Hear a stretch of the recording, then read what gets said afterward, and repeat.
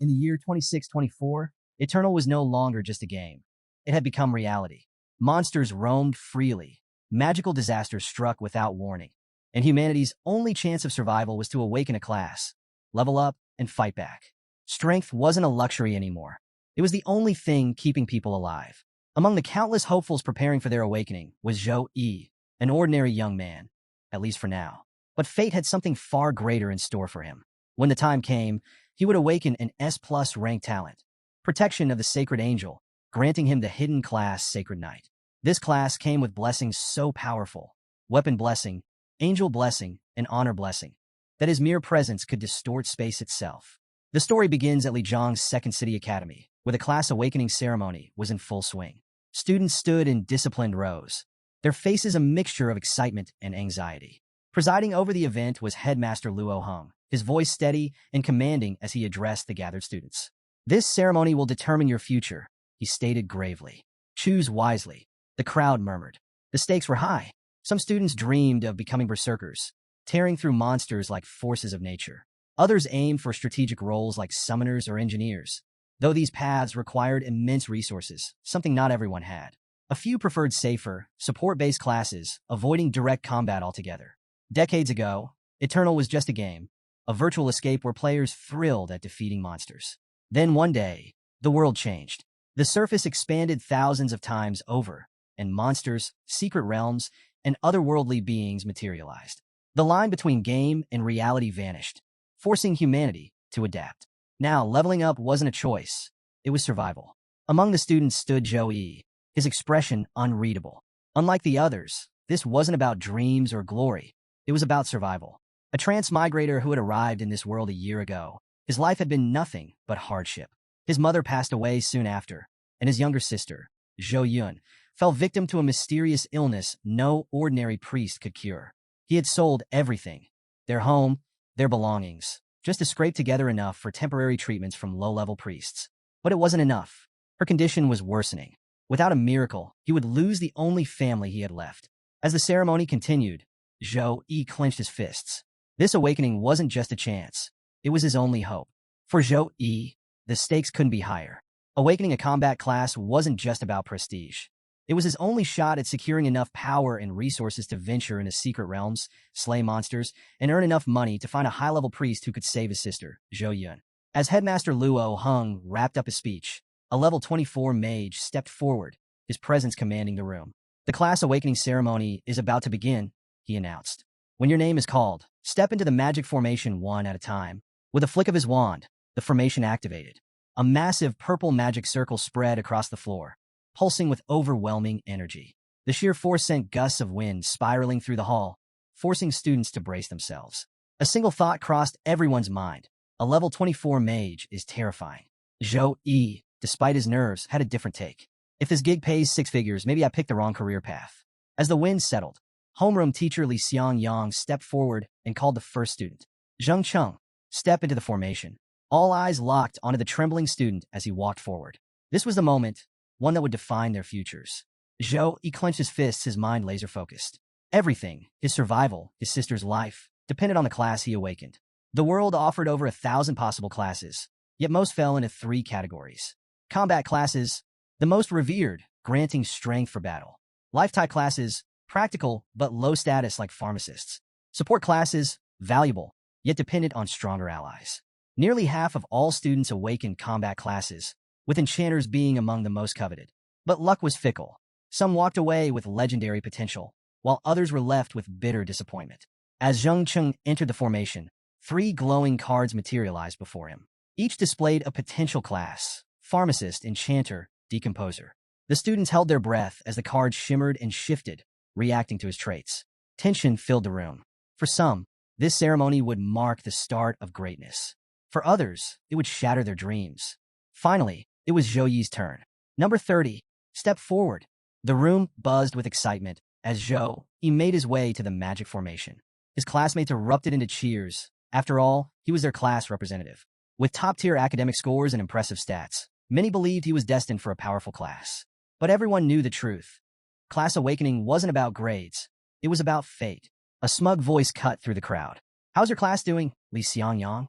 It was Tang Tianjun, the homeroom teacher of the 6th class, practically oozing superiority. Li Xiangyang sighed. 16 combat awakenings so far. Tang Tianjun smirked. 21 of mine, including a rare class. Looks like we're taking the lead in the yearly rankings. Li Xiangyang's jaw tightened. This guy again. Before he could respond, Tang Tianjun pointed toward the motionless Zhou Yi. What's wrong with your golden boy?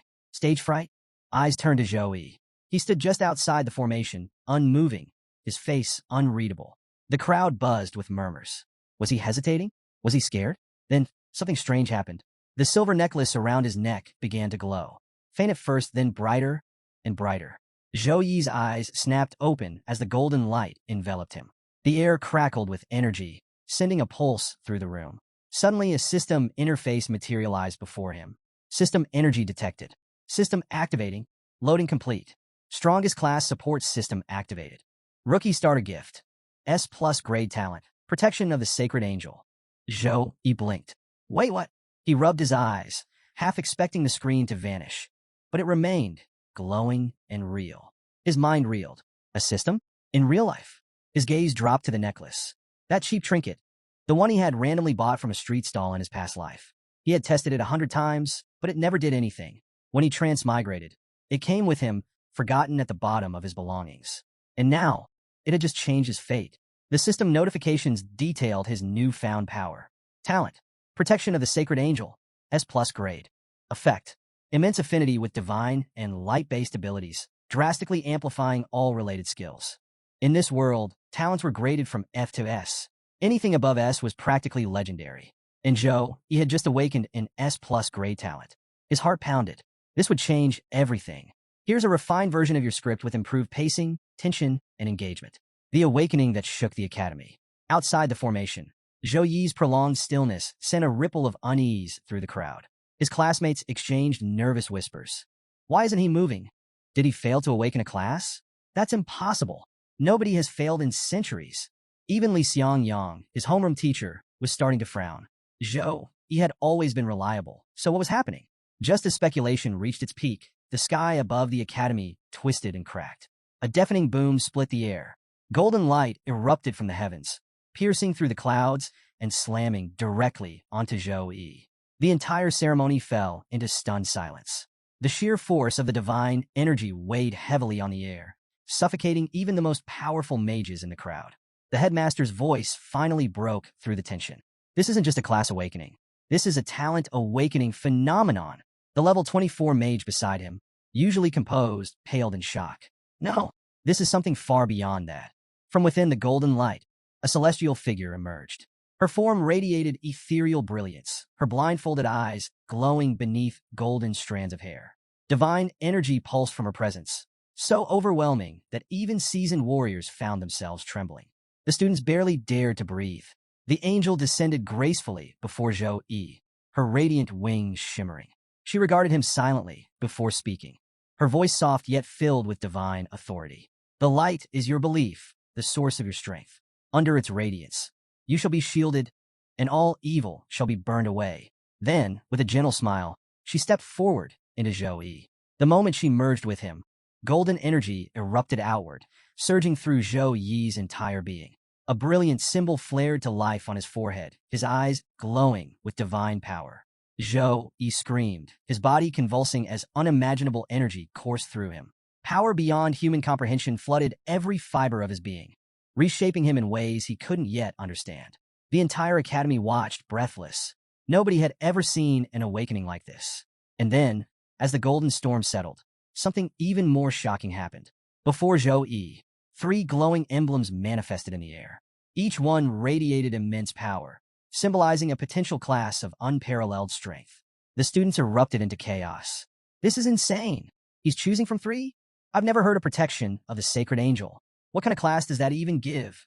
This is beyond luck. This is fate. One brave student turned to Li Xiangyang, their usually composed homeroom teacher, and asked, Master Li, what do these emblems mean? Li Xiangyang, who had remained silent until now, swallowed hard, because even he wasn't sure anymore. At first, Li Xiangyang hesitated, his gaze locked on the 3 glowing emblems. Even among the faculty, such an awakening was practically unheard of. When the students pressed him for answers, he finally spoke, his tone grave. These aren't just ordinary classes. They're hidden classes, incredibly rare ones. A collective gasp rippled through the crowd. Inside the magic circle, Zhou studied the three emblems before him. Each represented a potential path, each with its own risks and rewards.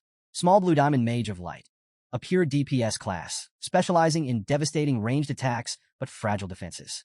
A glass cannon, powerful, but easy prey in a world swarming with monsters. Small Blue Diamond Sacred Priest, a support class with life-saving and resurrection abilities. Invaluable in teams, but weak in solo combat. Priest relied on others for survival. Small Blue Diamond Saint Knight, a hybrid class blending offense, defense, and buffs. While it lacked a clear specialty, its adaptability made it self-sufficient and reliable. Zhou didn't hesitate. Saint Knight was the perfect balance. With his newly awakened divine talent, he needed a class that could maximize his combat potential without sacrificing survivability. The moment he made his choice, the other two emblems vanished in a golden light, leaving only the Saint Knight behind. A towering figure clad in radiant armor emerged from the emblem, gripping a massive warhammer. The knight's deep, resonant voice echoed like an ancient oath of valor. Humility, honesty, bravery, empathy, responsibility, to commit acts of glory, to pursue justice, and to sacrifice for a cause greater than oneself. This is the vow of a Saint Knight. For a moment, the knight stood motionless. Then, with a mighty flare of divine energy, golden wings unfurled from his back. As radiant power surged into Zhou, a system notification appeared before his eyes. Party Popper, congratulations. You have awakened the Saint Knight class. Small Blue Diamond level 10 skills unlocked. Blade of pure white cross swords, a sacred strike infused with divine energy. Slow regeneration sparkles, gradually restores health over time. Weapon Blessing Fire, enhances equipped weapons with holy power. Plus 10 unassigned stat points received. The golden light faded, and the ceremony hall was left in stunned silence. Then, chaos erupted. Students swarmed around Zhou, their excitement spilling over like an overflowing cup. Class rep, that was insane. Can we team up for the final exam? I'm a summoner. We'd be unstoppable. Forget them. I'm a mage. Our synergy would be broken tier. The enthusiasm was so overwhelming that Li Xiangyang had to intervene, clapping his hands to disperse the eager crowd. He turned to Zhou, his eyes gleaming with pride and ambition. Zhou, excellent work. You done well. He paused, then added with a knowing smile. Go home and rest. Report to Headmaster Wang Hui's office tomorrow. Zhou nodded, his heart still racing. This was only the beginning. Despite Li Xiangyang's encouraging words, Zhou couldn't ignore the greedy glint in his teacher's eyes. Teacher, your expression right now is downright terrifying. Zhou thought, suppressing a sigh. Still, he nodded politely and turned to leave. His path as a Saint Knight had only just begun. Back home, Zhou wasted no time. He opened his system interface, eager to assess his new stats. Scroll character status. Name, Zhou. Strength, 20. Constitution, 18. Agility, 17. Intelligence, 15. Class, Saint Knight. His awakening had boosted his base stats significantly, and he still had 10 unassigned stat points to distribute. After careful thought, he opted for a balanced build. Heavy checkmark plus 6 strength to maximize his combat power. Heavy checkmark plus 2 constitution for better durability. Heavy checkmark plus 1 agility and plus 1 intelligence to round out his abilities. As the points were applied, his body emitted a faint golden glow, wisps of steam-like energy rising from his skin. I can feel energy boiling inside me. So this is what stat points do? Incredible! Before he could revel in the sensation for too long, a new system notification appeared. Scroll, Saint Knight mission activated. Small Blue Diamond daily mission. Saint Knight's challenge, level 1. Money bag rewards, choose 2. Keycap 1 plus, 10 extra stat points. Keycap 2, Saint Knight skills. Keycap 3, random Saint Knight equipment. Accept, refuse. Zhou eyes sparkled at the insane rewards. Extra stat points? Skills? Equipment? There was no hesitation. He slammed accept.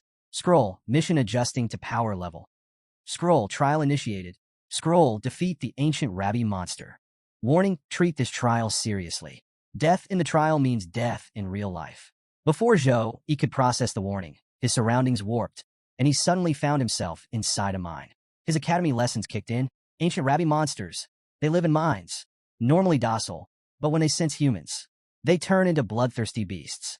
A low growl echoed from the darkness. Zhou instincts flared. Something was coming. Fast. Boom! A hulking Rabbi monster burst from the shadows, its claws gleaming as it lunged straight for him. Zhou Yi barely dodged, feeling the wind from its massive swipe as its claws slammed into the rocky ground, cracking it on impact. Landing a few feet away, Zhou Yi steadied himself, heart pounding. My first real fight. Let's see if I can handle this without relying on skills. His Saint Knight trial had begun. The rabby monster roared, its blood-red eyes filled with rage as it charged again. This time, Zhou Yi didn't retreat. Instead, he met it head-on, pivoting on his heel and driving a powerful kick straight into its skull. Bam! The beast tumbled backward, crashing onto the rocky ground with a pained shriek. Zhou Yi took a step back, flexing his fingers. My body feels incredible. Faster, stronger. That stat boost really worked wonders. The rabby monster snarled, shaking off the impact and preparing to lunge again.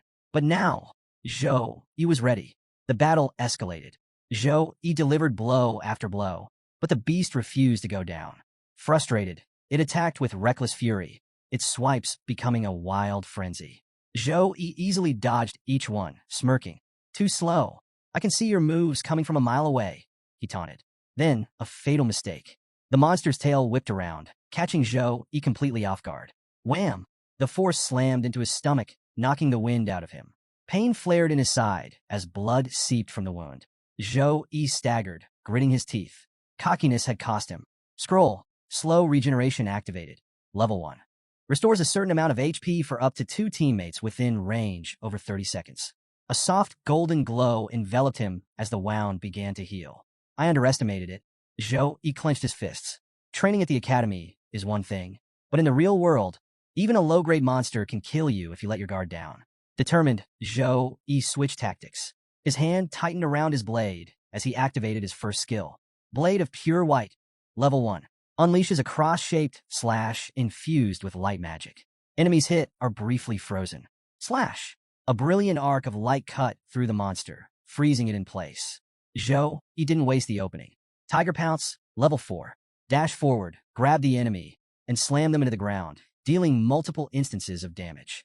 He lunged, grabbing the stunned beast before it could break free. With a mighty roar, he dashed forward, dragging the monster with him before slamming it into the ground with bone-crushing force.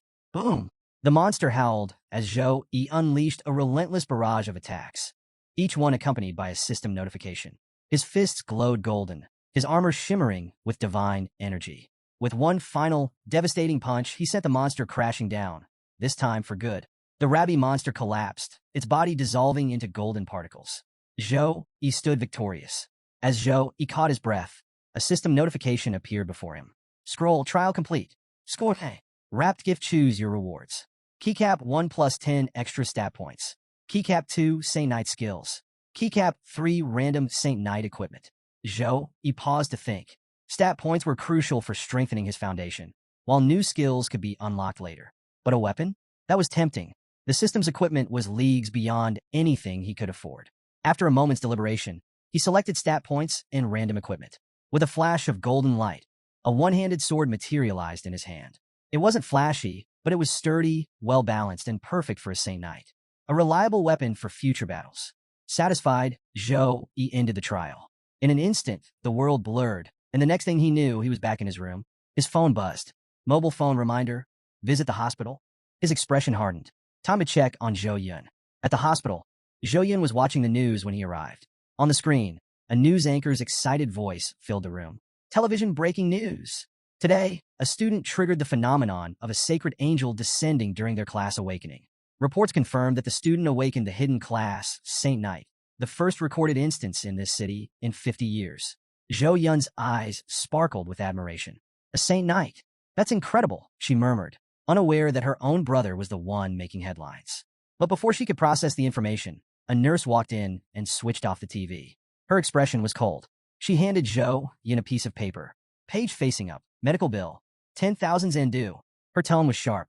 Time for your payment. 10,000 zan. Zhou Yun's face paled. 10,000? That can't be right, she stammered.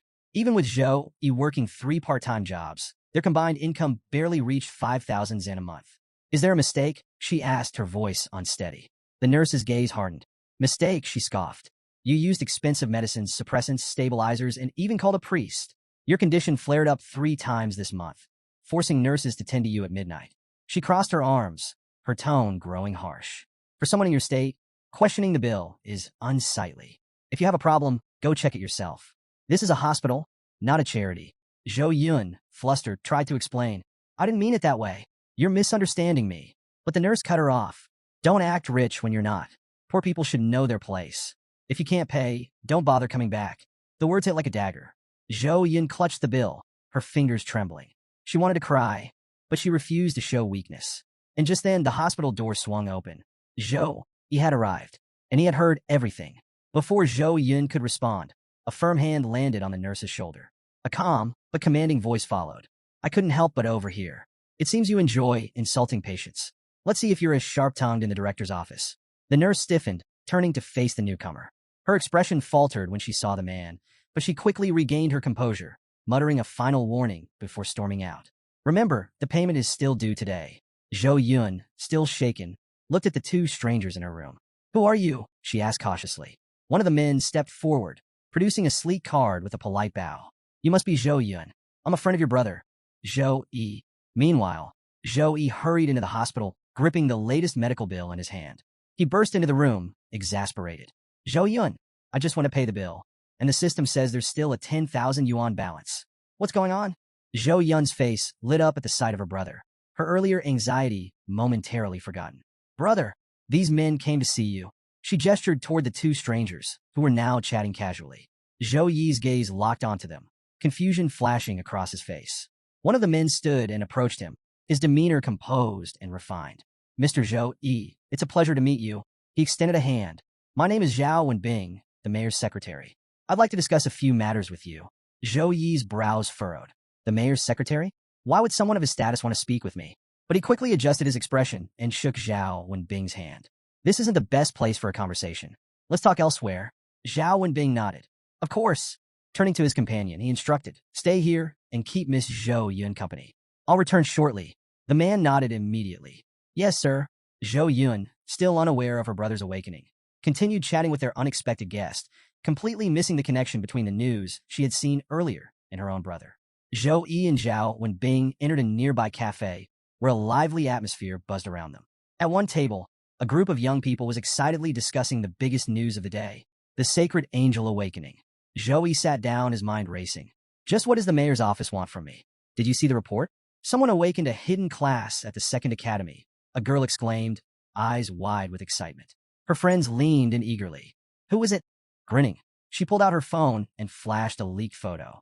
His name's Zhou Yi. In bonus, he's pretty handsome. A short distance away, oblivious to the whispers circulating about him, Zhou Yi sat across from Zhao Wenbing. The secretary wasted no time. First of all, congratulations, Mr. Zhou Yi, he said smoothly. Awakening an S-grade talent, protection of the sacred angel, and achieving the hidden class Saint Knight is nothing short of extraordinary. Zhou Yi offered a modest smile. I was just lucky. Zhao Wenbing chuckled. Luck alone doesn't earn an S-grade talent during a routine class awakening, Mr. Zhou Yi. With that, he placed a small yet significant object on the table. A key, marked with the insignia of the Citibank vault. The mayor has taken a keen interest in your potential, Zhao Wenbing continued. To ensure your full focus and privacy, the media has been instructed to leave you alone. Additionally, this vault contains an exclusive stock of cultivation resources designed to help you grow stronger at an accelerated rate. These resources will be invaluable for your upcoming exams. He gestured toward the key. These are for you, and if you need anything else, don't hesitate to ask. Zhou Yi stared at the key, mind racing. The mayor wasn't just giving him a gift. This was an investment, and investments always came with expectations. Before he could respond, Zhao Wenbing delivered the final incentive. From today, a professional medical team will be assigned to care for Miss Zhou Yun around the clock. Furthermore, a level 36 second-grade priest has been dispatched to lead Jiang City to heal her. That sealed the deal. Strength and resources were one thing, but securing his sister's well-being? That was priceless. Zhou Yi picked up the key without hesitation. I accept. Zhao Wenbing smiled approvingly. Welcome aboard. This is just the beginning. With your talent, many more doors will open. Zhou Yi nodded, fully aware that the sword wasn't just a gift. It was a symbol of his potential and a way to aid his sister's recovery. At the hospital, he shared the news with Zhou Yun, whose face lit up with excitement. Bro, you're going to be a big deal soon. Can I stick to you like your personal accessory? She teased, grinning mischievously. Zhou Yi laughed and gently pushed her away. Quit it. Focus on getting better instead of spouting nonsense. Unfazed, Zhou Yun clung to his arm, her eyes sparkling with curiosity. Come on, bro. Every class has special skills, right? What's yours? Spill it.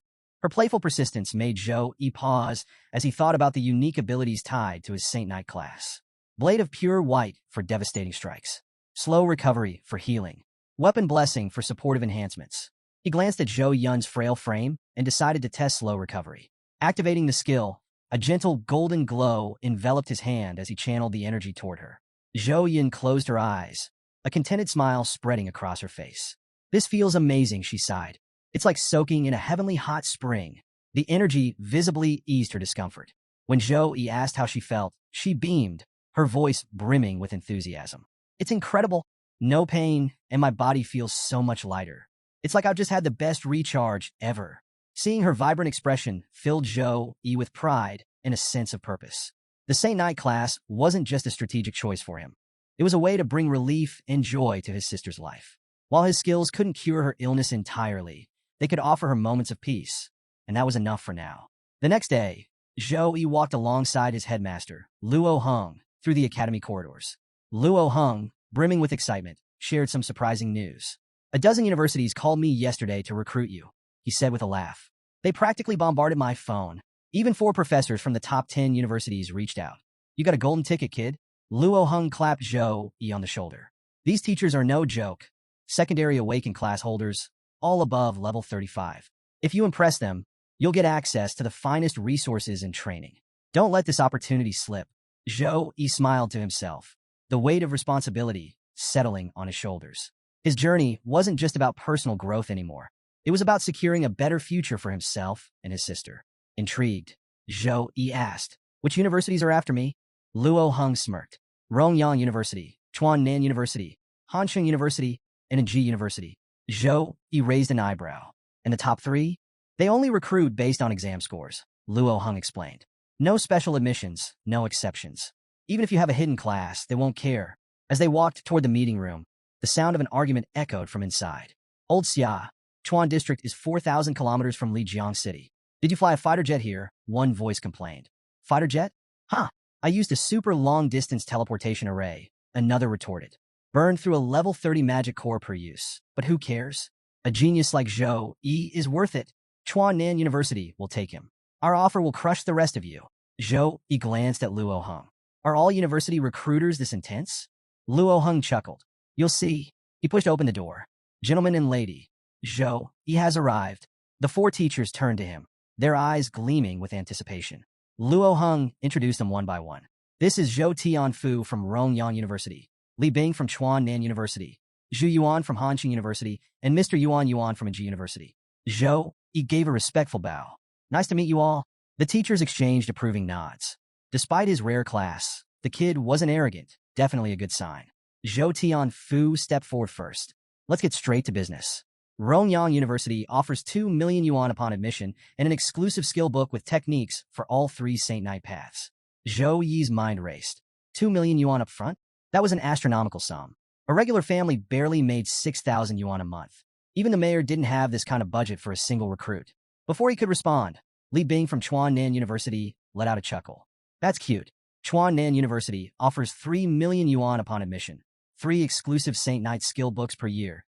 And he paused for dramatic effect, personal mentorship from a level 56 tertiary Awakened Knight. The room went dead silent. Zhou blinked. Level 56? That was near the planetary peak. A mentor like that could fast-track his growth to an unimaginable level. Before he could recover from the shock, Zhu Yuan from Hanqing University made her move. "Hanqing University doesn't throw around cash like Chuan-Nan, but we offer 2 million yuan, and more importantly, a B-class cultivation resource as soon as you enroll." The mention of a B-class cultivation resource made Luo Heng nearly jump out of his seat. His eyes widened as he grabbed Zhou Yi's shoulder. "Say yes. Do you have any idea how rare a B-class resource is? Even a pig could turn into a legendary beast with one." The tension in the room thickened. The teachers eagerly awaited Zhou Yi's response, expecting him to take the deal of a lifetime. But to everyone's shock, Zhou Yi simply shook his head. "I refuse." Luo Heng's jaw hit the floor. "What?" Zhu Yu blinked, struggling to process what she'd just heard. "Are you insane? Why would you turn this down?" Zhou Yi remained calm. "I plan to apply to the top 3 universities, Sukong, Qingjing, or Modi University. They're the best in the country, accepting only 1,000 students per year from every race. Elves, giants, you name it. Competing against naturally stronger races makes getting in nearly impossible. But that's exactly why I want to go. For a moment, silence filled the room. Then, Zhou Tianfu from Rongyang University let out a sharp laugh. You? The top 3 universities? His voice dripped with mockery. I thought you had some sense, but you're just an arrogant fool. His expression turned cold. I've read your file. You've already lost too much time. Your stats are mediocre, your foundation is weak, and you have 0 elite training. You don't have what it takes to compete with the best. Even if you somehow get in, you'll be nothing but cannon fodder. As he spoke, a crushing aura erupted from him, pressing down on Zhou Yi like a tidal wave. If this had happened a day earlier, Zhou Yi would have collapsed instantly. But thanks to his recent training, he gritted his teeth and stood his ground, barely. Luo Heng's eyes darkened. Without hesitation, he stepped forward and released his own counter-aura, colliding with Zhou Tianfu's pressure. The air crackled with tension as their forces clashed. What's the meaning of this? Zhou Tianfu. Luo Heng's voice was laced with anger. You think you can bully my student on academy grounds? From the side, Zhi watched with interest. Zhou, he wasn't just enduring the pressure. He was adapting to it. There's something special about this kid, she thought, a smirk playing on her lips. Zhou Tianfu finally withdrew his aura, scoffing as he turned to leave. The other teachers followed, muttering their frustrations. Recruitment isn't just about potential, it's about attitude, Zhou Tianfu sneered. With that kind of arrogance, he'll never amount to anything. He cast one last glance at Luo Heng. No need to waste more time here. Until next time, Headmaster Luo. As the teachers exited, Zhiyu paused in front of Zhou Yi. You've got guts, she admitted. But Zhou Tianfu wasn't entirely wrong. This country is filled with monsters, and many races have natural advantages over humans. Getting into the top 3 universities? That's as hard as reaching the heavens. She gave him a small smirk. Still good luck. Once the room emptied, Luo Heng let out a long sigh. Zhou Yi, you've chosen the hardest road possible, he said, shaking his head. I just hope you can prove them wrong. Zhou Yi's eyes burned with determination. I will. Luo Heng studied his student's expression. No hesitation, no doubt, only sheer conviction. Zhou, he let out a confident chuckle. I'll make it through the exams. Just watch. With 1 month left, he knew exactly what he had to do. Push his strength to terrifying levels. With his system, failure wasn't an option. What do you think? Can Zhou Yi break into the top 3 universities? Drop your predictions in the comments. The exam day had finally arrived. The atmosphere was thick with tension as students gathered outside a massive portal gate, their entrance to the secret realm. But the real fear wasn't just the test. It was the examiner, Demon Yang. The moment his name was announced, students broke into frantic whispers. Demon Yang? The guy who wrote those nightmare-level questions 2 years ago. Our district's average score hit an all-time low that year. If he's in charge, we're doomed. The panic spread like wildfire.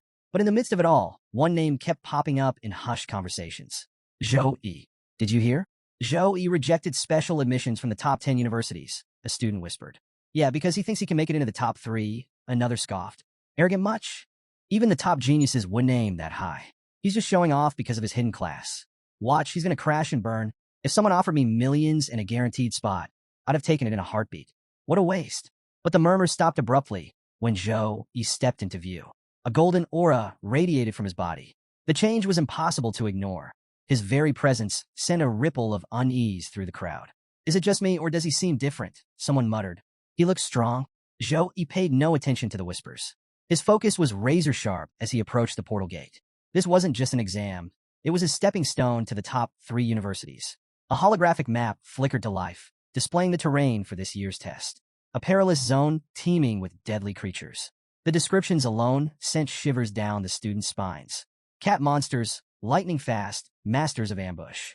Minotaurs, towering beasts with armor-thick skin and a taste for human flesh. Will there be swamp terrain too? One student asked nervously. This difficulty?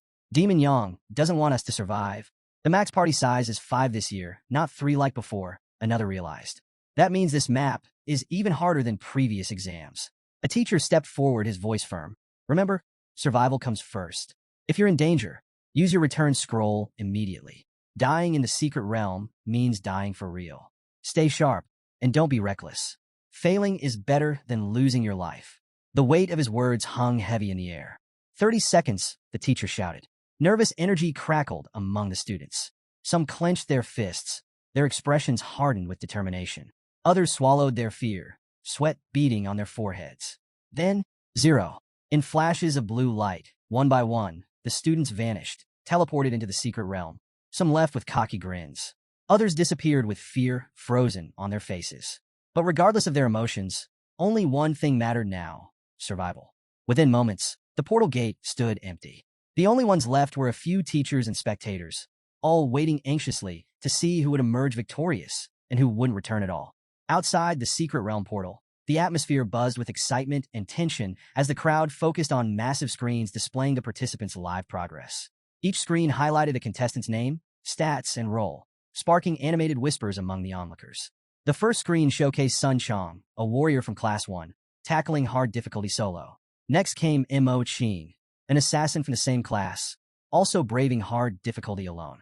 The third screen featured a trio from Class 1, Long Fei, Kong Su, and Sun Jian, representing an elemental mage, gunsman, and swordsman.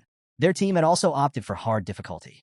On the fourth screen, a Class 2 squad appeared: Zhang Wei, archer; Wu Meng Li, fire mage; Zhao Tianhong, swordsman; and Younger Lang, potion master.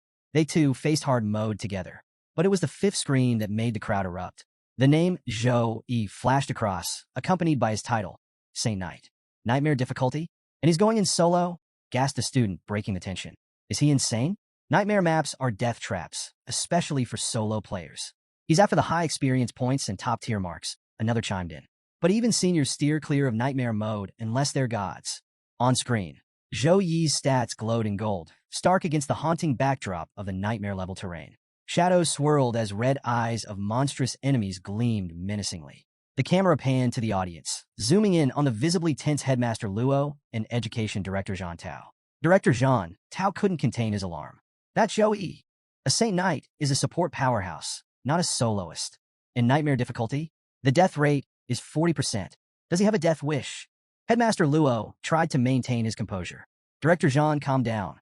Zhou Yi doesn't take unnecessary risks. If he chose this path, it means he's prepared. Zhang Tao scoffed, his eyes fixed on the screen. Prepared? The city council invested heavily in him for this event. If he dies, do you understand the backlash? Our academy's reputation and the council's credibility will be shredded. The tension in the air thickened, with the crowd, teachers, and officials glued to Zhou Yi's every move. As the ominous shadows shifted on the screen, one thing was clear. This solo run was about to determine more than just Zhou Yi's grades. It was a gamble with lives, legacies, and the academy's future on the line. Inside the nightmare level map, Zhou Yi stood alone, surrounded by the eerie glow of countless blood-red eyes lurking in the shadows. The oppressive bloodlust pressing against him would have sent most students running. But Zhou Yi remained unfazed. His grip tightened on his weapon, eyes sharp with determination. A sleek, panther-like monster suddenly lunged at him, its razor-sharp claws gleaming under the dim light. Zhou Yi smirked. "You came at the right time," he muttered. In one fluid motion, he swung his weapon, not a sword, as one might expect from a Saint Knight, but a massive two-handed battle axe. The single-blade polearm cleaved through the monster effortlessly, dropping it in an instant. Weapon stats enhancement. Strength, +7. Agility, -2. As he wiped the blood from his face, a golden aura radiated from his body, illuminating the grim battlefield. His stance was unshakable, his purpose clear. "I will become strong enough to get into the best university," he vowed internally. And this is only the beginning. With a quick glance at his stats, Zhou Yi reassessed his progress. Strength, 45. Constitution, 51. Agility, 43. Intelligence, 52. Level 10 in just 1 month, with stats rivaling a level 13. Even across Sukong District, I'd be among the top. Yet, the battlefield was far from empty. The surrounding monsters, having witnessed their comrades' brutal demise, hesitated. Zhou Yi smirked at their fear. "If they won't come to me, I'll go to them." Without warning, he launched forward at full speed. As he closed in, he activated Weapon Blessing, Level 4, Grade C, a signature Saint Knight ability, though his S+ grade talent amplified it beyond its usual limits. Condense Holy Light. Increases the attack power and accuracy of weapons for teammates within range. Except Zhou, he had no teammates. He was his own squad. His axe, previously a 2-star bronze weapon, now surged with divine energy, its power rivaling a 5-star bronze weapon. The battlefield trembled as Zhou Yi unleashed his assault, turning the nightmare realm into his personal proving ground. With brutal efficiency, Zhou Yi sliced through the monsters like a blender on overdrive. Each strike was precise, each movement lethal. Under the effects of his buffs, his strength surged by 21 points, making him an absolute juggernaut compared to the other examinees. Sensing the danger, the remaining monsters regrouped, launching a coordinated assault from all sides. But Zhou Yi didn't flinch. Instead, he activated Blade of Pure White, level 5, grade C. A surge of crackling light energy enveloped him, electric arcs dancing across his body. Then, one massive sweeping slash. A blinding wave of holy light tore through the monsters, reducing them to nothing in an instant. System notifications flooded in. XP gained. XP gained. Skill level up. Blade of Pure White is now level 5, Zhou Yi noted. With the protection of Sacred Angel buff, this skill is practically an instant kill against weaklings. The battle continued, but Zhou Yi didn't just rely on his axe. He mixed in hand-to-hand combat, fluidly transitioning between styles. A knee to the gut, a reverse grip slash, a spinning counter. His mastery over combat was as effortless as breathing. The audience watched, jaws practically on the floor. Holy, did you see that? That timing was perfect. He's cutting through those things like a hot knife through butter. One student stared at the screen, dumbfounded. That axe, I've seen those at trade centers. They're ridiculously heavy. How is he swinging it like a toy? Did he dump all his free points into strength? A teacher, Li Xiangyang, overheard and shook his head. Now look closer. His speed exceeds the cat monsters, and his magic output is insane. That means his intelligence stat is also high. His strikes are deliberate. He's not just strong, he's a combat prodigy. The tension in the viewing hall reached its peak. Students and teachers alike were glued to the screen. Among them, the Class 5 teacher watched with a mix of awe and concern.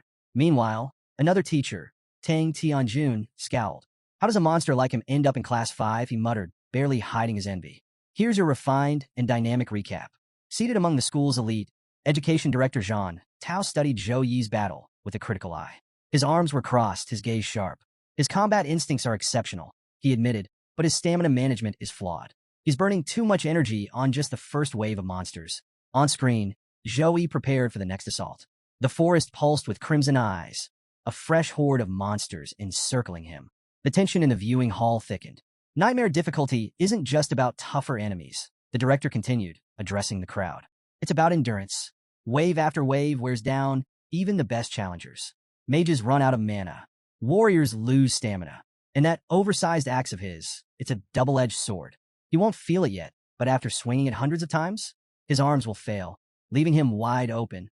The murmurs in the audience grew. Will he last? He's fighting alone. What if he collapses midway? Inside the realm, a one-man army. But Zhou, he wasn't worried. With his axe in one hand and lightning crackling in the other, he tore through the monsters like a force of nature. Every swing felled multiple enemies. Every bolt of lightning turned flesh to ash. It wasn't just a fight, it was a massacre. Monster after monster fell, their corpses piled around him, their blood soaking into the earth. And still, Zhou Yi stood tall, unshaken. Then, a portal appeared, a faint glow in the darkness, signaling the transition to the next round. Zhou Yi barely hesitated. He exhaled, steadied his grip, and stepped through. The moment Zhou Yi emerged, they were already waiting. The next batch of monsters stood in formation, their muscles tense, claws ready. No mindless charging, these ones had battle instincts. The audience gasped. These monsters aren't just standing around. They're preparing to fight. But Zhou Yi barely blinked. Lightning surged. His axe gleamed. Then, he moved. The first wave disintegrated in mere minutes. Precision. Power. Devastation. The viewing hall fell into stunned silence. He's a god of death, someone whispered. He's not even sweating, another breathed. Even the doubters, teachers, officials, skeptics, had no words. Zhou, he wasn't just proving himself. He was etching his legend into their minds, one fallen enemy at a time. Popular host KK broadcast the spectacle with boundless energy, narrating every thrilling moment to his massive audience. Ladies and gentlemen, feast your eyes on the hottest match of the season. KK boomed, practically bouncing in front of the camera. Our S-grade talent, the Saint Knight Zhou Yi, is absolutely crushing the nightmare difficulty. The screen lit up with Zhou Yi's highlights. Swift attacks, flawless dodges, and a commanding presence. KK, holding up his phone with the official timer, couldn't contain himself. 3 minutes and 17 seconds. KK shouted, his excitement radiating through the stream. That's 29 seconds faster than last year's record holder. Can you believe it? The cameraman fidgeted nervously. KK, you're about to headbutt the lens? Who cares? The hype is real. KK shot back, igniting the live chat with a storm of fire and clap emojis. Meanwhile, in the exam venue, Zhou Yi's performance had sparked heated discussions among students waiting their turn. He's like a human dynamo, one girl gushed. What kind of constitution stats does he even have? But Director Jean Tao always warns against burning stamina early, another student argued. Maybe Zhou Yi's got a deeper plan we're not seeing yet. Even Li Xiangyang, one of the instructors, couldn't keep a straight face. Though he maintained his stern demeanor, his faint smirk betrayed him. Mr. Li, are you rooting for Zhou Yi? A cheeky student teased. Focus on your own results. Li barked, though the smile tugging at his lips made it clear he was secretly enjoying every moment. Am I that obvious? He wondered, trying to compose himself. Back in the secret realm, Zhou Yi readied himself for the second wave of monsters. His evaluation technique revealed the stats of his next adversaries. 1 Minotaur, O level, 14. O grade, Silver. O skills, Berserk, Wild Rush, War Stomp, Super Body. O roll, a tanky bruiser built for destruction. 2 Light Cat Monster. O level, 12. O grade, Bronze. O skills, Light Type Mastery, Healing Technique.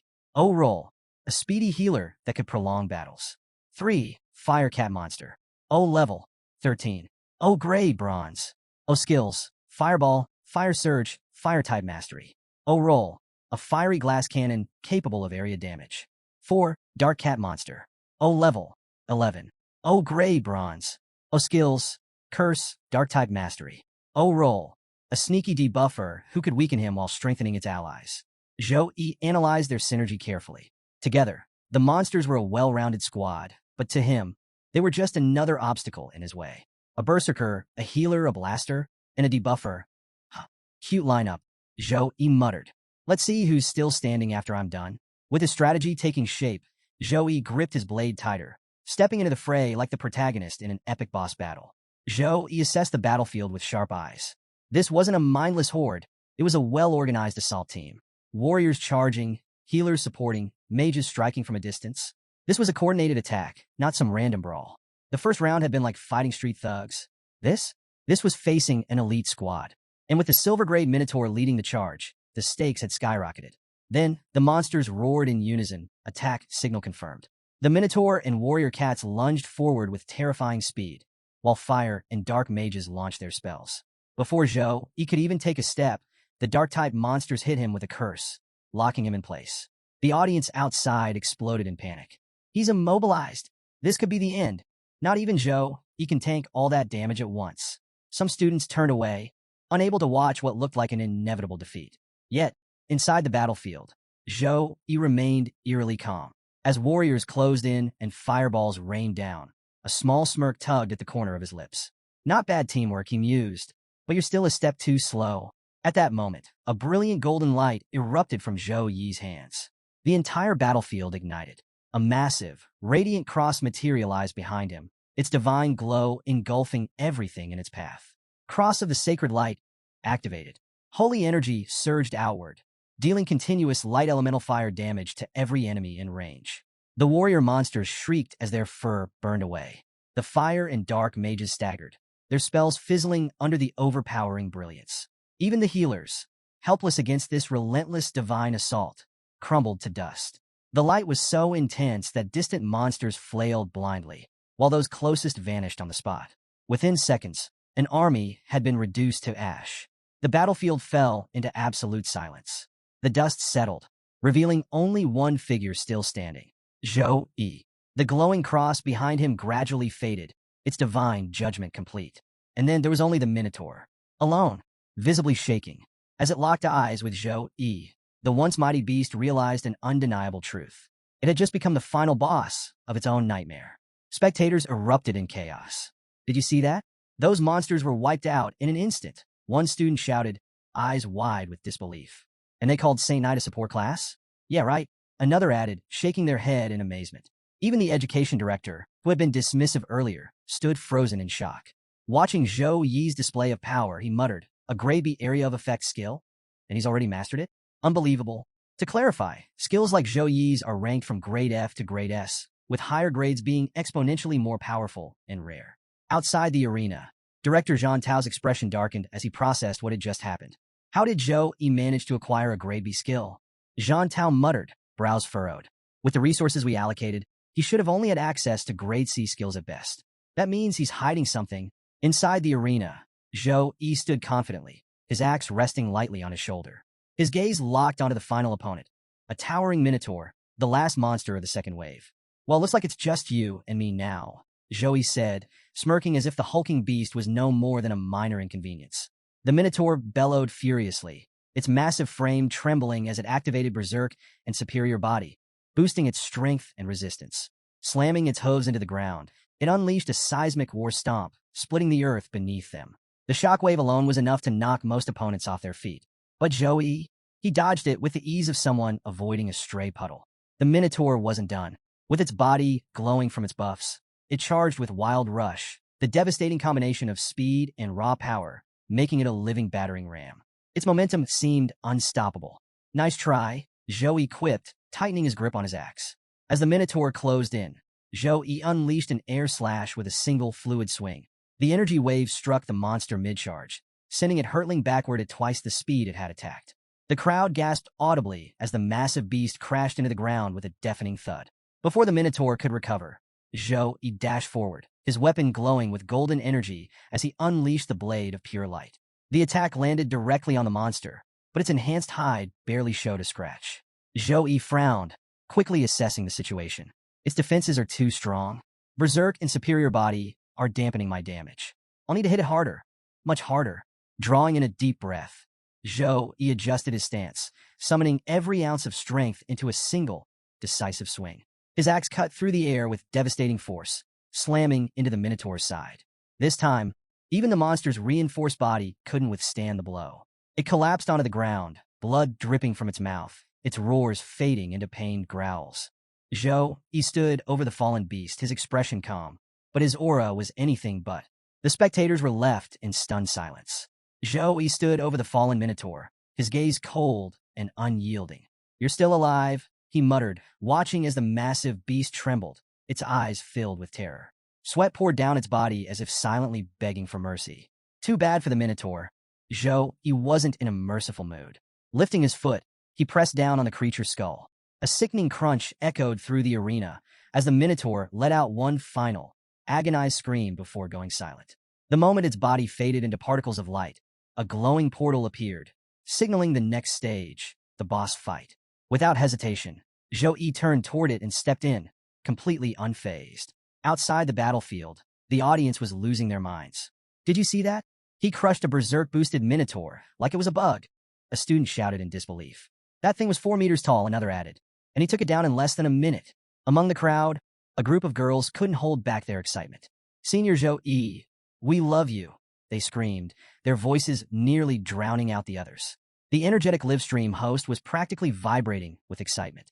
"Ladies and gentlemen, Joey has cleared the second stage in an astonishing 59 seconds," he roared, his voice electrifying the audience. In the observation room, Education Director Jean Tao, who had once doubted Joey, now looked thoroughly impressed. "Incredible," he muttered. "His timing, his power control, it's almost flawless. And to think he only awakened his class a month ago." Turning to Headmaster Luo, he let out a sigh of reluctant admiration. "Congratulations, Headmaster. It looks like your academy is producing a truly remarkable student." Headmaster Luo chuckled, clearly enjoying the moment. "Well, fortune favors the bold, Director. The second academy's rise begins now." For years, their school's best ranking had been a pathetic 721st in the district. But with Zhou Yi's performance, that was about to change. Principal Wang Hui's face practically glowed with satisfaction as he imagined the school's newfound prestige. Meanwhile, a student watching the live feed frowned in confusion. "Wait, why isn't Senior Zhou Yi taking a break before entering the boss room?" At that moment, the observation room fell silent. Director Jean Tao's eyes narrowed as he turned back to the screen. Just in time to see Zhou Yi walk straight into the boss fight. No rest, no recovery, no hesitation. The director's face darkened. This is reckless. If he loses his advantage because of fatigue, it'll be a disaster. But Headmaster Luo remained calm, a knowing smirk on his lips. "Relax, Director Jean Tao," he said smoothly. "Zhou, you must have a reason. Let's watch and learn." Headmaster Wang Hui's words weren't just blind optimism. They carried real weight. In Sukong District, where talent overflowed and competition was brutal, only the best aimed for the top 100. To stand out, challengers picked solo nightmare difficulty, striving to clear it in record time. Zhou, he wasn't just playing. He was playing to win. Inside the boss chamber, an oppressive aura filled the air as Zhou, he faced his next opponent. A towering behemoth. Its presence alone was enough to shake the battlefield. Its deep, guttural voice echoed through the chamber. "Humans," the Minotaur King roared. "How dare you trespass into my domain?" Zhou Yi didn't flinch. Calmly, he activated evaluation technique to gauge his opponent. Minotaur King, level 16, gray gold. Unfortunately, the level gap was too great, blocking him from seeing the rest of its abilities. The Minotaur King, sensing Zhou Yi's attempt to analyze it, wasn't about to stand still. "You dare analyze me?" The beast bellowed before charging forward, its sheer power distorting the air itself. The ground cracked under its immense weight, turning the once majestic hall into a crumbling war zone. Zhou Yi remained composed, instantly activating his arsenal of buffs. Blessing of Dawn, Gift of Courage, Gift of God, Gift of Protection. A radiant aura enveloped him, enhancing his strength, defense, and resilience. In that moment, he wasn't just a warrior. He was the embodiment of a Saint Knight. The Minotaur King snarled, eyes glowing blood red with fury. "Little cow, I'm right here." Zhou Yi taunted, smirking. Enraged, the Minotaur King lunged, aiming to crush him. Zhou Yi met its charge head-on, his axe swinging with devastating force. The Minotaur King blocked it with one hand. Zhou Yi gritted his teeth. Even with 4 buffs, his axe barely left a dent in the monster's thick hide. Each strike felt like swinging against an unbreakable wall. Damn, even with everything activated, I'm barely scratching him. Despite his relentless assault, exhaustion crept in. The buff form of a Saint Knight was powerful, but it came at a cost, draining stamina at an alarming rate. Then, a tiny scratch appeared on the Minotaur King's palm. The beast howled in rage, its fury igniting like wildfire. "Insolent worm, die!" Lifting its colossal weapon, the Minotaur King swung down with bone-crushing force. The sheer impact split the ground apart, sending a shockwave of dust and debris into the air. Zhou Yi dodged, just barely. If that had landed, he wouldn't be standing. But there was no time to think, he had to strike back. The battlefield lay in tatters, the Minotaur King's every move carving destruction into the arena. Zhou Yi was on the defensive, dodging and weaving with calculated precision, though each swing of the beast's weapon drove him further back. Then, without warning, the Minotaur King barreled forward with terrifying speed. Zhou Yi, caught mid-step, couldn't evade in time. The massive weapon struck him square in the gut, launching him like a ragdoll. His trajectory smashed through multiple stone pillars before he collided with a wall, the arena trembling under the impact. Zhou Yi staggered to his feet, coughing but alive. "Thank you, Saint Armor," he muttered, glancing at the glowing sigils protecting his body. Without it, he'd be looking at a ribcage resembling crushed cornflakes. But he wasn't worried. This was part of the plan. A grim smile tugged at his lips. "All right, my turn." With a flick of his hand, Zhou Yi activated his skill. Spear of Victory, level 3, grade C. Above the arena, spears of radiant energy materialized, shimmering with divine power. The Minotaur King glanced up, its eyes narrowing at the incoming assault. Zhou Yi shouted, "Time for a light show," as the spears rained down in a barrage of golden destruction. But the beast wasn't easy prey. Swinging its colossal weapon, it deflected each spear with precision, the explosions of divine light reflecting off its thick hide. Zhou Yi observed intently, his mind working at full speed. None of the attacks landed, not a single one. The Minotaur King wasn't just raw power, it had skill to back it up. "Great. It's like I'm in a boss fight without the cheat codes," Zhou Yi muttered under his breath. Despite his frustrations, he stayed focused. The exam wasn't about brute strength. It was about strategy. If raw power was enough, this trial wouldn't exist. As the Minotaur King batted away another spear, Zhou Yi's eyes narrowed. Something clicked. It wasn't obvious at first, but subtle signs began to emerge. The beast's movements were slowing, its monstrous strength faltering under the relentless attacks. "Got you now," Zhou Yi thought. He hadn't been wasting mana for no reason. 2 critical weaknesses had emerged. 1. Its speed was noticeably diminishing. 2. Continuous attacks from multiple angles disrupted its defenses more effectively than expected. Zhou Yi smirked, adjusting his stance. "The bigger they are, the harder they fall," he quipped, his confidence reigniting. This fight wasn't over, not by a long shot. "Here's a refined and engaging version of your script." Zhou Yi saw his opening and went all in.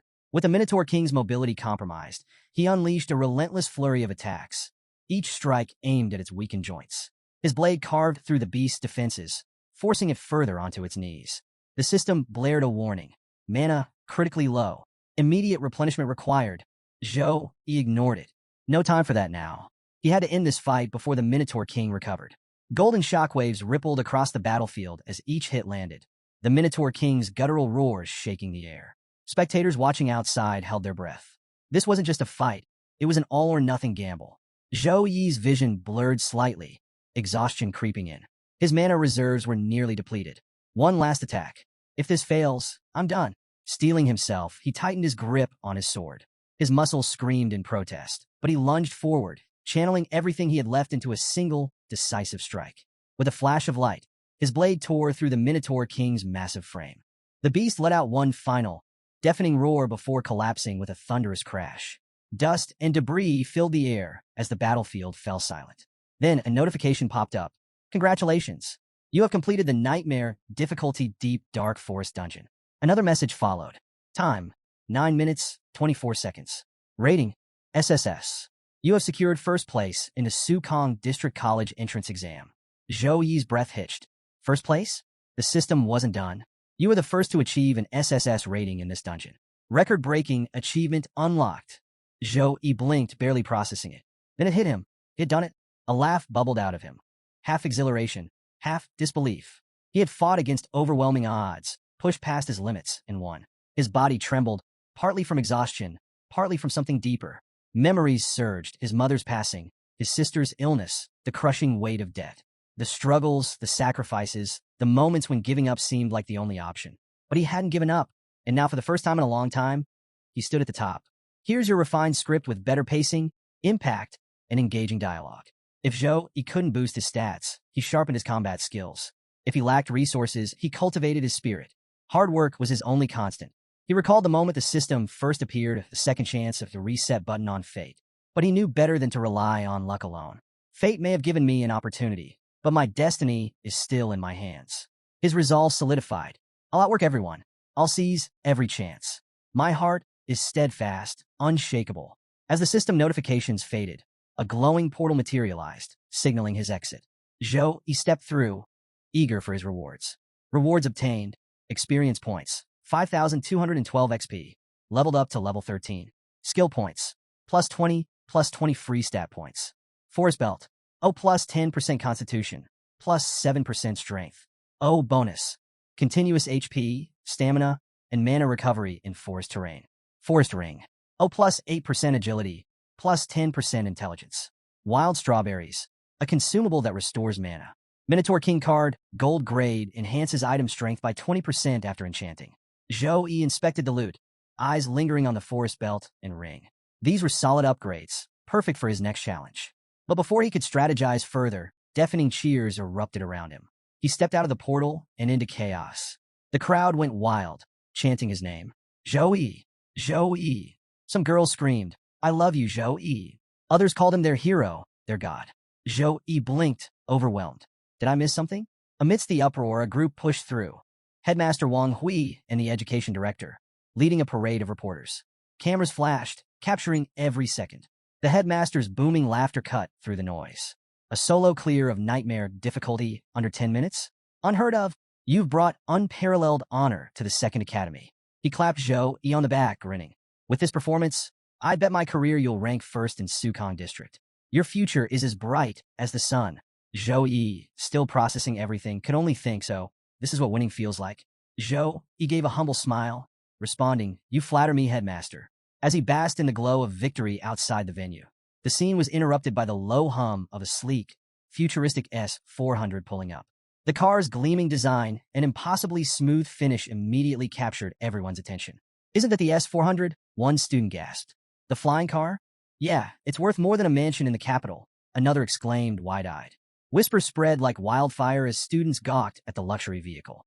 The audacity of arriving in such an ostentatious ride turned heads, though no one dared to speak too loudly. The reason for this flashy entrance soon became apparent. The education director, Zhang Tao, stepped forward and waved Zhou Yi over. It'll take 3 days to finalize the results. In the meantime, take some rest. We'll let you know as soon as they're ready.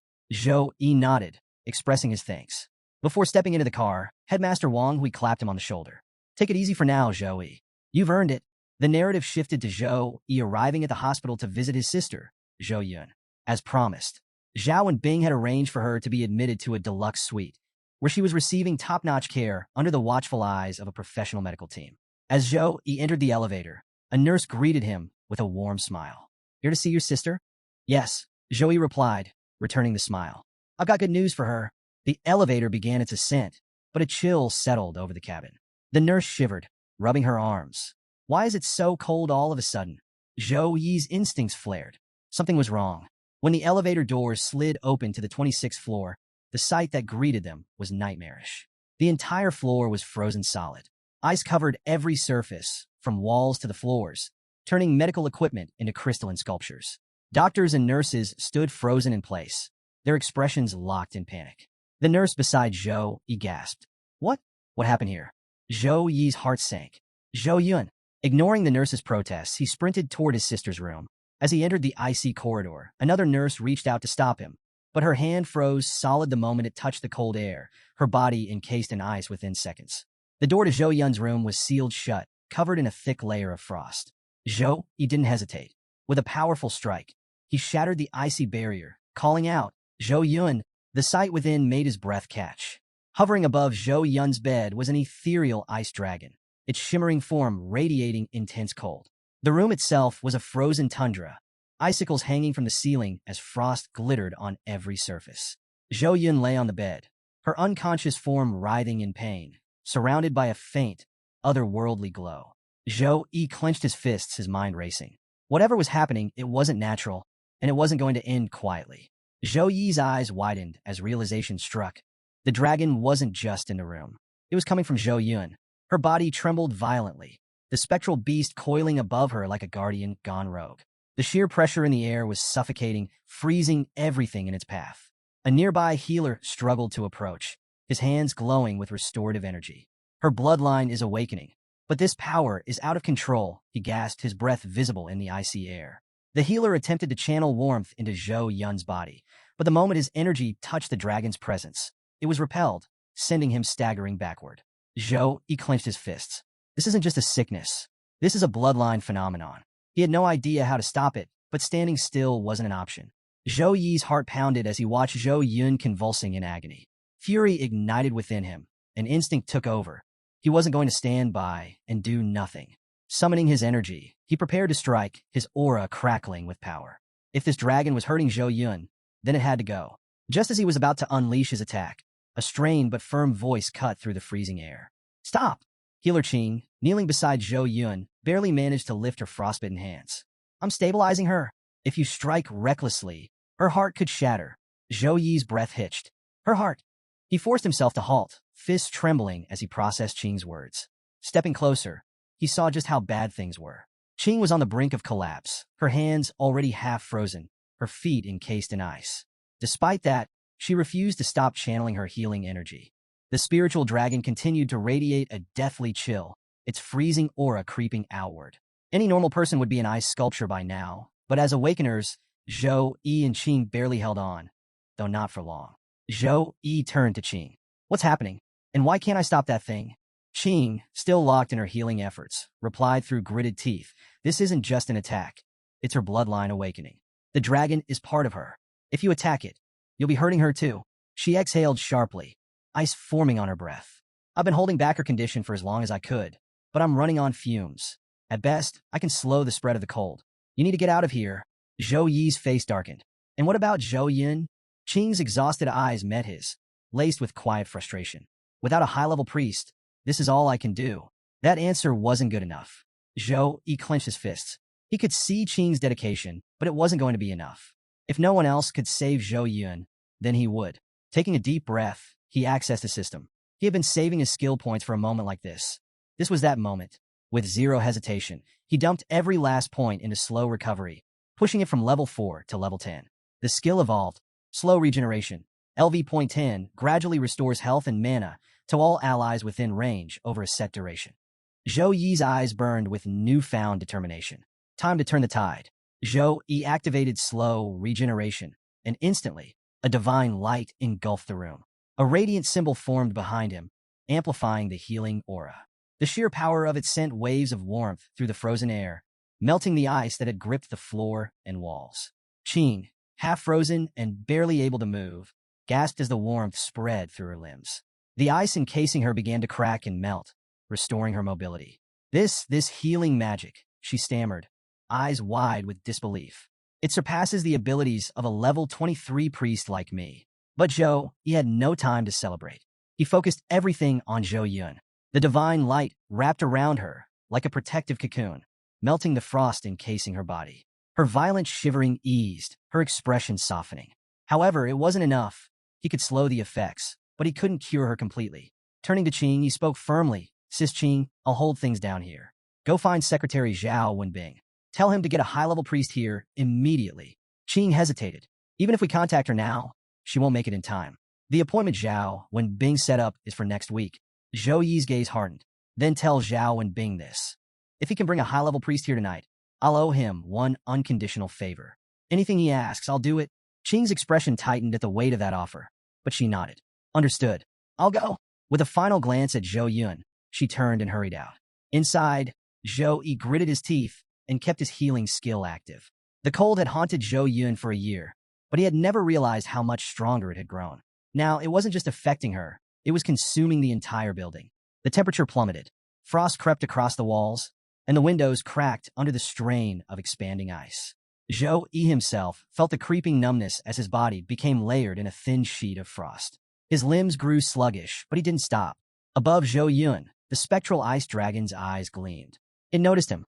The beast shifted its attention fully to Zhou Yi, its icy aura surging toward him.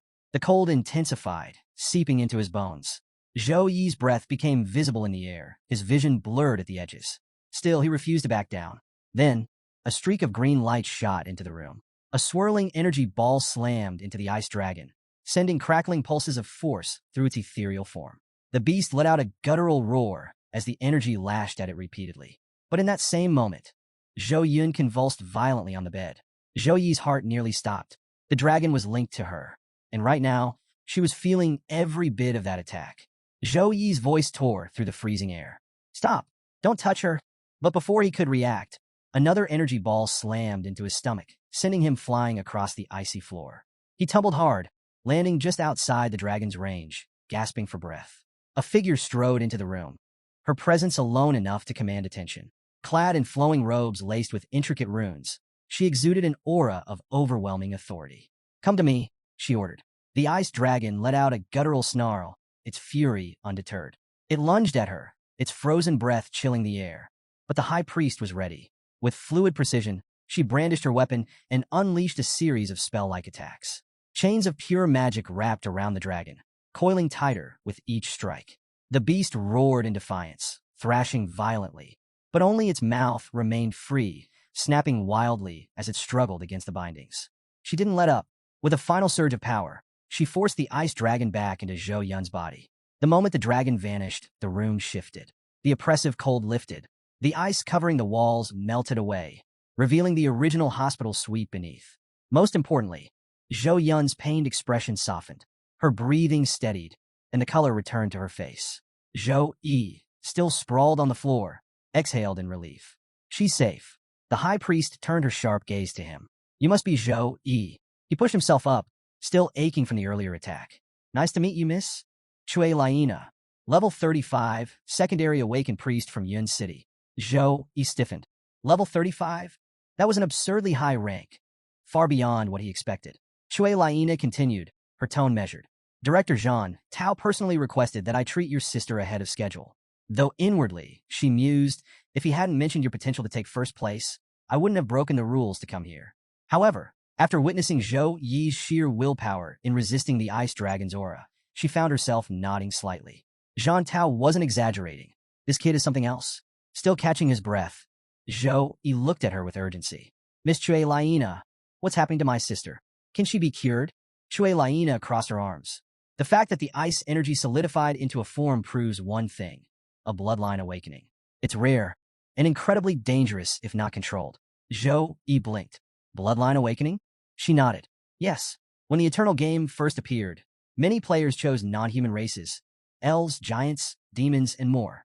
When the game merged with reality, those players inherited traits from their chosen bloodlines.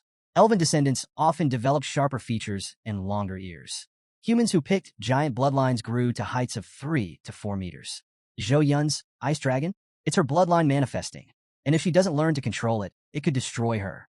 Cui Laina's voice remained steady as she continued. Over the last 200 years, intermarriage between original players and regular humans has diluted most bloodlines.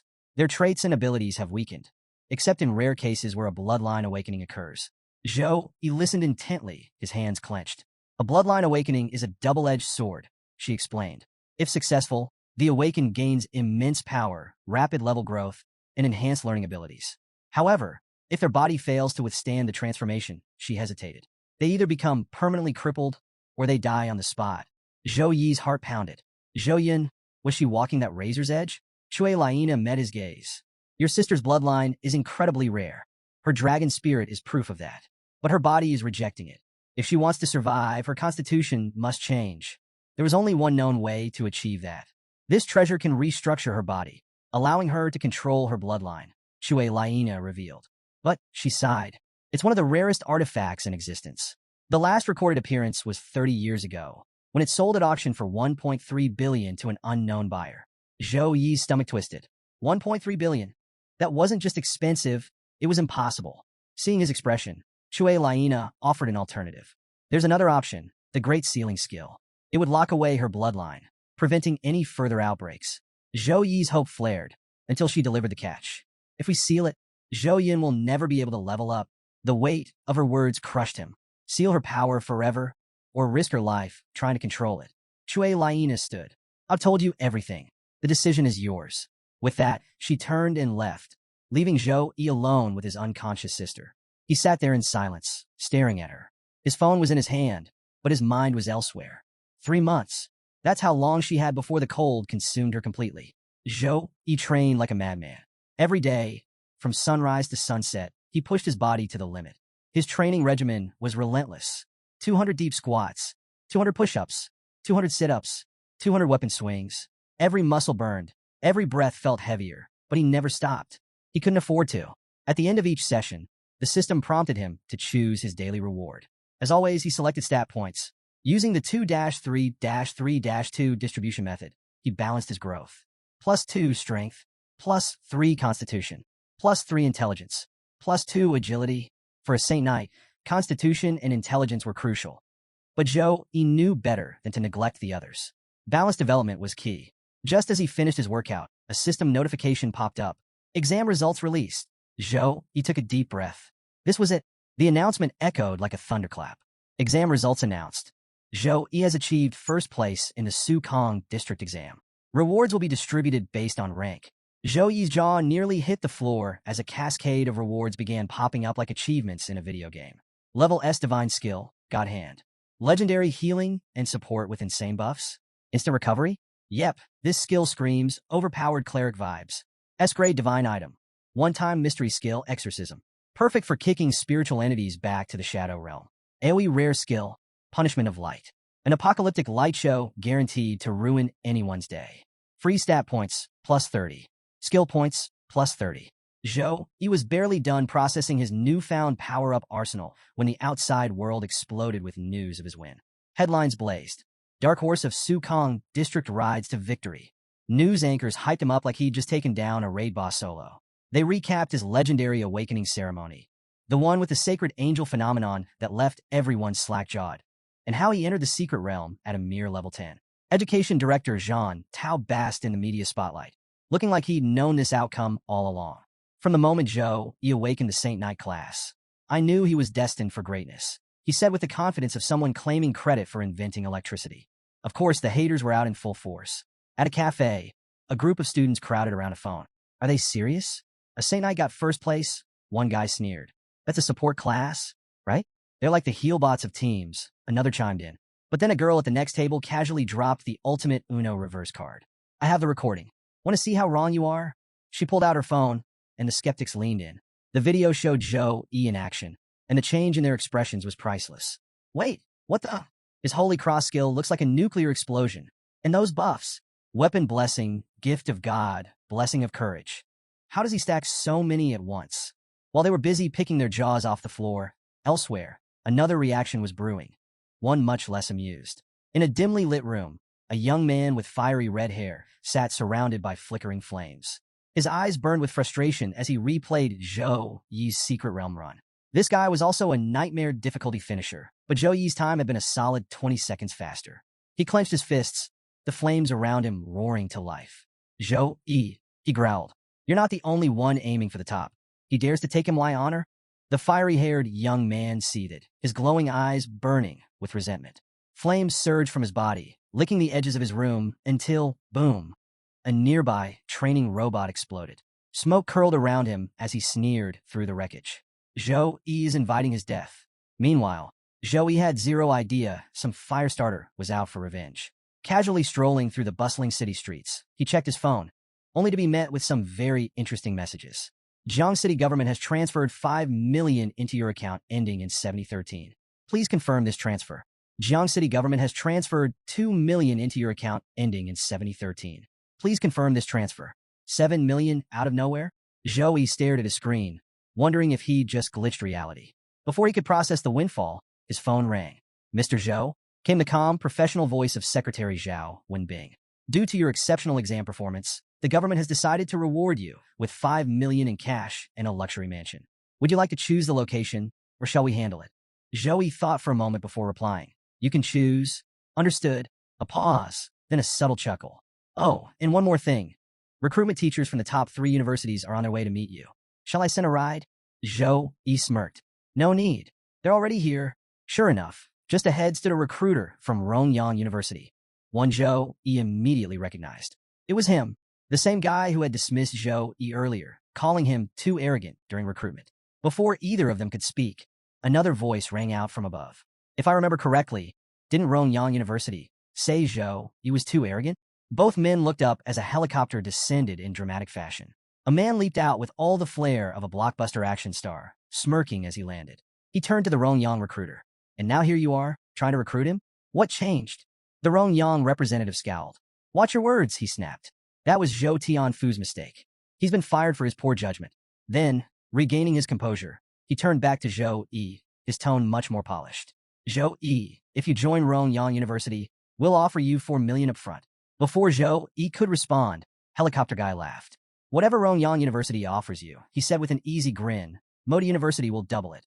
The sheer confidence of the Modi University rep clearly got under the Rongyang recruiter's skin. He scowled. You're just here to interrupt me. Before the argument could spiral into a full-blown university showdown, a new challenger entered the fray. Without warning, a young woman stepped out from behind Zhou Yi. Moving with startling speed, she grabbed him and, with zero hesitation, took off into the air, carrying him away like some overpowered kidnapper. I'm taking him. Her voice was firm as she glared down at the stunned recruiters. Did any of you get permission from Qingjing University to recruit Zhou Yi? Zhou Yi, midair and mildly baffled, had no choice but to roll with it. As they soared above the city, the woman leaned in and spoke in a softer tone. Mr. Zhou, at Qingjing University, you'll receive the best cultivation resources. Every year, you'll get grade A materials to accelerate your growth. Just think about it. Before he could even consider this bold sales pitch, their airborne escape plan hit a literal roadblock, a magic barrier. Bam! They stopped midair, hovering awkwardly as a new figure appeared below. Another recruiter, this one from Sukong University, stood with a casual smirk, clearly the one who had cast the barrier. Kidnapping a top recruit now? That's a bold strategy, he remarked unfazed. He adjusted his glasses before shooting the Qingjing rep a knowing look. But let's be real. When it comes to resources, history, and prestige, Sukong University can match anything you offer. So, let's not get too hasty, shall we? The university battle royale was reaching peak intensity when the Modi University rep, still on his flying board, floated closer with a smirk of his own. Ah yes, you can lead a horse to water, but you can't make him drink, he mused, clearly enjoying the chaos. Then, with a dramatic pause, he turned to Zhou Yi and made his final boss-level pitch. Mr. Zhou, not only will Modi University provide you with annual grade A cultivation resources, but we'll also throw in a full set of gold-grade equipment every single year. No other university can match that offer. The Qingjing representative, now feeling cornered, adjusted her approach. She gently lowered Zhou Yi back to solid ground, letting out an awkward cough. I wasn't kidnapping you, she clarified, putting on her best polite but slightly desperate smile. I just wanted an intimate conversation in private. Surely, that's not a crime? Before Zhou Yi could react, yet another voice joined the fray. A woman stepped forward, her posture exuding quiet confidence. I am Sue Meyer, from Sukong University, she introduced herself smoothly. And unlike my competitors, I won't waste your time. Her offer was simple, yet terrifyingly effective. At Sukong University, strength is everything. If you rise to the Earth rank or Heaven rank, you won't just get standard resources. You'll receive grade S cultivation materials. And let's not forget, Sukong has dominated the freshman exchange contest for 4 years straight. That's the kind of talent we cultivate. The Qingjing University teacher scoffed, crossing her arms. Winning a few competitions doesn't give you the right to boast. Strength is temporary. Unfazed, the Sukong representative smirked. Facts don't care about your opinion, Miss Su Meyer. Sukong dominates for a reason. Maybe instead of complaining, Qingjing University should just work harder. The two locked eyes, sparks flying as their verbal duel continued. Meanwhile, Zhou Yi remained silent, lost in thought. Each university had presented a tempting offer, and he knew this choice would shape his future. This wasn't just about prestige. It was about growth, competition, and the path to becoming the strongest. Finally, he exhaled and spoke. I've decided which university I want to attend. Instantly, all three recruiters fell silent, eyes locking onto him like hungry beasts awaiting their prey. With a calm yet firm voice, Zhou Yi declared, I choose Sukong University. The Sukong representative, Miss Su Meyer, beamed with satisfaction, wasting no time as she pulled out a special recruitment contract. Excellent choice, she said, handing him the document.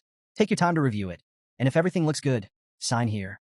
The Qingjing University teacher let out a resigned sigh, but managed a small smile. If you ever feel like Sukong University isn't the right place for you, Qingjing will always welcome you. Her words only annoyed Su Meyer further. How stubborn can you be, Miss Su Meyer? She muttered, her irritation barely concealed. Just as Zhou Yi was about to sign, something caught his attention. Su Meyer was casting a spell, silently. Zhou Yi's eyes narrowed. Usually, only high-tier mages could perform magic without an incantation. Curious, he hesitated. Miss Su Meyer, what's your level? She chuckled, as if amused by his sudden interest. I'm level 42, a second awakening mage. Zhou Yi's eyes widened. Level 42? She doesn't even look 30. As if reading his thoughts, Su Meyer smiled knowingly. The world is much bigger than you think, Zhou Yi. Once you enter Sukong, you'll meet even more young and powerful individuals. It's a place where you'll truly grow. Her words resonated with him. With the system backing him, no one his age could compete with him. But at Sukong, he'd be surrounded by monsters in human form, pushing him to grow even faster. Fueled by excitement, Zhou Yi signed the contract. Su Meyer noticed the fire in his eyes and smiled. She could already tell this guy wasn't just talented. He had the will to become the strongest. As soon as Zhou Yi signed the contract, his journey with Sukong University officially began. Miss Su Meyer handed him a week to prepare. I'll pick you up in 7 days, she said briskly. Zhou Yi raised an eyebrow. Sukong starts its semester this early? She paused briefly before walking away, leaving him with a cryptic remark. Special recruits, like you need an edge. That head start will make you shine at the National Freshman Exchange Contest. A week later, Secretary Zhao Wenbing kept his promise and delivered Zhou Yi and Zhou Yun to their new home, a sprawling mansion courtesy of the city government. Zhou Yun's face lit up as she explored the luxurious 3-story building. Her delight was contagious, bringing a rare smile to Zhou Yi's lips. This is your mansion, Secretary Zhao explained, gesturing around. It includes a dedicated training room on the 2nd floor, a leisure space on the 3rd, and spans about 1,000 square meters. Please settle in and rest well, especially Miss Zhou Yun. Before the secretary could leave, Zhou Yi stopped him. Secretary Zhao, Zhou Yun's recovery is still ongoing. Sister Qing will be here to help, but I'd appreciate it if you could check in on her while I'm away. The secretary nodded with a kind smile. It would be my honor. The week flew by, and the time came for Zhou Yi to depart. Miss Su Meyer arrived at the mansion as promised. Zhou Yi stood by the car, giving Zhou Yun a barrage of last-minute instructions. Call me if there's any problem. Take the pills from Priestess Chue Laina every week, and let Sister Qing check on you daily. Secretary Zhao will take you to school soon. Listen to him. Zhou Yun pouted dramatically, folding her arms. You're nagging again, she quipped, pretending not to listen. With a soft chuckle, Zhou Yi tugged her cheeks gently. Did you hear me? Yes, I got it, she replied with a playful grin. After a final hug, Zhou Yi climbed into the car. As the car sped off, Miss Su Meyer glanced at him. First time traveling this far? Still lost in thought about his sister, Zhou Yi gave a distracted nod. Yeah, she smirked knowingly. Hold on tight. With that, the car surged forward, entering a teleportation array. Zhou Yi barely had time to blink before they emerged in Anning City, home to Sukong University. The teleportation platform buzzed with energy. Cars streamed out of the array while new and returning students gathered, their faces filled with excitement, curiosity, and the occasional travel-induced nausea. Zhou Yi's car emerged from the portal, and he immediately rubbed his temple, feeling a wave of dizziness. Was that really necessary? He muttered. We had time. Couldn't we have taken a normal route? Miss Sue Meyer stepped out and stretched as if she had just finished a relaxing nap. Teleportation is both safe and convenient. Sukong University has direct military support. This array is just one of many perks. Zhou stepped out of the car, and his breath hitched. Sukong University was a world of its own. The campus sprawled across picturesque mountains, with grand architecture blending ancient elegance and futuristic design. The pathways were packed with students of every kind. Giants, wolves, demons, and other supernatural beings mingled with humans as if it were the most natural thing in the world. This place is insane, Zhou muttered, eyes darting between the towering structures and the fantastical creatures passing by. Miss Sue Meyer smirked. Come on, you need to check in at admissions. Just as Zhou started walking, a blur shot past him, fast. Instinctively, he dodged, only to watch as the figure was sent flying backward, crashing into the ground with a solid thud. Standing over the fallen student was a girl with piercing purple eyes that glowed with an eerie aura. Her expression was cold, her stance aggressive. I told you, I don't want to talk to you, she said icily. Then, with a sharper glare, she added, that kick was a warning. Bother me again, and I won't hold back. Without another glance, she turned and walked away, power radiating off her in waves. The unfortunate victim groaned weakly, still face down on the pavement. Students nearby murmured excitedly. Young Master Jin finally got what was coming to him. Dude tries to flirt with new students every year. Guess he picked the wrong one this time. Zhou Yi's sharp eyes locked onto the purple-eyed girl. The intricate magical design in her aura stood out like a neon sign. His thoughts flickered, demonic bloodline. Noticing his scrutiny, Miss Sue Meyer casually remarked, you'll see plenty like her here. Students and teachers with all sorts of bloodlines. It's just another Tuesday at Sukong University. Don't let it throw you. Zhou Yi's gaze shifted toward her, his voice steady. I won't judge someone just because they're different. As long as they stand with humanity, their race doesn't matter to me. My past isn't their burden to bear. Miss Sue Meyer's lips curled into a satisfied smile. Wise words, Zhou Yi. She handed him a sleek student ID card with a glowing rank displayed. 001. Top freshman. As they walked through the sprawling campus, she began her orientation spiel. Let's break this down. The ranking system is king here. Every year group has its own, and rankings are based on strength. Right now, you're sitting pretty at the top because of your entrance exam. But she glanced at him meaningfully. It's temporary. A month from now, there's a freshman competition.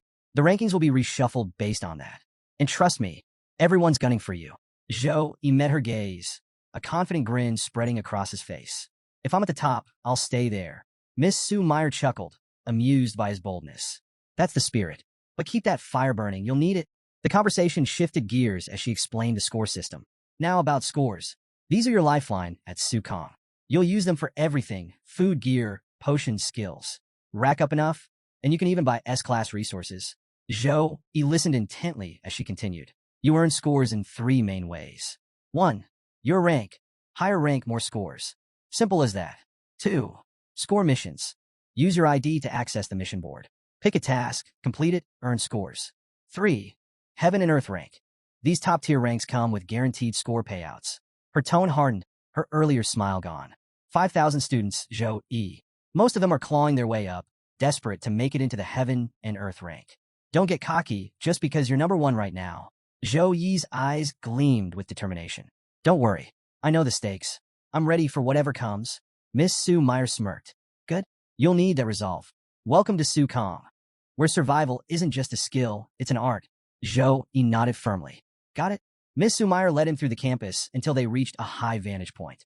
Below them, a massive crowd of students bustled around a glowing portal. There, she said, gesturing. Zhou Yi followed her gaze. The portal pulsed with energy, surrounded by students forming parties, sharpening weapons, and making last-minute preparations. It was a scene straight out of a fantasy war film. Miss Sue Meyer explained. Sukong University has 3 major secret realms for training. 1. Goblin Dungeon, levels 17 to 21. Perfect for fresh recruits. 2. Distorted Forest, levels 23 to 26. Trickier terrain, deadlier monsters. 3. Purgatory, levels 28 to 31. The ultimate test of skill. Entry isn't free. You'll need to spend scores to access these realms. Zhou Yi silently took it all in. Dungeons, a competitive ranking system, and a currency-based economy. This place was practically an MMORPG brought to life. As they walked, Miss Sue Meyer led him to the training area. Inside, students were sparring, some against robotic opponents, others facing real challengers. The sheer intensity of their battles filled the space with a crackling energy. "You can practice here anytime," she said. "Pick your opponent, machine or human." Zhou Yi's attention shifted to the trading area. It was no mere market. It was a thriving city within the university. Stalls stretched endlessly, with students haggling over rare potions, enchanted weapons, and mysterious scrolls. Miss Sue Meyer smirked. "Here, the strongest control everything. Power means resources. Resources means survival." Zhou Yi's grin widened. This school wasn't just about fighting, it was about strategy, dominance, and control. He liked it. As they walked, a group of students noticed them and exchanged whispers. "Who's that?" a girl muttered. "Why is a teacher personally guiding him?" "Yeah," another student added. "We're a group of 10, and even a senior had to lead us." Did this guy sneak in through the back door? Just as the speculation started snowballing, a boy named Wu Mangli chuckled. "You rookies don't know anything. Special admission students get a personal teacher. It makes recruiting them into top houses easier." The group went silent. A moment later, realization dawned. "Wait, is he the top-ranked freshman?" Wu Mangli smirked. "Bingo. That's Zhou Yi, the first-place winner of the Sukong District exam." "Oh, and by the way, he's already a level 13 Saint Knight." The whispers stopped. Every student in earshot turned to stare. Zhou Yi, unfazed, kept walking. Let them talk. They'd find out soon enough. He wasn't just here to keep his title. He was here to dominate. The crowd erupted in disbelief. "A Saint Knight? Isn't that a support class?" One student scoffed. "How the hell did a Saint Knight beat a Berserker, who's ranked 002 and already level 14?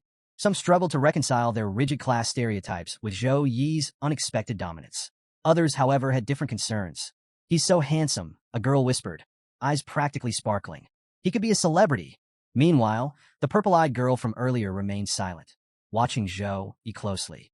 First place among the freshmen, she mused, curiosity flickering in her gaze. Not everyone shared her admiration. A red-haired boy standing nearby clenched his fists, his face twisting with jealousy.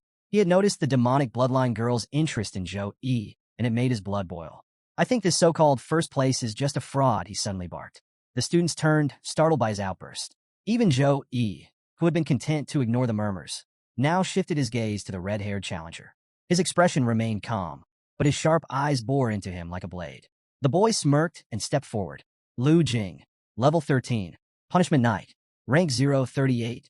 He crossed his arms arrogantly. "I don't buy that you're the real number one. So prove it. Fight me." Before Zhou Yi could even consider responding, the senior leading the group slammed a firm hand onto Lu Jing's shoulder. "Student duels are private matters," the senior said coolly. "Don't waste everyone's time." His face remained neutral, but internally, he was fuming. "I'm only earning one freaking score for babysitting freshmen today. What the hell are you doing, dumbass?" Lu Jing, utterly oblivious to the senior's frustration, brushed his hand off with a cocky grin. "Relax, senior. I got this." The senior clenched his fists, mentally screaming, "Got this my ass. Do you have any idea who you're challenging?" Ranking 001 was unanimously decided by Headmaster Wang Hui and 5 house teachers. If they gave him the top spot, it sure as hell wasn't a mistake. "You're just looking to get humiliated." Meanwhile, the crowd buzzed with speculation. "Lu Jing's trying to use Zhou Yi as a stepping stone," one student whispered. "Not surprising.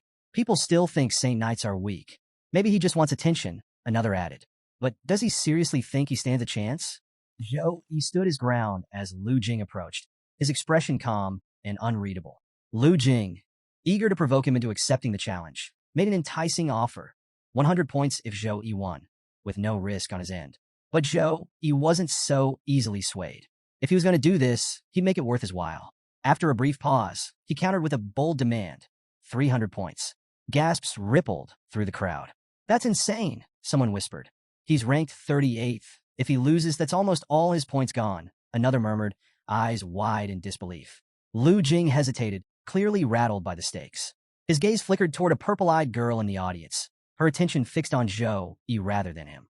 Fueled by the need to impress, he forced a smirk and shouted, "Fine, 300 points it is. Let's do this." Zhou Yi's smirk deepened. "So, you've got some guts after all," he mused, his tone laced with mockery. "But we won't be needing a ring." As golden light radiated from his body, he stretched casually, as if this were nothing more than a warm-up. Then came the real shocker, his declaration. "If you're not on your knees in 3 moves, I lose." The crowd stirred with excitement. More students gathered, eager to witness what promised to be a spectacular showdown. Lu Jing unsheathed his large sword, the blade gleaming under the sunlight, while Zhou Yi remained unarmed, standing effortlessly composed. Miss Sue Meyer stepped forward as the referee, her voice cutting through the chatter. This match will follow university sparring rules. 3-second countdown. No killing moves allowed. The tension thickened as the countdown began. 3, 2, 1. The moment the count ended, Lu Jing exploded forward, his sword pulsing with a blood-red aura. Confidence surged through him as he closed the distance, determined to take Zhou Yi down in one decisive strike.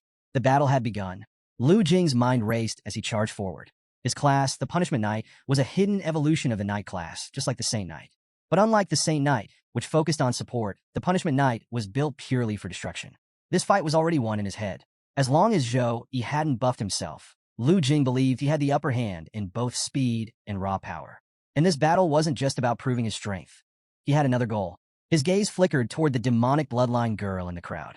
If he could crush Zhou Yi, she'd have no choice but to notice him. The moment he got within striking range, he unleashed his blood slash. His sword pulsed with a crimson aura as he swung it downward, aiming to end the fight in a single, decisive blow. But his attack never landed. In one fluid motion, Zhou Yi sidestepped, effortlessly dodging the strike as if he had seen it coming from miles away. Before Lu Jing could react, a brutal knee strike crashed into his stomach. The impact was instant and devastating. Lu Jing's body shot backward like a cannonball, crashing through the arena ropes and smashing straight into a nearby wall. The stone structure crumbled on impact, sending dust and debris flying in all directions. Silence. As the dust settled, the scene was undeniable. Lu Jing was on his knees, completely unconscious. Blood trickled from the corners of his mouth, and his shattered sword lay beside him. Zhou Yi barely spared him a glance, his expression filled with disappointment. How boring, he muttered. He had expected at least some resistance, maybe even a clever trick, but no. The so-called Punishment Knight had collapsed after a single move. A senior student, the same one who had tried to stop Lu Jing earlier, rushed over to assess the damage. After a quick examination, he turned to Miss Sue Meyer. Miss, Lu Jing has 5 broken ribs and internal bleeding. He's unconscious. Miss Sue Meyer remained unfazed. Get a healer on him, she instructed before turning her attention back to Zhou Yi. With a faint smile, she handed him his student ID. 300 points have been transferred to your account. Zhou Yi accepted the card with practiced composure, his gentlemanly demeanor making it seem as if the entire battle had never happened. But the surrounding students knew better. Whispers filled the air, their excitement and disbelief spreading like wildfire. Zhou Yi had just turned the academy upside down with a single strike. The crowd buzzed with disbelief. It's nearly impossible to stop a Punishment Knight's charge, especially when combined with blood slash, one student whispered. But he countered it with just one kick. Another added in awe. So this is the power of 001? He's on a whole different level? Amid the murmuring students, the girl with the demonic bloodline remained focused, her purple eyes gleaming with a mix of excitement and curiosity. As she analyzed the fight, a thought crossed her mind. The gap between our strength stats must be at least 20 points.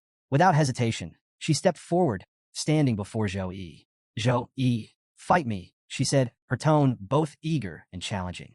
Zhou Yi glanced at her, intrigued by her boldness. Without a word, he activated his evaluation technique to scan her stats. This time he had the chance to take a proper look.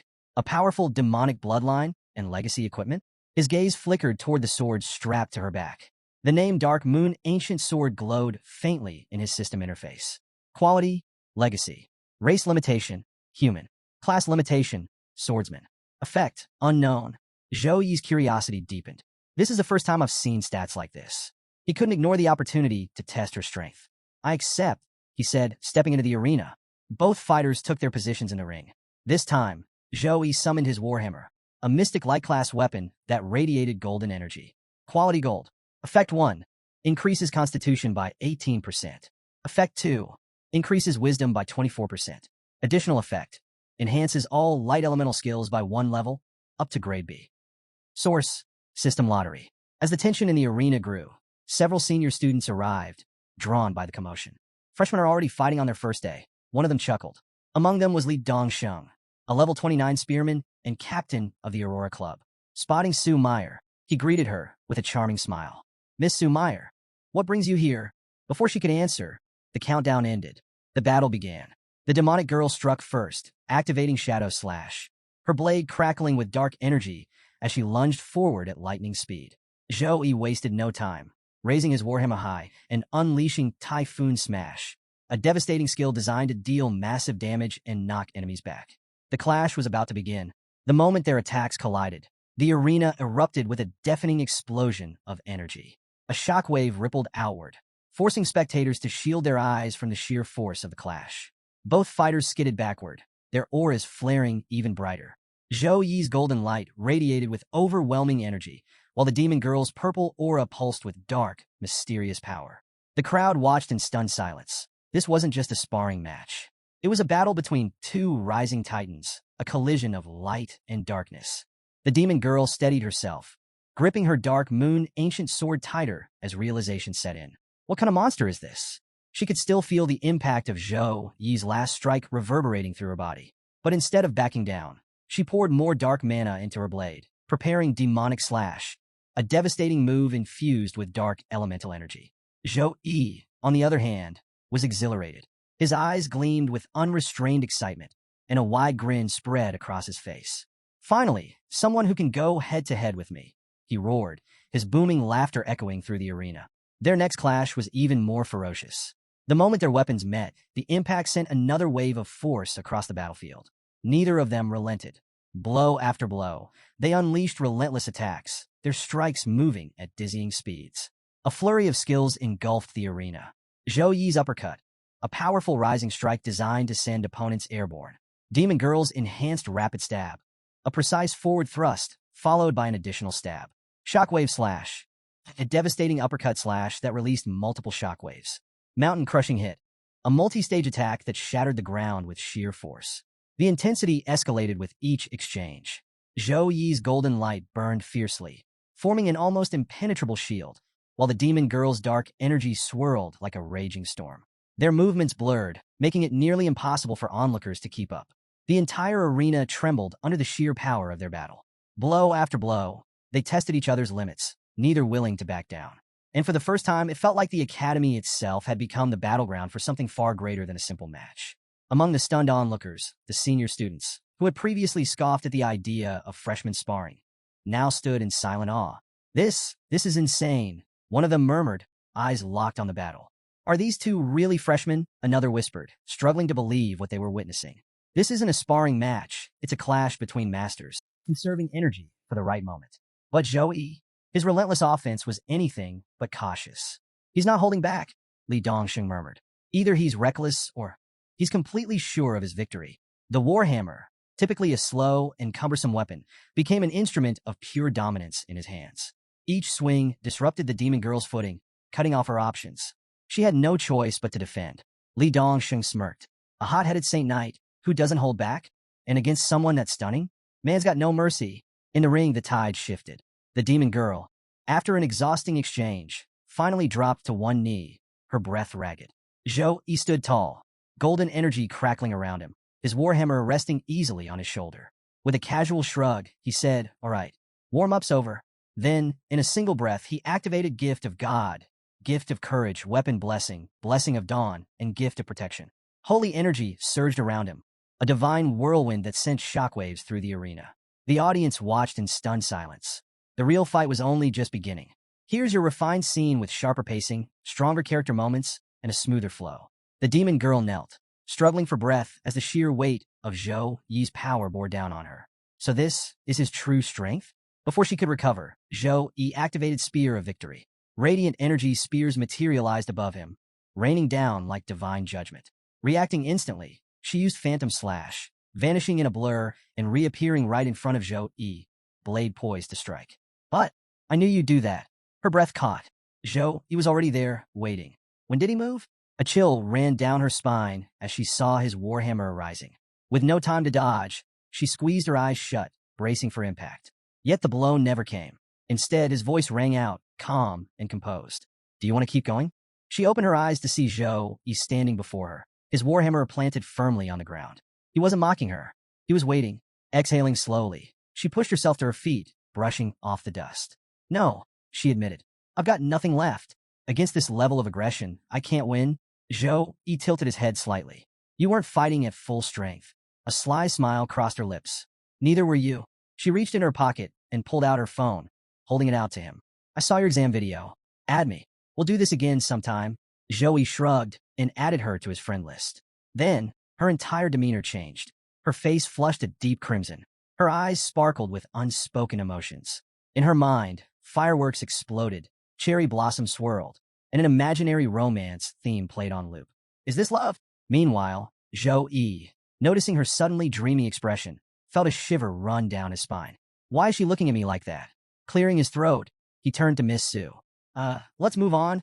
Miss Su, still beaming from his performance, led him away from the arena. As they walked, she chuckled. Earning 600 points on your first day and scaring off potential challengers. You've definitely made an impression. Zhou Yi smirked. Good. Saves me some trouble. This year was going to be very interesting. Zhou Yi and Miss Su arrived at the newcomers' dormitory, perched atop a mountain. As they walked, Miss Su explained the dormitory hierarchy. Regular students stayed in shared dorms at the base. Special recruits, like Zhou Yi, lived in independent mansions higher up. The quality of these mansions depended on rank, with the first-place student receiving the most extravagant residence. Standing before his new home, Zhou Yi couldn't help but be impressed. The sheer scale and luxury made it clear this was no ordinary dorm. Before he could head inside, Miss Su suddenly asked, I heard you're looking for the freezing lotus. That true? Zhou Yi nodded. There's a rumor, she said, lowering her voice slightly. A frost lotus was spotted in the Tempest Mountain range about 6 years ago. A party found it but left empty-handed. It was heavily guarded by high-level demons. No one knows if it's still there. Zhou Yi absorbed the information carefully. After Miss Su left, he wasted no time diving into research. The Tempest Mountain range was no ordinary place. It had emerged after Earth fused with the Eternal Game, creating a sprawling, resource-rich wilderness filled with rare treasures and deadly creatures. Even tertiary awakened class holders hesitated before venturing inside. But Zhou Yi wasn't deterred. He wasn't strong enough to face high-level demons head-on yet, but the system's exam reward, a resurrection cross, gave him a trump card. No matter how dangerous it got, he had at least one guaranteed escape. Determined to prepare, Zhou Yi sat at his desk and browsed through his first-place rewards. A list of skills flashed before him. Holy Light Protection, Sacred Punch, Holy Light Shield, Sacred Retaliation, Holy Light Ball. He chose skills that gave him immunity to physical damage, a weaponless combat technique, and a long-range attack. He also eyed the Force Set, a powerful armor reward from the exam. Unlike the skills, it required points to claim. After some consideration, he spent what was needed. Preparation was everything. With his new gear equipped, Zhou Yi stepped into the Tempest Mountain range. The landscape was rugged and silent, the air thick with an eerie stillness. Then, boom! A massive explosion erupted in the distance, sending a shockwave rippling through the terrain. Even from afar, Zhou Yi felt the sheer force of the blast. He narrowed his eyes. That wasn't natural. Curious and cautious, he moved toward the source. Whatever had caused that explosion wasn't just powerful. It was something worth investigating. Meanwhile, back at the academy, Jiang Churen, the cool and enigmatic white-haired demon girl, is pacing nervously in her dorm. Her usual icy composure has been replaced by a whirlwind of anxiety as she checks her phone for the millionth time. Finally, it pings. Zhou Yi has replied. His message reads, I'm heading to the Tempest Mountain range. Her pale cheeks turn bright red, and her heart pounds like a boss battle soundtrack. Tossing and turning on her bed, she tries to calm her spiraling thoughts. Her friend, who has been quietly observing her meltdown, finally speaks up. Churen, seriously, what's going on? You've been glued to your phone all day. Did something happen? Still flustered, but unable to hold back her excitement, Jiang Churen blurts out, I met someone. He's different. I even tried using my charm ability on him, but he completely ignored it. Her friend's eyes widen in disbelief. No way. That ability works on everyone. His willpower must be insane. Exactly. Churen's face lights up like she just rolled a legendary weapon. That's why he's so special. I've decided I'm going to the Tempest Mountain range too. Far away in the Tempest Mountain range, chaos reigns as an all-female adventuring team tears through a rugged trail in a battered truck, pursued by a monstrous horde. The team is a powerhouse of skills and synergy, each member playing a crucial role in their desperate escape. Zhu Xiao, the mechanic, mans the truck's defenses, expertly launching explosive bombs that turn the pursuing monsters into bursts of gore. Yet, some creatures still press on. Wen Tianrun, the summoner, casts her spirit's summoning ice skill, conjuring a massive ice wall that slows the advancing horde. It buys them precious seconds. Zhu Dan, the gunner, unleashes relentless firepower, mowing down the creatures with her machine gun like she's in a high-score arcade game. For a brief moment, victory seems within reach as the number of monsters dwindles. But fate has other plans. When Tianrun suddenly freezes, her eyes narrowing. Something's off, she warns, her voice tinged with urgency. Before anyone can react, A blazing projectile streaks toward them, fiery and deadly.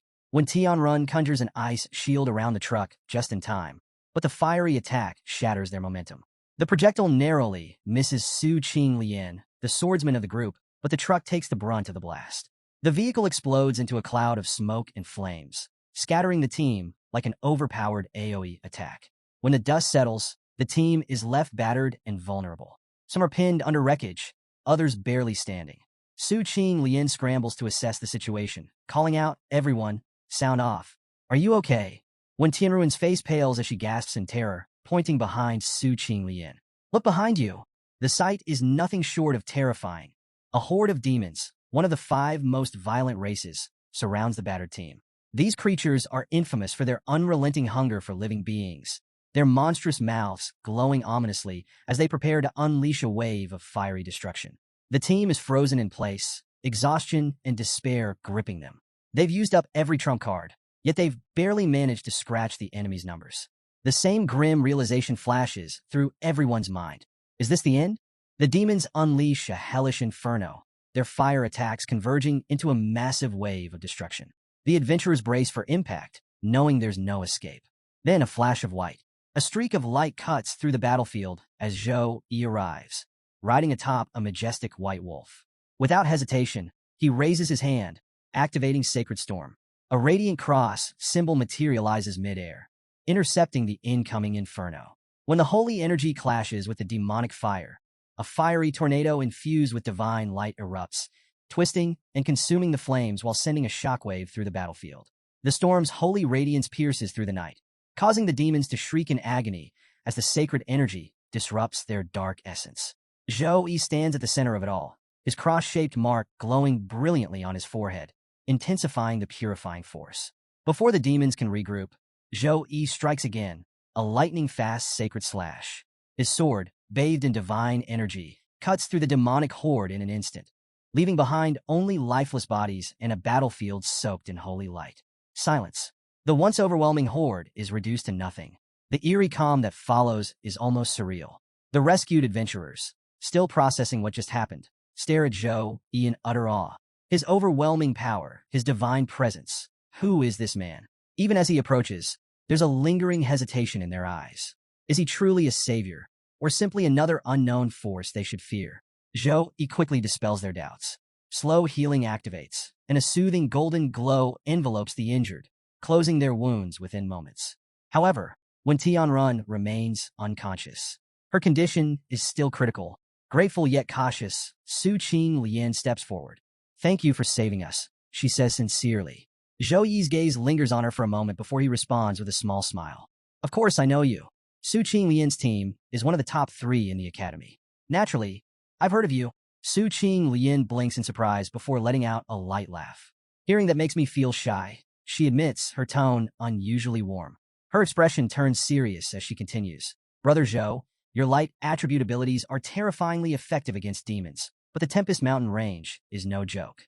Why don't you return to the supply base with us?" Zhou Yi considers her words carefully. For a month, he's been searching these lands for the ice lotus, a rare herb with extreme cold properties. Yet he has found no trace of it. With the new student competition just 3 days away, time is running short. For now, it seems returning with Su Qinglian's team is the best move. He can resume his search once the event is over. As the group prepares to leave, Su Qinglian signals Zhu Xiao, who instantly understands.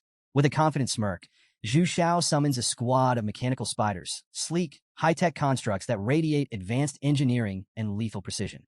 Zhou Yi and his wolf both seem genuinely impressed, taking in the intricate craftsmanship. Zhu Xiao, never one to waste an opportunity for dramatic flair, sweeps her arm out with a grand gesture. "Come aboard, everyone," she announces like a captain leading a starship launch. Su Qinglian rolls her eyes, suppressing a sigh. Why is she always like this? Once everyone is seated inside the spider vehicle, it springs into motion, maneuvering through the rough terrain with surprising speed and agility. Zhou Yi, seated next to Su Qinglian, takes the opportunity to press her for details. "Senior Sister Su," he begins, "with so many monsters in the Tempest Mountain range, why haven't they been dealt with already?" Su Qinglian's expression darkens. "Our team has been patrolling the outskirts of Gale Mountain for over 2 months. This is the first time we've encountered demons like this." Zhou Yi raises an eyebrow. So you're saying these monsters either crawled out from the depths of Gale Mountain, or they slipped through some kind of dimensional rift? Su Qing Lien nods grimly. Exactly. That's why we need to report this to the military base immediately. Zhou Yi frowns, his mind analyzing the situation. But isn't the Mage Tower supposed to monitor the entire region? Shouldn't they have picked up on this anomaly? Su Qing Lien shakes her head. The Mage Tower focuses on tracking high-ranking demons, epic and legendary level threats. These ones fall below their detection threshold. Zhou Yi crosses his arms, deep in thought. A silver demon above level 20 isn't exactly low level. If they're slipping through undetected, there's something wrong with their monitoring system. Su Qing Lien elaborates. The alien energy levels around these demons fall below the set limit of the Mage Tower sensors. That's why they weren't flagged. Zhou Yi slowly nods, piecing the puzzle together. But something still doesn't sit right. Meanwhile, Su Qing Lien's concern deepens. If a rift really did open, why are only weaker demons coming through? She muses aloud. A breach capable of letting in level 30 monsters could also allow level 50 or higher creatures. If that happens, she doesn't finish the thought. The implications are too grim. A large-scale demon invasion could obliterate entire cities before anyone has time to react. This situation is bigger than just a single patrol. It could be the prelude to something catastrophic. Her resolve hardens. We have to get this information to the authorities as soon as possible. High above them, a sinister presence stirs. A flock of winged demons slices through the sky, their grotesque forms blending with the darkness. They are moving fast, heading straight for the rift. The chilling word echoes through the air, spoken in raspy, inhuman voices. Food, food. High above, winged demons cut through the sky, their hollow cries filling the air with an eerie dread. Their glowing red eyes scan the ground below, searching for prey. At the same time, a far more dire scene unfolds nearby. Jiang Churin stands surrounded. More than 20 silver demons closing in on her, their grotesque forms moving with unsettling coordination. Her sword flashes as she cuts through their ranks, but exhaustion weighs heavily on her. Her mana is running dangerously low. There are people trapped over there, someone from the team exclaims. Zhou Yi's eyes narrow. Without hesitation, he takes charge. You all go ahead. I'll handle this. Su Qing Lien's concern is immediate. Zhou Yi. There could be more of them. It's too risky to go alone. But Zhou Yi is already mounting his wolf. His resolve is absolute. I'll catch up soon. He kicks off, speeding toward the battle without looking back, asterisk asterisk. As the wind howls past him, Zhou Yi's mind sharpens into a single thought. This aura. I know it. It's her. His instincts confirm it. Jiang Churin is in grave danger. Meanwhile, a small group of adventurers watches from a safe distance. Jiang Churin, now in full demon form, fights with deadly precision. Each swing of her sword carves through the demons, but her movements grow increasingly strained. Should we help? One of them asks hesitantly. Silence. They all know the answer. The odds are too high. One of them finally mutters, we can't even protect ourselves. If she makes it, she'll be a powerhouse in the future. But for now, it's best to let go. Regret lingers in their eyes as they choose to stay hidden, watching her fight alone. Jiang Churin's breath comes ragged. Her blade still moves, but she can feel it. The demons have figured it out. They no longer attack blindly. Instead, they circle, keeping their distance, forcing her to waste energy. They're waiting. Her transformation has a time limit. They know it. She knows it. The tactic is brutal. Wear her down, wave by wave, until she collapses. Jiang Churin grits her teeth, refusing to fall. If her succubus power fades, escape will be impossible. She needs to end this now. But just as her body starts to falter, a voice booms across the battlefield. Come, thunder, and fall upon them all. The air crackles. A surge of electricity erupts from the distance, illuminating the battlefield in an instant. Before Jiang Churin can even process what's happening, bolts of lightning tear through the sky, striking down like judgment itself. In an instant, the overwhelming horde is reduced to ash. Charred remains scattered across the battlefield, the very ground beneath them scorched and steaming from the sheer power of the attack. Jiang Churin's eyes widen in disbelief. Then she hears it. Move out of the way! She turns to see Zhou Yi charging toward her, his voice cutting through the haze of destruction. But before she can react, a piercing, monstrous scream rips through the battlefield. The sound is deafening, a banshee-like wail that sends shockwaves through the air. Jiang Churin clutches her ears, grimacing in pain. The source? A high-level demon, massive, menacing, and furious at the loss of its kin. The creature's roar ignites a frenzy, and the remaining demons respond immediately. Their bodies burst into flames, activating madness. Body of fire, amplifying their strength to terrifying levels. Jiang Churen watches in horror as the once weakened demons become even deadlier. Zhou Yi, leave now. This is the madness of the demon clan, she shouts, urgency in her voice. But Zhou Yi, completely unfazed. Jiang Churen's mind races. There's no way to win. If Zhou Yi won't leave, then she has only one option left. Self-destruction. She grits her teeth, preparing to unleash everything in a desperate final attack. If she's going down, she's taking them with her. But just as she's about to act, a strong arm wraps around her waist. Jiang Churen gasps as Zhou Yi effortlessly lifts her onto his wolf, securing her in front of him like it's nothing. Zhou Yi. Her voice is barely a whisper, her face heating in shock. The high-level demon bellows in rage, its fiery fist smashing down toward them. Miss. Zhou Yi's wolf dodges with unreal grace, leaping out of the attack's radius just in time. The impact behind them is devastating, the ground shattering like glass under the force of the failed strike. The horde lunges again. Zhou Yi scoffs. Time to end this? He raises his hand, summoning a blinding golden light. Light punishment activates. Above them, the storm returns, but this time, it's not just lightning. It's divine retribution. Bolts of holy energy rain down, striking the demons one by one, their agonized screams echoing through the battlefield. The fiery aura surrounding them flickers and fades, snuffed out under the sheer magnitude of Zhou Yi's heavenly assault. As the last demon falls, silence returns. Zhou Yi surveys the battlefield with satisfaction, then lets out a chuckle. No wonder everyone wants to be a magician. Killing monsters from a distance is kind of addicting. Jiang Churen, still held firmly on his wolf, can't decide what's more dangerous, the demons or the ridiculous man who just saved her. Zhou Yi cradles Jiang Churen protectively, his calm demeanor contrasting with the chaos around them. Her gaze, once tense, now softens with admiration, and perhaps a flicker of something deeper. The battlefield crackles with fiery energy as demons swarm relentlessly, their numbers still overwhelming despite the devastation wrought by Zhou Yi's earlier light punishment skill.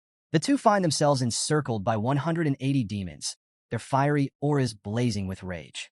Zhou Yi sits astride his wolf, Jiang Churen in his arms, surveying the approaching horde with calm calculation. 180 demons.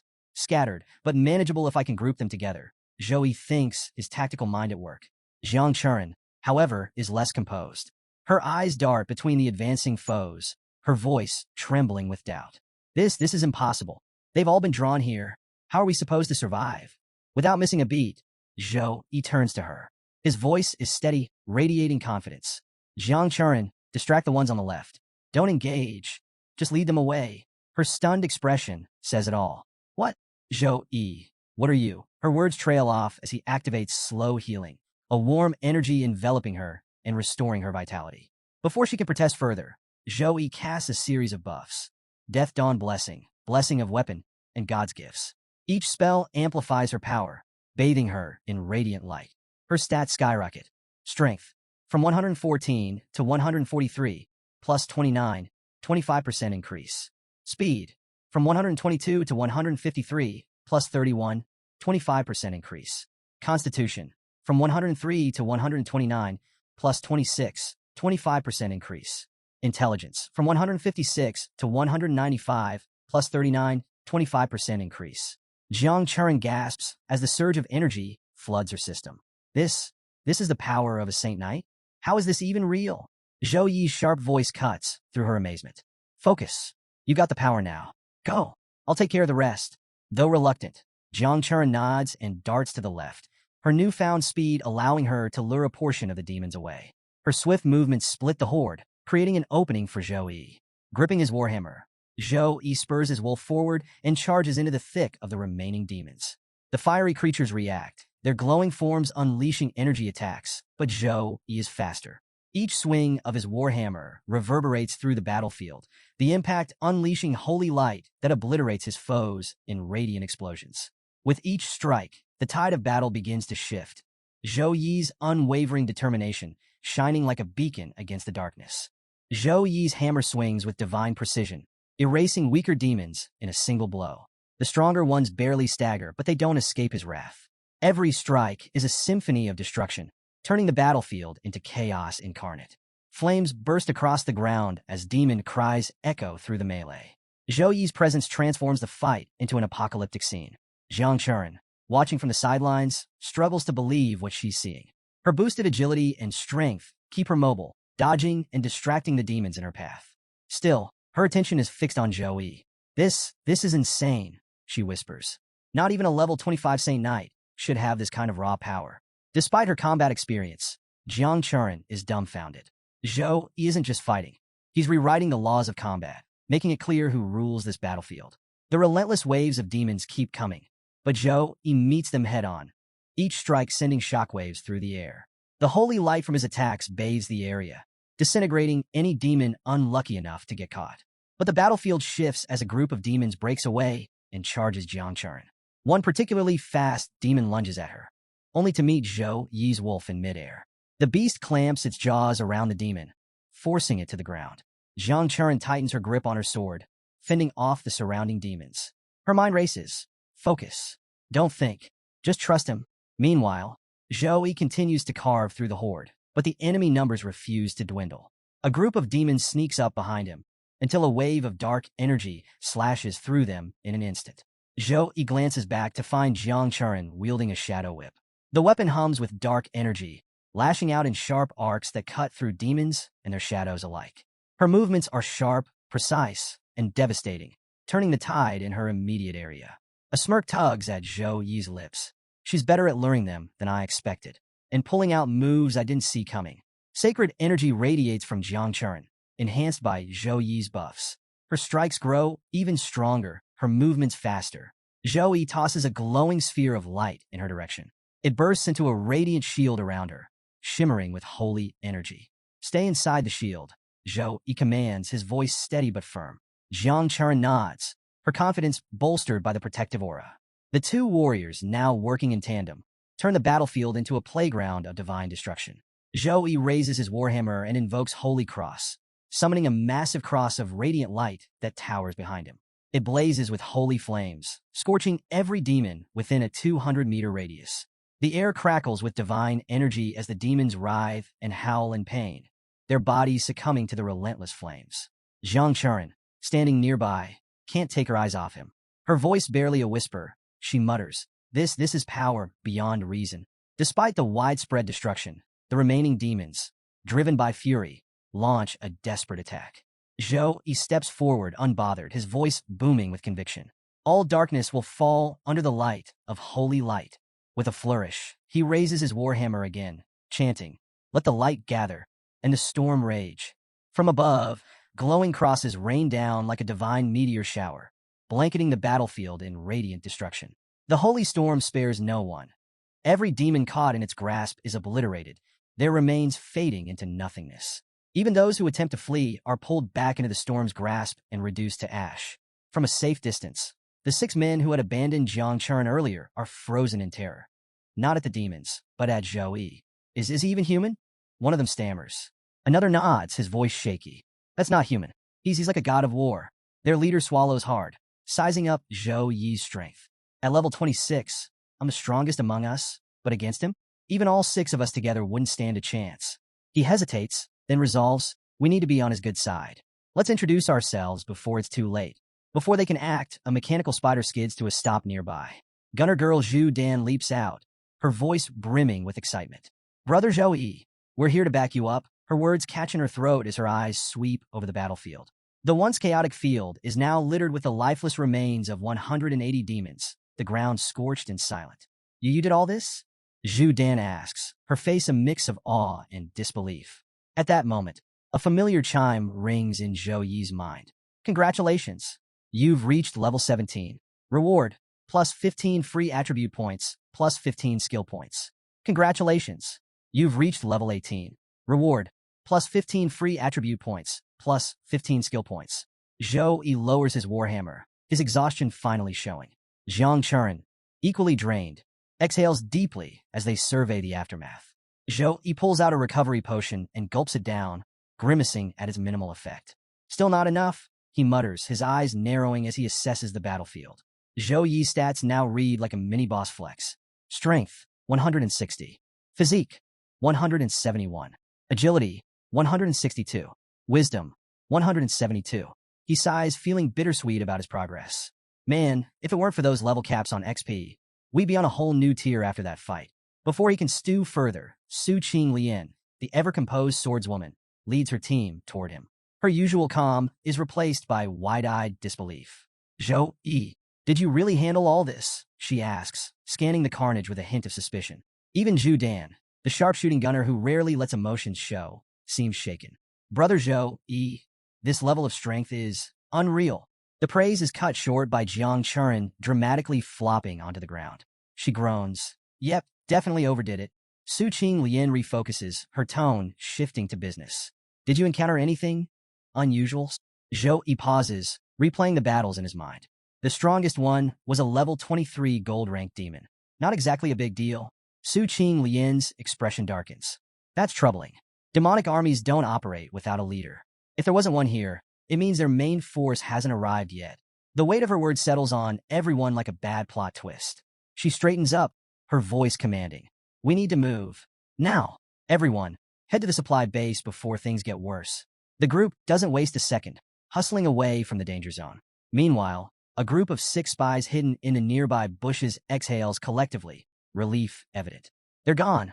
One whispers to their leader. Should we move? The leader nods, but as they step forward, an overwhelming force pins them in place. What the boss? What is this? One cries, panic edging into his voice. The leader's face pales as realization hits. Demonic energy. Something big is coming. High above the mountain, a fiery skeletal dragon emerges, its roar echoing like a death knell. The air around it burns with intense demonic power. This monstrosity, a level 24 gold tier, 3-star demon, radiates pure destruction. Flame blasts? It can spam those all day. But the dragon is merely the opening act. From the shadows steps a skeletal demon warrior, towering and far more menacing. Its aura alone could make a battle-hardened veteran reconsider their life choices. This level 30 legendary tier, 3-star demon is an enigma, its abilities shrouded in dread. Back at the supply base, alarms blare to life. The demonic energy detector meter spikes off the charts, triggering emergency alerts across the network. Chaos erupts as everyone scrambles to prepare for the incoming nightmare. The emergency alert surges to alien invasion level 4, setting the entire base into a frenzy. A commanding voice crackles through the intercom, sharp and urgent. All personnel, combat readiness, now. The Snow Dragon Legion springs into action like a well-oiled war machine. Warrior and Knight departments drop their training immediately and sprint to the battlefield. Chaplain department prepares to fuel the fighters with magic energy. Logistics department rapidly distributes magic cores and crystals to sustain the battle. Mage department pinpoints the enemy's location down to the exact coordinates and constructs a massive teleportation circle for instant deployment. The central square erupts into controlled chaos as warriors rally, their gazes locked on their leader. Commander Su Yujo, the indomitable force behind the Snow Dragon Legion. His presence alone is enough to steady the storm. A soldier steps forward, salutes sharply, and reports. All personnel assembled and awaiting orders, sir. Commander Su Yujo strides forward, unsheathing his blade, his voice carrying like a battle hymn. Knights! The warriors snap to attention, standing taller as he continues, raising his sword high. My strength is creation, and I am capable of conquering thrones and thrones. My strength is a shield, and I am a protector. The knights echo his words, their voices turning into a thundering chant. The air brims with unshakable resolve. With a final unified cry, they march toward the glowing teleportation magic circle, ready to charge headfirst into the abyss. The scene shifts to something out of a nightmare. A towering, menacing throne looms in the heart of the demonic horde, and upon it sits Demon King Urimus, a living embodiment of destruction. His mere presence commands submission, his crimson gaze burning with cold fury. Before him, a sea of lesser demons kneels, awaiting their master's decree. Their twisted forms tremble, not with fear, but with bloodthirsty excitement. Urimus surveys his army, his expression unreadable. Each of these demons, personally tested and chosen by me. In 6 months on this pathetic planet, I've lost only 10, but then his face darkens. Yet now, before my triumphant return to the sacred world, hundreds have been slaughtered. His grip tightens on the armrest of his throne. An insult of this scale will not go unanswered. Rising to his full, monstrous height, he gazes upon his army and declares, "Before we depart for the sacred area, go wild." A split second of silence, then pandemonium erupts. "Thank you, Your Highness." The horde screams in savage delight, their deafening roars shaking the very ground. The invasion isn't just continuing, it's about to get worse. The chaos unleashed by Urima's decree was the catalyst. The reason Zhang Chern was attacked. The reason Zhou Yi was forced into the fray. And now, in the present, the battlefield has reached its breaking point. A colossal fire dragon descends from the sky, its molten scales glowing like liquid magma. The sheer heat from its body warps the air, making the battlefield feel like the mouth of an active volcano. Perched atop the beast is Urimas himself, his crimson cloak billowing, his glare burning with unrelenting fury.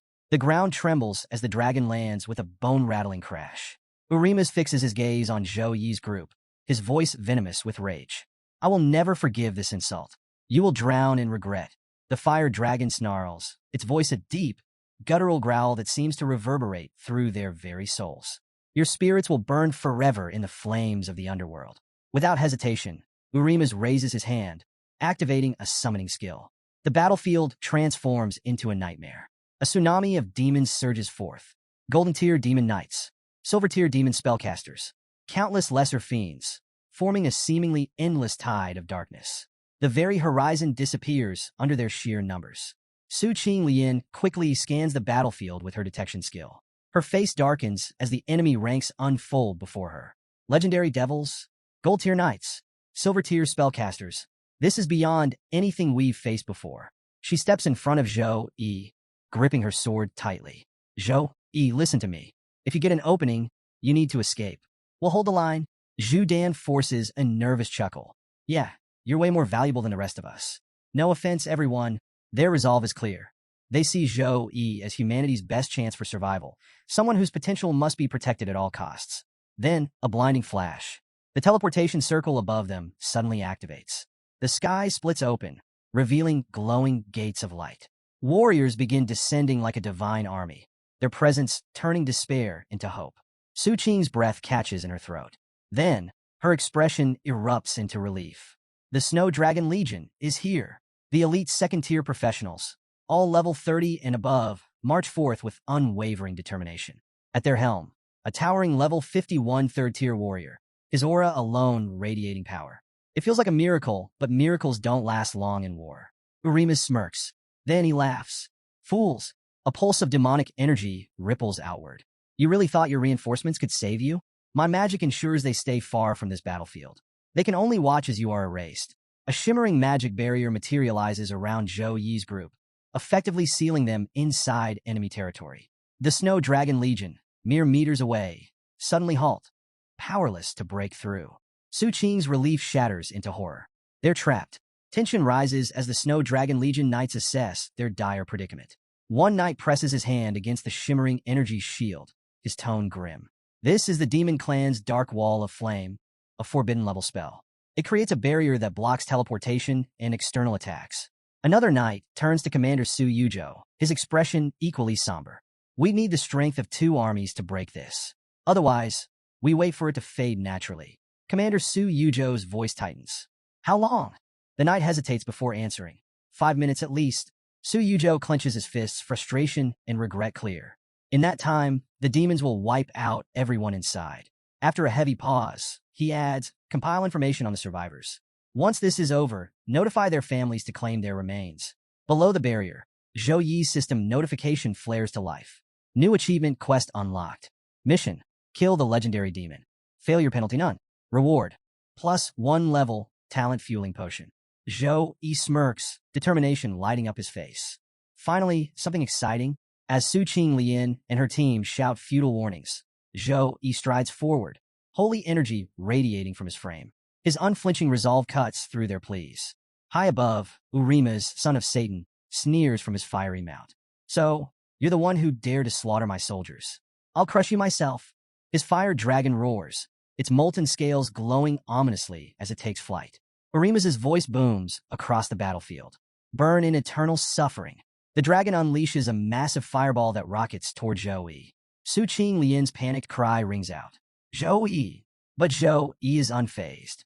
Raising his warhammer, its golden energy arcs magnificently as he swings. The hammer's force collides with the fireball, shattering the flames like glass. The same strike doesn't stop there. It slashes through one of the dragon's wings with a sickening crack. The dragon screeches as it spirals downward, its body crashing into the ground with a thunderous impact, sending tremors rippling through the earth. Urima's leaps from his fallen mount, disoriented but quickly regaining his composure. Before he can fully recover, Zhou barrels forward with blistering speed, alarm flashing in his eyes. Urima's raises his flaming sword, slicing through the air with an arc of fire that scorches the battlefield.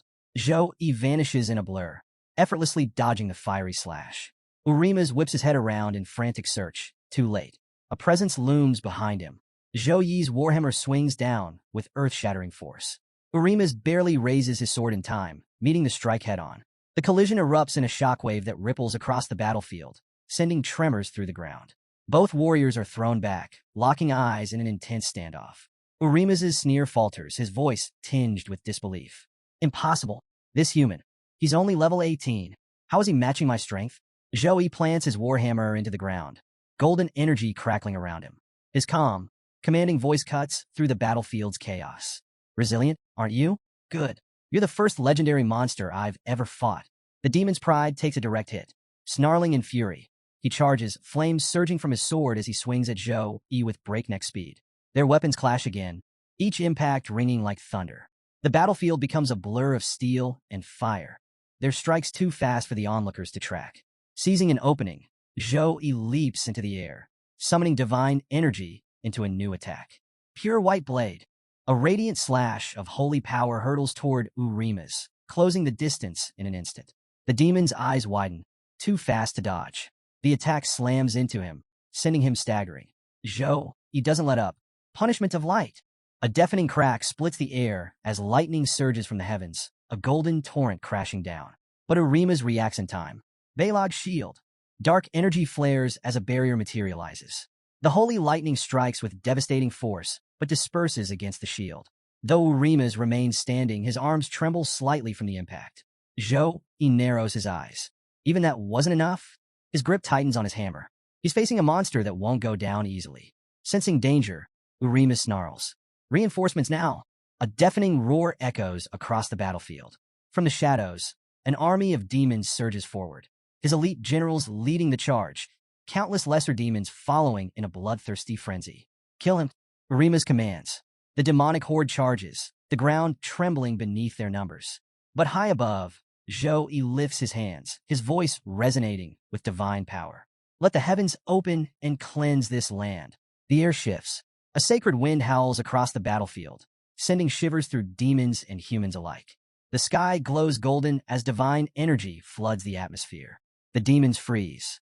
Their primal bloodlust flickers, overshadowed by something even greater. Fear. Beyond the barrier, the Snow Dragon Legion watches in stunned silence. Even Su Qinglian and her team stand mesmerized.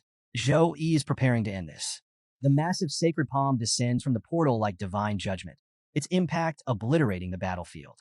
The ground fractures under the force, wiping out waves of the demonic horde. Sacred energy pulses outward, so intense it seems to warp the air itself, leaving an oppressive pressure that paralyzes everything nearby. Su Qinglian steadies herself, her voice trembling. This can't be real. Did Zhou Yi just was that him? Her mind struggles to match the boy she knew with the overwhelming power she just witnessed. Jiang Chuan isn't faring much better. The sacred energy clashes violently with her succubus blood, leaving her visibly shaken and pale. Even standing nearby feels like a challenge. Outside the barrier, the Snow Dragon Legion watches in stunned silence. A soldier cautiously approaches Commander Su Yuzhou. Commander, reports confirm the students inside include Su Kong University's elite. The one who launched the attack is Paladin Zhou Yi, this year's top recruit. Commander Su's expression darkens, his voice laced with regret. The boy has talent, no question. That skill could obliterate the devil himself, if properly honed. But now, he's just a beginner. He's burning through power he can't sustain against an opponent like this. Amid the devastation, the devil Urima's staggers to his feet, blood dripping from his mouth. His face contorts with rage, his voice a booming roar. You dare challenge me? You dare insult Urima's? I will show you despair. Demonic energy erupts around him, a swirling vortex of fury. Pointing a clawed hand, he issues his command. Demon army! Flame curse army magic now! Burn him to ash! Instantly, the battlefield stirs with renewed chaos. Mage demons weave curses, fire demons ignite the ground beneath them, and shadow creatures slip through the chaos, ready to strike. Every corner of the field brims with death, converging toward Zhou Yi. Urima's retreats slightly, allowing a demon healer to attend to his wounds. His eyes burn with malice.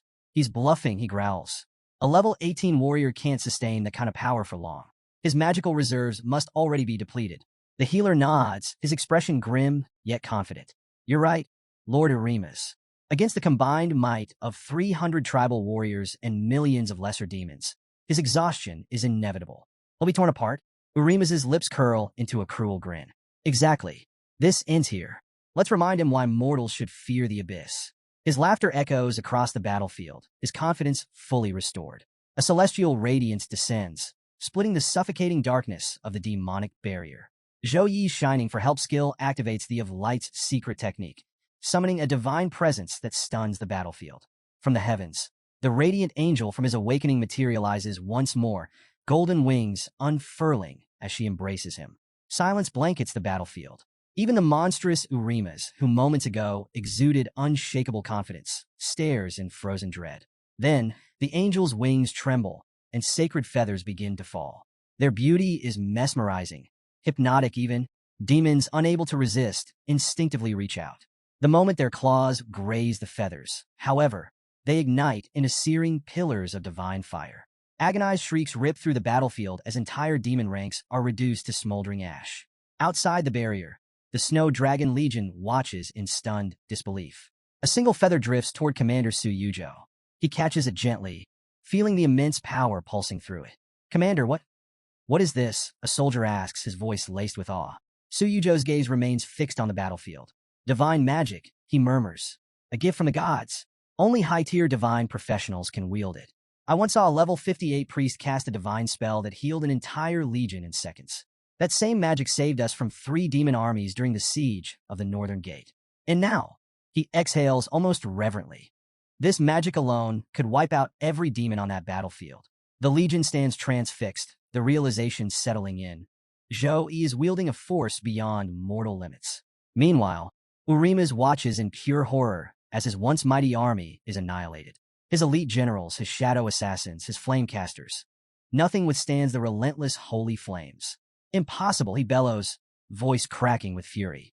How can a mere level 18 warrior command the power of the gods? The fear in his eyes is unmistakable. This isn't just some fluke or overpowered skill.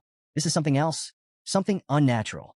Amid the smoke and flames, he begins to change. The corpses of his fallen soldiers dissolve into streams of dark energy, their lingering souls unwillingly consumed. His once imposing aura multiplies tenfold, raw demonic power pulsating from his form. The air around him vibrates with pressure, warping space itself. Zhou Yi, however, remains composed. His golden aura intensifies as the angel's divine energy flows through him. The celestial figure leans in, her voice an ethereal whisper. Wield the power of light wisely. This is your trial, chosen warrior.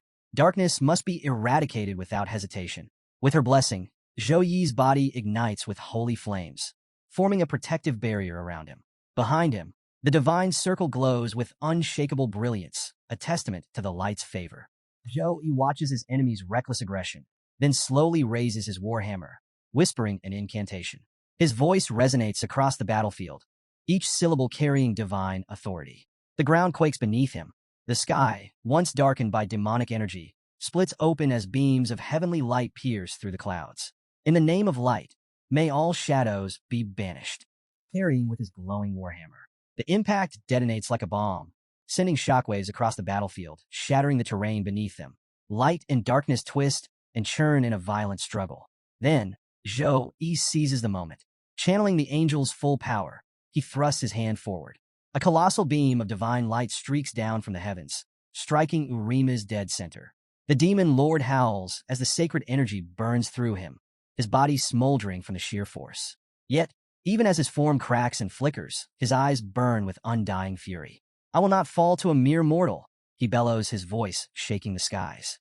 But deep inside, even he knows the tide has turned. Urima's, once a mighty level 23, had now ascended to a terrifying level 43, fueled by the souls of his fallen army. His body crackled with dark energy, and his fury burned hotter than ever. Zhou Yi's defiance had pushed him beyond reason. With an earth-shaking roar, Urima's unleashed the roar of the flame demon, a hellish blast meant to erase anything in its wake. He lunged forward at impossible speed, his 6 monstrous arms launching a relentless barrage of energy strikes. Each blow carved craters into the battlefield, reducing the land to a corrupted wasteland. The very air seemed to battle itself. Zhou Yi's divine radiance clashing against Urima's suffocating malevolence. But the demon lord wasn't done. Summoning the pinnacle of his clan's fire magic, he began forging an ultimate attack, a flame demon sphere. This wasn't just fire. It was hellfire, compressed into a searing mass of energy that burned at 15 million degrees Celsius. The mere presence of the attack distorted reality itself. With a triumphant snarl, Urima's hurled the deadly sphere at Zhou Yi. The battlefield trembled as the attack streaked across the sky like a falling star, colliding in a detonation so massive that it threatened to swallow everything in its radius. A shockwave rippled outward, sending even the distant Snow Dragon Legion staggering. Laughter rumbled from Urima's chest. This was the power of a level 43 demon lord. No mere human could withstand such devastation. But as the smoke cleared, Zhou Yi still stood, unmoved, untouched, unshaken. Golden energy crackled around him, divine light shielding him like an impenetrable fortress. His calm gaze locked onto Urima's, his fury controlled yet unmistakable. The demon lord's grin faltered. This isn't possible. Panic set in. Without hesitation, he turned and bolted toward a glowing magic circle, the return gate. If he could reach it, he could escape. He only needed 1 minute. But Zhou Yi wasn't about to let him go. In the name of justice, I condemn you to your end. Raising his warhammer, he unleashed a divine energy slash, a blade of golden destruction that tore through the battlefield. The sheer force ripped the ground apart, dust and debris exploding into the air. Urima's barely had time to scream as the attack struck him square in the back, carving a gaping wound through his massive form. The battlefield fell silent, save for the demon lord's ragged breathing. For the first time, Urima's knew true fear. Urima's, battered and broken, crawled toward the ruined return circle, clinging to the last shred of hope. His once mighty form dragged across the ground, blood pooling beneath him. Survival was all that mattered now, returning to the holy world from which he came. But fate had other plans. Zhou Yi's final attack had shattered the magic circle, leaving it beyond repair. The remaining demons stood frozen, paralyzed by disbelief. Their unstoppable demon lord had fallen. Meanwhile, Zhou Yi, having unleashed his last ounce of divine power, could barely remain conscious. His mana was spent. His body refused to move. His vision blurred as exhaustion took hold. Finally, it's over. With that final whisper, his body gave in, and he plummeted from the sky. Chaos erupted. His allies rushed forward, panic in their voices as they surrounded him. Zhou Yi, wake up! Hands checked for a pulse, frantic eyes scanned his battered body. The dragon team, having breached the barrier, took control of the situation. Their leader, composed despite the tension, barked orders with precision. Teams 1 and 2, search the mountains for survivors. The rest of you, wipe out any remaining demons. Zhou Yi was quickly transported to a medical ward, his unconscious body placed on a soft bed. His mind, however, was far from restful. Even in sleep, he felt crushed under an invisible weight. His chest tightened, breath escaping him in strangled gasps. Something was pressing down, suffocating him. It felt like a phantom force, relentless, inescapable. The panic in his dream built to a breaking point, and with a sudden, desperate scream, he jolted awake. Across the room, Jiang Churen shot upright, startled. You're finally awake, she gasped. You've been out for 2 days and 2 nights. Before he could fully process what she said, she darted toward him, placed a quick peck on his cheek, and grinned. Thanks for saving me. Then, before he could react, she turned and bolted out of the room to inform the others. Zhou Yi sat frozen, brain malfunctioning. His hand slowly rose to his cheek. What just happened? Shaking off his confusion, his gaze landed on something far more pressing, a familiar glowing screen. The daily mission window had popped up, and with it, a realization hit him like a truck. He had missed 2 days of rewards. Damn, I lost my daily streak. He sighed, clicking through the menus. Guess I'll check if the achievement mission makes up for it. His eyes locked onto a notification. New talent acquired.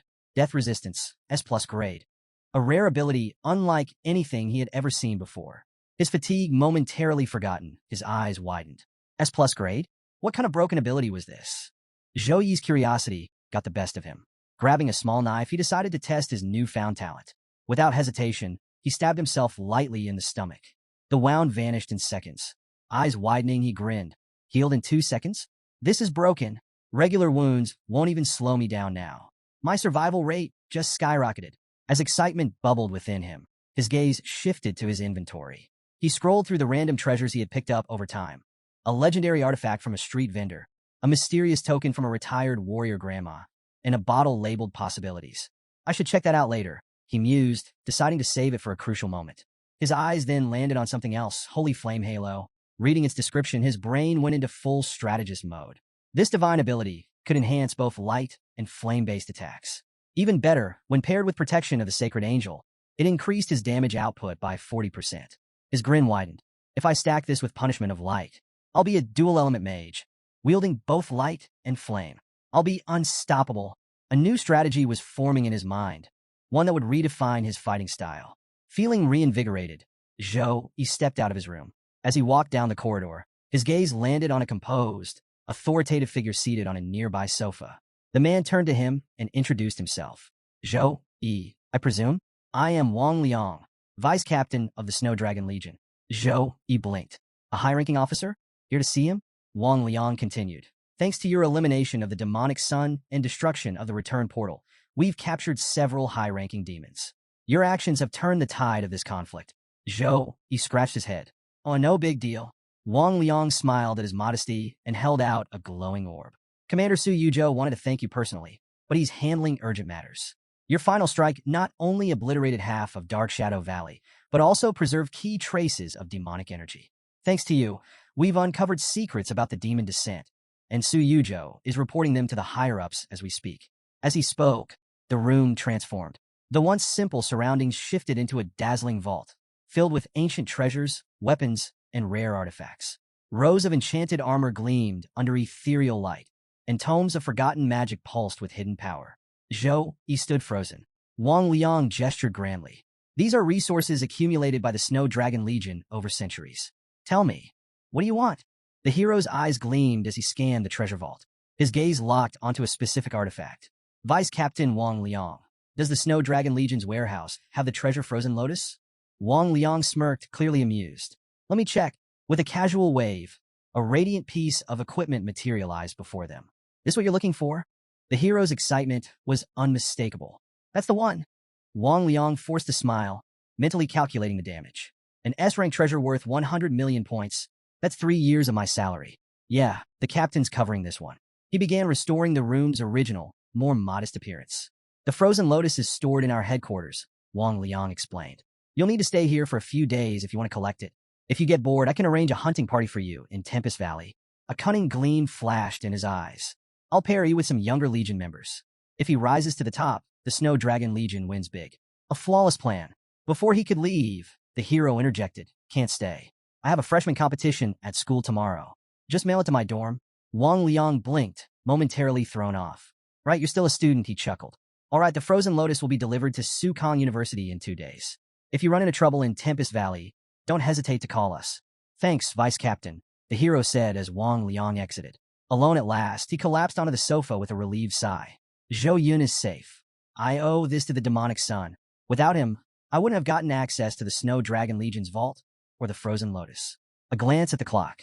Almost midnight. He exhaled. Time to clear today's missions. Meanwhile, in another room, a girl, wrapped in a towel, unknowingly steals the spotlight. Other girls huddle in the corner, whispering, Captain, we want to recruit Zhou Yi into the Blue Phoenix team. Thoughts? The captain, calm but calculating, shook her head. Doubt he'll accept. With his strength, he's better off hunting solo. Unwilling to back down, one of the girls smirked. How would you know if you don't try? Besides, Captain, you've been sneaking glances at Zhou Yi a lot lately. You want him on the team too, don't you? Caught off guard, Su Qing Lian's face reddened. Nonsense, she muttered, but the teasing had already taken root. With a sigh, she steeled herself. Fine, I'll ask him. Later that night, after a grueling training session, Zhou Yi pushed open the door to his room, only to find Su Qing Lian waiting inside. Senior Su Qing Lian? His brow furrowed in surprise. She took a deep breath, trying to maintain her composure. Zhou Yi, would you like to join the Blue Phoenix team? He blinked. A team? Su Qing Lian chuckled, sensing his confusion. Zhou Yi, Zio, and Jan are going to be heartbroken. Huh? He stared at her, completely lost. She laughed softly. Just our way of thanking you for saving us in Tempest Valley. Then, without warning, she leaned in and planted a quick kiss on his cheek. A special thank you, she whispered before swiftly exiting the room. Zhou Yi stood frozen, hand on his cheek, feeling the lingering warmth. His face heated up. A special reward, huh? Girls these days are bold. Meanwhile, in a grand hall, a tense meeting unfolded. Several high-ranking officials sat around a long table, their expressions grim. One of them, an older man with sharp eyes, spoke first. Our investigation confirms that demons infiltrated our world 6 months ago and have been hiding in Tempest Valley ever since. We now have proof. They've figured out how to travel between worlds using medium-sized cracks. A murmur spread through the room. Another official leaned forward, his voice grave. Are you certain? Do you understand the implications? A man in a black shirt nodded solemnly. For the longest time, only large dimensional cracks allowed creatures to cross into our world. Those were unstable and short-lived, making invasions manageable. But medium-sized cracks? They're everywhere. If monsters can use them freely, we're looking at a global catastrophe. Silence fell over the room as the weight of his words sank in. Then, a deep, guttural growl echoed from the other end of the table.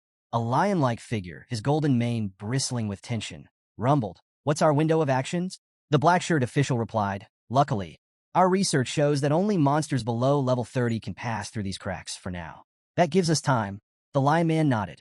"Then we move immediately. Senator Young, alert all major legions and station guards at every known medium-sized crack. Senator Zhang, you'll attend the international summit and gauge the response of other nations."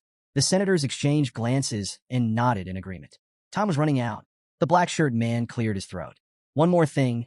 We've identified the hero behind our victory in Tempest Valley. His name is Zhou Yi, a freshman at Sukong University and a newly appointed Saint Knight. Using a divine summoning technique, he defeated the demonic sun and destroyed their return formation, playing a crucial role in our success." The room hummed with approval. A freshman? A Saint Knight?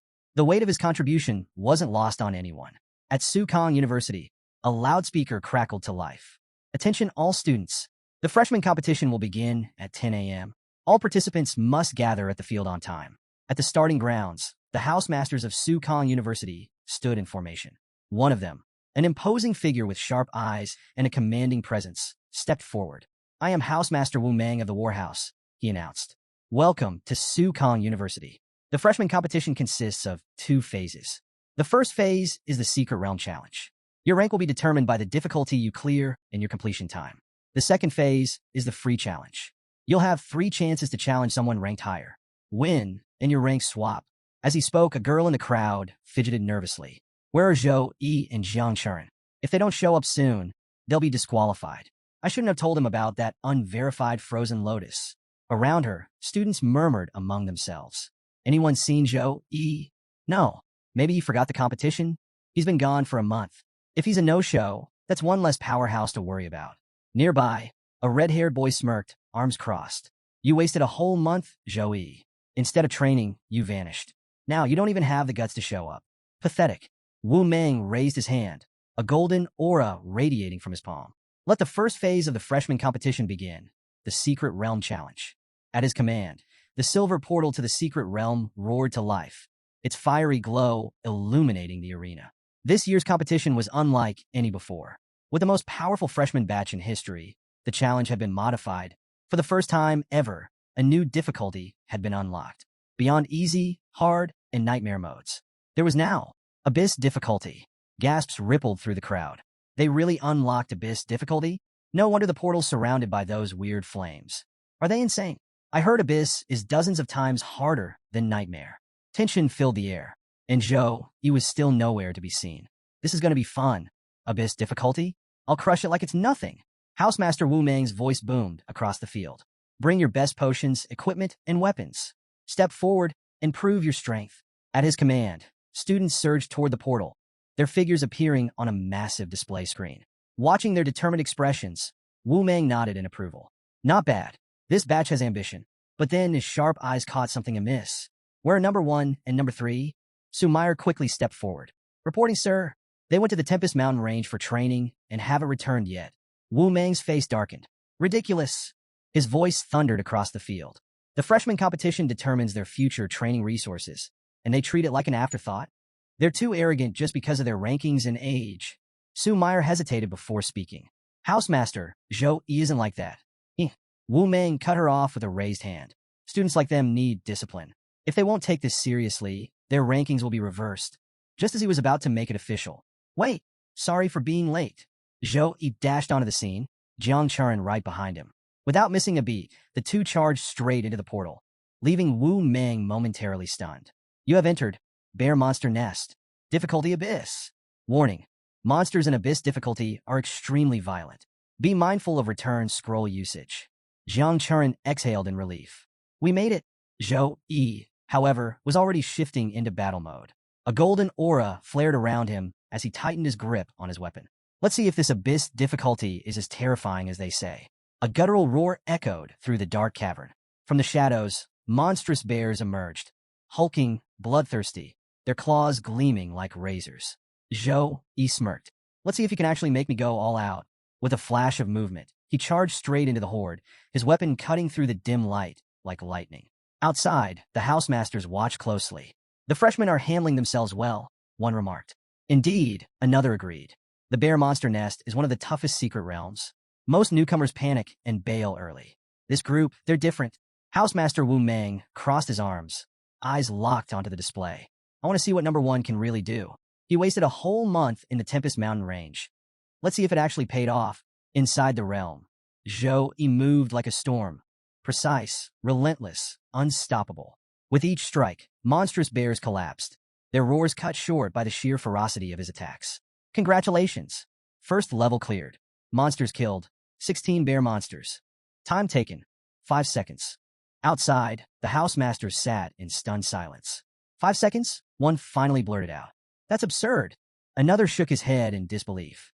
He only used Holy Flame Halo, a support skill, and yet, that fire incinerated the bear monsters instantly. Maybe his intelligence stat is off the charts, someone speculated. Could be buffs, rare skill synergies, hidden treasures. There's too much we don't know, another housemaster added cautiously. We shouldn't jump to conclusions based on a single fight. Housemaster Wu Meng remained quiet, his sharp gaze locked onto the screen. Even with all my years of experience, I can't decipher that Halo's full effect. One thing's clear. Zhou Yi didn't waste his time in the Tempest Mountain range. This kid is something else. Back inside the battlefield, Zhou Yi's aura surged. Sparks of electricity crackled around him as he charged forward, his attacks tearing through the remaining monsters with terrifying efficiency. Zhou Yi exhaled, his eyes scanning the rewards. Clearing a secret realm grants access to new talents. A class's strength heavily depends on them. He recalled his awakening ceremony, the moment he unlocked the Saint Knight class with an S+ grade talent. This must be a privilege of silver grade secret realms and above. I didn't get anything like this when I shattered the bronze realm record. Before him, 3 talent choices materialized. He barely glanced at the first before narrowing his focus on the final 2. Rapid steps, increased movement speed, and agility. Focus Halo enhances concentration, stabilizing skill activation under any conditions. Zhou Yi smirked. Speed is useful, but in real combat, Focus Halo is a game changer. Against stronger, faster enemies, reaction time is everything. If I can keep my skills uninterrupted, I can dominate any fight. Without hesitation, he made his choice. As soon as he did, another notification appeared. You have cleared Abyss difficulty. Would you like to unlock additional levels? Zhou Yi's smirk widened. Finally, something interesting. With a confident step forward, he accepted the challenge. Outside the portal, the housemasters could only watch in astonishment. What kind of monster did we just witness? Someone muttered. Housemaster Wu Meng folded his arms, a glimmer of excitement in his usually stern gaze. Let's see how far you can go, Zhou Yi. What a powerful combat style, one housemaster murmured, watching the display. His control over elemental magic is flawless. He adapts instantly and fights with precision. The Abyss difficulty was a perfect match for him. Another nodded. Zhou Yi is ridiculously versatile, magic attacks, buffs, close combat skills. The Saint Knight class suits him perfectly, but an all-around class comes with challenges, a more cautious housemaster interjected. As he levels up, his point requirements will skyrocket. He might struggle to maintain this rapid growth. That's a valid concern, another agreed. Once the freshman competition ends, we should speak with him about his path forward. One of them raised a hand. Let's not rush. He hasn't chosen a house yet. Once he does, his housemaster can guide him accordingly. The others nodded in agreement, though one housemaster couldn't resist adding. With his elemental mastery, he's a prime candidate for the elemental house. It's no surprise they're already making moves to recruit him. I regret arriving late, another lamented. But judging by your reactions, it seems Zhou Yi has left quite an impression. Inside the realm, Zhou Yi stepped into the next challenge. His sharp gaze scanned his surroundings, arcane symbols, bloodstains, and the eerie remnants of a sinister ritual. A cult ritual. His eyes darkened. If benevolent super beings exist, then so must their opposites, chaotic ones. He clenched his fists as memories surfaced. Chaotic beings weren't merely entities of darkness. They embodied pure madness, the unraveling of reality itself. While worshippers of light and darkness required unwavering faith, those who sought chaos paid with something far worse, fresh lives and souls. His thoughts drifted to history's darkest tragedy, the Bloody Abyss incident. Decades ago, an ambitious tertiary awakened class holder had prayed to a chaotic entity. The price? An entire mid-sized city. Millions of lives wiped out in an instant. His level had skyrocketed from 54 to 89 before the Patrol Legion and Army finally brought him down. Even then, the souls devoured by the entity were lost forever. From that day forward, chaotic worship was outlawed, punishable by immediate execution. Yet, the lure of unchecked power remained. Humans, beast men, elves, even creatures from other worlds, some still dared to risk it. Back in the realm, Zhou moved effortlessly, cutting through the abyss-level challenge like a force of nature. Challenge cleared. As the final portal opened, a heavy pressure filled the air. The energy beyond it was different, darker, hungrier. Zhou stepped forward. The oppressive aura thickened, clinging to him like a whisper of madness. The air reeked of malevolence. His instincts flared. Something was waiting for him, something that should not exist. Suddenly, a colossal figure emerged, a ghostly bear monster, its form twisted by the dark ritual.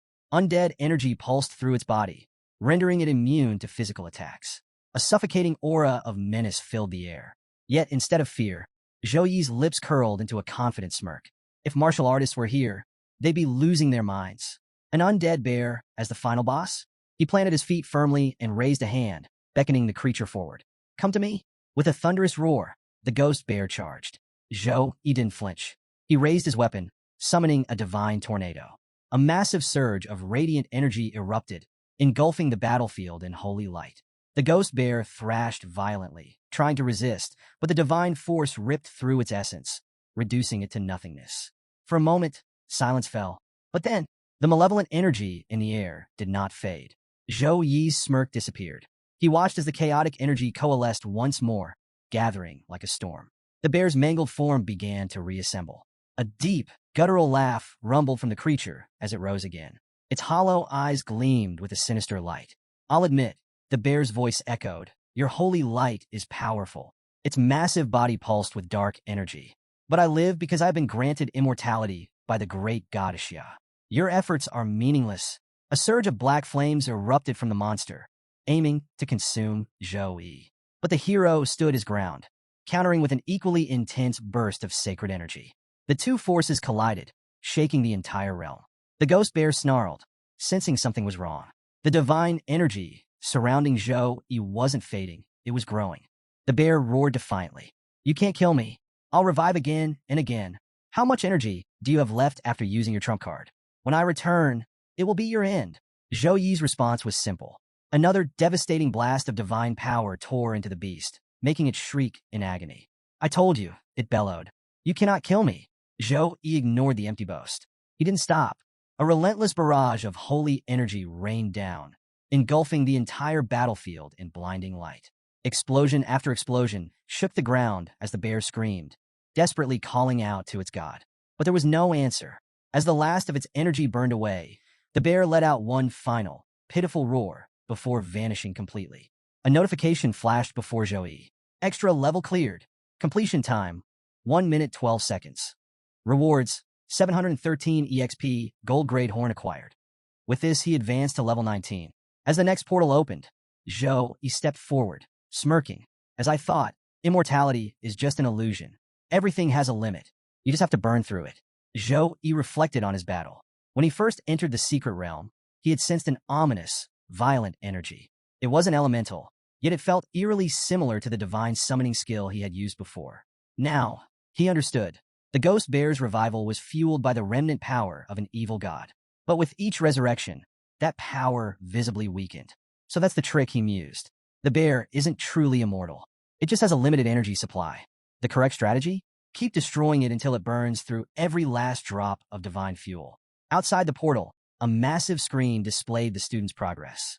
The extra level, the ghost bear fight, was proving to be a nightmare. Many challengers hadn't even reached this stage. Those who did struggling. Among them was a fire-type student, locked in a brutal clash with the bear. His mana was nearly drained. His body screamed for rest. Watching the monster rise for the third time, he gritted his teeth. I have to kill it 10 times to clear this level? He exhaled sharply. At least I've leveled up twice already. If I can hold out, I'll clear this in 8 minutes, hopefully. Meanwhile, Zhou strode out of the portal, challenge completed with ease. A hush fell over the crowd. Then murmurs spread like wildfire. Did you see that? He finished it already? He used an S-rank skill. The teachers observing the competition exchanged looks. Some intrigued, others skeptical. One teacher frowned. Should other freshmen be allowed to use that kind of shortcut? Or is Zhou just too far ahead of the curve? A calm but authoritative voice cut through the discussion. Headmaster Wang Hui. It seems our Saint Knight has some secrets of his own. A skeptical teacher scoffed. S-rank skills aren't something a kid from a backwater area should have access to. Silence. Headmaster Wang Hui's expression darkened. His sharp gaze turned to the speaker, ice-cold, unreadable. The room's temperature seemed to drop. The teacher stiffened under the weight of Wang Hui's stare, swallowing nervously. Around them, the other faculty exchanged confused glances. Why is the headmaster so protective of Zhou? Amidst the murmurs, Su Meyer's sharp eyes focused on one detail. Zhou's level. She stared at the number. Something was off. Her eyes narrowed. She checked again. Level 19. Shock rippled through the group. He's already level 19? How? When the entrance exam results were posted, he was only level 13. Even an Abyss-level secret realm wouldn't allow for a jump of 6 whole levels. That's insane. A heavy realization settled over them. Zhou, he wasn't just ahead of the curve. He was shattering it. The scene buzzed with tension as Headmaster Wang Hui addressed the crowd, his ever-present smile unsettlingly calm. Zhou's trip to the Tempest Mountain Range was highly productive. He hit level 18 before even stepping into the secret realm. Remember, this is the same person who took down the Flame Demon Army solo. Frankly, this competition is a warm-up for him. If rankings didn't decide resource distribution, he probably wouldn't even bother showing up. As if on cue, a fire-type student stormed out of the portal, his gaze locking onto Zhou. His face twisted in disbelief. How is he here before me? His mind scrambled for answers. He must have failed the extra level and bailed early. That's the only explanation. He tried to suppress his growing fury, keeping a composed exterior as he walked away. Inside, his thoughts burned. No way a kid from the backwater north can beat me. Someone from the 8 great families. Meanwhile, Zhou raised an eyebrow, catching the boy's heated glare. What's his deal? Did he bomb out of the realm or something? He mused. The portal lit up again, spitting out Jiang Churin in a chaotic tumble. She staggered, yelping, and Zhou instinctively stepped forward to catch her. She looked up, grinning. Brother Zhou, you've already finished ahead of me, she said, her tone cheerful despite her disheveled state. Zhou blinked, caught off guard. Brother, he repeated. Well, you're older than me by a few months, she explained. Isn't that what I should call you? He chuckled, nodding. Sure, why not? Their brief camaraderie was interrupted as the portal unceremoniously dumped the remaining students onto the ground in a heap of groans and complaints. The medical team sprang into action, attending to injuries and helping students off the ground. Chaos and muttered curses filled the air until order was restored. An hour later, the groups gathered as a teacher stepped forward to announce the results. The tension was palpable. The first phase of the freshman competition has officially concluded. We will now reveal the rankings. The fire-type boy smirked confidently, bracing himself for the inevitable validation of his superiority. This is it, my moment. Time to claim the spotlight. But when the rankings appeared, his smug grin vanished. Zhou's name blazed in first place. The boy's face turned ashen. How? How? All around, murmurs erupted, but Zhou stood calm and unbothered, his gaze fixed forward. Somewhere, Headmaster Wang Hui's smile grew just a little wider. Here's the revised script with a sharper flow and engaging tone. Shun Lingfeng stormed toward a towering pillar, his fists clenched. Zhou, you robbed me of first place in the entrance exams, and now you've stolen the top spot in the freshman competition. I don't care how you did it. Next round, I'm crushing you. Zhou, watching from a distance, raised an eyebrow. Why is he climbing so high? As the official rankings were finalized, Housemaster Wu Meng addressed the crowd. The second phase of the competition, the Freshman Free Challenge, begins now. Each of you may challenge any competitor of your choice. You have 3 opportunities to battle, with a 5-minute break between each fight.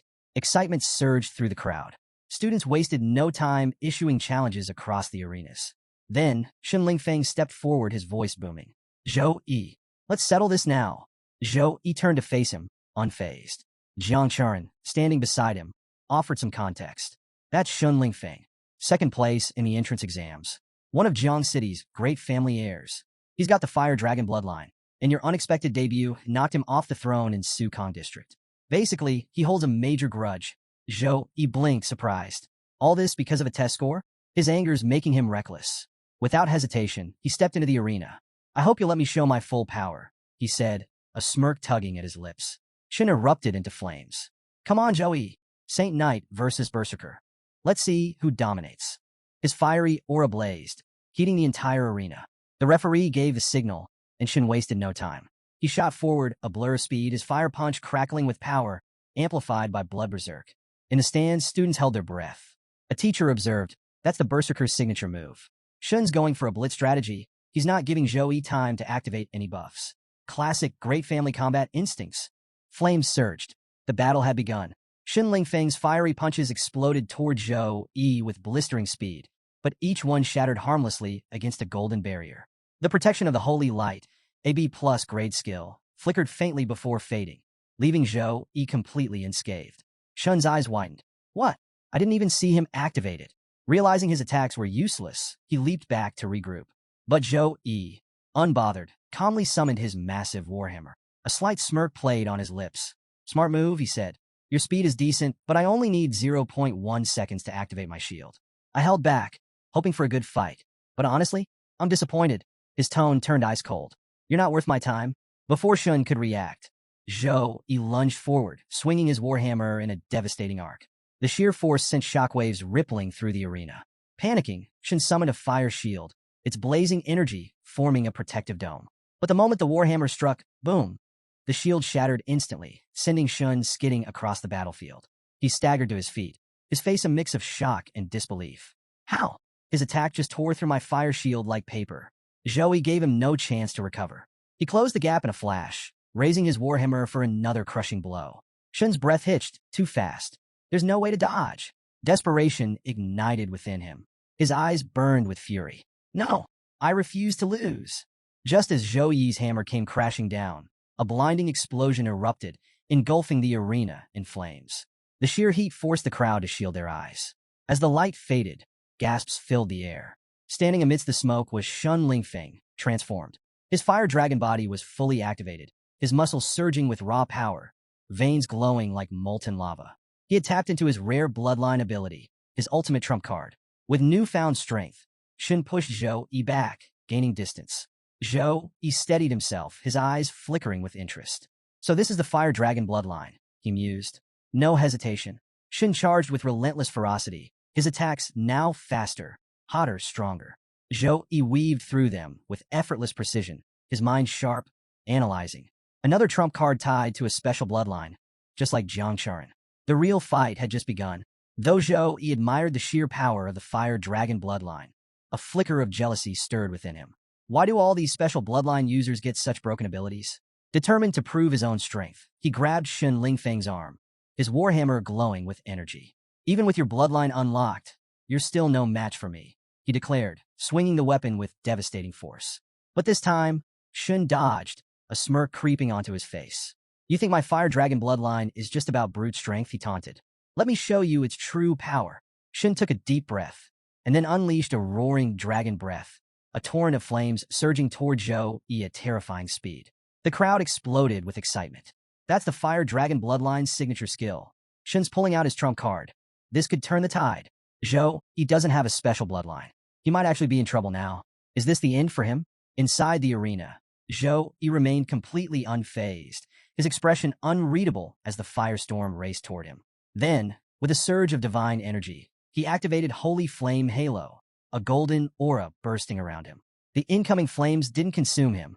They bent to his will. Shun's eyes widened in disbelief as his dragon breath was intercepted and absorbed effortlessly. Impossible. It felt like a mere insect daring to challenge a king. Rage boiled within him. No, I won't accept this. With a furious roar, Shun pushed his flames to their absolute limit, pouring every ounce of power into overpowering Zhou Yi's control. But Zhou Yi remained unmoved. His voice was calm, absolute. It's pointless. Your flames belong to me now. Deciding it was time to end the match, Zhou Yi lifted his warhammer once more. Boom! He launched forward with blinding speed, his weapon descending like a judgment from the heavens. Shun's eyes flared with desperation. You think you can beat me with my own flames? Dream on. With his last shred of energy, he fought to reclaim control of the fire. But it was too late. Zhou Yi's warhammer slammed into him with earth-shattering force, sending him rocketing across the arena. He crashed into the protective barrier, the impact shaking the entire stadium. As the dust settled, Shin was revealed, kneeling, unconscious. Silence. Then, the referee's voice rang out. Winner, Zhou Yi. The arena erupted in chaos. Students gawked in disbelief. A bloodline user, defeated? But Zhou Yi didn't bask in the attention. He simply turned and walked away, his expression unreadable. The gap between them had been decided. The crowd was abuzz with excitement, their whispers carrying a mix of awe and disbelief. Shun Lingfeng, the berserker prodigy, crushed so effortlessly. Zhou Yi didn't just win. He obliterated him. Shun's combat IQ is no joke, and yet he couldn't touch Zhou. 5 levels in 1 month? That's not human. Even the teachers were murmuring. One of them leaned over and said, this isn't just talent. Zhou Yi is operating on an entirely different level. Zhou Yi, unfazed by the chatter, walked toward the arena for his next battle. His next opponent? Song Xiaolan, a spiritual Taoist priest, one of the rarest classes in China. Her calm confidence and level 17 rank were enough to catch everyone's attention. Zhou Yi's thoughts raced. A spiritual Taoist priest. Their sealing techniques are top tier. When Zhou Yun's bloodline curse was revealed, I remember a priest suggested sealing it. I didn't expect to fight someone from this class. Song Xiaolan broke the silence with a light-hearted smile. Zhou Yi, right? Level 19. Impressive. But I've heard whispers you haven't shown your real strength yet. Let's not hold back, okay? Take your time to buff up. I want the full experience. The audience outside nearly lost their minds. Wait, did she say level 19? No wonder my skill won't scan him. He's 3 levels higher than me. And he stomped Shun Lingfeng without buffs? What monster training regimen is this guy on? Zhou Yi nodded to Song Xiaolan's request. As you wish. He started activating his buffs. Holy energy radiated from him, brightening the arena with an almost oppressive glow. The sheer force made the spectators feel as if the air was getting heavier. Song Xiaolan's expression turned serious. She clasped her hands together, murmuring an incantation. Golden talismans materialized around her, floating in the air, radiating their own ethereal energy. I'll have to go all out too, she said, her voice steady. The arena buzzed with tension as 2 powerhouses stood ready to clash. Zhou Yi's divine energy versus Song Xiaolan's spiritual prowess, a battle that promised nothing short of fireworks. The crowd leaned forward, bracing themselves for a fight they'd be talking about for years. And Zhou Yi's journey was only beginning. The moment Zhou Yi unleashed his full power, the entire arena trembled. The pressure alone made Song Xiaolan act immediately. Her spiritual cards flared with divine energy as she activated them, their golden glow illuminating the battlefield. Zhou Yi wasted no time. His warhammer crackled with heavenly energy as he charged forward, his strike carrying an unstoppable force. Song Xiaolan remained composed. Chanting ancient incantations, she infused her talismans with celestial power. With a precise flick of her wrist, she hurled a glowing talisman straight at Zhou Yi. The card detonated on impact, engulfing the entire arena in a thick cloud of smoke. The crowd gasped, trying to catch a glimpse of the battlefield. Song Xiaolan's eyes scanned the haze, her heart pounding. Where is he? A voice whispered behind her. Changing your position won't help if I can track your every move. Song Xiaolan's blood ran cold. How did he? Before she could react, Zhou Yi's warhammer came crashing down. Instinct kicked in. She summoned a protective shield just in time. Sparks flew as the hammer met the barrier, but the sheer force sent shockwaves rippling through her defenses. Zhou Yi didn't let up. His relentless assault shattered one talisman after another, each hit pushing Song Xiaolan closer to the edge. Her protective gear barely held, emergency barriers activating automatically, but even those cracked under the pressure. He's too fast, too strong, she thought, struggling to keep up. Desperate, she flicked her fingers, summoning a small flame and tossing it toward Zhou Yi. A simple feint, but it bought her the second she needed. She clasped her hands together, chanting rapidly. The air around her shimmered as the divine laws of heaven and earth responded. The arena itself pulsed with ethereal light, forming a sacred summoning circle beneath her feet. Then warriors emerged, clad in radiant armor. Their golden eyes glowed with celestial might. These weren't mere illusions. They were manifestations of heavenly power, bound to Song Xiaolan's will. She pointed toward Zhou Yi. Go! The divine warriors charged, their movements fluid and precise. Zhou Yi's eyes gleamed with excitement. Summoning soldiers from the heavens? Now that's peak Taoist combat. The warriors struck with divine precision, but Zhou Yi remained unfazed. He met them head-on, warhammer swinging with devastating force. One by one, the celestial warriors fell, their forms dissolving into radiant dust. Zhou Yi smirked, his energy surging. This is getting interesting, and the battle was far from over. The summoned warriors were persistent, but persistence meant nothing against overwhelming power. Zhou Yi struck them down effortlessly, his warhammer crushing their forms with each precise swing. Yet, like vengeful spirits, they regenerated almost instantly. Regeneration? Huh. Zhou Yi narrowed his eyes. So the real target isn't them, it's the source of their magic. With renewed focus, he tore through them even faster, his attacks so relentless that their recovery speed couldn't keep up. Song Xiaolon's frustration grew. This is absurd. My Taoist array is strong enough to hold off a level 30 fighter, yet he's tearing through it like it's nothing. Before long, her summoned warriors were nothing but fading embers of light. And then, Zhou Yi moved. In a single leap, he closed the distance between them, reappearing behind her once again. This time, his warhammer was raised high, its divine aura crackling with enough force to end the match. Song Xiaolon froze, her instincts screaming danger. If this lands, I lose everything. I accept defeat, she blurted out. Zhou Yi halted mid-swing, lowering his weapon with a puzzled expression. You were the one who wanted me to go all out, he said. Why surrender now? Song Xiaolon let out a nervous laugh, brushing a stray strand of hair from her face. Because I'm not an idiot, she replied. We're just not on the same level. She turned to leave, pausing only to throw him a small smile. Next time, when I'm stronger, I'll definitely challenge you again. As she stepped off the stage, Zhou Yi turned to the crowd. His voice rang out confidently. If anyone here still doubts my strength, step forward now. I'm waiting. Silence. Then, I ate too much this morning, one student muttered, clutching his stomach. Not feeling great? Another pointed weakly at Zhou Yi. Hey, aren't you that guy I met when we were kids? Yeah, you're number 156, right? I'm 172. We've already fought before. No need for a rematch, right? One by one, the would-be challengers slipped away, mumbling half-baked excuses. Jiang Churen, watching from the sidelines, stifled a laugh. Can't blame them. This is Zhou you were talking about. His performance alone sent them packing. The teachers observing the match were left in stunned silence. Even the seasoned instructors, who had seen countless prodigies, couldn't help but marvel at Zhou Yi's sheer dominance. Teacher Wu Meng let out a deep sigh of admiration. He crushes warriors with brute strength, outmaneuvers mages with intelligence and agility. Zhou Yi's power is beyond imagination. Whispers spread among the senior faculty. Are we sure he's from an ordinary northern family? One instructor asked. No elite bloodline, no secret inheritance? He's a new top student, another replied. But genius feels like an understatement. He's a monster. Wu Meng, who had been quietly observing, smiled knowingly. The second round is over. Time to start recruiting. It was obvious Zhou Yi would be the academy's most sought-after student. Sensing the competition, Su leaned in and whispered a few words to Wu Meng. The seasoned instructor chuckled and said, Relax. I'll make sure Zhou Yi ends up in my division. Meanwhile, across another battlefield, Xunling Feng's day had gone from bad to worse. Beaten down by Zhou Yi earlier, he barely had time to recover before another challenger, Li, stepped up, and Li showed no mercy. Punch, knee, elbow, repeat.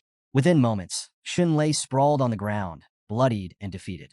His rank plummeted to 16, while he shot up to number 10. Like sharks sensing blood, more challengers lined up, each eager to use Xun as their stepping stone. 30 minutes later, the free challenge phase officially ended, and the final rankings were announced. 1. Zhou Yi. 2. Jiang Churen. 3. Song Xiaolon. A teacher stepped forward to address the students. Your rankings have been updated. Your accommodations and credits will be adjusted accordingly. If you ranked lower than expected, don't be discouraged. The Academy offers many ways to earn credits and climb the leaderboard. Stay dedicated, and you'll have plenty of chances to rise. With rankings settled, it was time for the next major event, the selection into the Academy's 5 divisions. The deans of each house stepped forward, ready to present their philosophies. First up was Warhouse, led by the formidable Wu Meng. His voice was deep and commanding as he addressed the students. The dark era of large-scale alien invasions may have passed, but the battlefield still claims countless warriors every year. At War Academy, we forge students into true combatants, those who can not only fight but survive. We do not coddle. We do not compromise. If you want strength, if you want resilience, this is where you belong. His piercing gaze swept over the crowd, daring them to step forward. The students swallowed nervously. The competition was over, but the real battle was just beginning. Next up was Elemental Academy, an elite division that only accepted students specializing in elemental magic. Teacher Cho Huayang stepped forward, his voice brimming with passion. "We will guide you to the true essence of elemental mastery," he declared. "Through rigorous training, you will unlock the full potential of your magic, bending the elements to your will." Then came Weapon Academy, led by the imposing Rongqi. His presence alone radiated strength. "Our academy prioritizes pure combat prowess," he stated firmly. "We focus on refining your weapon skills and physical strength, without unnecessary complexity. If you want to become an unstoppable force with nothing but your weapon and raw power, this is your place." The fourth speaker, Teacher Zhang Ling, represented Tactical Academy. His voice was calm, but carried undeniable authority. "We train strategists capable of commanding battles," he explained. "A skilled tactician doesn't need overwhelming strength to win. They make sure their enemies never get the chance to fight back." Finally, Logistics Academy introduced itself. Teacher Wu Kuqing stepped forward, speaking with quiet pride. "Strong logistics are the backbone of every successful operation," he said. "We may not specialize in combat, but we equip students with professional skills that keep armies moving and battles winnable. If you excel in support, strategy, or resource management, this is where you belong." With all 5 academies introduced, Housemaster Wu Meng stepped up once again. "You have heard what each academy offers," he announced. "Now, log into the system and choose your path." Students immediately pulled out their devices, scrolling through their options. The tension was thick as they made their choices. Meanwhile, Jiang Churin turned to Zhou Yi, curiosity gleaming in her eyes. "So, which academy are you choosing?" Before Zhou Yi could answer, Wu Meng himself stepped forward. His usual stern expression softened into something almost welcoming. "Student Zhou Yi," he said, voice rich with persuasion. "If you join the War Academy, I will personally take you on as my private student." Zhou Yi raised an eyebrow. "Private tutor?" Wu Meng nodded. "Every instructor is allowed to mentor one exceptional student, granting them priority access to training and resources. If you join me, you'll receive exclusive benefits, including 3 A-level skill books and an A-level resource exchange order." Before Zhou Yi could reply, Cho Huayang from Elemental Academy stepped in with a smirk. "Zhou Yi, picking the right mentor is a long-term decision," he said smoothly.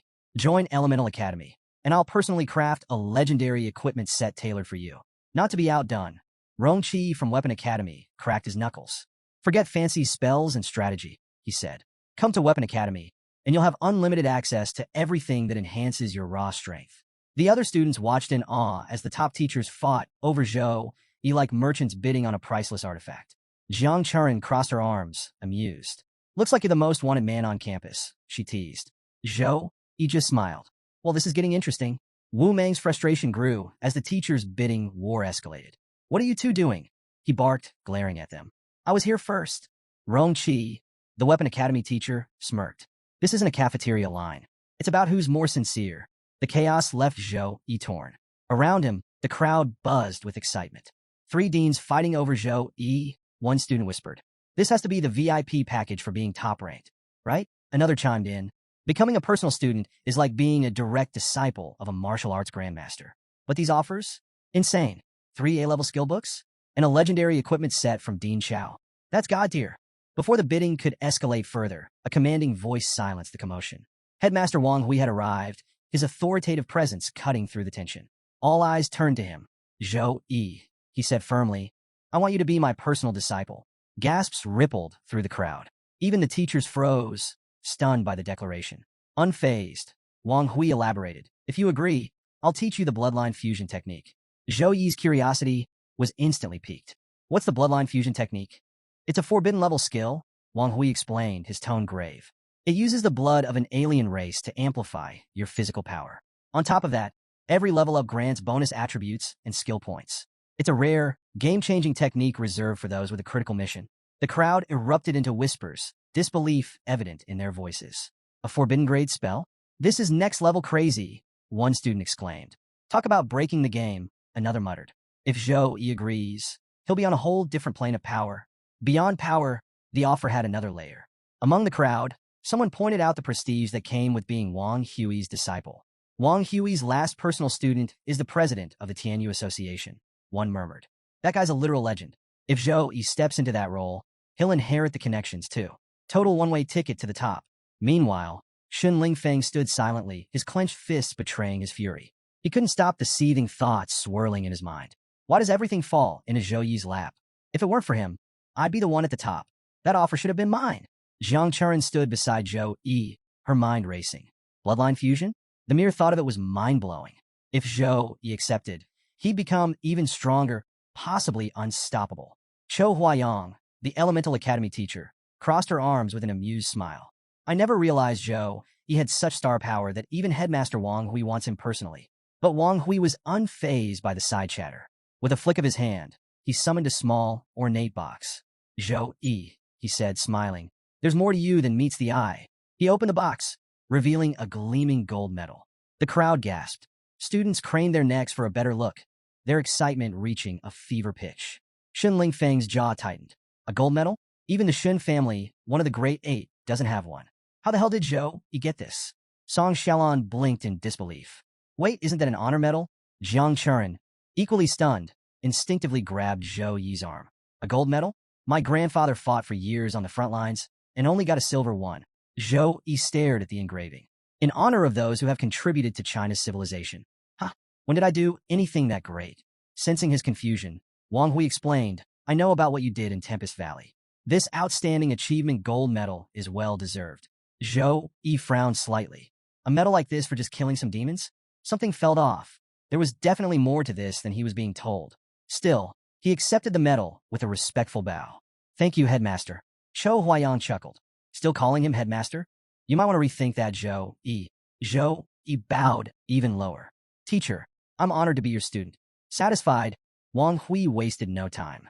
With a casual wave of his hand, he teleported away with Zhou Yi in tow. The moment they disappeared, the remaining teachers turned to each other. Did he just snatch Zhou Yi away because he thought we'd still try to poach him? One teacher muttered. Meanwhile, Wu Meng and Rong Qi shifted their attention straight to Jiang Churin. Rong Qi, flashing a confident smile, stepped forward. Jiang Churin, how about this? If you become my personal disciple, I'll give you the exact same offer I made to Zhou Yi. Wu Meng's face darkened.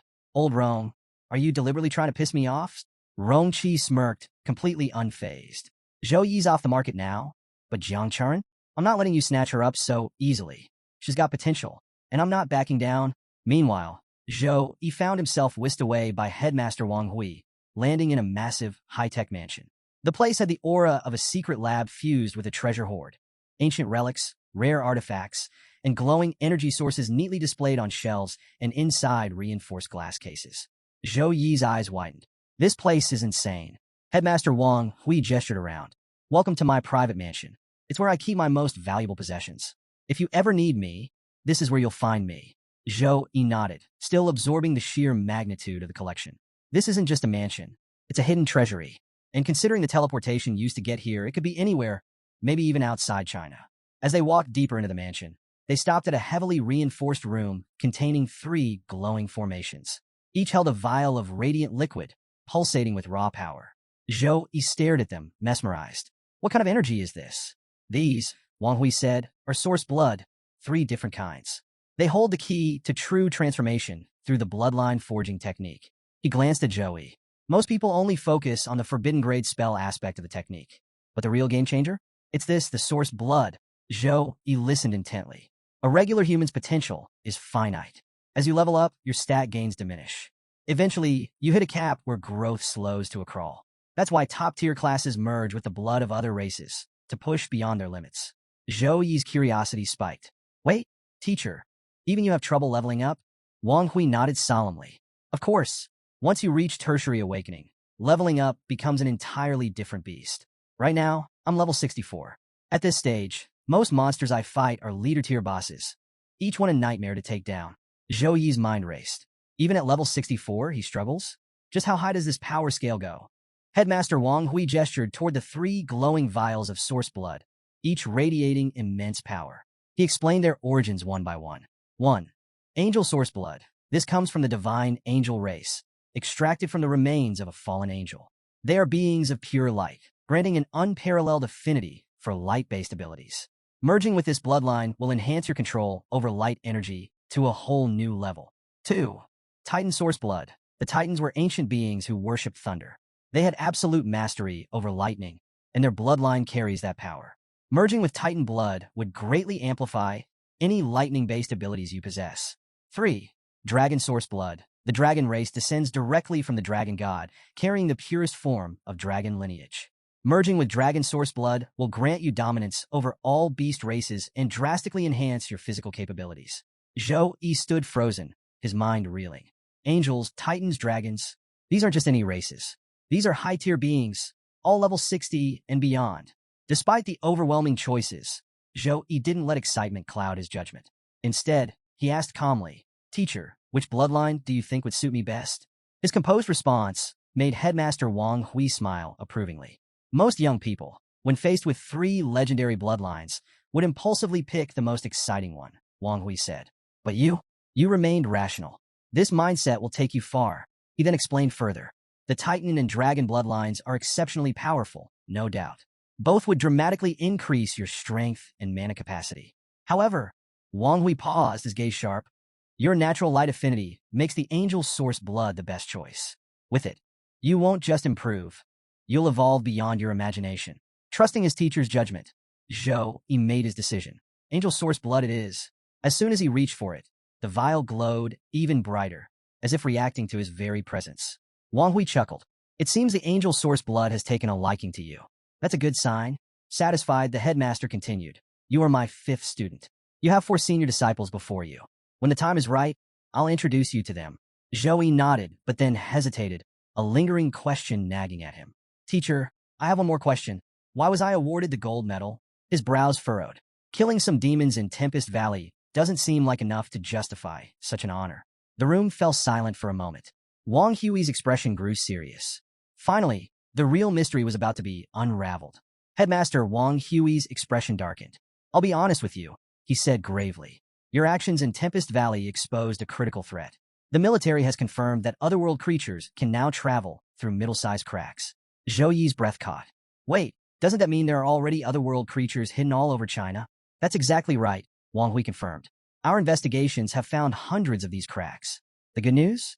The creatures coming through so far are relatively low level. The legions can handle them for now. But make no mistake, this changes everything. The Academy's mission system will soon include assignments to track and eliminate them. He placed a firm hand on Zhou Yi's shoulder. As my student, I hope you will grow as strong as your senior disciples and contribute to protecting this nation. Zhou Yi met his gaze with unwavering determination. Yes, teacher, I'll do my best. Satisfied, Wang Hui handed him a teleportation device. Come back tomorrow morning. The bloodline forging preparations aren't complete yet. For now, rest. Back in his room, Zhou Yi lay on his bed, scrolling through system messages and replaying Wang Hui's words in his mind. The bloodline forging outcome depends on constitution and luck. His eyes flickered with realization. I do have one thing that could help. Reaching into his inventory, he pulled out a shimmering vial labeled Lucky Potion, a reward from slaying the demonic prince. Effect: increases luck for 12 hours. Zhou Yi smirked. While no harm in testing it out, he gulped it down in one go and decided to try his luck on a random chest in his inventory. Normally, these chests were a gamble. 90% junk, 10% decent loot. But today, ding, congratulations. You have obtained an S-grade treasure, Long Ning Fruit. Zhou Yi sat up so fast he nearly fell off the bed. The Long Ning Fruit? This ultra-rare item was grown from a dragon's corpse, known for massively boosting constitution and spell damage. This thing is basically a cheat code. He burst into laughter. So, this is what actual luck feels like.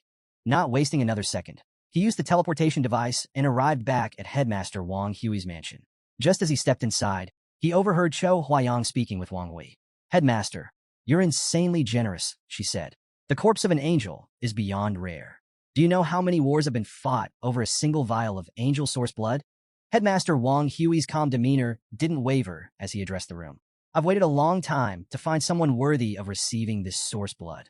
Zhou Yi is my choice, and I stand by it without hesitation. Before anyone could respond, Zhou Yi stepped forward, bowing respectfully. Headmaster Wang Hui's face softened into a pleased smile, his sharp gaze noting Zhou Yi's well-prepared body. Good, the headmaster said, motioning to the elaborate formation etched into the floor. Step into the array for the bloodline forging technique. Zhou Yi complied without hesitation, shedding his outer garments and settling at the center of the glowing formation.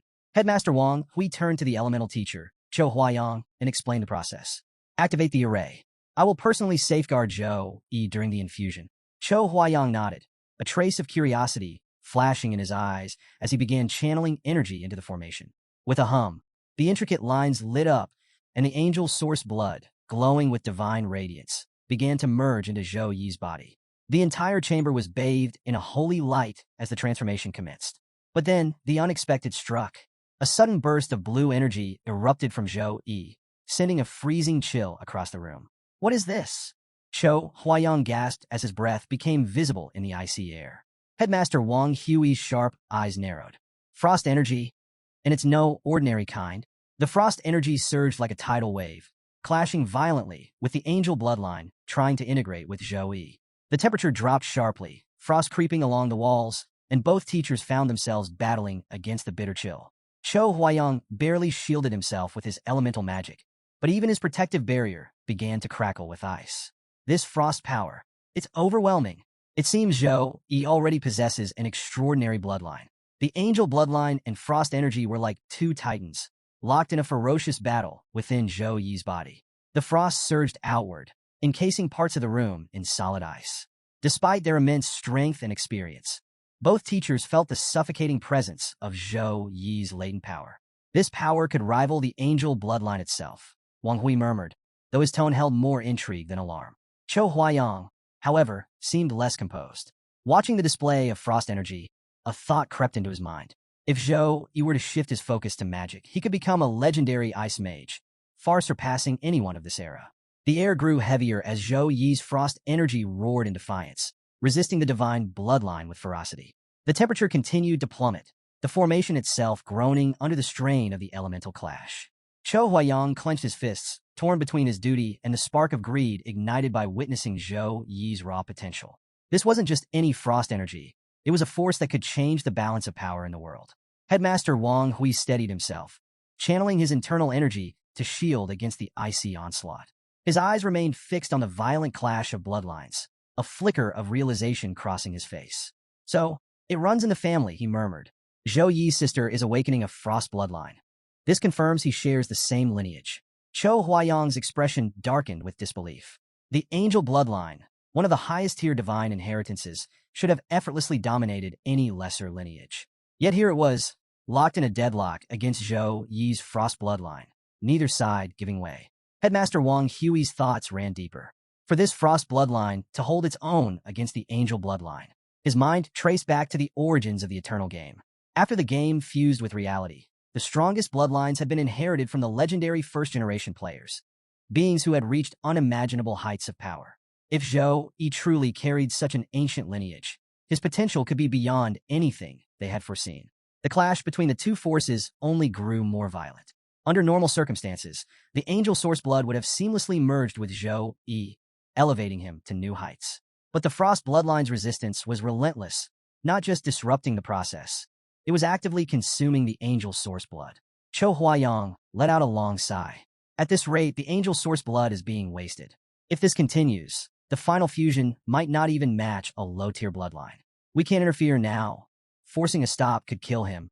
The two teachers stood by, powerless to intervene. Zhou Yi's fate was now a gamble against destiny itself. Inside Zhou Yi's body, agony coursed through him like a tidal wave. The warring bloodlines tore at his very being, pushing him to his limits, until suddenly something shifted. A notification flashed before him. The gate of consciousness has opened. You have entered the mental realm. The world around him blurred. When his vision cleared, he found himself standing in a grand, ethereal palace. Towering columns bathed in golden light stretched endlessly into the heavens. At the center of it all stood a radiant figure, an angelic being exuding divine power. She gazed at him with a serene smile. "My child," she spoke, her voice echoing with celestial grace. "You have finally arrived." Zhou Yi scanned his surroundings warily. "So, this is the mental realm?" The angel stepped forward, her presence overwhelming yet strangely familiar. "Congratulations on receiving God's blessing. I have been sent to grant you your true strength." Her eyes gleamed as she continued, her voice laced with an unsettling promise. "With it, you shall be unrestrained by morals, unbound by rules, free to follow your own will and desires." The angel's words dripped with warmth, but her smile twisted into something sinister. A creeping unease settled over Zhou Yi as he caught the dark glint in her eyes. His instincts roared in warning. This thing is no angel. A wave of revulsion surged within him. His fingers twitched, the urge to summon his holy hammer overwhelming. Sensing his hesitation, the angel extended her hand again. "Fear not," she coaxed, her voice laced with an eerie sweetness. "Embrace this blessing, and you shall attain power beyond measure." Before she could speak another word, Zhou Yi's holy hammer materialized in a flash of divine light, then shot forward at full speed. The hammer struck her square in the face, sending her reeling. Her once serene expression twisted into one of pure shock and fury. Meanwhile, in another part of the divine realm, Zhou Yi's protection angel sat in quiet contemplation within her radiant palace. Beside her, a smaller angel, clad in vigilant armor, shifted uncomfortably. "Something wrong?" the security angel asked. The protection angel let out a soft chuckle, her golden eyes gleaming. "Nothing," she murmured. "I just saw something interesting." Closing her eyes, she whispered an incantation under her breath.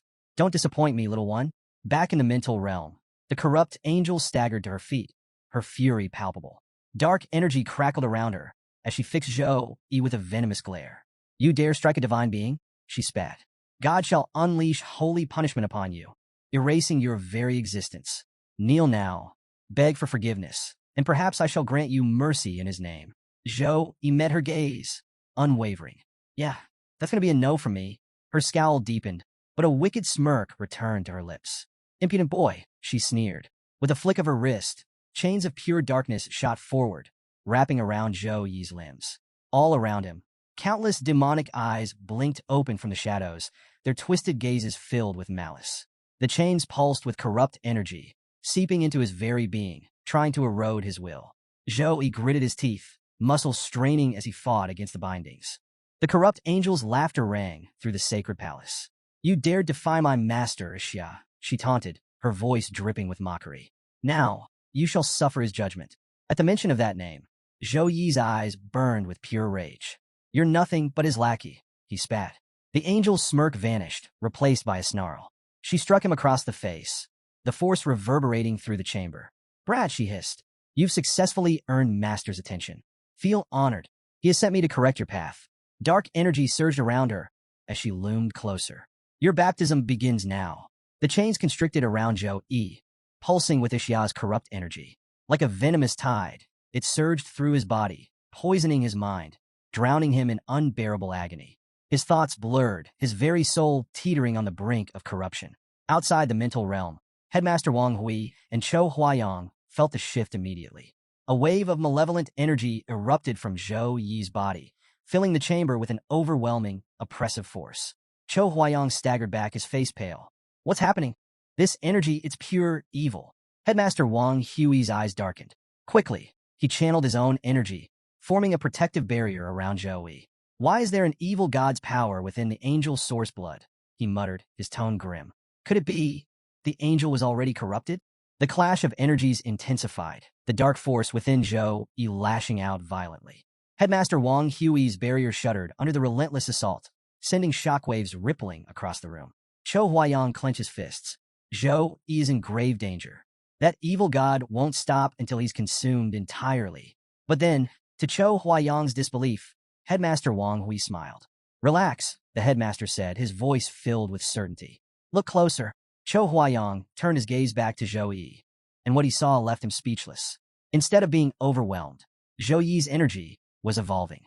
The angel power and frost energy, once locked in a violent struggle, began to intertwine.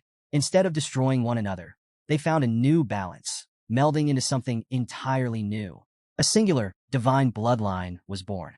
Zhou Yi's body pulsed with unprecedented power. The brilliance of the angel bloodline fused seamlessly with the icy wrath of the frost bloodline. The once opposing forces no longer fought. They strengthened each other. Then, with a single explosive surge of power, Zhou Yi shattered the chains binding him. In the mental realm, the corrupt angel staggered back in horror as holy radiance and frost energy erupted from Zhou Yi.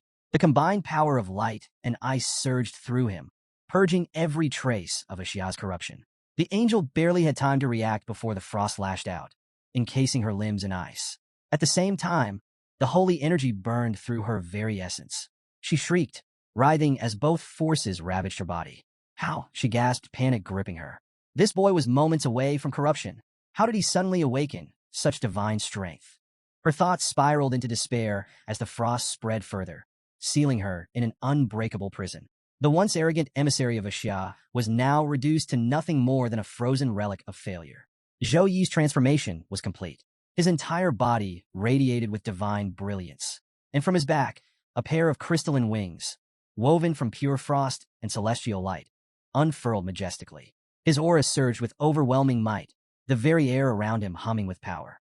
In his grip, his warhammer pulsed with newfound strength, now cloaked in a swirling storm of frost energy. Without hesitation, he swung the weapon with devastating force. The frozen angel shattered instantly, fragments of her corrupted form scattering like dust in the wind. One strike. That was all it took. But Zhou, he wasn't done. He could still feel Xia's lingering presence, an insidious force tainting the very fabric of the realm. Tightening his grip on his warhammer, he turned his sights toward the true enemy. With a battle cry, he unleashed a barrage of hammer strikes, each one detonating with divine fury. The entire mental realm trembled under the sheer force of his attacks, light and frost intertwining as they tore through the dark influence suffocating the space. Xia, enraged by the death of his lackey, finally revealed himself. The moment he materialized, an oppressive wave of corrupt energy flooded the realm. The once sacred halls darkened, the atmosphere thick with malice. Xia's presence alone was suffocating, his aura a vortex of pure destruction. From the beginning, Zhou Yi had sensed something was wrong. When he first encountered the so-called angel, he had almost believed her divine presence. But the moment she spoke of abandoning morality, of being unbound by rules, he knew she was no true servant of light. Her chains had tried to bind him. Xia's corrupt energy had tried to invade him. And for a moment, it seemed as if the evil gods would triumph. But fate had other plans. The lucky potion he had consumed took effect at the critical moment, tipping the scales in his favor. Instead of being destroyed, his angel and frost bloodlines had merged, forming a power beyond anything he had imagined. And now, he stood above his shattered foe, stronger than ever. Yet Xiao refused to accept defeat. With a wave of his dark power, he revived his fallen servant.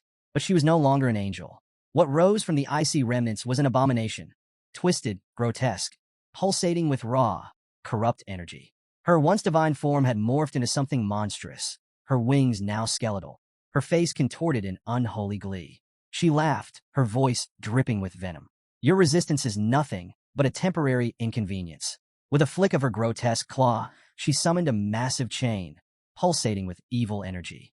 It howled through the air, slicing toward Zhou Yi with terrifying speed. But this time, Zhou Yi was untouchable. Floating effortlessly in midair, he radiated a serene, divine grace. His golden light shimmered brilliantly, while his crystalline wings of frozen energy spread wide, exuding an aura of absolute dominance.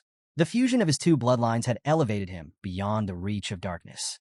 The battle was far from over, but now, Zhou Yi held the power to end it. The demonic chains lashed out, striking Zhou Yi's frozen wings and shattering them into glittering shards. Yet, despite landing a direct hit, the monstrous creature felt no triumph, only fear. Before she could react, Zhou Yi vanished. In an instant, he reappeared right in front of her. His speed was blinding, his approach so sudden that she froze in terror.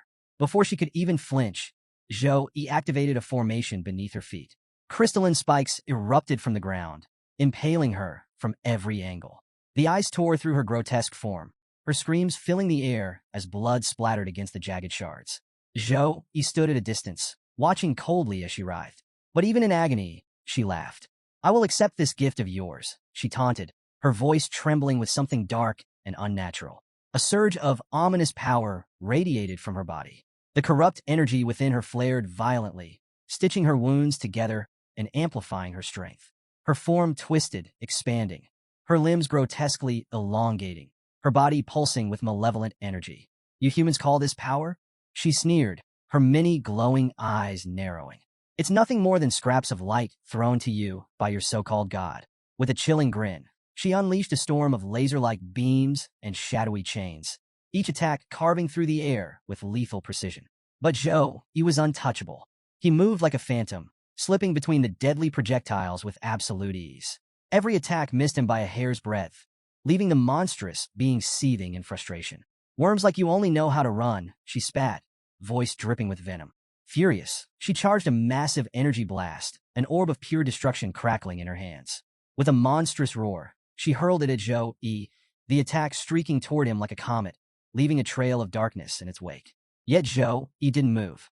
He simply raised his hand. A shimmering shield of holy light materialized in front of him. The moment the attack struck, it disintegrated instantly.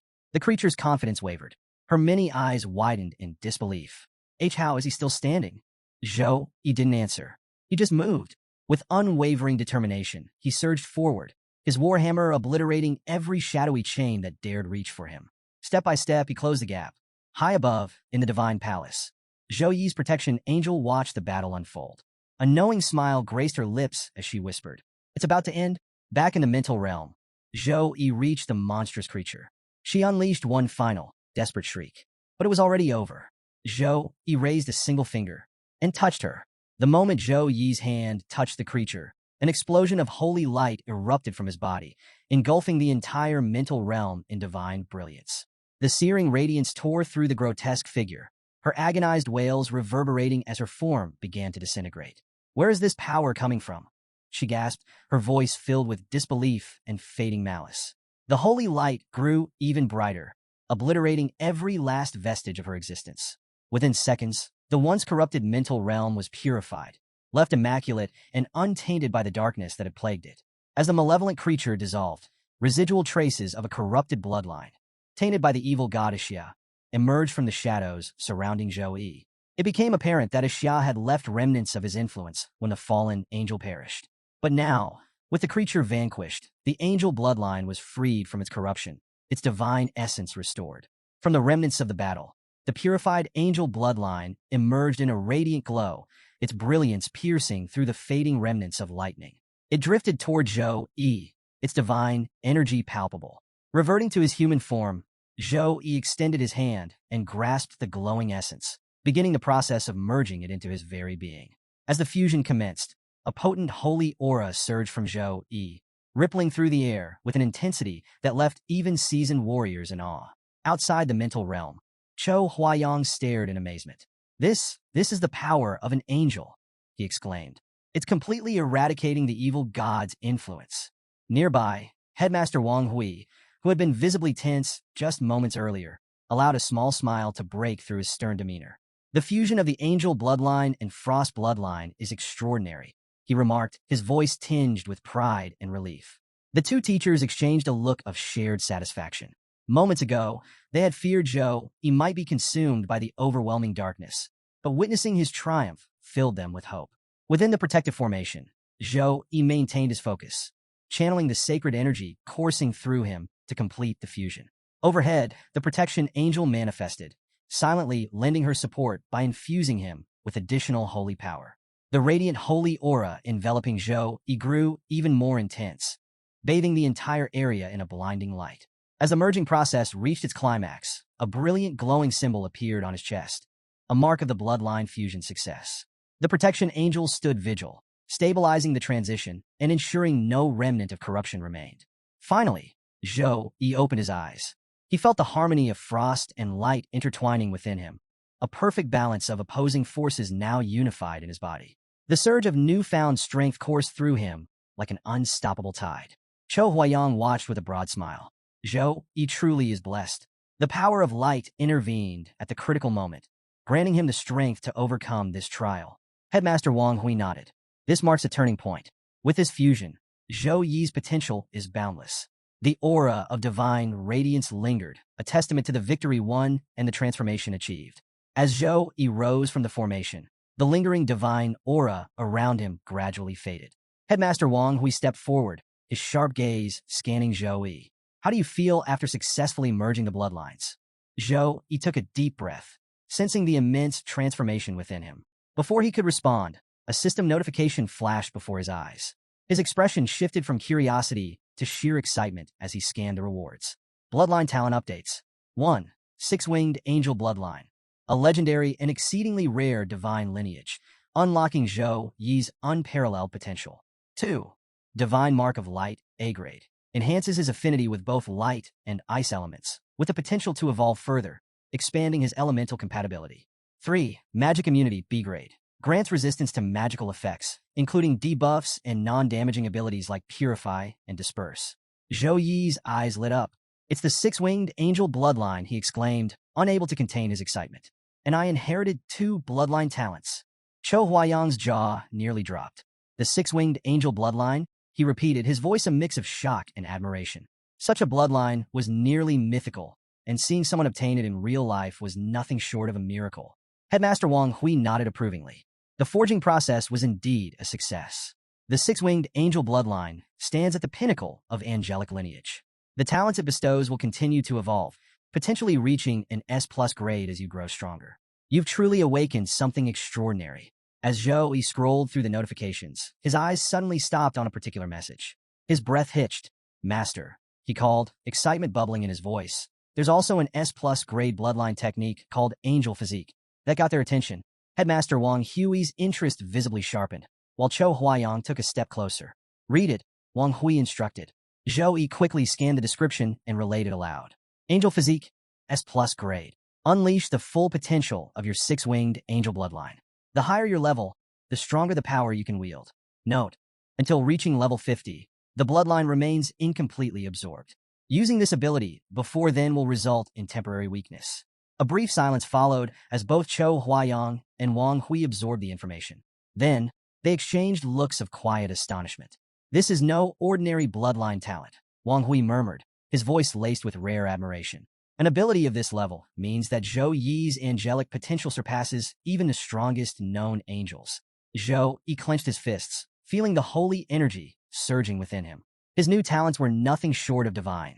1. Six-winged angel power, a lineage unmatched in the celestial hierarchy. 2. Divine mark of light, A grade, granting him extraordinary mastery over light and ice elements. 3. Magic immunity, B grade, providing resistance to various magical influences. 4. Angel physique, S+ grade, unlocking his full potential, albeit with limitations until level 50. Cho Huayang let out a breath, shaking his head with a smile. Zhou Yi is truly blessed, he mused, still reeling from the revelation. Wang Hui placed a firm hand on Zhou Yi's shoulder. This is just the beginning. Your path forward will not be easy, but with these gifts, you have the power to shape your own destiny. Zhou Yi exhaled slowly, steadying himself. He knew one thing for certain. His journey had just taken a monumental leap forward. Headmaster Wang Hui, clearly intrigued by angel physique, leaned forward with anticipation. Why don't you try using this secret technique now?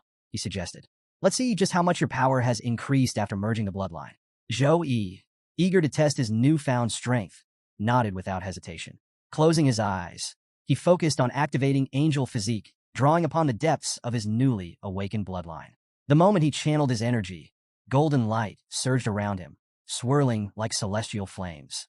The aura condensed into a sphere of pure radiance, steadily growing until it resembled a miniature sun. Waves of holy energy rippled outward, flooding the chamber with an overwhelming divine presence.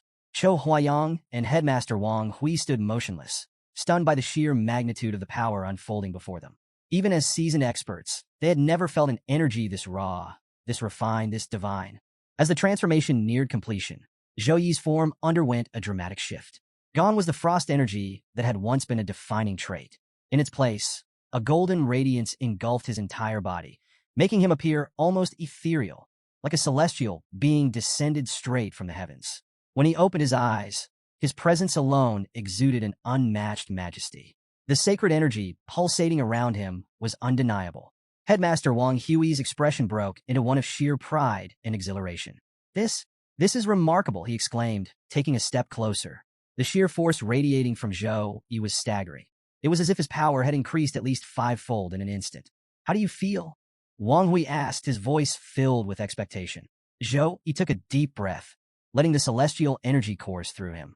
A grin spread across his face. Unreal, he admitted. I've never felt anything like this before.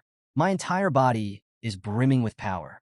To demonstrate, he instinctively activated his frost energy, allowing it to flow alongside his divine light. The two elements manifested in his hands, coiling around his arms like twin celestial forces. He flexed his fingers, watching the light and ice respond effortlessly to his will. The light element and ice element, he murmured, awestruck. They feel like an extension of myself, like my closest companions. I can wield them freely. As he spoke, the combined energy radiating from him intensified, filling the entire chamber with overwhelming pressure. The sheer magnitude of his aura was enough to trigger the room's defense systems. Suddenly, alarms blared. A mechanical voice rang out. Warning, high elemental energy detected. Room defense system engaged. With a loud clang, the chamber's triple-layered defenses activated, prepared to neutralize the overwhelming energy before it spiraled out of control. Headmaster Wang Hui chuckled as the alarms blared. Six-winged angels truly are the favorites of elemental energy. But deactivate the technique. Zhou Yi, unless you want the defense system to treat you like an intruder. Zhou Yi immediately complied, allowing angel physique to fade. As the golden radiance dissipated, his body returned to its normal state. But the moment he relaxed, a sharp discomfort pulsed through him. His muscles ached, and a strange bloated sensation spread across his limbs. Chou Huayang noticed his hesitation. What's wrong? Did something go amiss? Zhou Yi frowned slightly, still trying to process the unfamiliar feeling. The technique boosted my power drastically, but even though I barely used it, my whole body feels sore and heavy. Headmaster Wang Hui stepped forward, his expression turning serious. That's expected, he explained. Angel physique forcefully amplifies your strength, but the six-winged angel bloodline is no ordinary lineage. Right now, your body is struggling to contain its full potential. If you push it too hard before fully adapting, the backlash could cripple you. He met Zhou Yi's gaze, emphasizing his next words. Consider this technique a trump card. Only use it in life or death situations. Reckless overuse will do more harm than good. Zhou Yi nodded, taking the advice to heart. Meanwhile, Chou Huayang stood back, quietly observing him. The six-winged angel bloodline, 2 evolutionary talents, and an S+ grade technique. He shook his head slightly. For the other freshmen, competing with him is nothing but a fantasy now. Their conversation continued for a while, with Headmaster Wang Hui offering more guidance. Based on how your bloodline manifested, I suspect your sister's frost bloodline may not be any weaker than yours. If you want her to awaken it under the best conditions, you should refine the frozen lotus into a frost pill for her. Zhou Yi's eyes flickered with realization. The university has a pill forging department, right? I can submit a request through the system? Exactly, Wang Hui confirmed. Turning the lotus into a pill will maximize its effects. It's the best path forward for her. Zhou Yi nodded. He had been searching for a way to help his sister unlock her true potential, and this was the perfect opportunity. Seeing his understanding, Headmaster Wang Hui smiled. Good. Now go get some rest. With a respectful bow, Zhou Yi activated the teleportation device and vanished from the chamber. As soon as he was gone, Chou Huayang's expression darkened slightly. Turning to Wang Hui, he asked, Headmaster, how did Zhou Yi even come into contact with the power of an evil god? If anything had gone wrong, we wouldn't just have lost him. We could have lost one of Sukong University's greatest assets. Maybe even a key protector of the entire country. Wang Hui's smile faded as well, his gaze deep and thoughtful. That is what troubles me the most. Headmaster Wang Hui let out a weary sigh. It's only thanks to the protection of light that Zhou Yi survived this ordeal. But this situation cannot be ignored. I will personally launch an investigation into the source of this threat. Every clue will be pursued, and whoever is responsible will face justice. As he teleported back to his quarters, Zhou Yi's mind replayed Wang Hui's words. The frozen lotus would soon be delivered by the Snow Dragon Legion, but the icicle grass, the final key ingredient, was still missing. Without both ingredients, the frost pill can't be made, he mused, a flicker of concern crossing his face. Determined to solve the issue, he opened his inventory, quickly scanning through his items to estimate their market value. Bronze medal, 500 points. Silver medal, 1,000 points. Gold medal, 2,000 points. After a quick calculation, he nodded. With my current points, I should have enough to purchase the icicle grass at the school market. Just as he was finalizing his plan, a sudden knock at the door snapped him out of his thoughts. Who could be visiting this late? He walked over and opened the door, only to find Teacher Su Meyer standing outside. Zhou Yi blinked, caught off guard. Teacher Su? He asked. Did you need something from me? Su Meyer stepped inside, her sharp gaze subtly analyzing him. Strange, she thought. In just a day, Zhou Yi's strength has skyrocketed. This isn't just a level up. His entire presence feels different. His bloodline has transformed. Breaking the silence, she finally spoke. House Master Wu Meng asked me to deliver the resources promised to you by the War House. Zhou Yi frowned slightly. But I chose Headmaster Wang Hui as my personal mentor, he pointed out. Why is House Master Wu Meng involved? Su Meyer smiled, already anticipating the question. It's simple, she explained. While Headmaster Wang Hui is your personal mentor, your standard courses will still be conducted in the War House. These resources are distributed to top-ranked students, and the War House manages the allocations. You've earned this? Realization dawned on Zhou Yi. So, despite choosing Headmaster Wang Hui, I'm still technically under the War House's jurisdiction for regular training. Satisfied with the explanation, he nodded. However, something about Sue Meyer's wording struck him as odd. She referred to the War House as her own? Zhou, he eyed Sue Meyer curiously. But Teacher Sue, aren't you a mage? Why do you refer to the War House as yours? Sue Meyer smirked. Can a mage study in the War House? Zhou, he quickly waved his hands. Of course you can. I just didn't expect it. Satisfied with his answer, Sue Meyer moved on to business. With a flick of her wrist, she summoned multiple chests into the room, each landing with a heavy thud. She gestured toward them. Here are your allocated resources. A system notification popped up in front of Zhou Yi, listing the contents.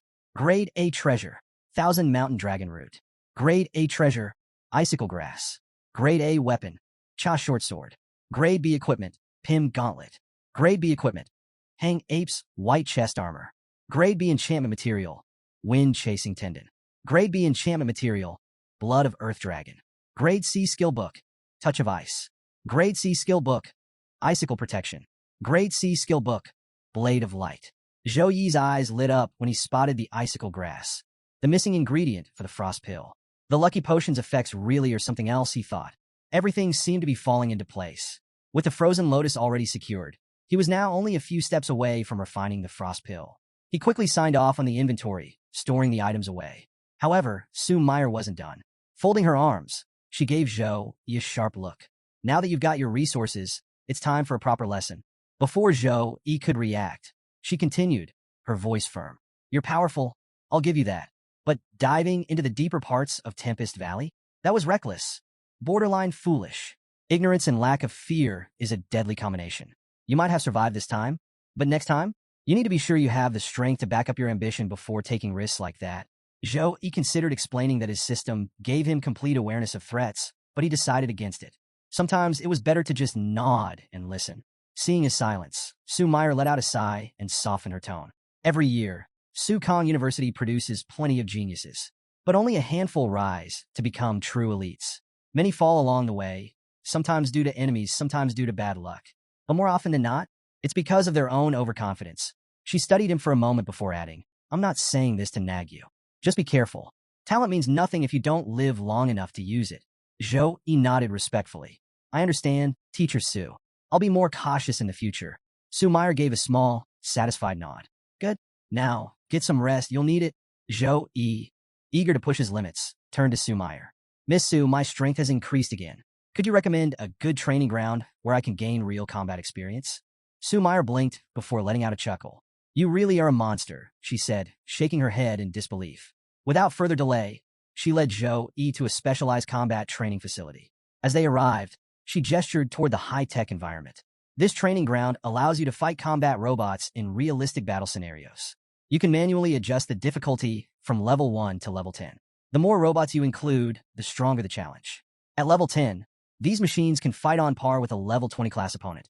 As she spoke, several camera orbs floated around Zhou Yi, scanning his body from various angles.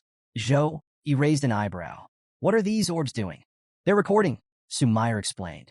They'll document your challenge, track your combat data, and generate a detailed battle report afterward. But be warned, these robots don't pull their punches. I suggest starting at a lower level unless you're looking to get yourself hospitalized. With her explanation done, Sue Meyer stretched and turned to leave. I have a class to attend, so I'll leave you to it. Remember, know your limits. Don't overdo it. Zhou Yi nodded, watching her exit. The moment she was gone, he turned to the hovering camera orbs and smirked. Start the challenge, he commanded. Level 7 combat form. Immediately, the training program roared to life. Red warning lights flared across the room as mechanical whirs and clanks filled the air. The floor panels shifted, and from hidden compartments, combat robots emerged. Metallic figures gleaming under the dim light, their synthetic eyes glowing with a predatory gleam. A system message flashed across the air. Combat monitoring activated. 50 combat training robots deployed. Another warning followed. Caution. Level S combat form activated. Prepare accordingly. Zhou Yi barely had time to react before the robots sprang into action. Without hesitation, they unleashed their first attack. A blinding barrage of laser beams, fired with precision and speed. Zhou Yi's instincts kicked in immediately. He dodged left, then right, narrowly evading the deadly beams. A smirk tugged at his lips. They don't waste time, huh? Before he could fully recover, the remaining robots joined the assault, surrounding him in a perfectly coordinated formation. The room became a war zone. Laser beams, rapid gunfire, and energy pulses rained down in a relentless, synchronized assault. Zhou Yi's eyes gleamed with excitement. This, he thought, weaving through the attacks with impressive agility. This is exactly what I needed. Despite the chaos surrounding him, a wide grin spread across Zhou Yi's face. This is exactly the kind of training I wanted. His excitement only grew with each dodge and counter. Deciding to push his frost power to the next level, Zhou Yi concentrated his energy into his fist. With a burst of speed, he lunged forward and smashed a combat robot with a frost-infused punch. The impact was devastating. Metal groaned under the sheer force. The machine dented and encased in solid ice within seconds. Before he could revel in his success, a high-powered laser blasted toward him from behind. Reacting instinctively, Zhou Yi whipped up a frost shield with his free hand, absorbing the laser's force. Now fully immersed in battle, he found himself freezing one robot with his left hand while deflecting another attack with his right. The versatility of his frost energy was exhilarating. But this wasn't enough. Zhou Yi could feel his energy building, a storm waiting to be unleashed. The frost aura around him swirled wildly, forming a miniature tornado of icy winds. Standing at the eye of the storm, Zhou Yi narrowed his eyes. It's time for the storm. With a single thought, the tornado exploded outward, rapidly expanding into a full-blown blizzard. The entire training ground became a battlefield of howling winds and freezing destruction. Snow and ice spread mercilessly, engulfing everything in its path. Despite their durability, the combat robots couldn't withstand the unstoppable frost energy. One by one, their joints froze solid, their systems slowed, and soon they were completely immobilized. The once heated battlefield was now a frozen graveyard of shattered machinery. But Zhou, he wasn't done yet. Summoning the last of his frost energy, he activated a final technique, a formation-like move that crackled with raw, elemental power. Clenching his fist, he let out a controlled breath and slammed his hand downward. The frozen machines shattered instantly, breaking apart like fragile ice sculptures. A bold notification flashed across the room. Congratulations to Mr. Zhou Yi for passing the Level S combat form test. As the storm subsided, the red emergency lights dimmed, returning the room to normal. Zhou Yi exhaled slowly, his excitement tempered by deep satisfaction. Above him, the camera orbs hovered silently, processing the battle footage. Training results calculating. A moment later, the system displayed his battle stats. Total combat robots faced, 17 level 7. Time taken, 3 minutes 40 seconds.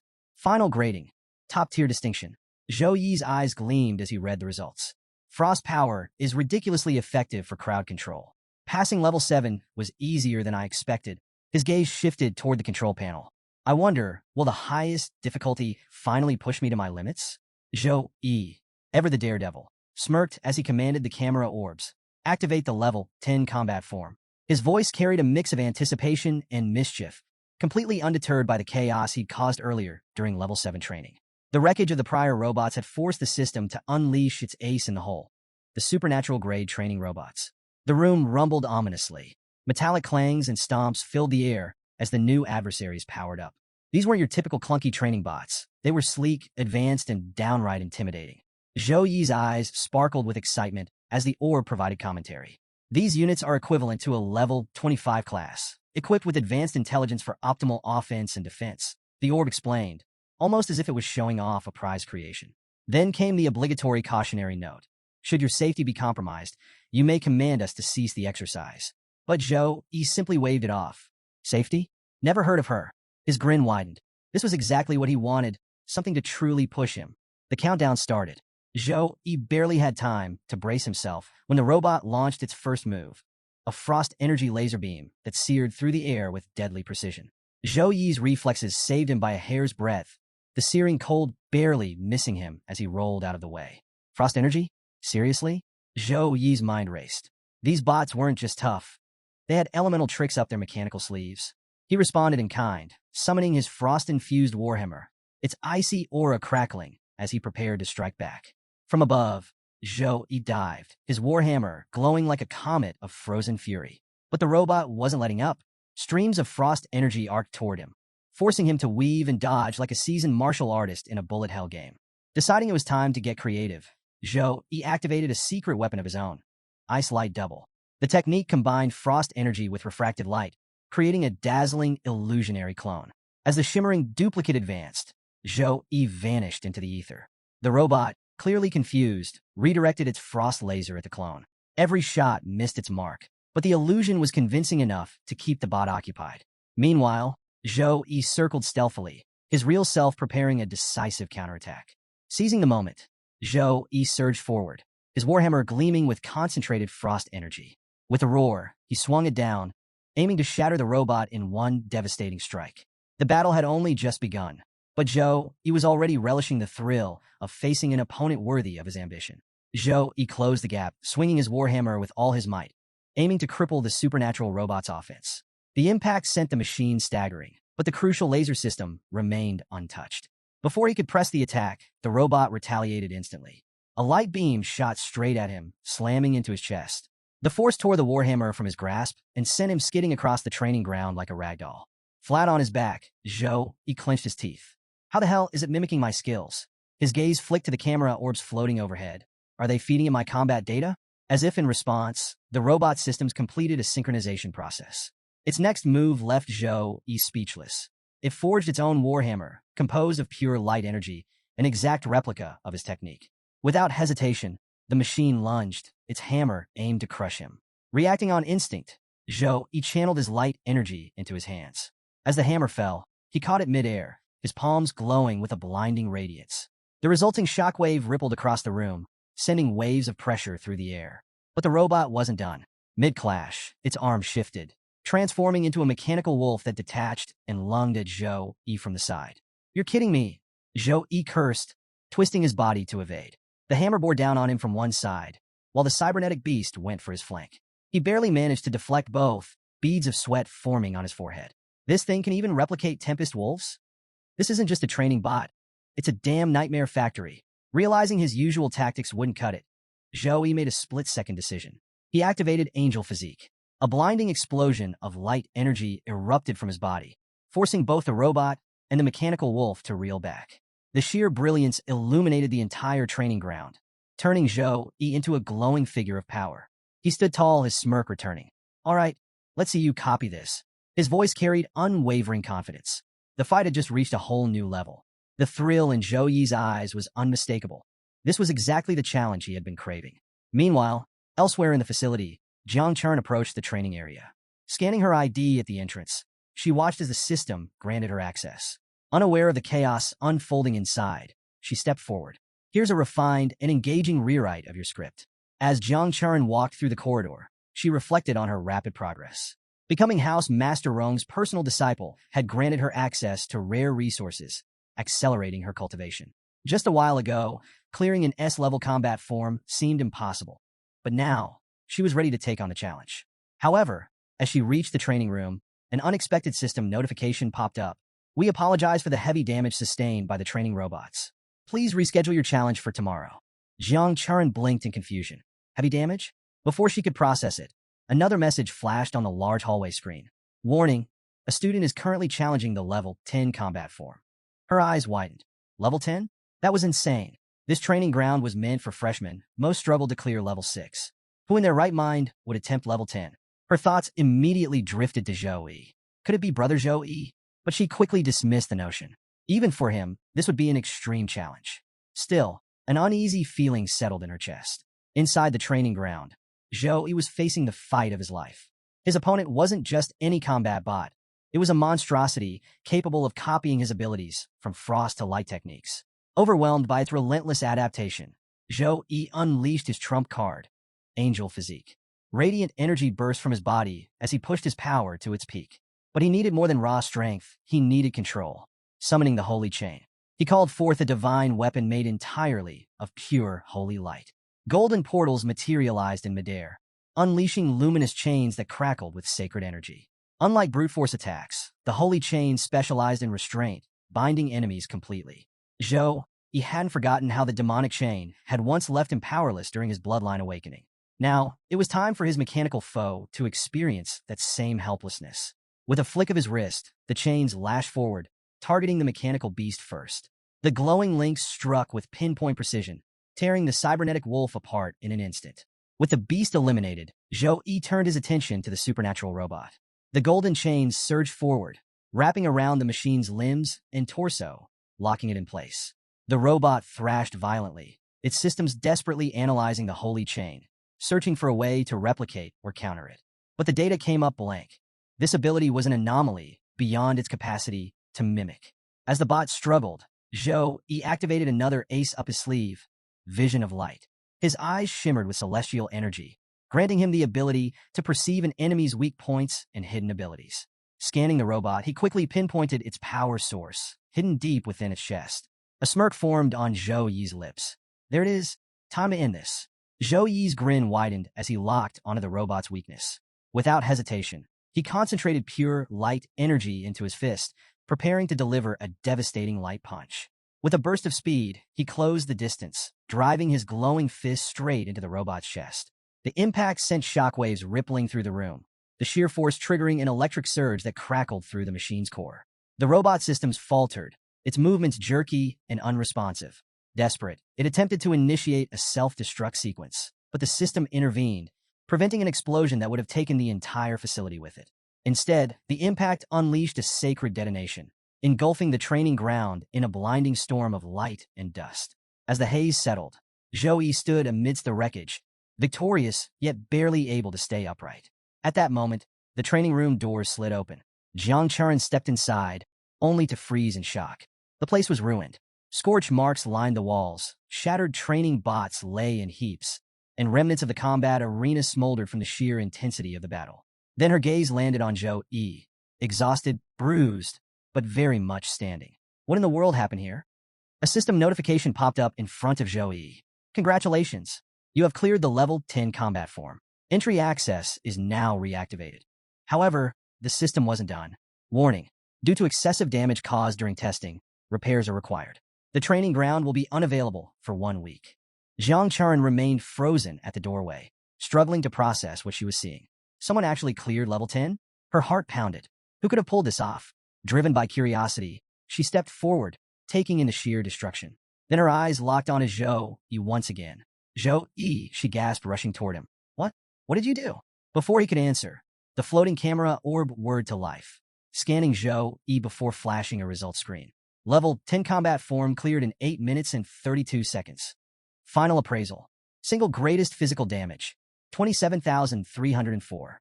Single greatest magic damage, 56,021. Highest combined skill damage, 106,221. Zhou Yi exhaled, glancing at the numbers. TCH. If it weren't for that mechanical wolf sneak attack, I could have wrapped this up even faster. He made a mental note. I need a magical pet to cover my blind spots. Before he could entertain the thought further, Jiang Churen grabbed his shoulders, eyes wide with disbelief. Brother Zhou Yi, she said breathlessly. Did you finish your bloodline forging? And how the hell did you get this strong in just 1 day? Zhou Yi, still catching his breath, gave a faint smile. Yeah, finished it this morning. His eyes gleamed with a newfound confidence. I now possess the 6-winged angel bloodline. Jiang Churen's face lit up like a kid in a candy store. Her eyes sparkled with excitement as she practically bounced on her feet. That's incredible, she exclaimed. The 6-winged angel bloodline is one of the rarest divine lineages. You're basically a walking legend now. As someone with a succubus bloodline, Jiang Churen was well-versed in bloodline rankings. She knew just how absurdly rare Zhou Yi's newfound power was. Zhou Yi, however, wasn't one to bask in admiration. He turned to her and said, Jiang Churen, take me to the magic pet market. I need a magic pet to strengthen my combat potential. Jiang Churen's enthusiasm skyrocketed. Of course, it's not far from here. I'll take you right now.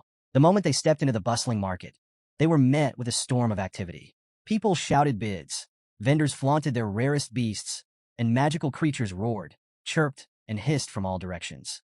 A silver-tier fire tiger, capable of reaching level 20, was already sitting at 110 points in a heated auction. A dragonhorn rhino, boasting a level 19 draconic bloodline, had a fixed price of 210 points. First come, first served.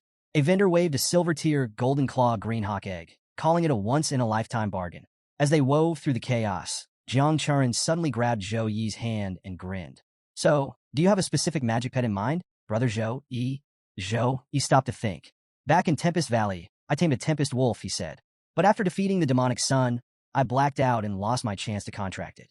I still want a Tempest Wolf cub, one with wind elemental talents. Before Jiang Churen could respond, a nearby student perked up. Carrying a small cage, he approached them with a confident smile. Hey there, I'm Lu Jishue, third-year student from the logistic house and an elite level 22 trainer. He introduced himself. I happen to raise a Tempest Wolf cub myself. Interested? Jiang Churen leaned closer to Zhou Yi and whispered, trainers belong to life skill classes, and Lu Jishue is from Sukong University. Compared to regular vendors, his magic pets are usually higher quality. Zhou Yi considered her advice before nodding. All right, let's see it. Lu Jishue carefully unlatched the cage and revealed the Tempest Wolf cub inside. The tiny creature looked frail, its body visibly weak. This one is about 10 days old, Lu Jishue explained. Its mother was a silver tier Tempest Wolf, and I've confirmed that its talent is also silver tier. You can have it for 60 points. Zhou Yi studied the cub, his expression unreadable. The price was decent, and the bloodline potential was there, but something about this situation felt off. Here's a refined and engaging rewrite of your script. Zhou Yi studied the cub thoughtfully before asking, are there any gold-tier magical pets available here? Lu Jishue looked genuinely surprised. Gold tiers? He shook his head. You won't find many of those in this market.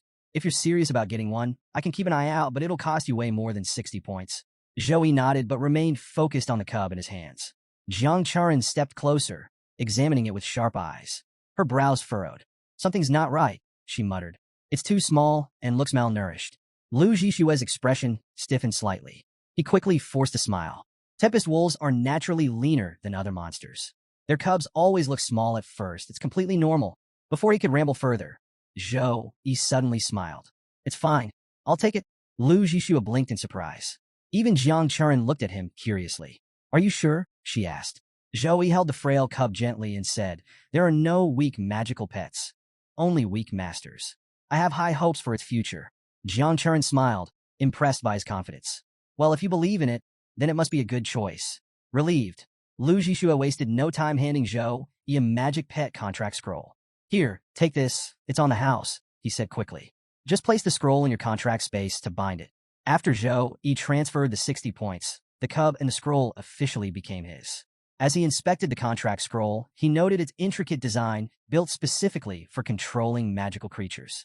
Meanwhile, Lu Jishue casually turned and walked away, but a sly grin crept onto his face.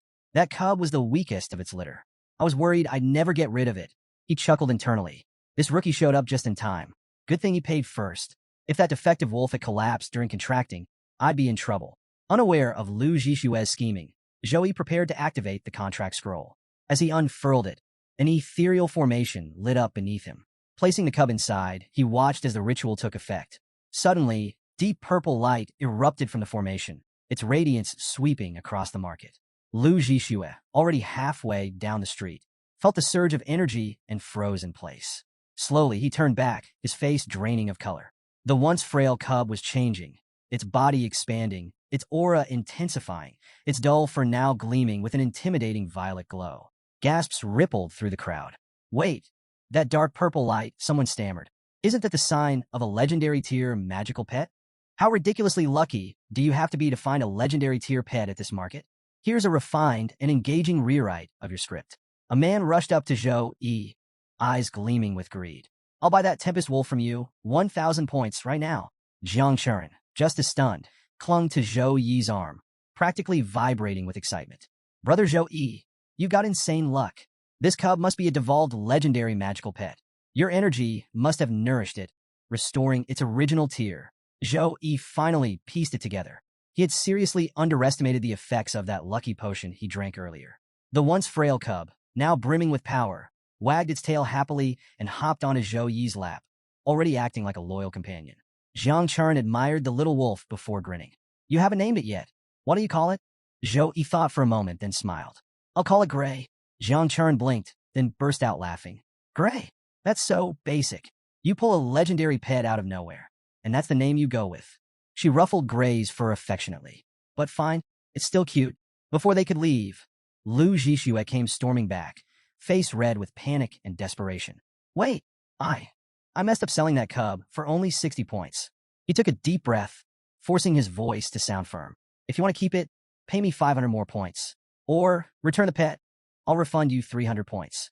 Either way, you owe me a decision. The moment he said that, murmurs spread through the crowd. Classic mistake, a nearby vendor muttered. He didn't even check the cub's real tier before selling it. A woman beside him whispered, Lu Jishue's backed by the Lu family. They've got connections with Headmaster Wang Hui. No way he lets this slide. Zhou, he might be in trouble. But then everything changed. Zhou, he stepped forward, his golden aura erupting with overwhelming force. The marketplace fell silent as a crushing pressure filled the air. I've never heard of something so pathetic. Zhou, he said coldly. You sell something, then demand more money after the deal is done? His glare sharpened. Pathetic. Lu Zhixue staggered back, beads of sweat forming on his forehead. What is this pressure? His heartbeat pounded in his ears. I feel like I'm staring death in the face. How can a freshman have this kind of aura? Zhou Yi's voice was like a blade slicing through steel. Stop dreaming and get out of my sight. His golden light flared dangerously. Try anything else, and the consequences won't be so forgiving. Lu Zhixue's legs buckled. The sheer weight of Zhou Yi's presence crushed his pride into dust. He collapsed to his knees, groveling. Bro, it's my bad. A misunderstanding. I swear. Please, just take the Tempest Wolf. I don't want any trouble. The crowd watched in stunned silence as the once cocky Lu Zhixue begged for mercy. Jiang Churen smirked.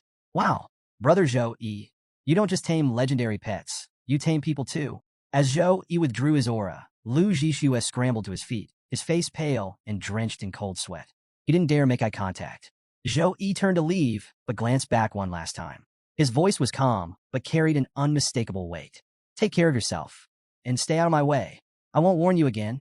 Jiang Churen shot Lu Zhixue a final icy glare, and even Gray let out a low, menacing growl before the three of them walked away, leaving Lu Zhixue humiliated in the middle of the market. As they strolled down the busy streets, Jiang Churen's earlier sharp demeanor vanished, replaced by a cheerful smile. Brother Zhou Yi, can I stop by later to play with Gray? Zhou Yi chuckled. Of course. You're welcome anytime. Behind them, murmurs began to spread like wildfire. Wait, that was Zhou Yi, one merchant whispered. The number one freshman? The one who got a gold contribution medal from Principal Wang Hui, a bald seller added, his eyes wide. Another merchant smirked. Lu Zhixue's been throwing his weight around for ages because of his family connections, but this time, he picked the wrong fight. As the chatter grew, the crowd suddenly parted. A tall, imposing man strode forward, exuding an aura of power. Gasps rippled through the onlookers. Lu Wucheng is here. Lu Zhixue's older brother. Lu Zhixue's face lit up with relief. His backup had arrived. Brother, help me, he cried, stumbling forward. You have to get justice for me. Lu Wucheng didn't say a word. He simply lifted his leg. A brutal kick sent Lu Zhixue flying, landing in a crumpled heap on the ground. The market fell into stunned silence. Lu Zhixue clutched his bleeding lip, staring up in shock. Why did you kick me? Lu Wucheng's glare was like a blade cutting through him. You idiot, he spat. Do you have any idea what you've done? Do you understand how important it is for a new student to receive a gold contribution medal? You should be begging that Zhou Yi lets you live. If you have any sense, disappear. Now! Lu Zhixue lay there, his world crumbling around him. When did I provoke someone this terrifying? Back home, Zhou Yi wasted no time testing Gray's abilities. The wolf cub, no longer the frail creature from before, moved with unbelievable agility, its tiny frame already brimming with power. As Zhou Yi watched, gusts of wind swirled around Gray's paws, reacting instinctively to its movements. A satisfied smile formed on Zhou Yi's lips. It's truly worthy of being an epic-tier wind wolf, he mused. Even at this young age, it can instinctively manipulate the wind. Gray wagged its tail, letting out a small but confident howl, ready to grow into the legendary beast it was destined to be. A knock on the door interrupted Zhou Yi's thoughts. He exchanged a glance with Gray, the lucky potion's lingering effect making him wonder, could this be another stroke of fortune? Opening the door, Zhou Yi was greeted by a soldier in the Snow Dragon Legion's uniform. The man introduced himself briskly. Zhao Sheng, delivering the promised S-level treasure. He handed over a meticulously sealed box. Zhou Yi accepted it with curiosity. As he opened the box, the sight of the extremely cold lotus, a frozen lotus radiating an icy yet fragrant aroma, left him beaming. Please thank your leader on my behalf, he said, his voice bright with gratitude. Zhao Sheng gave a curt nod. Delivery complete. I'll return to my post. With that, the soldier departed. Zhou Yi admired the lotus in his hands, knowing its importance. With this treasure, Zhou Yun's bloodline crisis could be resolved once the elixir was refined. Next step, finding Yi Tian, he mused. The famed 9th-level alchemist was his best shot at success. However, attempts to book an appointment online hit a dead end. Frustrated but determined, Zhou Yi muttered, guess I'll have to visit the elixir department myself. At the elixir department, he approached the front counter, where a young woman greeted him with a polite smile. Hello, he began. I'm looking for teacher He Tian. I need a pill refined. The woman, introducing herself as Lini, shook her head lightly. Teacher Tian just went to a meeting, but I'm his student. Maybe I can assist you. He hesitated briefly before presenting the treasures. I need the S-level extremely cold elixir refined. Lini's eyes widened at the sight of the extremely cold lotus paired with ice grass. These are S-level natural treasures. How did you even get these? Her shock turned into outright curiosity. He shrugged with a grin. Let's just call it luck. After examining the items, Lini explained the next steps. The refinement fee for an S-level elixir is 800 credits. Once Teacher Tian completes the process, I'll contact you immediately. She handed him a form to fill out for his details. He completed the paperwork, handed over the treasures, and left the department with a feeling of accomplishment. The first hurdle was over. Now, it was all about waiting for the elixir to be ready. He strolled through the academy halls, heading toward his first class. On his way, snippets of conversation floated his way. Did you hear? Alien creatures have been showing up everywhere, one student murmured. Yeah, it's the hot topic right now, another replied. As He entered the classroom, the chatter only grew louder. I heard entire armies are being recalled from the front lines, the student said. Same here, another added. My buddy in the army said alien creatures are appearing all over the empire. He settled into his seat, his mind turning over the information. Alien invasion rumors are spreading like wildfire. This could be serious. Just then, a tap on his shoulder interrupted his thoughts. Turning, he saw a familiar face. Yi. Song Xiaolan greeted him with her usual bright energy. Song Xiaolan, you're in this class too? He asked, caught off guard. Of course, she replied with a grin. Housemaster Wu Mang is my special instructor, so we'll be classmates from now on. She extended a hand with mock formality. Please take care of me, classmate Yi. Yi shook her hand, amused. I'll rely on your guidance too. Song chuckled. With your strength, it's more like we'll rely on you. But hey, if you ever need anything, I'm here. Before the conversation could go further, the classroom door opened, and Sue Meyer walked in. Her commanding presence silenced the room. I'm Sue Meyer, your instructor for the detailed intricacies of the world of Warcraft, she began. After a brief introduction, her tone shifted to something more serious. I'm sure many of you have heard the rumors, she said. Let me confirm, they're true.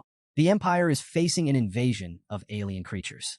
Although these beings aren't particularly powerful, the threat is being treated with the utmost urgency. She continued, the Central National Army has escalated to Level 3 combat readiness. In response, major universities, including Su Kong University, are receiving increased resource allocations. Effective immediately, monthly resource distributions for students will rise by 70%, and school-issued tasks will offer higher credit rewards. The announcement stirred excitement among the students, but Sue Meyer wasn't finished. Additionally, Abyss mode permissions for the 3 major dungeons on campus will soon be unlocked. However, access will require an Abyss magic stone, which you can purchase with credits. The room buzzed with energy as the news sank in. This is it. Abyss mode is finally opening, one student exclaimed. Time to rack up some real experience.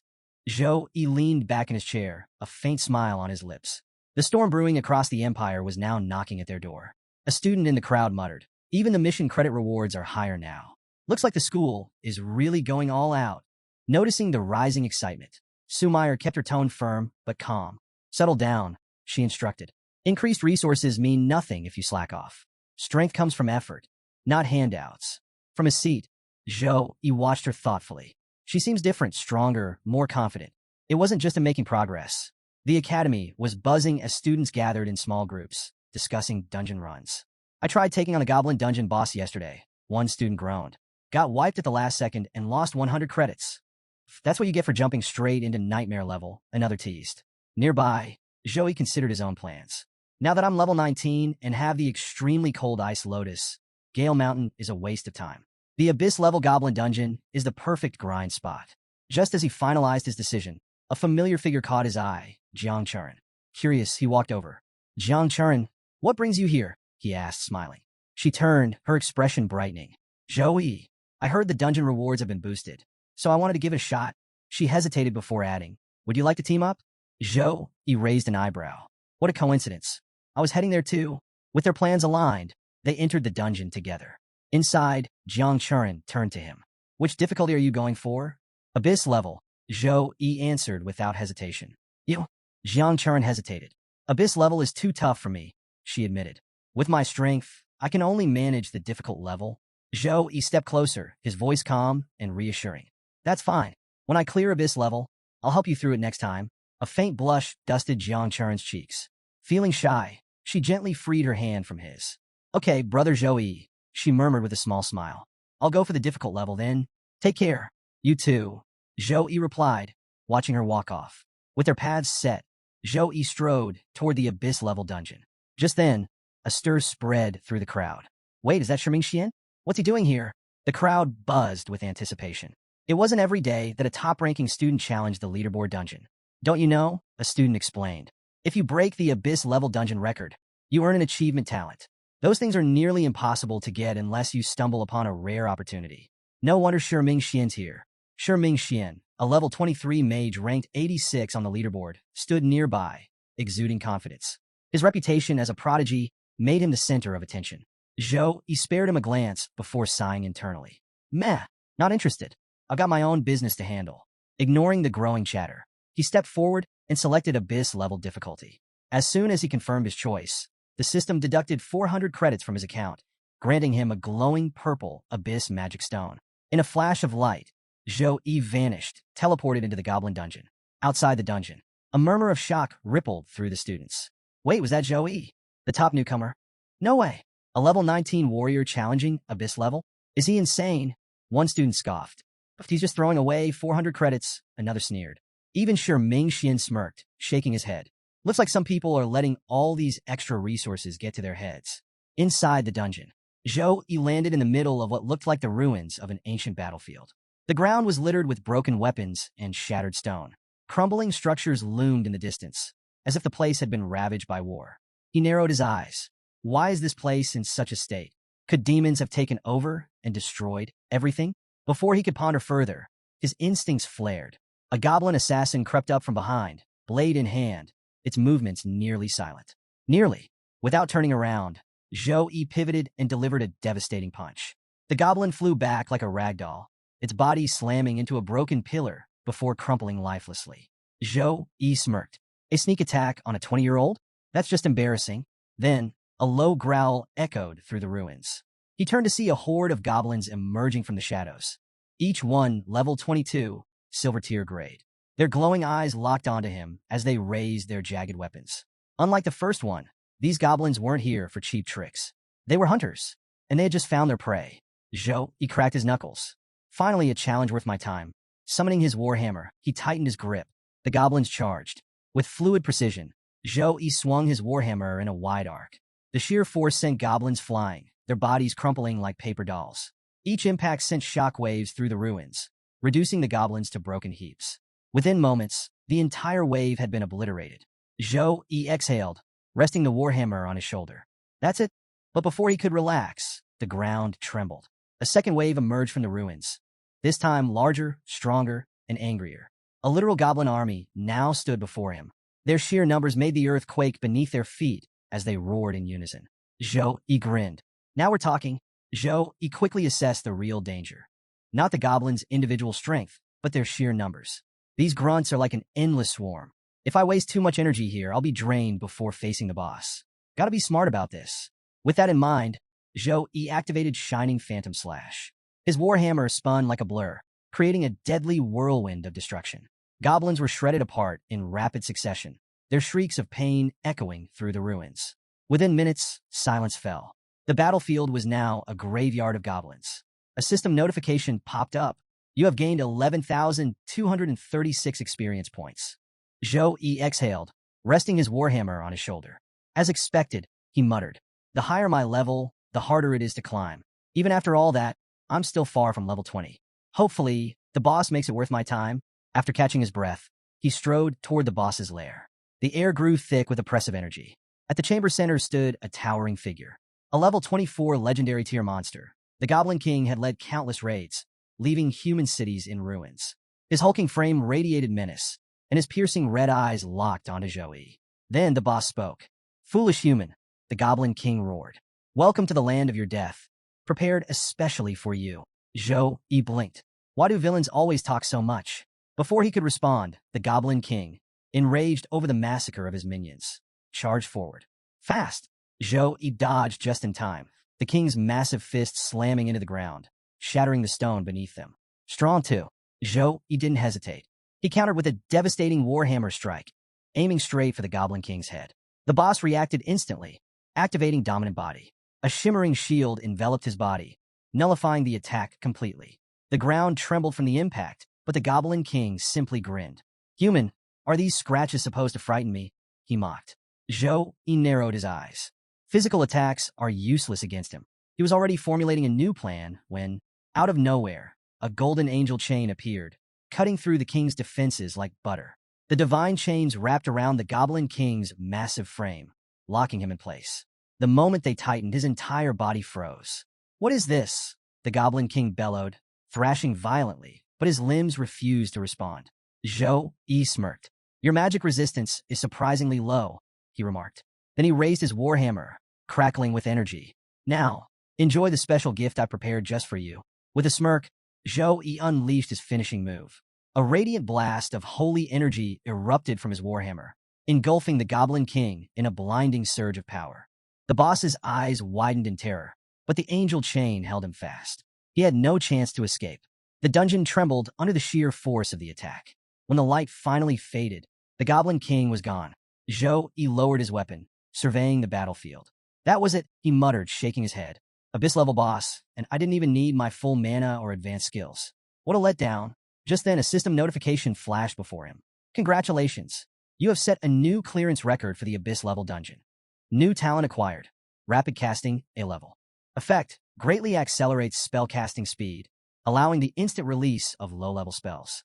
Zhou Yi felt a powerful surge as the new talent fused with his abilities. Still, he sighed. "I was hoping this would push me to level 20, but I'm still short." He glanced toward the dungeon entrance. Maybe next time, Jiang Charan can join me. Abyss level would be a great challenge for her. Meanwhile, outside the dungeon, a massive screen displayed the latest dungeon clear records. Among the names, one stood out: Tang Lingyi Yang, Abyss level clear time, 16 minutes 24 seconds. A group of students gathered, murmuring. "No one's cleared it today," one said. "Abyss level is just too insane, right?" Another agreed. "The moment you enter, you're swarmed by hundreds of silver tier goblins. If you don't handle them fast, you're dead." Jiang Charan stood among the crowd, glancing at the leaderboard. "I managed to clear hard difficulty without much trouble," she thought. "I wonder how Brother Zhou Yi is doing." Suddenly, the leaderboard updated. The murmurs turned into gasps. "Wait, did you see that?" Someone pointed at the screen.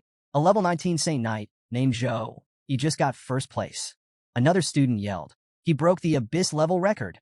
All eyes locked onto the screen. At the very top of the leaderboard, a new name shone brightly.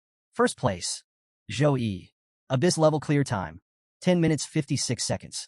The students went crazy. Who the hell is Zhou Yi? Is he a senior? No, he's the #1 freshman. Disbelief spread like wildfire. Everyone remembered Zhou Yi's insane performance at the freshman competition, but this was on a whole different scale. A level 19 Saint Knight had just annihilated a level 24 legendary boss. How the hell did he do that? Someone muttered. Another student shook his head. Clearing Abyss level is hard enough, but in under 11 minutes? That's unreal. Doubt crept into some of the crowd. There's no way, a skeptical voice said. He had to have cheated, right? But deep down, everyone knew. Zhou Yi was now a monster among monsters.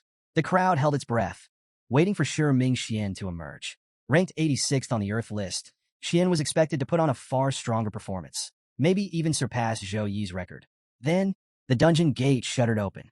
Xian stumbled out, his body battered, his armor scratched, and his face pale with exhaustion. Brother Xian, a student rushed forward, catching him before he collapsed. Xian shook his head, panting.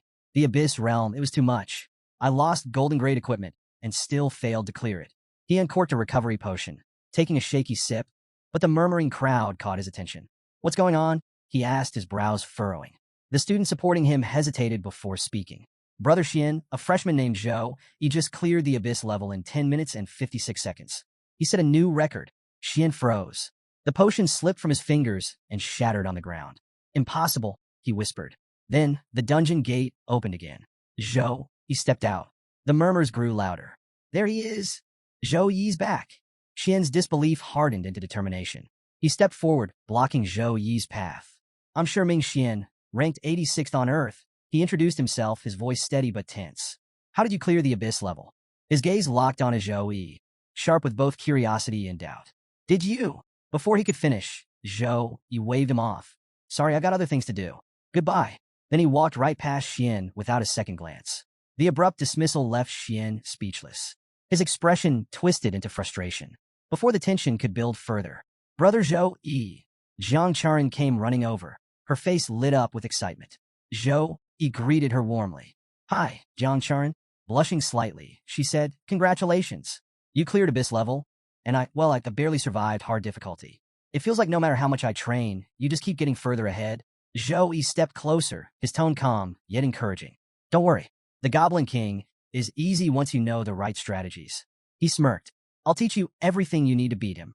I've got plenty of credits. I could take you through a few more times. We'll figure it out together. The crowd exploded in whispers. He just cleared the dungeon, and now he's going back in?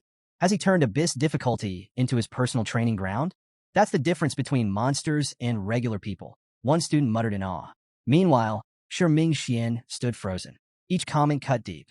A student beside him tried to encourage him. Brother Xian, you almost cleared abyss level. Maybe one more try is all you need. But Xian wasn't listening.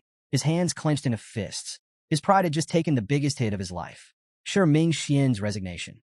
Ming Xian sat in silence, his expression dark and unreadable. The murmurs around him felt distant, like echoes from a place he no longer belonged. Finally, after a long pause, he spoke. There's no need, he said quietly, his voice heavy with resignation. I won't challenge this realm again. The students around him froze. Someone hesitated before asking, Brother Xian, are you serious?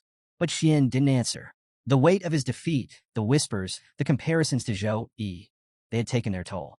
For the first time, Ming Xian accepted that there were mountains even he couldn't climb. Inside the abyss dungeon. Meanwhile, Zhou Yi and Jiang Charan ventured into the dungeon together. Zhou Yi turned to her with a smirk.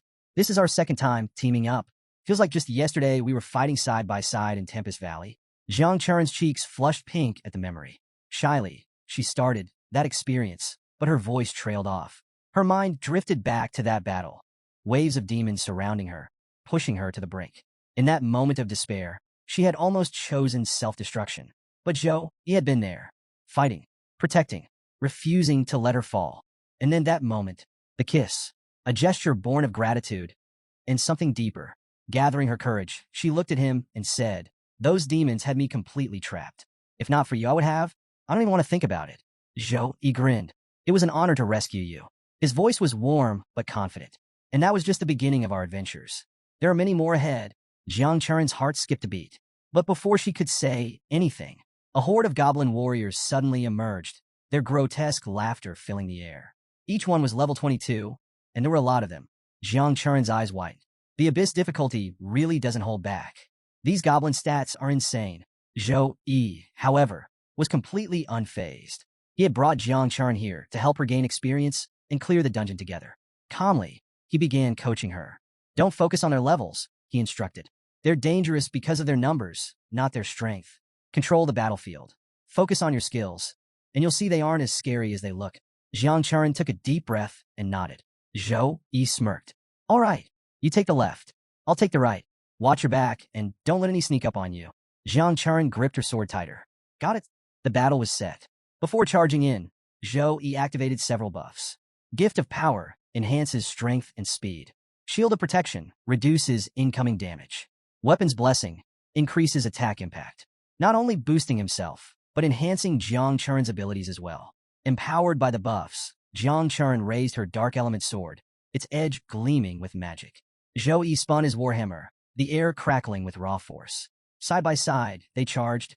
Zhou Yi charges in like a one-man demolition crew, his hammer smashing goblins left and right. Charan, take the flank. Keep him guessing, he yells, his voice booming over the battlefield. Jiang Charan, invigorated by the buffs, feels her power skyrocket. Her movements are sharper, her strikes deadlier, almost like she'd just activated a hidden cheat code. When a pack of goblins tries to ambush her, Jiang Charan doesn't flinch. Nice try, she mutters, raising her blade. With a single dark slash, she carves through them like a hot knife through butter. The dark energy surging through her sword amplifies the damage, turning what could have been a skirmish into a cleanup operation. Despite her lower level, she dismantles the silver-tier goblins with a speed and precision that makes Zhou Yi glance over mid-swing and whistle. The duo's synergy is flawless. Zhou Yi's hammer swings cause mayhem, while Jiang Charan's blade ensures no goblin escapes. In record time, the horde is reduced to 0. As the XP notifications roll in, Jiang Churen levels up to 18 with 5,200 XP, while Zhou Yi inches closer to his next level with 5,900 XP. Jiang Churen's eyes sparkle with excitement. That was insane. Let's hit the next one, she says, practically bouncing on her feet. Zhou Yi smirks. All right, but don't get cocky. The boss will be a whole different beast. The pair strides into the goblin boss's lair, greeted by a massive figure that looks like it walked straight out of a nightmare. The level 24 goblin boss roars, the sound echoing through the cavern. You dare disturb my realm? Prepare to pay. Jiang Churen's confidence falters for a moment. Zhou Yi, this guy's not just beefed up, he's the whole steakhouse. What's the plan? Zhou Yi adjusts his grip on his hammer, calm and composed. Bosses like this usually have one fatal flaw. This guy's spell resistance is trash. Hit him with your strongest skill, and we'll bring him down fast. Emboldened, Jiang Churen channels her succubus bloodline. Her aura darkens, and demonic energy swirls around her blade. With a fierce battle cry, she unleashes her ultimate, demonic slash. The attack hits the goblin boss squarely, but instead of crippling him, the dark energy is absorbed into his body. His eyes glow brighter, and his aura surges, signaling a terrifying power-up. That's bad, Jiang Churen says, taking a cautious step back. The now supercharged goblin boss stomps the ground, triggering a ground shockwave. The entire cavern trembles, forcing both fighters to brace themselves against the unrelenting tremors. Zhou Yi is the first to recover. He quickly checks on Jiang Churen, who's visibly shaken but unharmed. I'm fine, she assures him, though her voice carries the weight of regret. But this is my fault. I made him stronger. I couldn't control the demonic energy. Zhou Yi puts a hand on her shoulder. Stop it. Gil's not going to help us win. We need a new plan and fast. Jiang Churen nods, determination flickering in her eyes. Right? No time for regrets. Let's finish this. The fight isn't over yet, but one thing is clear. The stakes just got real. Zhou Yi watches as Jiang Churen sinks into self-blame, her shoulders heavy with guilt. He steps closer, his voice firm but reassuring. Snap out of it, Churen. We're not done yet. His words carry more than just comfort. They hold a battle-hardened resolve. Determined to turn the tide, Zhou Yi falls back on the strategy that worked before. He activates Punishment of Light, his attack blazing toward the goblin boss. But this time, the monster doesn't even flinch. A shimmering barrier absorbs the blow effortlessly. Zhou Yi grits his teeth. Great. So much for round 2. Still undeterred, he summons the Spear of Light and turns to Jiang Churen. Listen, if this goes south, use the Abyss Stone and get out of here. Jiang Churen's hands tighten into fists, but she says nothing. Zhou Yi charges in, launching a relentless assault, divine chains, rapid strikes, every move he has. But nothing gets through. The goblin boss effortlessly shatters the divine chain, his newfound power turning Zhou Yi's once effective techniques into mere annoyances. Jiang Churen watches, frozen. Guilt coils around her like a vice, choking her resolve. She clenches her blade, but doesn't move. This is my fault. I made him stronger, and now I can't even help. Then, a voice slithers into her mind. Pathetic. Her breath catches as a shadowy figure emerges in her inner world. It's her. No. It's the presence of her succubus bloodline. It regards her with a smirk, eyes gleaming with wicked amusement. Look at you, weak, powerless, clinging to doubt while he fights for you. Jiang Churen shakes her head. No. Enough. You have power. Power that can change this battle. But if you won't claim it, why not just run like he told you to? Asterisk. Her heartbeat pounds in her ears. The goblin boss presses its attack, forcing Zhou Yi back. He's already considering his last resort, activating his angel physique. When it happens, a blinding arc of energy cuts through the battlefield. With a sickening SHHK, the goblin boss's arm is severed clean off. The beast howls in agony, staggering back as dark energy is forcibly ripped from its body. Zhou Yi turns, eyes widening in shock. Jiang Churen stands there, transformed. Dark power radiates from her very being. Her once composed expression is replaced by something different. A chilling, otherworldly confidence. Her laughter echoes through the cavern, smooth yet menacing. You had your fun, but I'll take it from here. The goblin boss snarls, but panic flickers in its eyes. It can no longer absorb demonic energy. Worse, it's being drained. Jiang Churen grins, stepping forward. Let's see what this power can really do. The goblin boss roars in agony, clutching the stump where his arm used to be. Jiang Churen smirks, tilting her head playfully. Oh, don't cry yet. That was just the appetizer. Her voice drips with amusement as she watches his stolen power surge back into her. Blinded by rage, the boss charges, his massive form thundering across the battlefield. But Jiang Churen remains still, unimpressed. Just as he closes the gap, She raises a single hand. A pulse of dark energy builds at her fingertips before erupting into a devastating beam of pure destruction. The entire battlefield quakes under the force. Zhou Yi shields his eyes as a shockwave ripples through the cavern. When the dust settles, the goblin boss is gone, obliterated in an instant. Jiang Churin exhales, flexing her fingers as if testing her newfound power. Zhou Yi, still processing what just happened, lets out a low whistle. Well, remind me never to make you mad. Their interface flashes. 23,200 XP gained. 15 stat points. 15 skill points. Jiang Churin saunters up to Zhou Yi, her eyes gleaming with playful mischief. So, she purrs, leaning in dangerously close. How about we keep going? This work of ours is getting interesting. Zhou Yi blinks, his brain stalling as she steps even closer, placing a hand on his chest. What's wrong? She teases, voice dripping with sultry amusement. Don't tell me you don't like this version of me? Before he can formulate a response, she grabs his hand and places it on her waist. Zhou Yi practically short-circuits. His face burns as he yanks his hand back and takes a hasty step away. Wait, are you really Jiang Churin? His voice is wary, but his concern is real. The question hits like a splash of cold water. Jiang Churin freezes, her teasing demeanor flickering. Her expression shifts, as if waking from a trance. Slowly, she steps back, her playful confidence cracking. Then, with a mortified groan, she drops to the ground, burying her face in her hands. Ugh, that wasn't me. That was definitely the bloodline. Zhou Yi kneels beside her, his tone softer now. You sure? Jiang Churin peeks through her fingers, cheeks burning. I wasn't possessed, I swear. Just got a little carried away. After a pause, Zhou Yi gently lifts her chin, his gaze steady. As long as you're still you, that's all that matters. Her heart skips a beat, and she quickly waves him off. We should focus on clearing the dungeon. No time for sentimental moments. Zhou Yi chuckles, standing up. Agreed. But let's use this as training. Help you control that power before it controls you. Jiang Churin exhales, nodding. Then, with a sly grin, at this point, the Goblin King is practically our old friend. Zhou Yi laughs. Right? Feels like we're running drills more than clearing dungeons. The tension finally breaks, and with renewed determination, the duo heads deeper into the challenge, ready for whatever comes next. Outside the dungeon, a group of students gathered, murmuring in curiosity and speculation. Abyss-level realms are no joke, one student remarked. Only that monstrous freshman ever cleared it. Another scoffed. TCH. Maybe Zhou, you just got lucky. A third student rolled their eyes. Right? And maybe you should try your luck in there and see how far you get. The sarcasm was thick, and the group chuckled as the doubter fell silent, unable to argue. Just then, the leaderboard flickered. The students turned their heads, only to freeze in shock. New record. Zhou Yi, first place. Gasps rippled through the crowd. Again? This guy's unreal, someone exclaimed. But before the hype could settle, the board shifted once more. New record. Jiang Churin, first place. Silence. Then, an explosion of disbelief. Wait, what? She passed Zhou Yi. Wasn't she just struggling with a hard difficulty a while ago? One student turned to his friend, looking utterly defeated. Brother, I finally understand what it means to witness the gap between a genius and a mere mortal.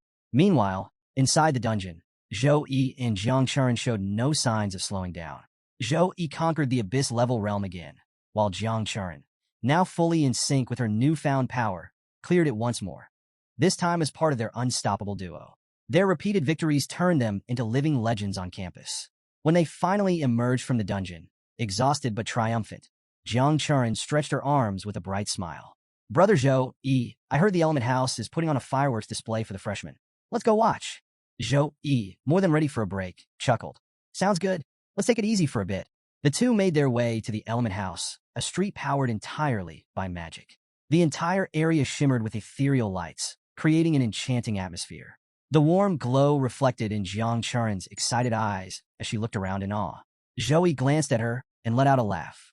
We farmed that realm so hard today, I didn't even realize how much XP we racked up. Jiang Churin nodded, then turned to him, her expression soft with gratitude. Thank you, Brother Zhou Yi. I've gained so much from the abyss-level realm. All because of you. Zhou Yi smiled. You did the work. I just made sure you didn't go on a demon-powered rampage. She smirked. No promises for next time. The fireworks burst above them, lighting up the sky in brilliant hues, just like their rise in the academy rankings. Zhou Yi chuckled, waving off Jiang Churin's praise. You're giving me too much credit. You put in the effort. I just give a little push. As they continued down the glowing magical street, They stopped before a towering statue. Zhou Yi examined it curiously. Who's this? Jiang Charin's expression softened with admiration. This is Mage Wei Yang, honored as the protective deity. He single-handedly defended against multiple invasions from otherworldly legions. His bravery became legend. She paused, her voice growing solemn. But during his final battle, a demon lord ambushed him from behind. He sacrificed himself, and his soul was completely wiped out. Because of that, he can never be resurrected. Zhou Yi's gaze lingered on the statue, his respect deepening. To stand alone against so many, that's true greatness. After a moment, he turned to Jiang Charin, curiosity sparking in his eyes. I don't know much about history. Tell me about the Dark Ages. Jiang Charin brightened at his interest. All right, let's start with the Golden Age. It began in the year 2544, 80 years ago. That era saw the rise of many extraordinary talents, earning its prestigious title. Heroes like the Tempest Sword Saint Cheng Pinghai and the Heat Blade Saintly Xiao Yang became legends. And even now, they're still fighting on the front lines. But then came the Dark Age. She continued, her voice turning grim. It all started when humanity got a little too ambitious, exploring, attacking, and expanding into other worlds. That's when the invasions began. Creatures from beyond swarmed in, and everything spiraled into chaos. Zhou Yi listened intently as she recounted the harrowing battles that followed. The elites of the Golden Age fought with everything they had, sacrificing themselves to push back the tide of destruction. 30 years of relentless war. Millions of warriors lost. But in the end, humanity won, and peace was restored. A brief silence hung between them. Jiang Charin's expression darkened, a flicker of unease crossing her face. But lately, the dimensional cracks are opening again. What if history repeats itself? Zhou Yi noticed her worry and, without hesitation, placed a firm hand on her head. Don't overthink it, he said confidently. This time it's different. The creatures slipping through the cracks now are nothing compared to what they faced back then. And we're not the people of the Golden Age. We're stronger. He smirked, his eyes glinting with certainty. If darkness falls again, it won't be humanity trembling in fear. It'll be those otherworldly creatures regretting they ever set foot here. Jiang Charin blinked, then let out a small laugh. You always make it sound so simple. Because it is, Zhou Yi shrugged. Now come on, we've got fireworks to watch. The tension melted as they continued down the glowing street. The night sky soon to be illuminated by bursts of magic and color. Jiang Charin smiles at Zhou Yi's unwavering confidence. You're right, she agrees. We've been training for this. If they come, we'll be ready. At that moment, fireworks burst into the night sky, painting the magical street with dazzling colors. The vibrant explosions reflect off the shimmering buildings, creating an enchanting atmosphere. With playful energy, Jiang Charin grabs Zhou Yi's hand and pulls him toward a better viewing spot. Together, they watch the display, their earlier worries momentarily forgotten. The scene shifts. Zhou Yi sits on a train, gazing out the window. He exhales a long sigh. Too bad Miss Su isn't here. I could have used the military teleportation array. Having grown used to instant travel, the slow pace of the train now feels agonizing. His attention shifts to the frozen pill in his hand, a rare remedy capable of curing Zhou Yun's illness. Holding it, he feels a wave of relief. Finally, I can help her. Meanwhile, Zhou Yun sits in her room, fidgeting with impatience. Why isn't he here yet? She grumbles, frustration evident. Beside her, Qing chuckles, offering a reassuring smile. Relax. He just called. He'll be here soon. Just then, the door swings open. I'm back, Zhou Yi announces with a warm smile. Zhou Yun's mood shifts instantly. Beaming with excitement, she leaps onto him, settling comfortably on his lap. Zhou Yi laughs, stroking her hair gently. I was worried about you the whole way here, but seeing you this full of energy, I feel a lot better now. Zhou Yun puffs out her chest proudly. Of course, I've been taking my medicine every day. Her cheerful declaration earns an amused glance from Qing. Qing turns to Zhou Yi, smiling softly. It's good to see you again after so long. Zhou Yi nods. It really has been a while, Sister Qing. Stepping closer, Qing's expression shifts, curiosity flickering in her eyes. Now that you're back, how long will you stay? Zhou Yi sighs. 3, maybe 4 days. I came for Yun's final treatment. At his words, Zhou Yun's face immediately falls. She clings to him, her voice turning pitiful. That's way too short. Zhou Yi ruffles her hair in an attempt to console her. But before he can say anything, she brightens up, her tone switching in an instant. Fine, but did you bring a gift for your adorable sister? Zhou Yi chuckles at her sudden shift in attitude. Without missing a beat, he summons the horn of the golden-grayed beast, handing it to her. Here, this lets you summon a golden grade bear for protection. Zhou Yun's eyes sparkle. A bear? That's so cool. Watching her excitement, Zhou Yi smiles, feeling a deep sense of fulfillment. This trip is already worth it. Yun's eyes sparkle as she clutches the gift, practically vibrating with excitement. This is perfect. Exactly what I expected from my awesome brother. Thank you. Her enthusiasm is infectious, and Zhou Yi chuckles, resting a gentle hand on her head. Once you're fully cured, you'll be just as strong as me. Maybe even stronger. Before Yun can respond, the doorbell rings. Zhou Yi heads over and opens it to find Secretary Zhao and Madame Chu Yi standing outside. With a warm smile, he steps aside to welcome them in. Secretary Zhao nods politely. Mr. Zhou, I contacted Madame Chu Yi last night, and she came immediately. Before he can continue, Madame Chu Yi waves a hand dismissively, a confident smile gracing her lips. Come now, Secretary Zhao, as if I'd ignore an invitation from Zhou Yi of all people. Zhou Yi steps forward, shaking her hand. You're too kind, Madame Chu Yi. I'm the one who should be thanking you for coming. Her eyes gleam with approval. And I nearly forgot to congratulate you. Not only did you find the frozen lotus, but you also managed to refine it into a frost pill with effects far beyond expectations. Secretary Zhao's jaw drops. The frost pill? That's an S-grade treasure. Its value is priceless. It's practically impossible to obtain. Zhou Yi merely chuckles at his reaction and gives a brief explanation of how he acquired it. But he quickly shifts gears. We shouldn't waste any more time. My sister's treatment comes first. Madame Chu Yi nods. Agreed. Let's begin immediately. Inside a specially prepared room, Yun sits at the center, her hands clenched in her lap. As the others set up, she hesitates before looking up at Zhou Yi, her voice small. Bro, will this really be okay? Zhou Yi kneels beside her, placing the frost pill gently in her palm. You don't have to worry, he assures her with a calm, steady smile. Just take this pill, and everything will be fine. Yun swallows hard, then gives a firm nod. Okay, I'm ready. She steps into the intricate formation in the center of the room.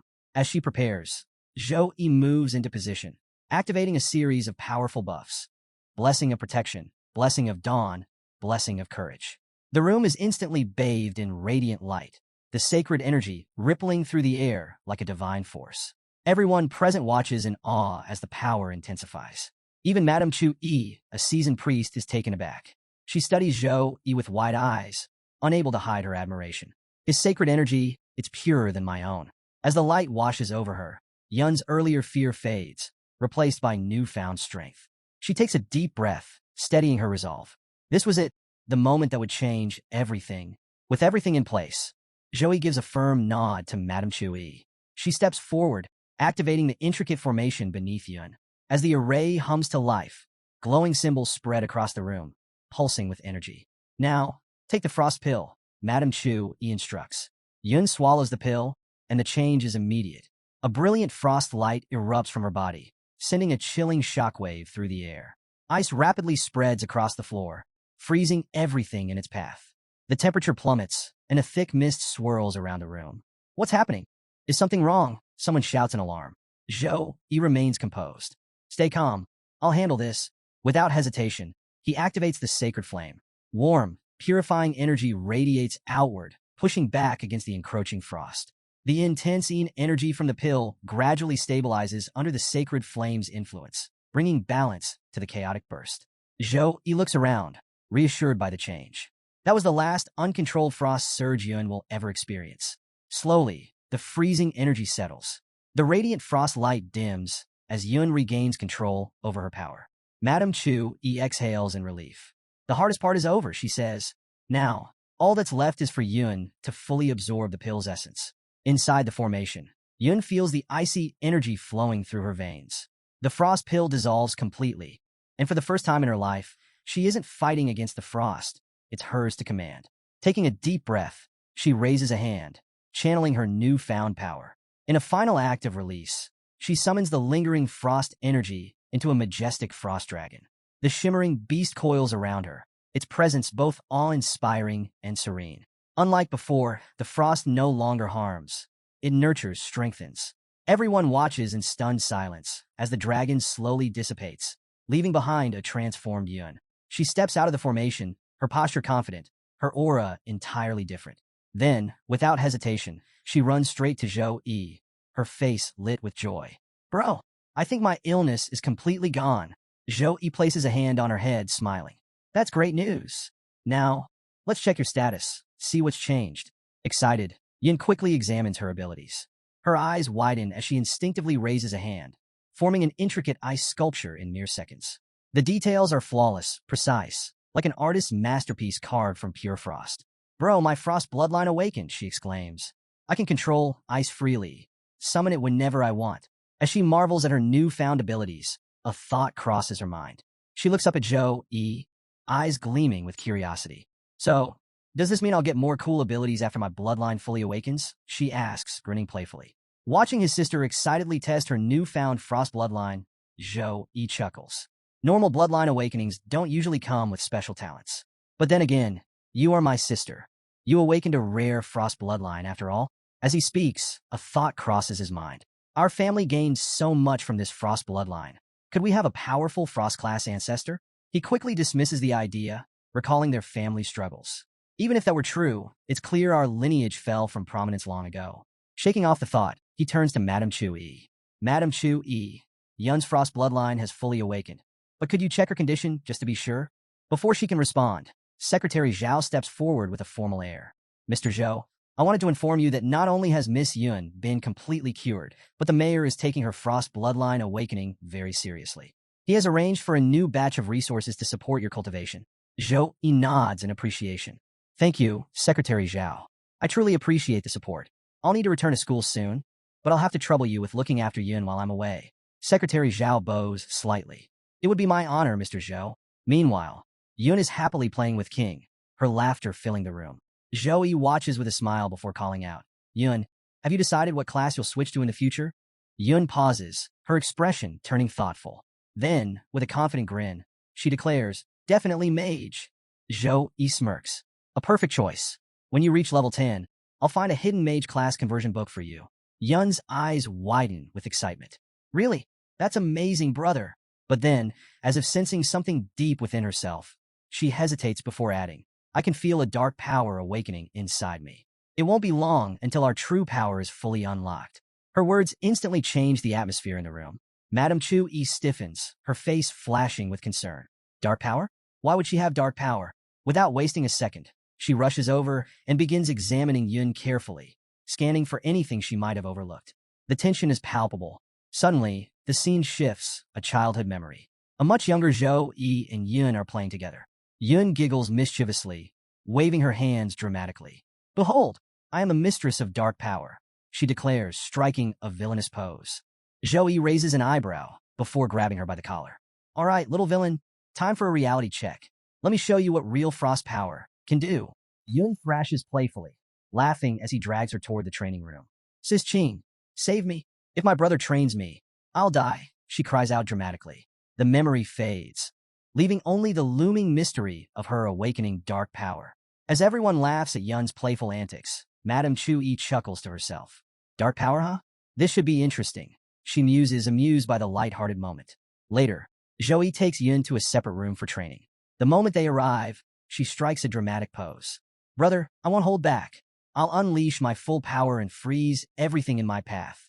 With a flourish, she summons her ice spirit, launching a rapid barrage of icicle attacks. The sharp projectiles streak toward Zhou, only to shatter harmlessly against his barrier before they even land. He watches her efforts with a proud smile. Her body has completely recovered. Now I can set up a proper cultivation plan for her.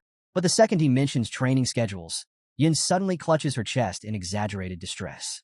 Oh no, my frost energy, it's acting up again. Looks like I won't be able to cultivate with you after all, she laments. Zhou narrows his eyes, stepping forward. Sensing imminent danger, Yun backtracks instantly, laughing nervously. Just kidding. I must have been mistaken. Let's get to work. The two train hard, with Yun giving it her all. By the end, she collapses onto the floor, panting. Bro, I'll leave the saving the world mission to you. I'm officially retired, she groans dramatically. Zhou chuckles. I feel the same. Who else but me could handle that responsibility? After their session, he summons Gray, a small, adorable magical pet. Handing it to Yun, he says, This is Gray. I recently contracted it. It'll keep you company while I'm away. Yun's eyes light up as she takes the fluffy creature into her hands. Don't worry, brother. I'll take good care of Gray. We'll train so hard together. She pauses, then smirks mischievously. Holding the tiny pet close, she whispers, "Come on, Gray, let's sign a contract with darkness and become eternal companions." Gray lets out a confused squeak. A few days later, Joey prepares to return to school, now free of worries about Yun's condition. As he walks, he thinks to himself, I hope Jiang Charin can set up a teleportation array soon. This back-and-forth travel is getting annoying. Just as the thought crosses his mind, a sudden flash of light appears before him. Sue Meyer steps out, teleportation magic crackling around her. Joey stops in his tracks, startled. "Miss Sue? What are you doing here?" She wastes no time. The National Freshman Exchange competition is starting soon.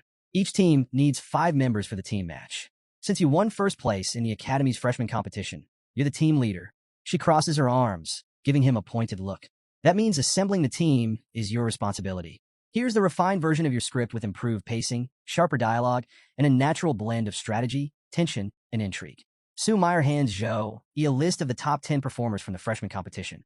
Choose 4 members for your team, she instructs. Joey glances at the list and, without hesitation, says, "I'll take the top 4. Sue Meyer raises an eyebrow. "That's a bit hasty." Crossing her arms, she explains, "In team matches, stamina conservation is crucial, especially in the later rounds. A priest can restore status effects and heal injuries, essential for maintaining a team's strength." She gives him a pointed look. "While your buffs as a Saint Knight are powerful, your recovery skills are still weaker than a dedicated priest's." She taps the list. "If you check previous year's competitions, you'll see that teams without a healer struggle to go all the way." Joe listens but remains completely unfazed. He smirks. "We don't need a priest. If we defeat our opponents fast enough, recovery won't be an issue." His confidence isn't just arrogance. He fully believes he can dominate the individual category, and if necessary, handle entire teams alone with his 6-wing activation. Sue Meyer studies him for a moment. Given his overwhelming performance in the freshman competition, she realizes he might actually be right. With Joey on the team, we might not even need a healer. We could steamroll through other schools. After a brief pause, she shrugs. "If you're that confident, I'll leave everything related to the team to Housemaster Wu." Joey nods, his tone unwavering. "Don't worry. First place is ours." Before leaving, Sue Meyer turns back. "Did you finish your sister's bloodline awakening?" Joey inclines his head slightly. "I did, and I have to thank you. It was all possible because of your help and the frozen lotus you told me about." "Please," Sue Meyer smiles. "Good to hear." Joey then asks, "Do you know where I can find a hidden class conversion book?" Sue Meyer arches a brow. "For your sister?" "Yes," Joey affirms. "With otherworldly monsters appearing through mid-sized cracks, I feel an urgency. I want Yin to have more power to protect herself. As soon as possible." Sue Meyer's smile shifts into something more knowing. "You're quite thoughtful, Joey." She pauses, then continues, "Yes, the Academy does have a hidden class conversion book, but purchasing one won't be easy." Before he can ask for details, she activates her teleportation circle. Just before vanishing, she tosses him a cryptic parting remark. "Do your best in the freshman exchange competition. I have other business to attend to." Her tone carries a teasing lilt, leaving Joey puzzled. Just what is she up to? Curious about Sue Meyer's cryptic remark, Joey checks the requirements for obtaining the hidden class conversion book. His confusion quickly turns to understanding as he scans the conditions. The student must be level 25. They must hold at least an A grade in school missions. They must rank within the top 10 Earth rank and the top 100 Heaven rank. Even the cheapest conversion book costs a staggering 20,000 points. Joey exhales, shaking his head. So that's why she spoke in riddles? This isn't just difficult. It's ridiculous. Before he can dwell on it, a system notification pops up. New mission. National Freshman Exchange Competition. His rewards will depend on his combined performance in both the individual and team matches. The challenge ignites his determination.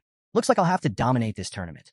Meanwhile, Joey's team selection has already been submitted to Housemaster Wu, prompting a faculty meeting to finalize the Academy's strategy.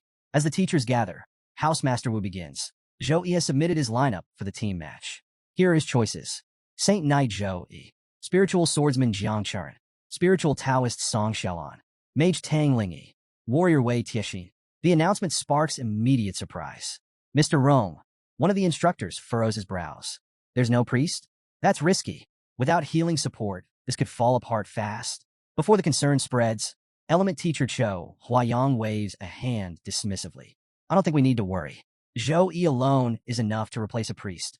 Cho speaks with absolute confidence. He had personally guided Joey through the bloodline forging technique and knew better than anyone just how broken his abilities were.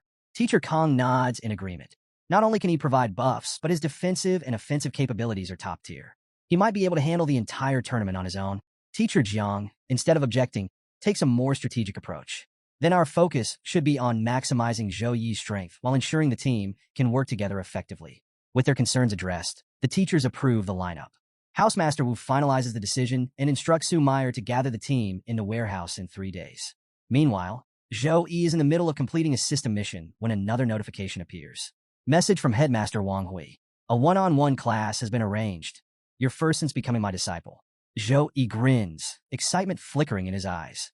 Finishing his mission, he chooses skill points as his reward, boosting his abilities even further. First the competition, now a private lesson from the headmaster? Zhou Yi smirks. With a satisfied smile, Zhou Yi muttered to himself, thanks to the system, I can keep pushing ahead. Every mission makes me stronger. Not long after, he was summoned by Headmaster Wang, who wasted no time teleporting them to a private training ground. The moment they arrived, Zhou Yi found himself surrounded by the lush edge forest, its dense greenery teeming with level 23 forest wolves. His eyes scanned the area before turning to his master in surprise. Master, am I supposed to take down all these wolves? Headmaster Wang chuckled. No need to panic. This forest is a private training ground owned by the Tianyu Guild, one I discovered a long time ago. Just as he finished speaking, the atmosphere shifted. A massive shadow passed overhead. Zhou Yi instinctively looked up, his breath caught. A colossal dragon soared across the sky, its sheer presence sending every forest wolf scattering in terror. That's a dragon? Zhou Yi's voice carried a rare hint of nervousness. Headmaster Wang nodded. Not just any dragon. That's a level 62 legendary great dragon, your senior brother's magic pet. It's here to keep the monsters in check. Zhou Yi's mind raced.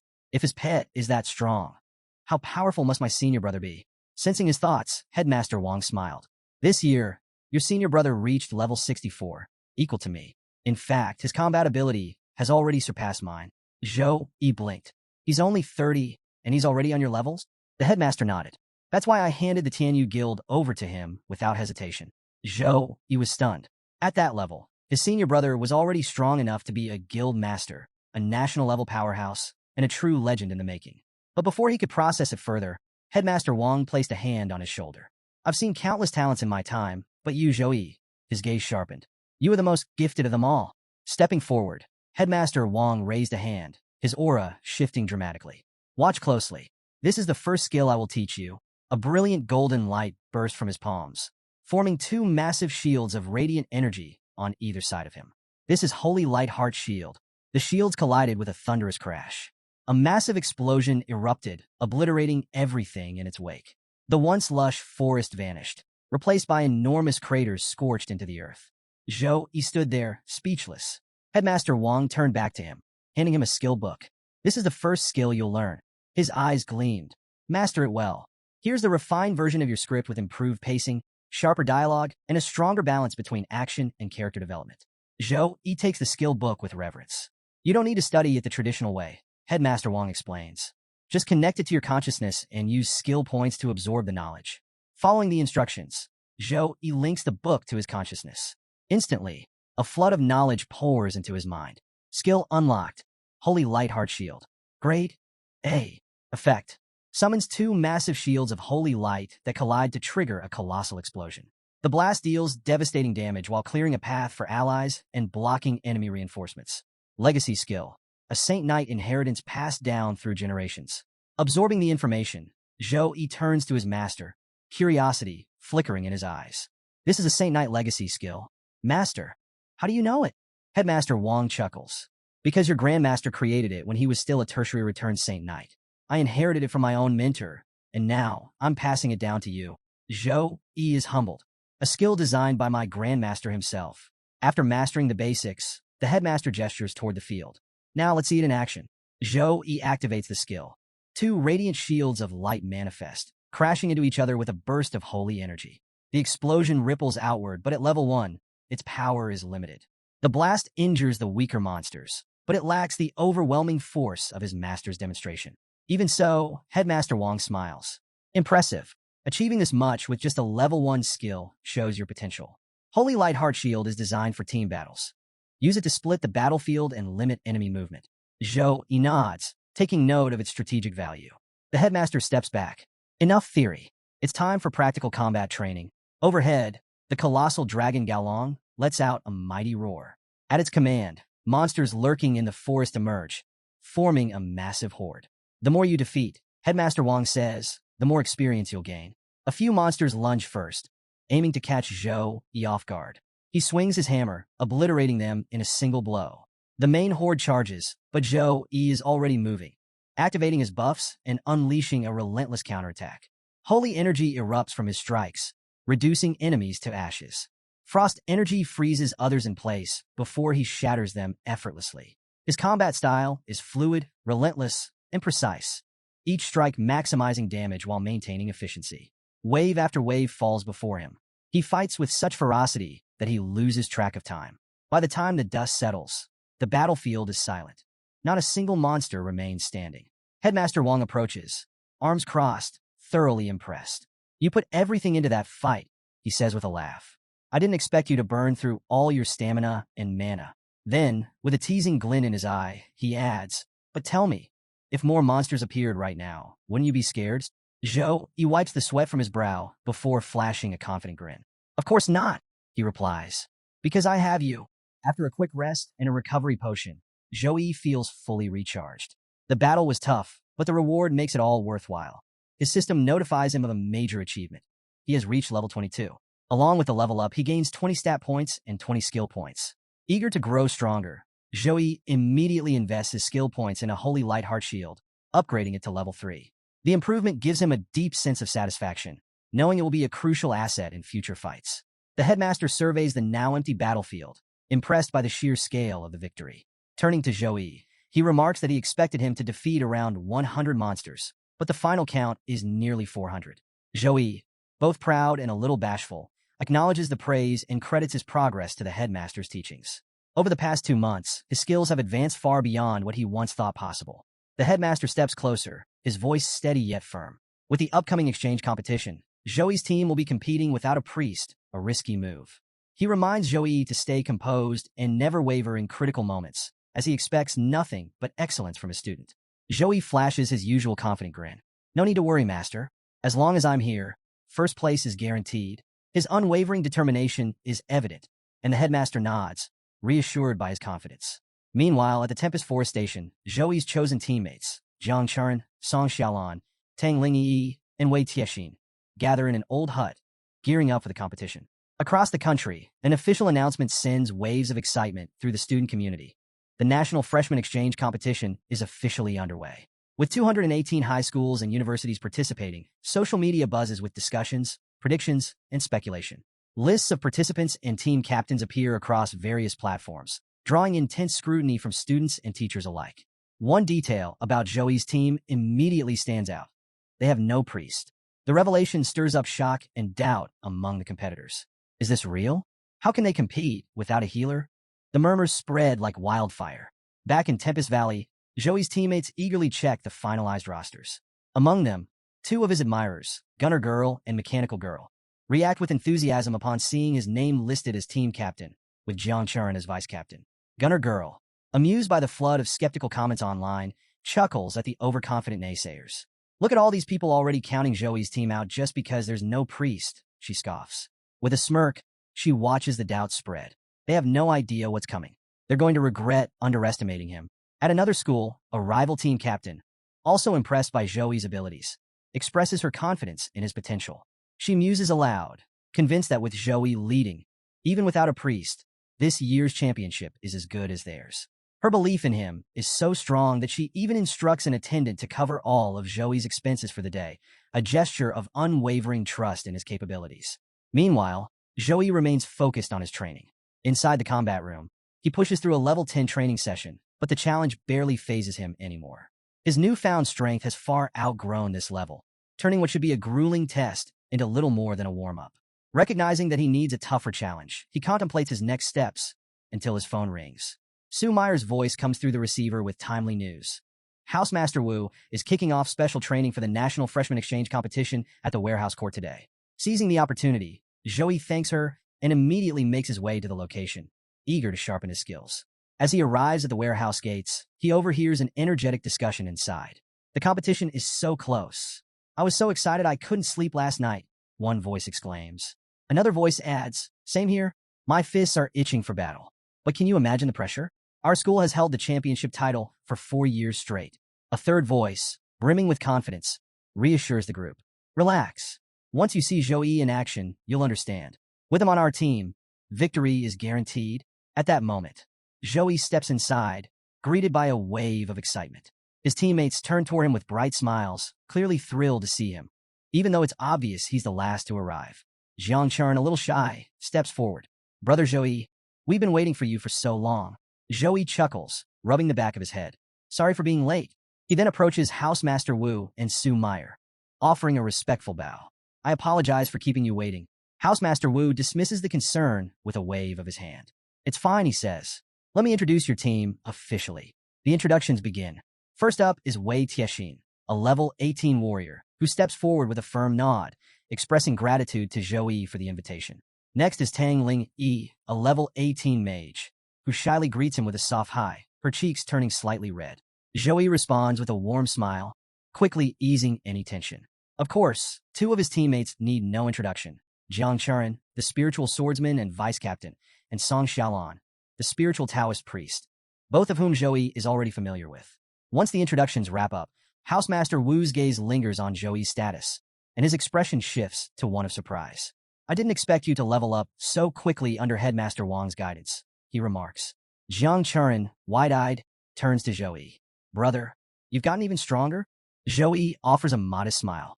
Thanks to Master's teachings, I've made some improvements. Housemaster Wu cuts through the chatter with a firm tone. All right, that's enough talk. We don't have time to waste. Our priority is preparing for the competition. I'll be overseeing your training for team matches, individual battles, and survival challenges.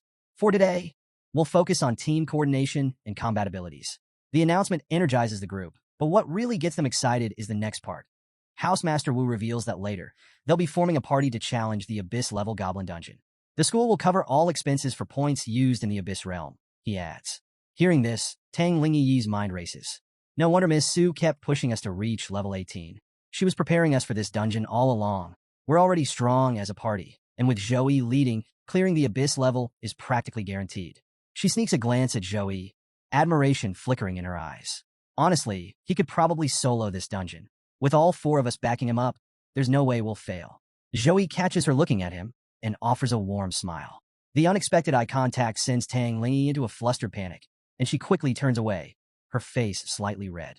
Without a word, she dashes off. Watching her flee, Joey chuckles to himself. Is my smile really that dangerous? With spirits high, the team enters the Abyss-level Goblin Dungeon, fully aware of its notorious difficulty.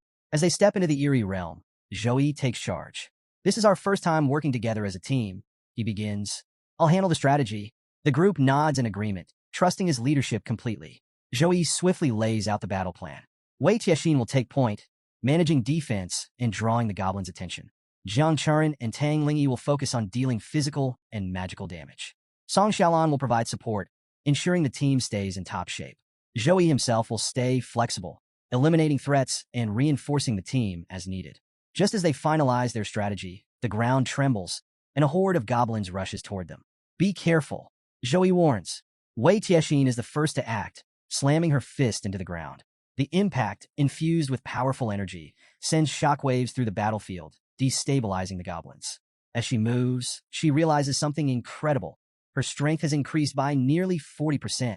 She glances back in surprise, only to see Joey calmly casting buffs over the team.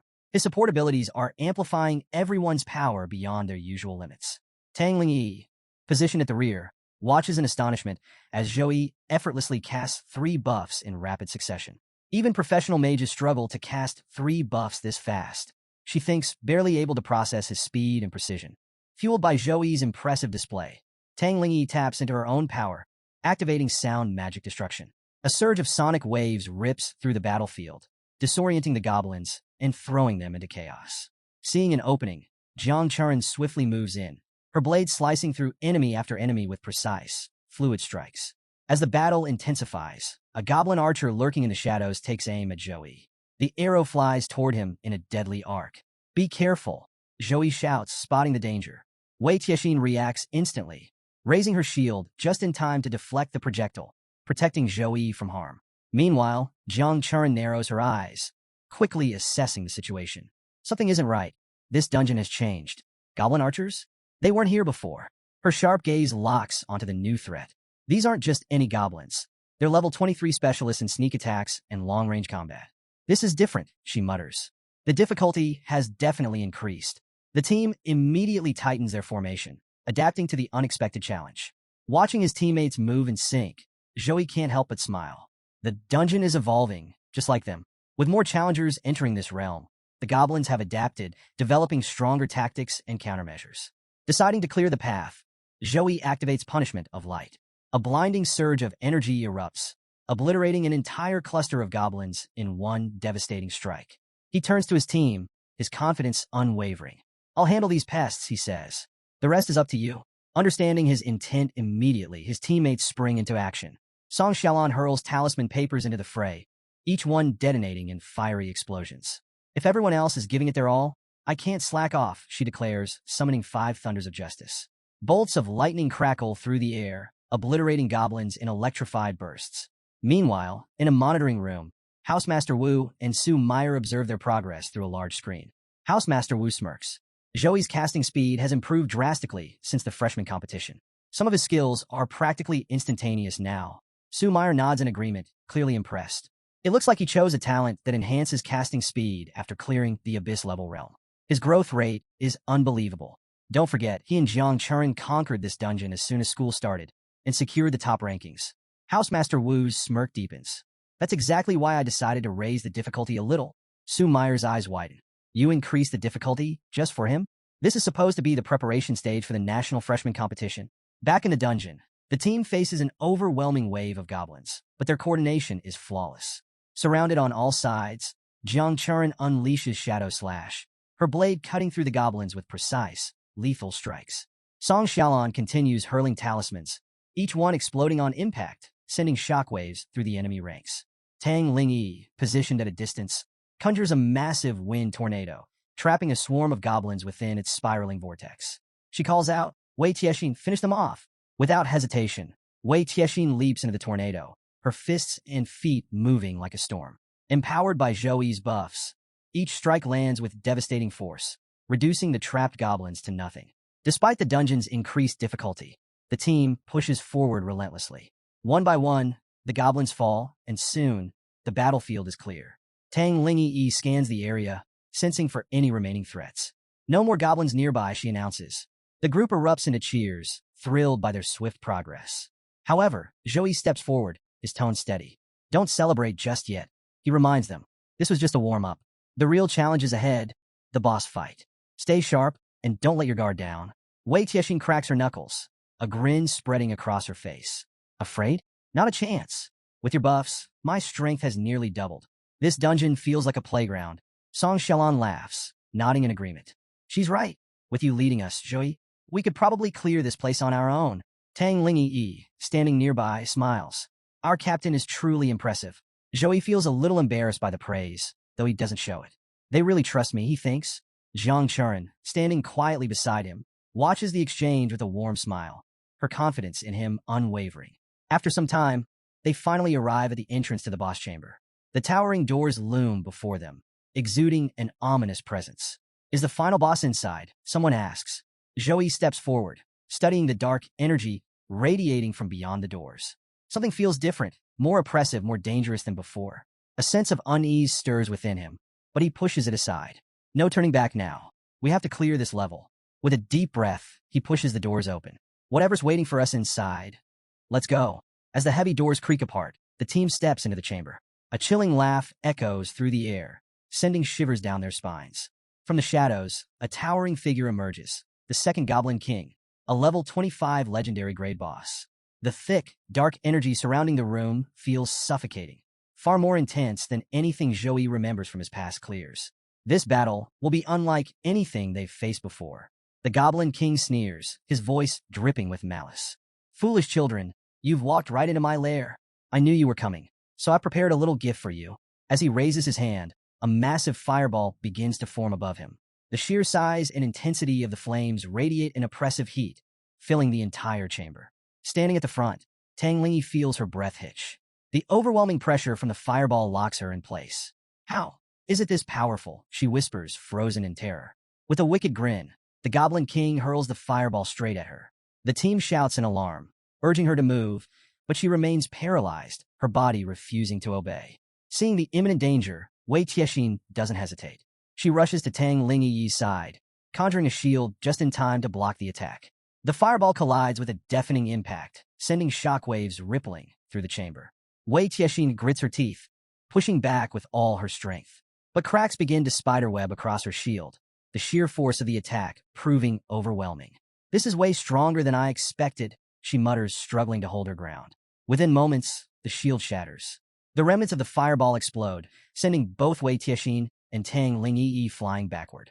The team watches in horror as the Goblin King erupts into maniacal laughter, clearly reveling in his newfound strength. Zhou clenches his fists, his sharp gaze locking onto the boss. This fight is going to be tougher than I thought. Everyone focus, he commands. Stay calm and stick to the plan. We're not backing down. Wei Tiexin, still reeling from the impact, feels a flicker of doubt. Even with Zhou's buffs doubling my strength, I'm barely holding up against his normal attacks. The Goblin King, completely unfazed, raises his arms once more. His voice echoes through the chamber, taunting them. Don't panic, little children, he sneers.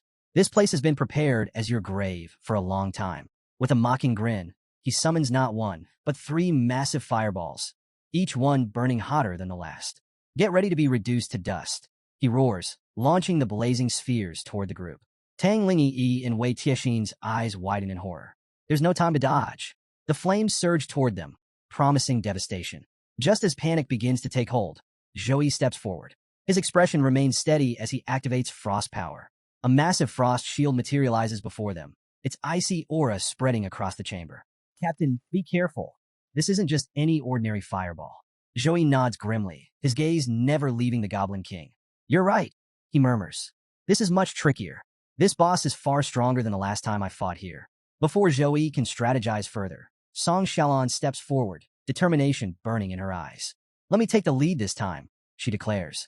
She swiftly activates her talisman skill, chanting an incantation before hurling enchanted talismans toward the Goblin King. The glowing symbols encircle the boss, pulsing with explosive energy. At her command, they detonate in a massive blast, shaking the entire chamber. A moment of silence follows. As the smoke clears, Song's confidence falters. The Goblin King stands completely unharmed. With a wicked grin, his mouth glows with fiery energy as he cackles. Is that all you've got, little one? To everyone's shock, the boss absorbs the explosion's energy, growing even stronger. Song's face pales. How is that even possible, she stammers.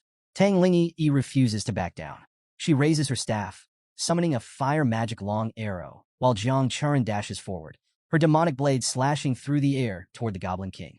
Both attacks strike in perfect sync, only to be instantly repelled by an invisible force. The Goblin King smirks. Interesting, he muses. But now it's time to end this. A pulse of dark energy swells in his mouth before he unleashes a devastating wave toward the team. The sheer power of the attack leaves them momentarily frozen in fear. Tang Li, trembling, mutters, "The difference in our levels is too great. This isn't a monster we can defeat." Just as the attack is about to engulf them, Zhou steps forward.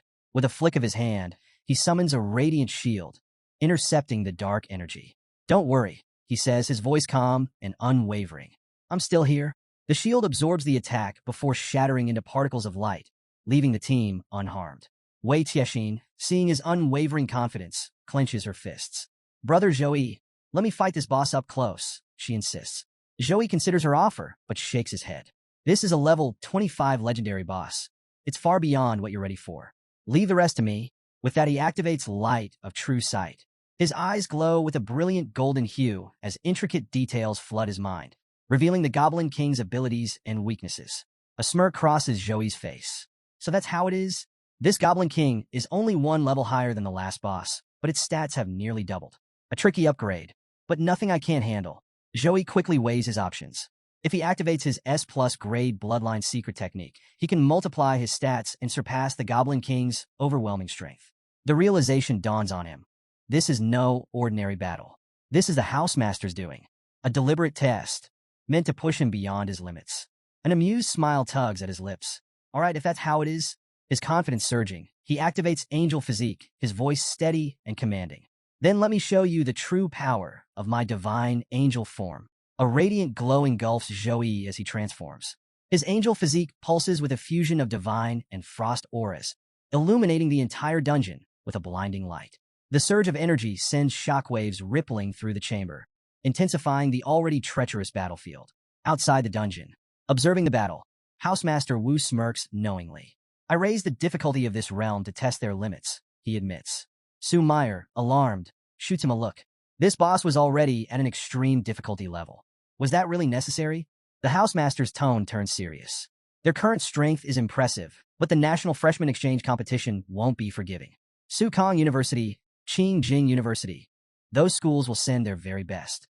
If Zhou and his team don't experience real adversity now, they won't be ready for what's coming. Su Meyer sighs, but then smiles knowingly. You underestimate Zhou, she says with quiet confidence. Back in the dungeon, the Goblin King watches Zhou's transformation with a wicked grin. Interesting, he sneers. You've turned into a shiny bird. No matter. Use all the tricks you want, little one. It won't save you.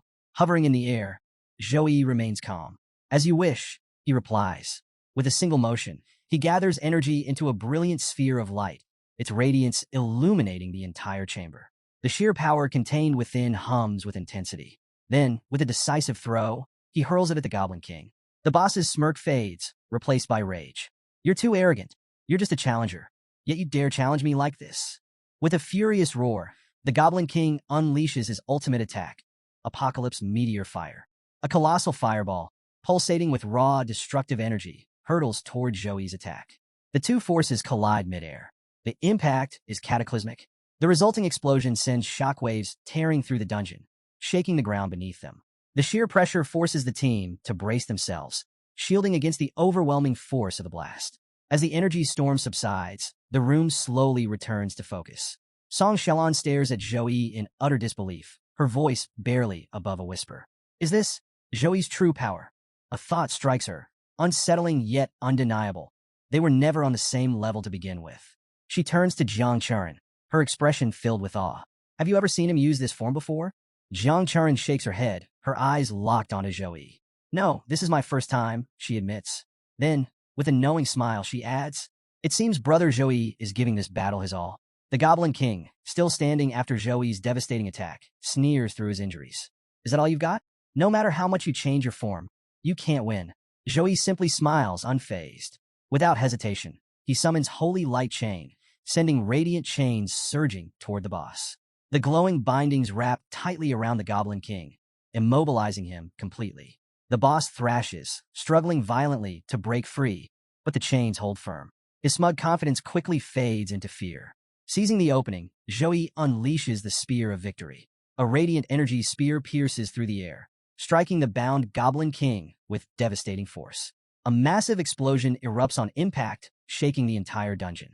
The team watches in awe as dust and debris swirl through the chamber. Yet, as the smoke clears, the Goblin King is still standing. Battered, wounded, but alive. Persistent, aren't you? Zhou mutters, preparing his next move. The Goblin King, sensing his end, switches tactics, gathering flames in his palms for another powerful attack. But Zhou doesn't give him the chance. He counters instantly with Light Flame Storm, summoning a swirling vortex of holy fire around the boss. The flames rage, engulfing the enemy completely. The Goblin King screams in agony, his body burning under the relentless assault. His defiant roars turn into desperate threats. I'll kill you. I'll end you, he howls. Zhou remains unmoved. Don't worry, he replies coolly. There's more where that came from. With that, he casts Lightning Binding, fusing it with the holy flames to launch a dual-element assault. A surge of divine lightning crackles through the inferno, striking the boss repeatedly. The Goblin King groans, his voice finally laced with desperation. Between strained breaths, he taunts weakly. It seems you've been holding back. I'm sorry I couldn't push you far enough to enjoy this fight. Zhou smirks, his golden eyes glowing. What a shame, he says. I was hoping to test my hand of God's six-winged angel form in this battle, but I suppose I'll have to save it for another time. With the Goblin King clinging to his last breath, Zhou raises a single finger, charging it with concentrated holy energy. A precise beam of divine light pierces the boss's core, ending him instantly. The Goblin King crumbles, his massive form disintegrating into golden embers. In the control room, Housemaster Wu watches the battle, his expression unreadable. After a moment, he mutters, is a monster. Turning to Su Meyer, he continues, I designed this boss to challenge even a level 26 player, and yet he defeated it with ease. Su Meyer, however, remains unsurprised. Joey trained extensively in the combat field before coming here today, she explains. He completed the level 10 combat form challenge in just 6 minutes and 12 seconds, without breaking a sweat. Housemaster Wu chuckles, shaking his head. No wonder the element teacher and you have such faith in him. Watching this fight, it's obvious. He's on a completely different level. As the Goblin King falls, a system notification flashes before the team. Congratulations. You have cleared the Abyss-level Goblin Dungeon in 21 minutes and 16 seconds. Rewards will be released soon. The team erupts in excitement, their exhaustion momentarily forgotten. They didn't just survive this dungeon. They dominated it. Moments after the battle, a surge of experience points washes over the group, rewarding each member with a whopping 8,000 XP. Wei Tianxin can hardly believe her eyes, exclaiming in amazement that one Abyss-level realm had granted her as much progress as an entire week of relentless training. For Joey, the rewards are even sweeter. Defeating the boss nets him 11,236 experience points, along with 10 free stat points and 10 skill points. His satisfaction is evident as he silently calculates how close he is to leveling up, a small smile tugging at his lips. Before he can revel in the moment, Jiang Churin rushes to his side, her face etched with worry. She immediately checks if he's injured, but Joey assures her he's fine, brushing off her concern with a composed demeanor. Quickly shifting the focus back to the group, he suggests they examine the boss's loot. Everyone gathers, their anticipation building as they uncover the treasure. Their hard work has yielded some impressive golden grade items. 1. Flame Staff, a golden weapon requiring level 24. 2. Shield of Spirit, another golden weapon for the same level. 3. Ring of Flame Magic, a golden accessory, also level 24. The sight of the rare loot leaves the group buzzing with excitement. The shimmering equipment is a testament to their triumph. Joey acknowledges their luck with a nod and turns to the team. If anyone can use these, go ahead and take them. Wei Tianxin is the first to respond, shaking her head. The level requirements are beyond her current capabilities. Tang Lingyi follows suit, explaining that fire element gear doesn't align with his abilities. Jiang Churin and Song Xiaolon echo similar sentiments, admitting the items don't suit their needs. The consensus is clear, and the group unanimously insists that Joey deserves the rewards. After all, his efforts had carried them through the treacherous realm. Joey hesitates for a moment, then decides to hold on to the items temporarily. However, he promises to sell them through the school's auction network and split the proceeds equally among the team. Wei Tianxin protests, insisting that Joey keep the lion's share of the rewards. Song Xiaolon agrees, emphasizing how critical he was in the final battle. Despite their objections, Joey remains firm, advocating for fairness. Equal distribution, he believes, ensures everyone is well-equipped for future challenges. Jiang Churin chuckles softly, noting that Joey's generosity isn't surprising. We all know he doesn't really need the points, she teases. But even if he wants to share, we can't change his mind. Her lighthearted comment brings a smile to everyone's faces as they revel in their victory, ready to face whatever challenges await next. With Joey's firm stance on fairness, the team finally relents, nodding in agreement. As the matter settles, he takes a moment to remind them of the bigger picture. The exchange competition is just around the corner. These points will help all of you grow stronger, but remember, our goal isn't just to win. We're here to defend the honor of our school. His words ignite a spark in the team. Determination flares in their eyes as they respond in unison. We won't let you down, Joey. We'll train hard for the competition. Pleased by their resolve, Joey nods. Good. Victory isn't just about individual strength, it's about teamwork. If we all give it our best, we'll shine when the time comes. With the battle behind them, the team finally steps out of the Abyss dungeon, their faces glowing with the satisfaction of victory. Clearing such a high-level realm together is no small feat, and their teamwork has never felt stronger.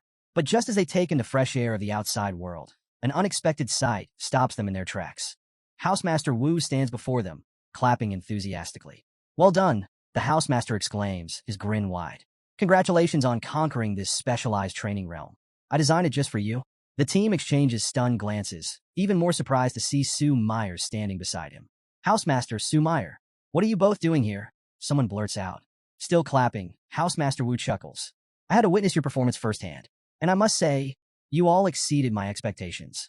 Especially you. You've given me quite the surprise. Joey scratches the back of his head, a little embarrassed by the praise. I just did what was needed, he responds humbly. But the Housemaster's expression shifts to something more serious. His eyes lock onto Joey. Tell me, do you have the confidence to take first place in the exchange competition?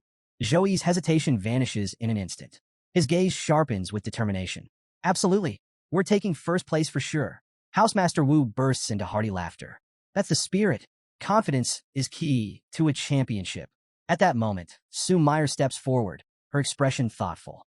For the tournament, I suggest we play to Zhouyi's strengths strategically, she proposes. For the early matches, Zhouyi should hold back, taking on a supporting role. That way, other teams will underestimate him. Then, when the moment is right, she smirks, he can unleash his full strength and dominate. The team processes her words, the idea clicking into place. Sue Meyer's grin widens. This way, we'll not only win, but we'll make a statement. One that'll silence those skeptics who still doubt Zhouyi's abilities. Housemaster Wu nods approvingly. A brilliant strategy. Among the best, there's always a gap between the elite and the rest. But if you want this plan to work seamlessly, your teamwork still needs refining. Sue Meyer agrees. Yes, a little fine-tuning and coordination will make all the difference. Housemaster Wu clasps his hands together and makes an announcement. Specialized training starts tomorrow. For now, get some rest, but don't get too comfortable. I'll be implementing some disciplinary measures to keep your training on track. Zhouyi raises an eyebrow, curiosity piqued. Disciplinary measures? What kind of measures, sir? Before the housemaster can respond, Sue Meyer glances back with a playful smile. If we told you now, it wouldn't be as fun. You'll find out soon enough. With that cryptic remark, the two take their leave. Zhouyi watches them go before turning back to his team, determination shining in his eyes. All right, everyone, rest up for today. Starting tomorrow, we train hard. The exchange competition is coming, and we're going to give it everything we've got. The team nods in unison, fully committed to the challenge ahead.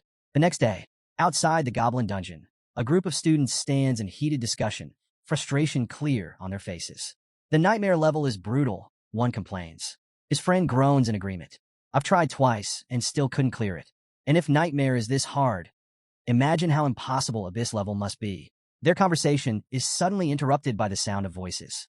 Turning toward the source, they spot Zhouyi's team deep in discussion, their conversation sending shockwaves through the eavesdroppers. We should aim to clear the abyss level in under 10 minutes this time, Zhouyi suggests. Tang Lingyi, brimming with confidence from their recent training, responds without hesitation. We've been practicing with the captain's buffs for a while now. 10 minutes should be doable. Wei Tiexin chimes in, nodding. Yeah, plus, the housemaster gave me some solid tips to optimize our attacks yesterday. The eavesdropping students freeze, their eyes widening in disbelief.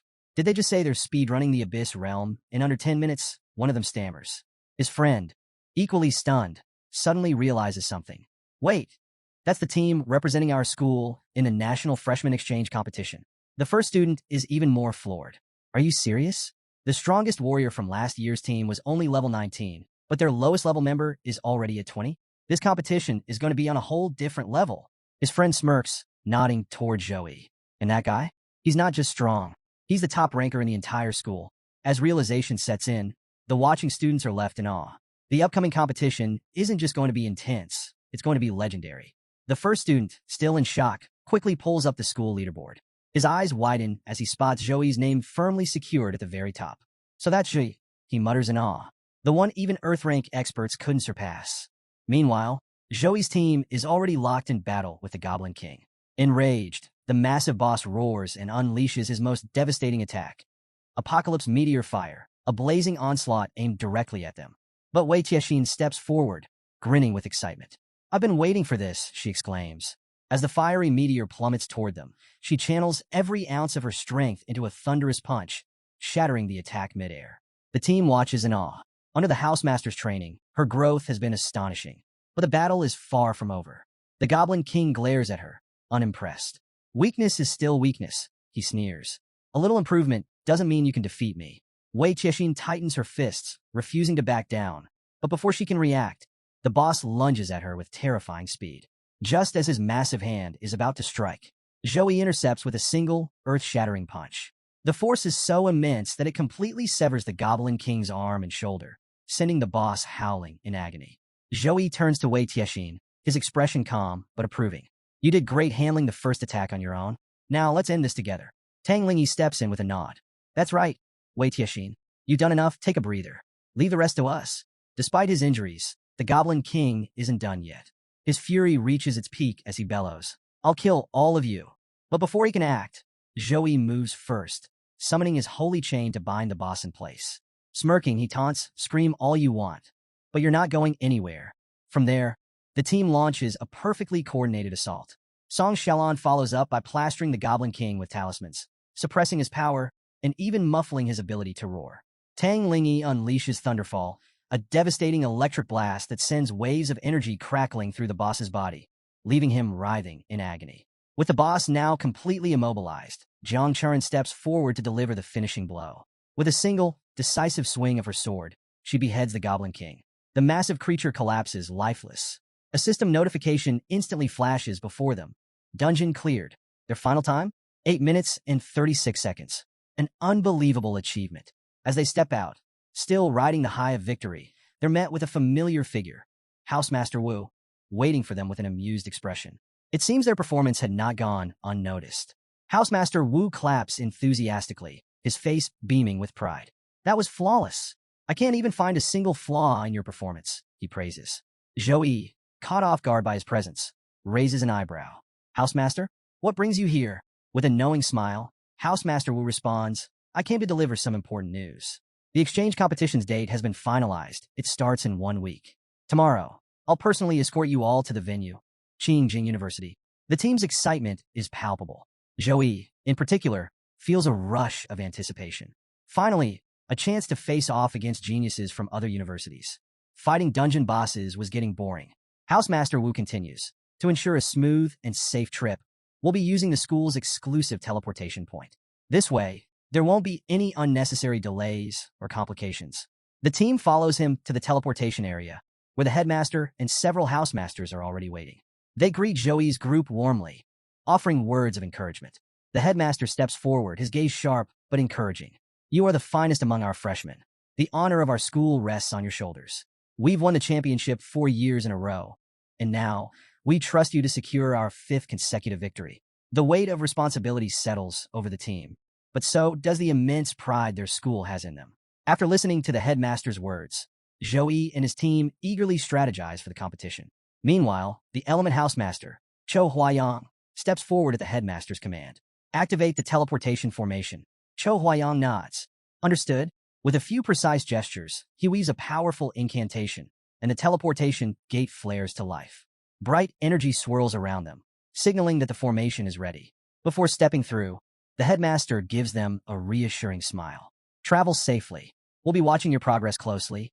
As the team moves into the glowing formation, a surge of light engulfs them, and in a blink, Zhou Yi stumbles slightly, blinking in astonishment. Wait, we're already here? Didn't you all say the distance between our schools was 2 million kilometers? How do we get here so fast? Su Meyer chuckles. That's the power of tertiary awakened mages. Long-distance teleportation formations like this can only be created by mages of their level. Without it, the journey would have taken several days by train. Zhou Yi nods, clearly impressed by the Element Housemaster's skill. As they take in their surroundings, a figure approaches them with a warm smile. Welcome to Qingjing University, he announces. The man steps forward with a confident smile. Welcome. I'm Cheng Chun, a tertiary awakened mechanic. It's an honor to have you all here. Housemaster Wu's face lights up the moment he sees him. Cheng Chun, what a surprise. Why are you personally welcoming us? Cheng Chun chuckles. Of course, I came on my own. I have to take care of my old friend. His gaze shifts to Zhou Yi's team, sizing them up with interest. The students you brought this time, they seem quite promising. Housemaster Wu grins. I've heard the same about your school's freshmen this year. I guess we'll see whose team truly shines in the competition. Cheng Chun pats Wu's shoulder, smirking. Indeed, we'll see. After exchanging a few more words with his old friend, Housemaster Wu turns back to his team and gathers them around. His expression turns serious. A few reminders before we begin, he starts. The opening ceremony for the exchange competition is on the 10th, and the tournament will follow soon after. He pauses before continuing. For now, we won't be doing any additional training. Use this time to rest and prepare mentally. His tone deepens as he adds a crucial warning. That being said, stay on guard. Qingjing City is seeing an influx of tourists, and we suspect spies from other races could be among them. Every year, we see demons or other species targeting human talents during events like this. Don't let your guard down. The team exchanges uneasy glances, but Housemaster Wu quickly softens his expression. That's enough for now. You have a few days to relax, explore, and enjoy yourselves, but stay sharp. With a collective, understood, the team disperses to their rooms for some well-earned rest. Later that night, Zhou Yi stands on the balcony of his apartment, taking in the view of Qingjing City. The cool night breeze brushes against him when suddenly, A small robot assistant hovers nearby, greeting him in a polite, mechanical voice. Welcome to Jing University Apartments. Please don't hesitate to ask if you need anything. Joey chuckles, amused by the advanced service. Thanks, but I'm good for now. Still, this is impressive.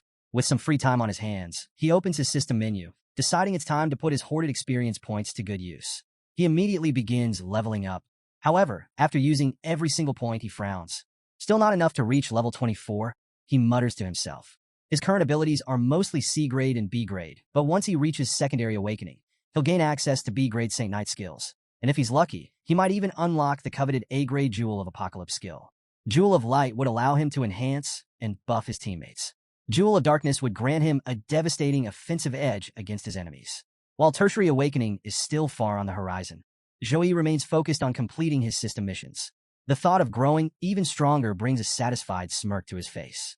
The day of the much-anticipated National Freshman Exchange competition finally arrives, with a grand announcement marking the opening of China's 157th annual event. The crowd bursts into cheers, filling the stadium with a contagious energy.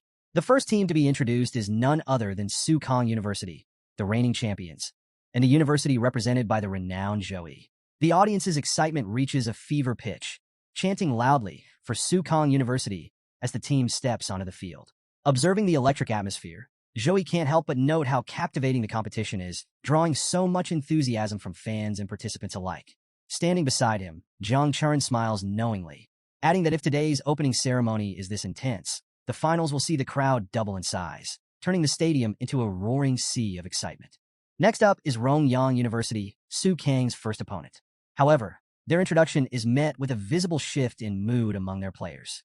They're clearly unnerved, realizing the formidable challenge of facing the defending champions in the opening round. The air of apprehension is palpable as one player grumbles about their bad luck, likening their situation to being served up as a mere stepping stone for Sukong University. Another sighs in agreement, already doubting their chances. But their captain refuses to let the team give in to despair. With a determined tone, he reminds them of their top 30 finish last year and insists they still have a fighting chance. His words inject a bit of hope, though the shadow of their powerful opponents looms large. Meanwhile, the crowd's attention sharpens on Sukong University's lineup, particularly the figure standing at the back, Joey. Excited whispers ripple through the spectators as they take note of his status. Is that a Saint Knight? One exclaims in awe. Not just that. He's level 23. Nobody else on the field comes close to that, another marvels. Yet there's some consolation among the onlookers.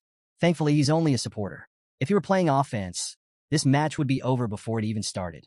Others speculate how many of Sukong University's hidden strategies will be revealed in this first-round match, further cementing their dominance. Back on the field, the pressure weighs heavily on Rongyang University's captain. Watching Joey and his imposing level 23 ranking, he knows the uphill battle his team faces.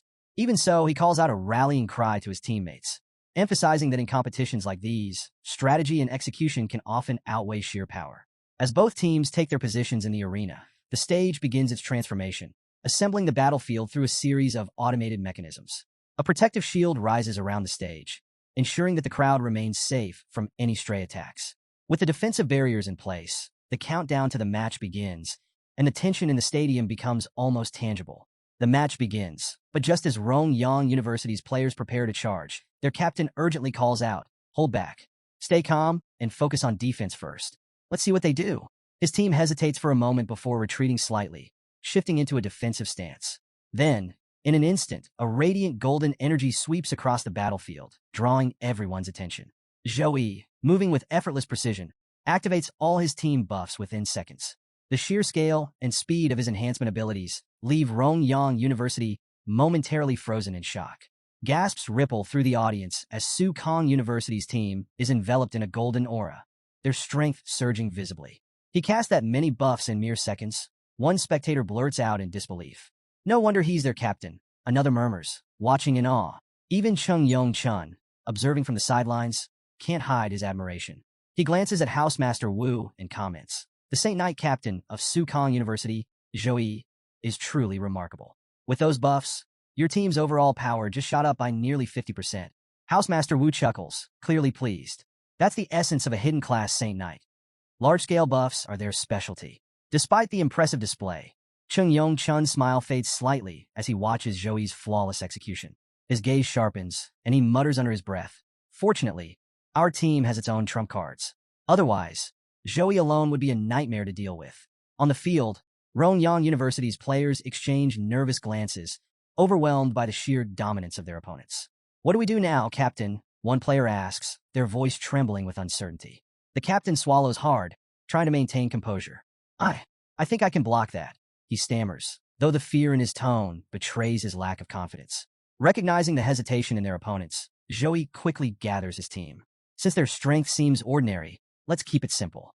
We'll attack together and break their formation in a single wave. The team nods in agreement, wasting no time in preparing for action. Stepping forward first, Tang Lingyi raises her hand and summons a fire magic arrow. The blazing projectile streaks across the field, its ominous glow sending another wave of panic through Rongyang's ranks. Their captain, desperate to keep his team from crumbling, reacts swiftly. He casts a light shield, successfully intercepting the attack. A flicker of confidence returns to his face as he smirks. Look, I blocked it. This must be all the power they have. But before he can revel in his small victory, one of his teammates frantically interrupts. Captain, they're coming again. Before the captain can even process the warning, Wei Tiexin dashes forward at breakneck speed. With a single devastating strike, her air-breaking fist smashes straight through his shield, sending him hurtling backward. He crashes onto the ground with a thud, winded and dazed, struggling to push himself up. The match has only just begun, but Rongyang University is already on the back foot. Before Rongyang University's team can recover, Jiang Chern steps forward, her demonic blade radiating an ominous glow. With a swift slash, dark energy surges toward their captain, paralyzing him with fear. His mind screams in panic. He knows there's no way he can block this. Before the team can even process the incoming danger, a massive thunder spell crashes down from above, engulfing the entire field in a surge of lightning. The sheer force of the spell leaves Rongyang University's players sprawled across the ring, barely conscious. As the dust settles, the referee steps forward and makes it official. Sukong University takes the victory. The stadium erupts in applause, though the announcer encourages the crowd to cheer even louder to help boost Rongyang University's morale. Despite the overwhelming win, Joey's team doesn't look particularly excited. Having conquered Abyss-level challenges multiple times, this match felt more like a warm-up than an actual fight. One of them mutters under their breath, clearly unimpressed. That was way too easy. Joey, however, just laughs. Don't worry. The real challenge will come when we face Sukong University and Qingjing University. Save your energy for them. Meanwhile, on the sidelines, Chung Yong-chun watches in stunned silence. The sheer dominance displayed by Joey's team leaves him momentarily speechless. Turning to Housemaster Wu, he shakes his head in disbelief. How did you even train these students? They're like crouching dragons and hidden tigers, he says, still trying to process what he just witnessed. Especially Joey's buffs. How could any regular school possibly compete against that? Housemaster Wu grins smugly, clearly enjoying the praise. Oh, I didn't train them much, he says, waving a hand dismissively. Just gave them a few pointers here and there. Everything else is the result of their own hard work. Chung Yong-chun narrows his eyes, not buying Wu's false humility. The fight had been so one-sided that it left him unsettled. He exhales sharply before turning away. I'd better go. If my team ends up facing yours, I need a solid strategy before stepping onto that field. As he walks off, Housemaster Wu chuckles heartily, calling after him. Remember, Chun, our friendship comes before competition. Chung Yong-chun simply replies with a curt "you," not even turning around as he leaves. With the match over, Joey's team returns to their waiting area, still unfazed by their victory. Seeing them, Housemaster Wu greets them with a warm smile. You all did well today, he says, nodding approvingly. Keep up the hard work. I know you can push yourselves even further. Stepping forward, Sue Meyer adds her own advice. Since there are no matches scheduled this afternoon, you should use the free time wisely. I suggest watching the high-level team battles happening now. Observing them will give you valuable experience. The team exchanges quick glances before nodding in agreement. Okay, they respond enthusiastically, ready to make the most of their time. Before the team heads out, the Housemaster makes one last announcement. While there aren't any team battles at the moment, individual competitions are taking place. Anyone interested can sign up with him. Joey raises an eyebrow, curious. Why not just include everyone automatically? Sue Meyer explains that some classes, like priests, lack offensive abilities and would struggle in these fights. Even defensive-based fighters might prefer to sit this one out rather than deal with unnecessary challenges. That's why participation is optional. Hearing this, Joey's excitement sparks. He sees this as the perfect training opportunity and immediately suggests they all join. His enthusiasm is contagious, and soon, the whole team agrees. The housemaster chuckles at their determination. Without hesitation, he signs them up, declaring that Sukong University is in good hands. There are no weaklings in this group. Once registered, the match schedule is revealed. Jiang Churin and Song Xiaolan will have to wait for their turn, as their matches are set for later. Zhou Yi, however, is up much sooner, placed in the second round of fights. His opponent? Liu Jie, a level 18 swordsman from Rongyang University. The announcement immediately stirs up excitement among the crowd. Wait, Zhou Yi's entering the individual matches, someone exclaims. He barely showed anything in the last team fight. Let's see what he can actually do. Some are skeptical. After all, Zhou Yi is a Saint Knight, a support class. How can he really hold his own in a solo fight? Others are more confident. There's a reason he's the team captain, and they're eager to see what he's truly capable of. As Zhou Yi steps toward the arena, his teammates cheer him on. Across the field, Liu Jie enters to the roar of his own supporters. Spotting Zhou Yi, Liu Jie can't hide his excitement. A support class opponent? This should be an easy win. Still, not everyone on his team shares his confidence. Some notice Zhou Yi's unwavering composure and grow uneasy. This might not be as simple as we thought, one mutters. Others scoff. Please, a Saint Knight? Brother Liu will crush him. The countdown begins, and the match is officially underway. Liu Jie wastes no time, stepping forward with his sword engulfed in flames. A smirk plays on his lips as he taunts his opponent. If Zhou Yi surrenders now, he'll at least lose with dignity. Zhou Yi chuckles, completely unfazed. Talk about surrender when you can last 10 breaths in front of me. Liu Jie's face turns red with anger. How dare Zhou Yi mock him like that? With a furious shout, he lunges forward, unleashing a relentless flurry of sword slashes. But Zhou Yi doesn't even flinch. He dodges every strike with effortless precision, moving like a blur. The confidence on Liu Jie's face quickly shifts to shock. Zhou Yi is way faster than he expected. Determined to break through, Liu Jie pushes harder, but then his feet freeze in place.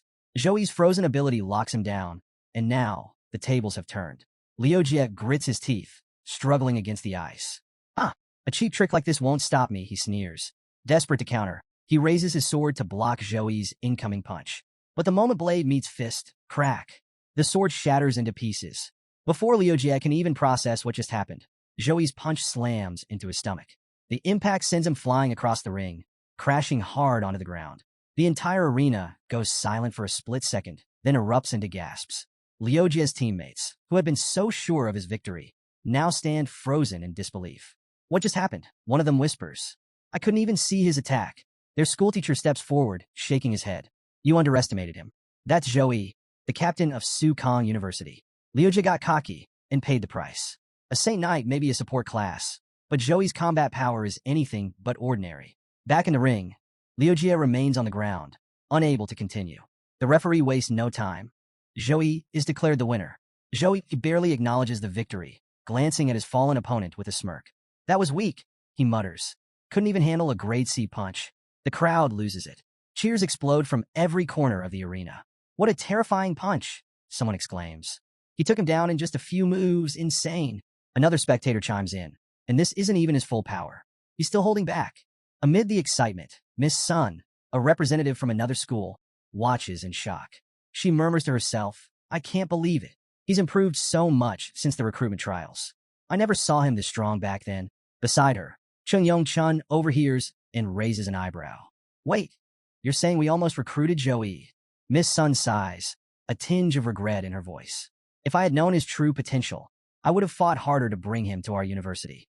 With him on our team, we'd be unstoppable. Not far away, another spectator, Xiao Lan, a level 19 archer, watches Zhou Yi with growing interest. A faint blush colors her cheeks as she whispers. So this is the special boy Jiang Churin mentioned. His strength is unreal. Who knew someone could master support, close combat, and magic all at once? At the edge of the crowd, Zhou Xiao, a level 18 priest, observes Zhou Yi's abilities with a mix of curiosity and confusion. She narrows her eyes, analyzing his ice magic. His casting speed, it's far too fast, she mutters to herself.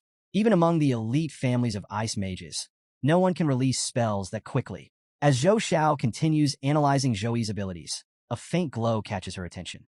She looks down. Her bracelet, a treasured heirloom, is reacting. Her eyes widen in realization. This artifact only responds to those with a special connection to ice magic. Could it be? She murmurs to herself. Is it possible? Did he awaken a frost bloodline? Standing beside Xiaolan, Zhou Xiao notices the unease on her face. Something wrong, she asks. Xiaolan hesitates for a moment before quickly shaking her head. No, it's nothing, she replies, though her troubled expression says otherwise. Without waiting for further questions, she abruptly turns to leave. I have urgent business to attend to. Zhou Xiao watches her go, confusion and concern flickering in her eyes. Meanwhile, in a different location, a mysterious man answers a call on his company's private line. A curious smile plays on his lips. It's your competition day. How did you find the time to call me? On the other end, Xiaolan's urgent voice cuts through. Dad, I found an awakener of the Frost bloodline. His name is Zhou. The purity of his bloodline is over 70%. The man's expression shifts instantly. Are you certain? A Frost bloodline with such high purity is incredibly rare. Xiaolan's tone grows even more serious. There's a chance it's closer to 80%. I need to confirm if his abilities are real. Realizing the weight of the situation, the man's demeanor turns grave. All right, find a way to get close to Zhou. In the meantime, I'll investigate to see if he has any connection to our Zhou family. As the call ends, a glimmer of hope appears in his eyes. If Zhou's Frost bloodline is genuine, he might be the key to saving the Zhou family. Back at the tournament venue, an announcement echoes across the arena. Zhou's second match is about to begin. The crowd erupts into excitement, cheering for both him and his next opponent, Lee Sin, a renowned warrior. Near the ring, one of Lee Sin's friends pats his shoulder. Don't hold back. Show him what you're made of. Lee Sin smirks confidently. Oh, I won't. My only worry is that it won't even last long enough for me to go all out. Despite his bravado, another teammate issues a warning. Don't underestimate him. Zhou is dangerous. I can feel it. Lee Sin waves him off. Relax, brother Yi. I've got this. Stepping into the ring, Lee Sin releases his aura, an overwhelming wave of power that instantly grabs the audience's attention. Then, to their amazement, he reveals his Tempest armor set, an incredibly powerful level 18 artifact. His teammates erupt in cheers. As expected of brother Lee Sin, with the Tempest armor set, Zhou won't even get close to him. A nearby girl chuckles with a sly grin. I just hope Zhou doesn't end up crying when this is over. In the arena, the atmosphere is electric.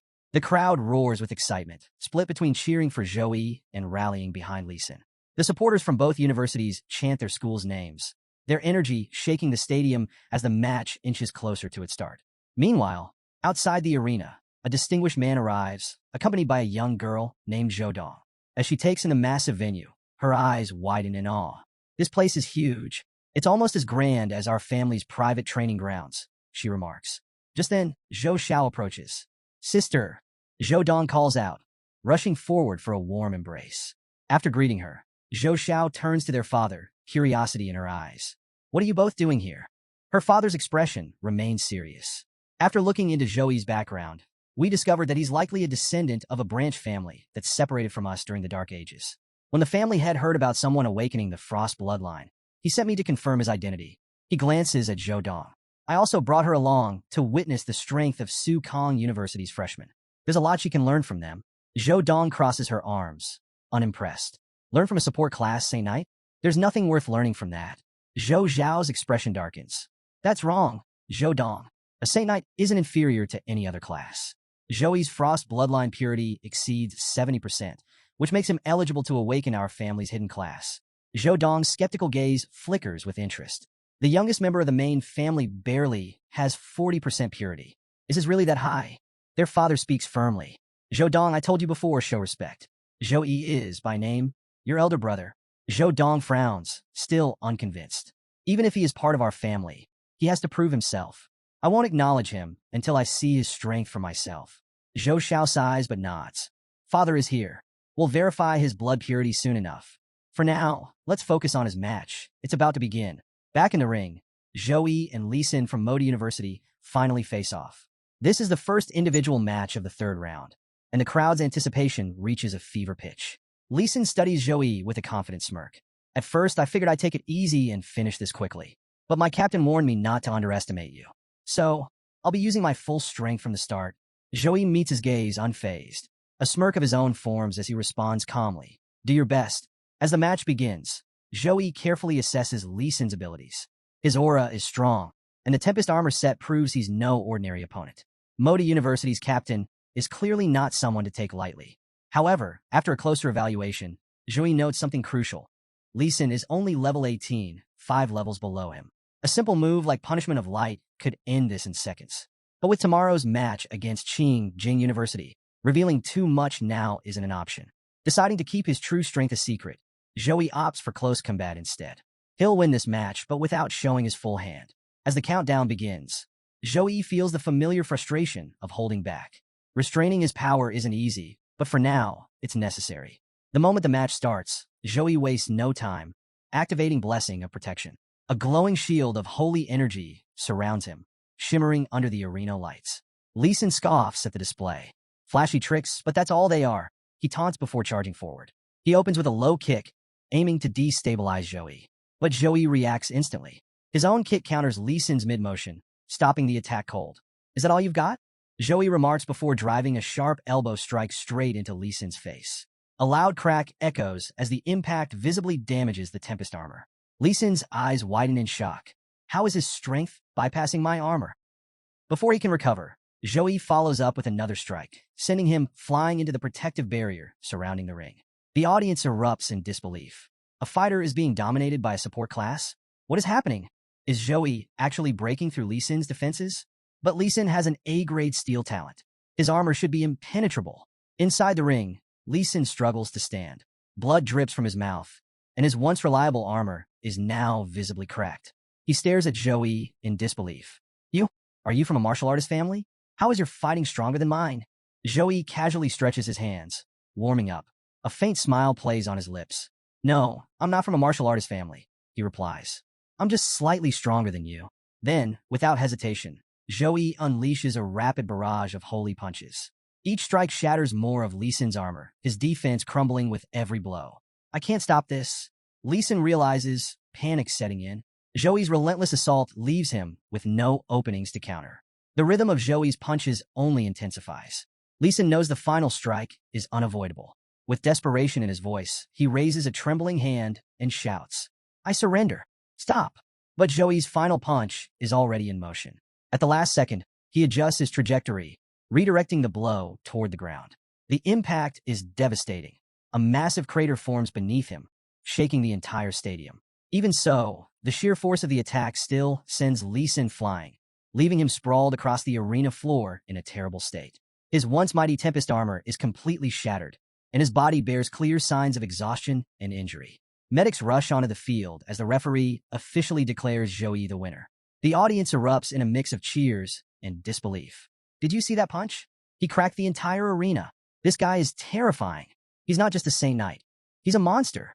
Meanwhile, Joey stands in the center of the ring, lost in thought. Hiding my power is harder than I expected.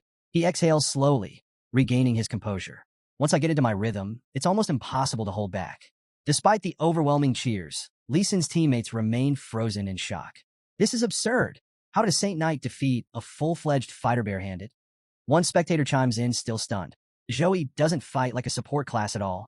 His combat skills are insane. Inside the ring, Joey approaches the fallen Lee Sin. Assessing his injuries, he raises a hand, casting holy light. A warm, golden glow envelopes Lee Sin, slowly stabilizing his condition. I'm sorry it ended like this, Joey says sincerely. You surrendered too late. I couldn't redirect my power in time. The healing team arrives in a hurry, their expressions tense as they assess Lee Sin's condition. Joey steps back, giving them space. I've cast a healing spell to stabilize him, he informs them. The rest is up to you. One of the nurses nods quickly. Understood, she says, though her eyes remain filled with concern. As she checks Lee Sin's injuries, her breath catches. These wounds are severe. It'll take days for him to fully recover. Another nurse mutters in disbelief. I never imagined a Saint Knight could deal this kind of damage. Up in the stands, Zhou Xiao turns to her father, her expression triumphant. See? I told you Joey's strength surpasses even the most talented members of our family. Her father, still trying to process what he just witnessed, slowly nods. Watching Joey overpower an armored fighter with nothing but raw strength was beyond anything he expected. His mind drifts to the hidden strength class within their family's frost bloodline, one that emphasized pure physical might. Even Zhou Dong, who had been skeptical of Joey, can't hide her reaction. She exhales sharply, her earlier doubts shattered. I admitted he's powerful. Her father smiles, clearly pleased. If even Dong is convinced, that settles it. We need to meet him. Zhou Xiao, arrange a meeting with Joey as soon as possible. Zhou Xiao nods, her gaze shifting toward Joey with newfound determination. I'll take care of it. As the excitement from Joey's match begins to fade, the The next match is announced. Jiang Chuan versus Jiang Feng. Hearing this, Zhou mentally evaluates the matchup. Jiang Feng's strength is much lower than Li Sin's. Chuan should have no trouble winning this one. Both fighters step into the arena, and the battle begins. Wasting no time, Jiang Chuan launches a relentless barrage of attacks. Jiang Feng struggles to keep up, barely managing to defend. Panic creeps into her thoughts. Su Kang's team is terrifying this year. I can't handle this. Sensing her opponent is nearing her limit, Jiang Chuan decides to end it swiftly. She activates Shadow Slash, her blade surging with dark energy as it slices through Jiang Feng's defenses. The attack lands cleanly, and with no strength left to continue, Jiang Feng collapses. The referee doesn't hesitate. Jiang Chuan is declared the winner, advancing to the fourth round. The crowd erupts once again, thoroughly impressed. Even Jiang Feng couldn't keep up. I thought Zhou was the only powerhouse in Su Kang's team, but Jiang Chuan is just as dangerous. As the buzz grows, the audience shifts their focus toward the highly anticipated match against Qingjing University. Speculation runs wild. How will Su Kang's team fare against their toughest opponents yet? Jiang Chuan walks out of the arena, satisfaction written all over her face. Zhou approaches with a smile. You fought really well. That last attack was especially impressive. Jiang Chuan, pleased but modest, waves off the praise. I was lucky this time. My opponent was weak. If I had to fight you, I'd probably surrender on the spot. Zhou chuckles. Don't worry. I would never fight against you. Before the conversation can continue, Zhou Xiao suddenly approaches, interrupting them. Zhou turns toward her, curious. Do you need something important? Zhou Xiao introduces herself formally. I am Zhou Xiao, from the Tianlan Zhou family. You've awakened a frost bloodline with exceptional purity, which makes you a likely member of our Zhou family. Zhou blinks in confusion. Frost bloodline? Zhou family? He repeats the words, trying to make sense of them. Before he can ask more, Jiang Chuan, standing beside him, steps in. I know about them, Brother Zhou. The Zhou family is an ancient lineage, much like my own Jiang family. They've been a dominant force in the Tianlan district for centuries, and their strength is undeniable. Jiang Chuan continues. However, their bloodline's power has weakened over the years. Fewer and fewer members of the Zhou family are awakening the Frost bloodline. Given their desperation to restore it, they'll likely offer you significant resources. Zhou Xiao nods in agreement. She's right. If you join us, the family will ensure you receive the best support. But Zhou waves off the offer without hesitation. I don't need any resources, he says firmly. Then, turning to Zhou Xiao, he asks, but do you have any proof that I belong to your Zhou families? Without a word, Zhou Xiao produces a bloodline examiner stone and holds it out. My father is here today, and he brought this stone to confirm your bloodline. If you truly have Zhou family heritage, the stone will resonate with your Frost bloodline. Curious, Zhou decides to test it. As he brings his hand closer to the stone, it immediately begins to glow. A surge of energy flows through him, revealing the purity of his Frost bloodline. In that moment, he feels an undeniable connection to the power coursing within him.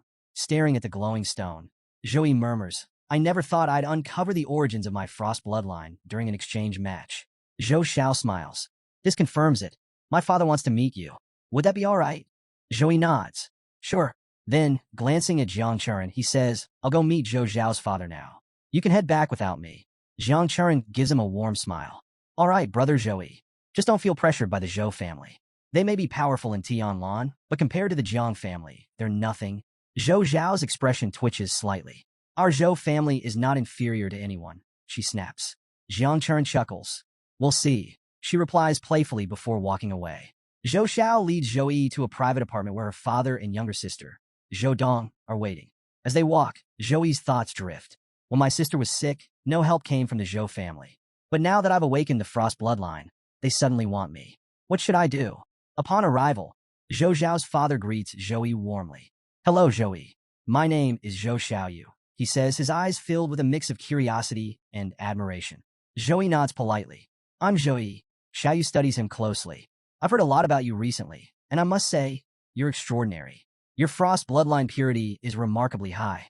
A faint frost-like glow flickers in his eyes as he continues. Meeting you reminded me that your father and my great-grandfather were related. That would make Zhou Xiao your distant cousin, in a way. His expression softens as he adds. I was deeply saddened to hear of your father's passing. Zhou remains composed. What's done is done. There's no point dwelling on the past, he replies calmly. As the conversation deepens, Zhou Xiaoyu gets straight to the point. If you agree to return to the main branch and switch your class to the Ice Element Hidden class, The Zhou family will provide all the resources necessary to help you reach the third awakening as quickly as possible. Zhou furrows his brow. I've already awakened as a Saint Knight. How can I change my class now? Xiaoyu responds with confidence. Don't worry about that. We preserved a class-changing artifact specifically for special cases like this. With your high-purity frost bloodline, you'd be able to unlock the full potential of our family's hidden class. It's an incredibly rare and powerful opportunity. Zhou carefully considers the offer, but quickly realizes the problem. The Saint Knight class is deeply tied to my support system, and my entire growth has been built around holy light. Switching classes now would throw everything off. The Zhou family's hidden class is powerful, but it's not the path I need to take. He voices his concern. What happens if I don't switch classes? Will I still receive support from the Zhou family? Xiaoyu leans forward, trying to persuade him. It's true that switching isn't mandatory, but if you do, you'll gain access to the Zhou family's private library, filled with advanced skill books, as well as an endless supply of resources. You'd never have to worry about leveling up again. Zhou shakes his head. I appreciate the offer, but I can't accept. Xiaoyu looks genuinely baffled. Why? This is a rare chance that most would kill for. He presses further, appealing to logic. If you switch classes, all your skill points will reset and be refunded. Your stats won't drop, and we'll ensure you reach level 50 in Tertiary Awakening in just 6 years. Despite the tempting offer, Zhou remains firm. The Academy already provides plenty of resources, and I've built my power as a Saint Knight. Changing paths now would be a step backward, not forward. Xiaoyu's confusion only grows.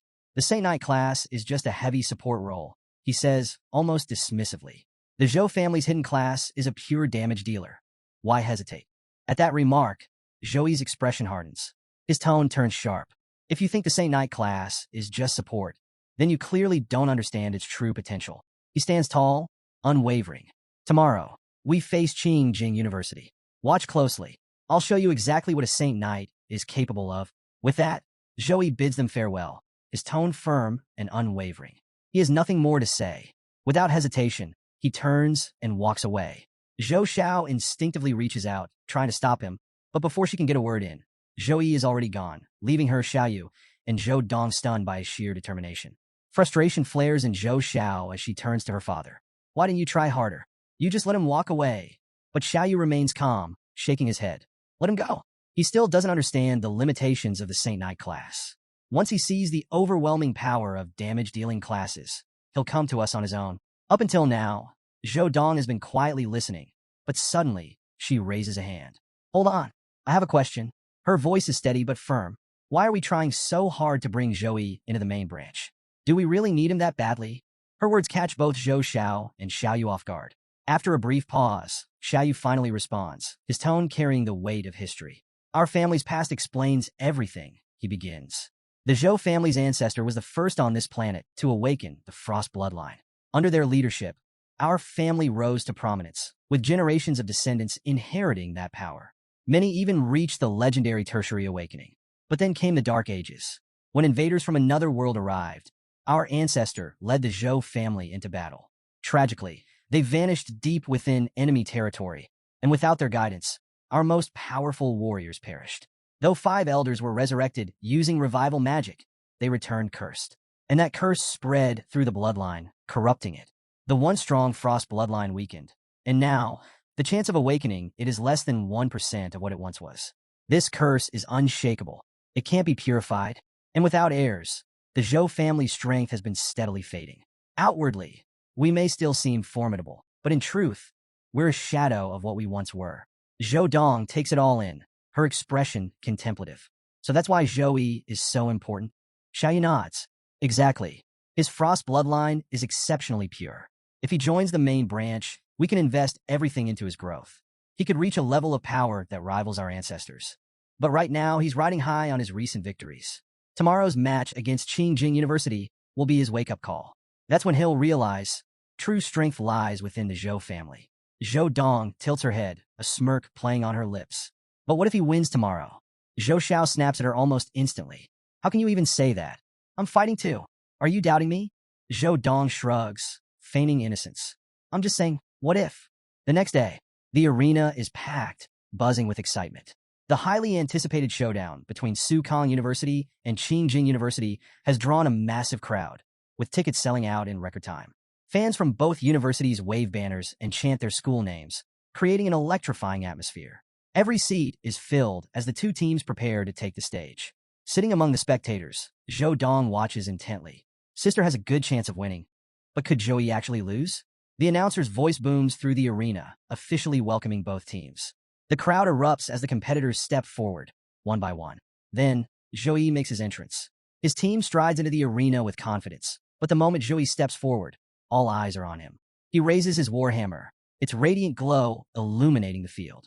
A surge of excitement ripples through the audience. But as the match begins, confusion spreads among the spectators. Wait, why is Captain Joey standing in the front? Does he even know how to use that weapon? It's not unusual for a Saint Knight to wield a weapon, but something about Joey feels different. His aura is overwhelming, his presence sending an eerie chill through the air. Even from the stands, people can feel it, a raw, unsettling power. Zhou Dong watches closely, narrowing her eyes. He looks even stronger than before. Beside her, Xiaoyu observes in silence. Was he holding back before? Is this his true strength? Meanwhile, on the opposing side, Qingjing University's team is growing uneasy. Their level 22 warrior, Li Yuan, studies Zhou with suspicion. Why is he in the front? Is he trying to be a damage dealer? Xiaolan, another teammate, nods. After watching his solo match yesterday, it's obvious he's more than just support. He might actually be playing offensively, but not everyone is convinced. Lu Zhou, one of their more arrogant members, scoffs. Doesn't matter what role he's playing. Just being the highest level doesn't make him unbeatable. Their level 22 mechanist, Wang Xian, remains focused. We fought Sukong University last year, and they destroyed us in the team match. We've trained hard since then, but we can't afford to underestimate them. This time, we will win. With both sides ready, the stage is set. The battle is about to begin. Sensing the growing tension, Qingjing University's captain rallies his team.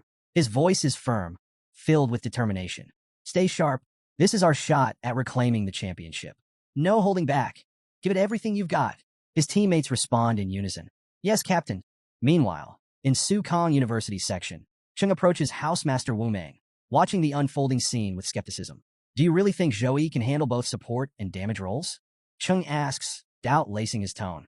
Overconfidence could cost you the match. But Housemaster Wu Meng simply chuckles. No need to worry. In this competition, raw strength decides everything. And Joey has plenty of it. Cheng frowns. Freshmen have limited skill points, he thinks. Why is Wu Meng so confident? Could he be hiding something? Back in the arena, Joey turns to his team, his voice steady. We stick to the same strategy. I'll lead the attack, and you adapt as needed. Play to your strengths. Wei Tianxin grins. If Brother Joey is going all out, this will be a breeze. Her confidence spreads through the team, and despite facing a tough opponent, she believes victory is within reach. Still, Joey reminds them to stay cautious. Don't underestimate them. They were second place last year for a reason. If anyone gets hurt, come to me immediately. I'll handle it. The countdown begins. 3, 2, 1. The announcer's voice booms through the arena. Match start. The moment the signal is given, Joey charges forward. No hesitation. No holding back. Activating his buffs mid-sprint, he rushes directly toward Qingjing University's team. The crowd is stunned. He's attacking head-on? Is he insane? Shouldn't he be staying back or using long-range support? But Joey's confidence is unshaken. As he moves, his rapid skill casting leaves even experienced players impressed. On the opposing side, Li Yuan, Qingjing University's level 22 warrior, watches with a smirk. He's running straight into his own demise. He mutters, gripping his weapon tightly. Beside him, Xiaolan, the team's archer, takes a step forward. Her eyes narrow as she activates Arrows of Suffocation, a high-level grade A ability. Multiple arrows materialize, sealing off every escape route. The skill is designed to overwhelm its target, making dodging impossible. The arrows fly at Joey, closing in fast. But he doesn't even flinch. They're annoying, he mutters. Then, with precise movements, he smashes the arrows mid-air, shattering them with his warhammer. The remaining ones? He swats them aside with his bare hands like they're nothing. The crowd erupts in disbelief. Did he just crush enhanced grade A arrows like they were twigs? Impossible. That skill is level 8. Xiaolan is left speechless, her mind struggling to process how Joey neutralized her attack so effortlessly. Meanwhile, Li Yuan seems unfazed. Observing Joey's performance, he smirks confidently. For someone like Joey, a Saint Knight specializing in defense, this was par for the course. But Li Yuan wasn't concerned, because offense wasn't far behind. Next to him, Lu Zhou, their mage, begins chanting his ultimate spell. Li Yuan's smirk widens as he mutters to himself. Let's see him handle this. When Lu Zhou's Fire Phoenix attack lands, it's game over. With a fiery brilliance, the spell reaches completion. The flames morph into a magnificent spiritual phoenix, its wings ablaze as it unleashes a scorching flame breath toward Joey. The spectators gasp in awe. That's a plus-grade skill. Qingjing University's team isn't holding back. The fiery phoenix roars through the battlefield, followed by Lu Zhou's second attack, Burning Impact. The flaming bird dives directly at Joey, the arena heating up from its sheer intensity. But Joey doesn't dodge. Instead, he steps back slightly, his posture calm, almost amused. Fire. And more fire. He muses aloud, as if the incoming inferno were a mild inconvenience. The crowd buzzes with confusion and disbelief. What's he doing? Why isn't Joey moving? He can't possibly think he can take that head on. From the sidelines, Qingjing University's team supervisor watches intently, offering her analysis. He should retreat to his team's defenses. With his speed, he can make it back before impact. But Joey stays rooted, unmoving. At that moment, Sue Meyer, watching from the crowd, chuckles softly. Her amusement doesn't go unnoticed by Miss Sun, seated nearby. What's so funny? Miss Sun asks sharply, clearly annoyed. Sue Meyer, still smiling, replies, oh, nothing. Just that remark about Joey retreating because of an A+ grade skill. It's hilarious. Miss Sun's face turns red with irritation. You won't be laughing when Joey loses. Sue Meyer's smirk deepens. Sure, I'll wait. But let's see if you're ready when that doesn't happen. The conversation is cut short as a radiant light suddenly floods the arena. Joey activates his holy flame light wheel, the blinding brilliance freezing everyone in stunned silence. The once deadly Fire Phoenix attack begins to falter, its ferocity fading. The holy flame light wheel draws in the Phoenix's flames, and Joey, with unparalleled control, bends the fiery energy to his will. Lu Zhou's composure shatters as he watches in disbelief. How is this possible? He stammers, panic creeping into his voice. Desperately, he calls out to his creation. Return to me. You're my strength. But his cries go unanswered. Within moments, Joey has claimed full control of the flames, rendering Lu Zhou's ultimate attack completely ineffective. From the sidelines, Song Xiaolan watches the unfolding battle with a knowing smirk. Looks like Qingjing University still hasn't realized what it means to go up against our Saint Knight captain, she muses. Beside her, Jiang Churen nods, her voice calm yet certain. Even Xin Ling, with his flame dragon bloodline, couldn't put a scratch on brother Joey. Lu Zhou's fire magic doesn't stand a chance. Inside the arena, Joey, now in full control of the raging flames, lets out an amused chuckle. Addressing Lu Zhou directly, he shrugs. Sorry to disappoint, but fire manipulation isn't exclusive to you. I can control it too, with holy flame. The entire arena falls silent. The sheer intensity of Joey's aura fills the air, a presence so overwhelming that many in the audience feel both awed and intimidated. Miss Sun, standing next to Sue Meyer, instinctively takes a step back, her voice barely above a whisper. A divine blessed skill, and not just any, it's the holy flame skill. Even a tertiary awakener would struggle to achieve this. Sue Meyer, however, remains unfazed, her playful smirk unwavering. Maybe Joey just got lucky, she teases. Sometimes talent and opportunity aligned perfectly. Miss Sun clenches her fists, frustration evident. We still have our ace left, she mutters. Sue Meyer responds with another sly remark, further testing Miss Sun's patience. Among the spectators, Zhou Dong turns to her father, curiosity written all over her face. Father, why is everyone so shocked? What exactly is a divine blessed skill? Xiaoyu takes a deep breath before answering. Divine blessed skills are the rarest abilities granted directly by higher beings. They can't be learned from books, inherited, or passed down. Only those personally chosen receive them. This holy flame skill was granted to Joey by a divine force itself. Our family has long worshipped the goddess of frost, but ever since our bloodline was cursed, her blessings have disappeared. His voice grows heavier as he continues. A professional blessed by a divine force holds unimaginable potential. Compared to that, anything we could offer Zhui seems insignificant. Zhou Dong frowns. Then, was coming here a waste? Xiaoyu shakes his head firmly. No, there's still a chance. After this match, we'll approach Joey again. He is the last hope for restoring the Zhou family's legacy. I won't give up so easily. Back in the arena, Lu Zhou stares in disbelief as his once powerful Fire Phoenix is completely absorbed, leaving him powerless. How is this possible? He mutters, unable to process what just happened. Before he can dwell on his frustration, his team captain steps forward. Lu Zhou, I don't know how you did it either, the captain admits. But one thing is clear. Fire magic is useless against him. Don't give up. Switch to a different element. Lu Zhou, though reluctant, steadies himself and prepares for another attempt. This time, he shifts to close combat, drawing his sword while calling for Xiaolan to provide long-range support.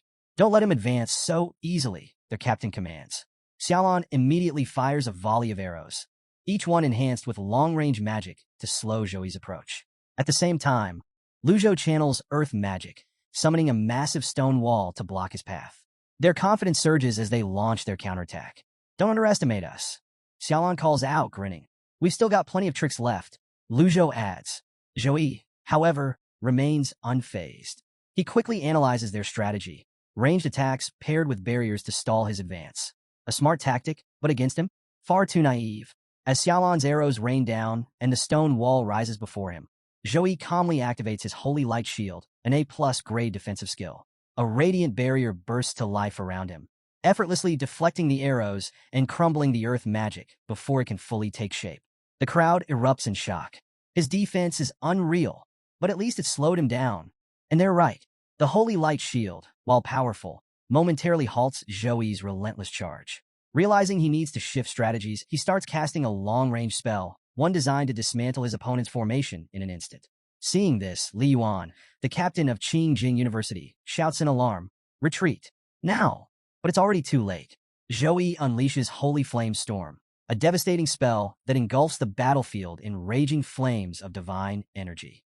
The firestorm spreads like an unstoppable tidal wave, tearing through everything in its path.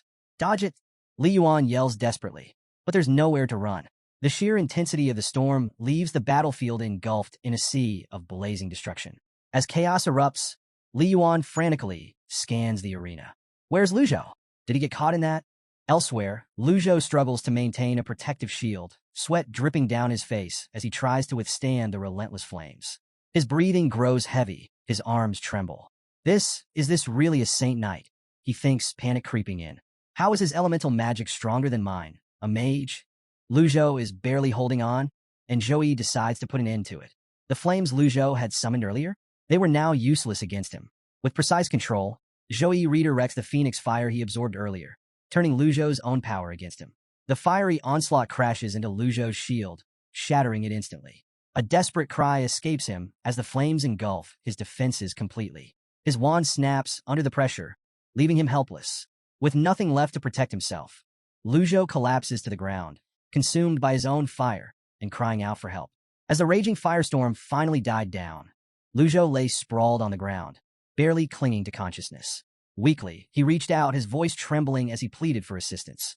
Though Zhou's attack had left him battered and broken, he wasn't entirely out of the fight, at least not yet. Zhou, however, had no intention of wasting time. With a confident yet menacing air, he drew his massive warhammer, the sheer weight of it making the ground tremble slightly. Glancing down at Lu Zhou, he smirked. "You survived this time," he remarked. "But luck like that doesn't last forever." Watching Zhou's display of dominance, Li Yuan gritted his teeth. Arrogant, he muttered under his breath. But rather than dwell on it, he quickly took charge. "Zhou Xiao, heal Lu Zhou," he commanded. Without hesitation, Zhou Xiao dashed toward the injured Lu Zhou, trusting Li Yuan to keep Zhou occupied. Facing Zhou directly, Li Yuan showed no sign of fear. His courage didn't go unnoticed. Zhou gave a slight nod of acknowledgement before casually raising his warhammer for what seemed to be a light attack. Li Yuan, fully prepared, braced himself with his shield. But the moment Zhou's hammer made contact, an earth-shattering force erupted from the strike. His shield, unable to withstand the impact, was ripped from his grasp and sent flying. Before he could react, the sheer power of the blow sent him hurtling backward, crashing into the protective barrier surrounding the arena. One strike. That was all it took to shake his confidence. Struggling to his feet, Li Yuan finally understood. This was why even Li Xin, known for his legendary steelbone talent, couldn't endure Zhou's attacks. But as the captain of Qingjing University, surrender wasn't an option. Refusing to back down, he steadied himself and unleashed his most powerful rage slash, his sword blazing with energy as he swung with all his might. Their attacks collided in a violent explosion of power. But once again, Zhou's sheer strength easily overpowered Li Yuan's assault. The captain's eyes widened in disbelief. That attack was powerful enough to obliterate a level 20 golden grade monster, yet Zhou had countered it as if it were nothing. But he wasn't done. Gritting his teeth, he launched another attack, determined to break through. Zhou, unfazed, advanced with unwavering confidence. Since you're so persistent, he taunted, I'll make sure this lesson stays with you. The two clashed fiercely, their battle turning into a relentless exchange of blows. Li Yuan's skill and resilience were impressive. Unlike most opponents, he wasn't immediately overwhelmed. For the first time, Zhou faced someone his own age who could withstand his power, at least for a while. But endurance was another matter entirely. As time passed, fatigue caught up with Li Yuan. His movements slowed, his stance weakened, and eventually, his sword slipped from his grasp. Seizing the opportunity, Zhou raised his warhammer high, preparing the finishing blow. A smirk played on his lips as he looked down at Li Yuan. You're too exhausted to even hold your weapon, he remarked. Time for you to go. But just as Zhou swung his warhammer down, a sudden protective shield materialized out of nowhere, blocking the strike completely. The unexpected interference caught him off guard. Before he could react, a sinister red aura flared up behind him. Then, with a thunderous roar, a massive mechanical robot charged straight at him, its metal frame radiating pure destructive force. Zhou's instincts kicked in immediately. He activated Holy Protection, forming a radiant shield to absorb the impact. But the moment the robot's attack connected, the sheer force shattered Zhou's barrier instantly. Zhou was caught off guard when a mechanical robot suddenly appeared and shattered his level 9 Holy Light Protection with a single strike. The sheer force of the attack left him momentarily stunned, but he quickly regained his footing. Without hesitation, he swung his warhammer, reducing the machine to a heap of scrap metal. The robot's invisible and devastating attacks had been impressive, but not enough to shake him. Meanwhile, across the battlefield, Wang Xian, who had been keeping a low profile, finally made his move. Li Yuan, still recovering from his earlier fight, thanked him for saving his life. But Wang Xian dismissed the gratitude, making it clear that if he hadn't stepped in, their team would have been done for. Without wasting another moment, he told Li Yuan to focus on the others. He would take care of Zhou himself. The real reason behind Wang Xian's reluctance to fight soon became apparent. As a skilled mechanic, he had been holding back, unwilling to reveal his full strength before their upcoming match against Manhwa University. But with Zhou turning the tide of battle single-handedly, he had no choice but to unleash his trump card. With a flick of his hand, Wang Xian summoned a massive army of machines. The arena was soon filled with GX-100B robots, DYS light-type rocket robots, and BT-200 cavalry robots, each a powerhouse at level 21 and above, boasting silver-grade qualifications. The sheer number of machines created an overwhelming spectacle, leaving even Zhou slightly surprised. The audience was just as stunned. In the viewing area, the housemaster glanced at Chung with a knowing smile, commenting that it seemed his university had its own hidden ace. Chung nodded, admitting as much. He explained that Wang Xian possessed a rare S-plus talent, known as Mechanical Heart, which allowed him to create robots far stronger than his own level. This ability made him a true game-changer, the backbone of his team's strategy. Back in the arena, Zhou reaction was unexpected. He grinned. Instead of feeling threatened, he was excited. The sight of the massive robot army only fueled his fighting spirit. With his warhammer gleaming in his grip, he prepared for battle, his eyes alight with anticipation. This is going to be fun. Wang Xian, however, was furious at Zhou's audacity. The sheer nerve of someone charging headfirst into his mechanical army was beyond belief. Fueled by anger, he barked out a command.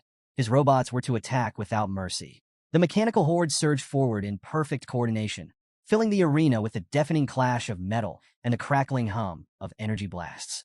Zhou found himself surrounded, with attacks coming from all directions. Without hesitation, he summoned a holy shield to block the incoming onslaught. But as the relentless barrage continued, he quickly reinforced his defense, creating twin holy shields that formed an almost impenetrable barrier. Sparks flew, energy waves rippled, and the entire battlefield became a chaotic storm of light and destruction. Yet, amid the turmoil, Zhou remained unfazed. A calm smile played on his lips as he unleashed his next move, Holy Light Cross. A massive cross of radiant energy erupted into existence, sending electric currents and waves of scorching heat through the battlefield. The devastating force tore through the surrounding robots, melting them down with holy fire. Even from a distance, Wang Xian could feel the searing heat washing over him. Despite being built with fireproof materials, the robots stood no chance against the overwhelming flames. This unexpected setback only served to irritate Wang Xian further. With frustration evident on his face, he pulled out a keyboard-like device and slammed his hands onto it. He wasn't done yet.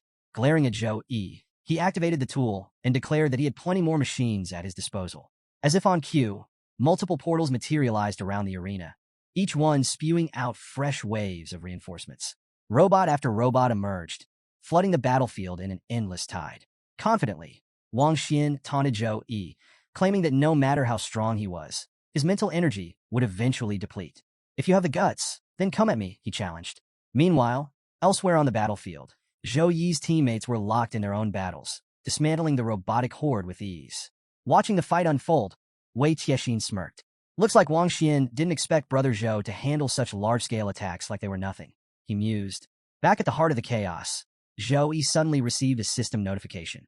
A knowing grin spread across his face. This is the perfect moment, he murmured. Without hesitation, he activated a storm-type attack. Wang Xian, watching from afar, felt his confidence waver as the storm exploded onto the battlefield. His eyes widened in horror as the raging force tore through his robotic army like a natural disaster. Panicked, he screamed for his machines to retreat, but it was too late. One by one, they were swallowed by the raging tempest, reduced to nothing in its wake. In mere moments, the raging tornado had torn through 74 robots, leaving nothing but wreckage in its wake. Wang Xian's device flashed with an urgent notification. Nearly one-third of his forces had been wiped out. Fury and desperation took hold as he realized that his strategy of overwhelming Zhou Yi with sheer numbers was failing. With no other options left, he made a bold decision. It was time to unleash his ultimate trump card. Summoning his most powerful creation, Wang Xian called forth the HX Judgment Fusion Robot, a towering monstrosity unlike anything seen before. This was no ordinary machine. The moment it materialized, its mouth opened wide, unleashing chains that lashed out and ensnared nearby robots. Operational or destroyed, it didn't matter. One by one, the machines were pulled in, their metal bodies fusing into the growing colossus. As the fusion process neared completion, the robot emitted powerful, pulsating waves of energy that sent shockwaves across the arena. Security systems immediately went into high alert, detecting a dangerous spike in power. The sheer size of the machine was unprecedented, and cracks began to form in the arena's structure under its immense weight. A stunned silence fell over the audience as Wang Xian's massive mechanical creation loomed over everything. Gasps rippled through the crowd, with many spectators covering their mouths in shock. This was no longer just a competition, it was a historic moment. Never before in a national college freshman competition had such an extraordinary mechanical weapon been unveiled. At level 23, with an epic qualification, the HX Judgment Fusion Robot was a true spectacle. Its towering frame nearly grazed the edges of the protective barrier, radiating an aura of absolute dominance. In the stands, a wide-eyed girl whispered in disbelief, marveling at how terrifyingly powerful this year's new students were. Back in the arena, Li Yuan watched the mechanical giant with a confident smirk. Finally, Brother Xian's judgment has arrived, he said, clearly impressed. Standing nearby, Jiang Churen glanced back at the monstrous machine, but Li Yuan wasn't done. With a smug grin, he turned to her. Now, you all are definitely going to lose. But Jiang Churen wasn't shaken. Without a moment's hesitation, she lunged at Li Yuan, her sword flashing through the air. Brother Zhou will never lose, she declared, her voice unwavering despite the overwhelming odds. Meanwhile, inside the cockpit of his mighty creation, Wang Xian couldn't contain his excitement. A triumphant grin spread across his face as he addressed Zhou Yi directly. Let me show you the real firepower of my judgment, he declared, his voice filled with exhilaration. Then, with a manic laugh, he launched a devastating barrage of missiles straight at his opponent. Zhou Yi's eyes darted across the battlefield as the missiles rained down on him. Taking them head-on was out of the question. There were simply too many. Moving with lightning speed, he dodged through the storm of explosions, narrowly escaping several direct hits. Just as he evaded two incoming missiles at the last second, they collided behind him, triggering a massive blast that shook the entire arena. The sheer force of the explosion confirmed what he already knew. Getting hit wasn't an option. The damage would be devastating. Meanwhile, inside his massive machine, Wang Xian laughed hysterically, reveling in the chaos. Run all you want. There's nowhere left to hide, he taunted, launching wave after wave of missiles. Zhou Yi retaliated as best as he could, swinging his warhammer to destroy the incoming projectiles. But the relentless barrage made it almost impossible to keep up. And just when he thought the attack couldn't get any worse, Wang Xian's robot revealed its next weapon, a colossal sword. With a single swing, the massive blade came crashing down, slicing through the ground where Zhou Yi had stood just moments earlier. The sheer force of the attack split the arena in half, sending debris flying in every direction. Zhou Yi barely managed to leap to safety, narrowly avoiding the devastating strike. Wang Xian's laughter grew even louder. Watching Zhou Yi dodge attack after attack only fueled his amusement. What's wrong? Is all you can do run away? he mocked. I've never seen a coward from Su Kong Academy before. Is this really all you've got? The robot's massive sword continued to swing with relentless force, each attack shaking the battlefield. Zhou Yi had no choice but to keep moving, dodging one earth-shattering blow after another. Then, with a smirk, he called out to Wang Xian. Do you really think I'm running? Let's settle this head-on. Wang Xian's grin faltered for a moment. The sheer confidence in Zhou Yi's voice irritated him. How could someone be so bold in the face of such overwhelming power? But deep down, he couldn't deny it. Zhou Yi was living up to his reputation as a true captain. That flicker of admiration, however, was quickly replaced by fury. His grip tightened as he commanded his machine to strike. Such foolish determination will be the downfall of Su Kong University, he roared, swinging the robot's colossal sword with full force. Zhou Yi didn't flinch. He met the attack head-on with his warhammer. The two weapons collided in a thunderous impact, sending a shockwave through the arena. The ground trembled, the air vibrated, and for a brief moment, the entire battlefield stood still under the sheer force of their clash.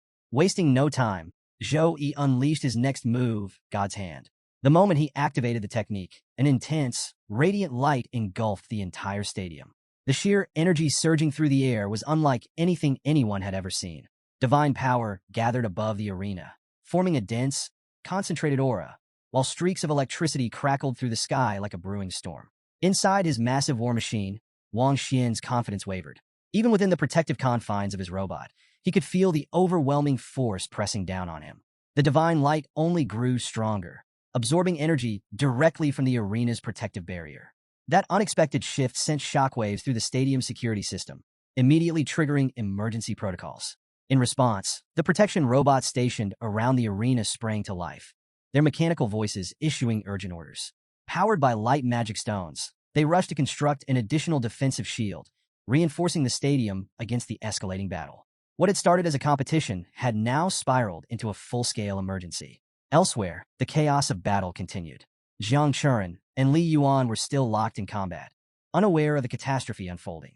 But as Jiang Churen dodged one of Li Yuan's attacks, she suddenly felt a surge of divine energy ripple through the air.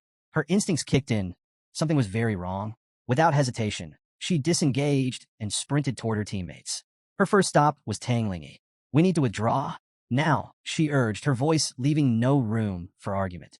Meanwhile, Song Xiaolan and Wei Tiexin were busy evading a relentless rain of arrows from their opponents. Yet, even in the heat of battle, they exchanged a single glance, one that said everything. No words were needed. Without hesitation, they both began retreating, sensing the sheer magnitude of what was about to unfold. As Tang Linyi and Wei Tiexin fell back, Lu Zhou prepared to follow. But before he could move, Li Yuan stepped in, stopping him with a firm hand. Hold your ground, he ordered. Lu Zhou frowned. Why? They're running scared. We should finish them off. But Li Yuan, his face unusually pale, shook his head. Something is wrong, he muttered, his voice laced with unease. This power, it's not normal. The rest of his team gathered around, their expressions mirroring his concern. Even from a distance, the pressure radiating from Zhou Yi's divine energy was suffocating. Back in the arena, an eerie silence fell over the battlefield. Above them, a colossal, glowing hand began descending from the heavens, its radiant presence undeniable. At first, the spectators murmured in confusion. Then came the gasps, and then panic. Screams erupted throughout the stadium as the crowd struggled to comprehend what they were witnessing. The sheer force of Zhou Yi's power had turned the competition into something far beyond what anyone had expected. Inside the cockpit of his HX Judgment Fusion robot, Wang Xian felt an unfamiliar sensation creeping over him, fear. His heart pounded as he stared at the descending hand of divine energy. He knew exactly what this was.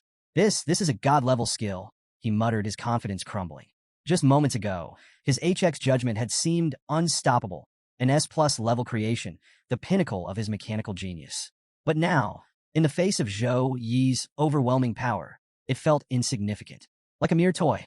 But surrender was not an option. Clenching his fists, Wang Xian roared, "No, I'm not a coward. I refuse to lose." Fueled by sheer desperation, he sent his robot charging forward, its massive sword raised high.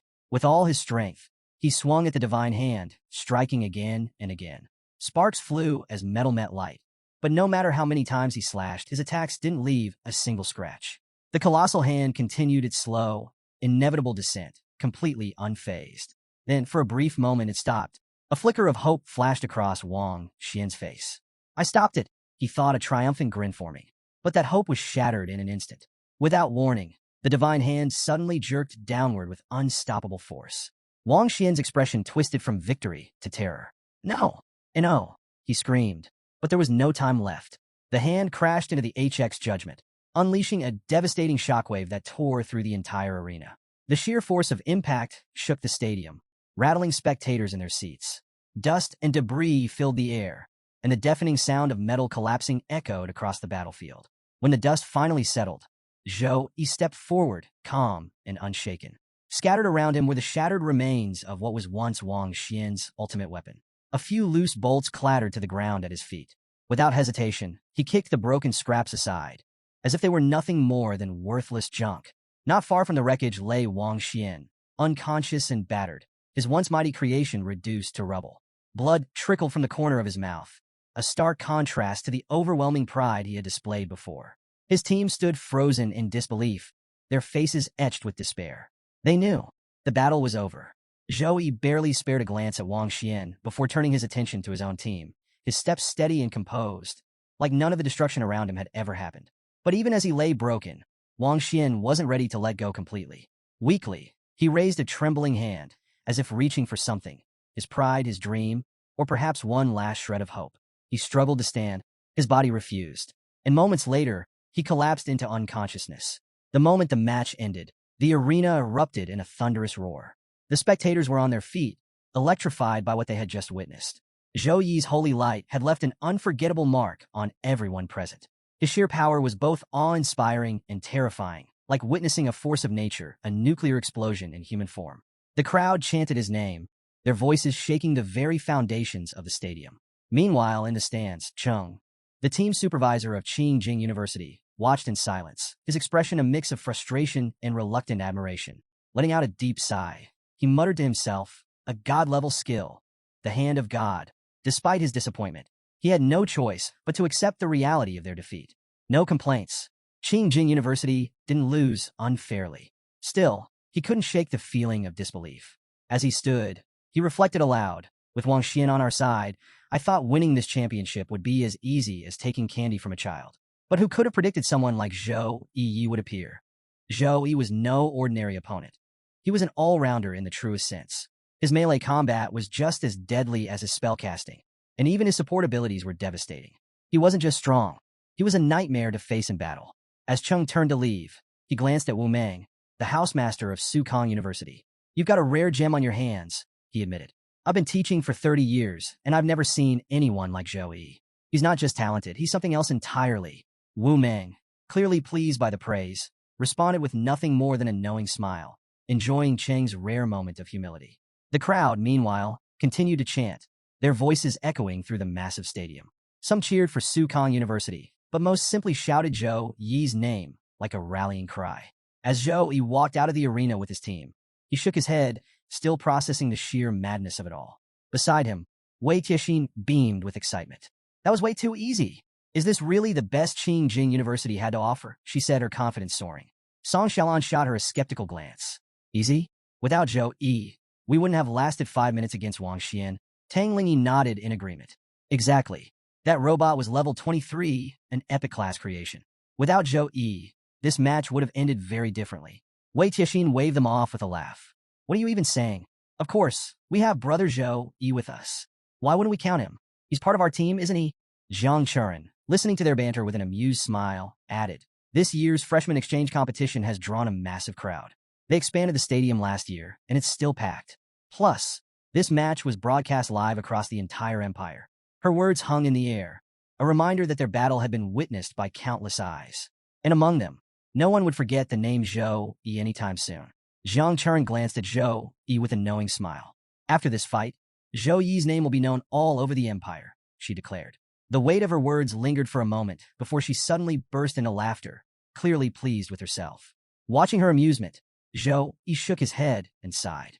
"This little girl is getting more disrespectful by the day," he teased, his tone playful. Meanwhile, in a secluded chamber elsewhere, a young woman stood watching Zhou Yi through a magical projection. Her sharp eyes remained fixed on him, studying his every move. After a moment of silence, she muttered to herself, "Zhou Yi is incredibly capable. I want someone like him in the Tianyu Guild."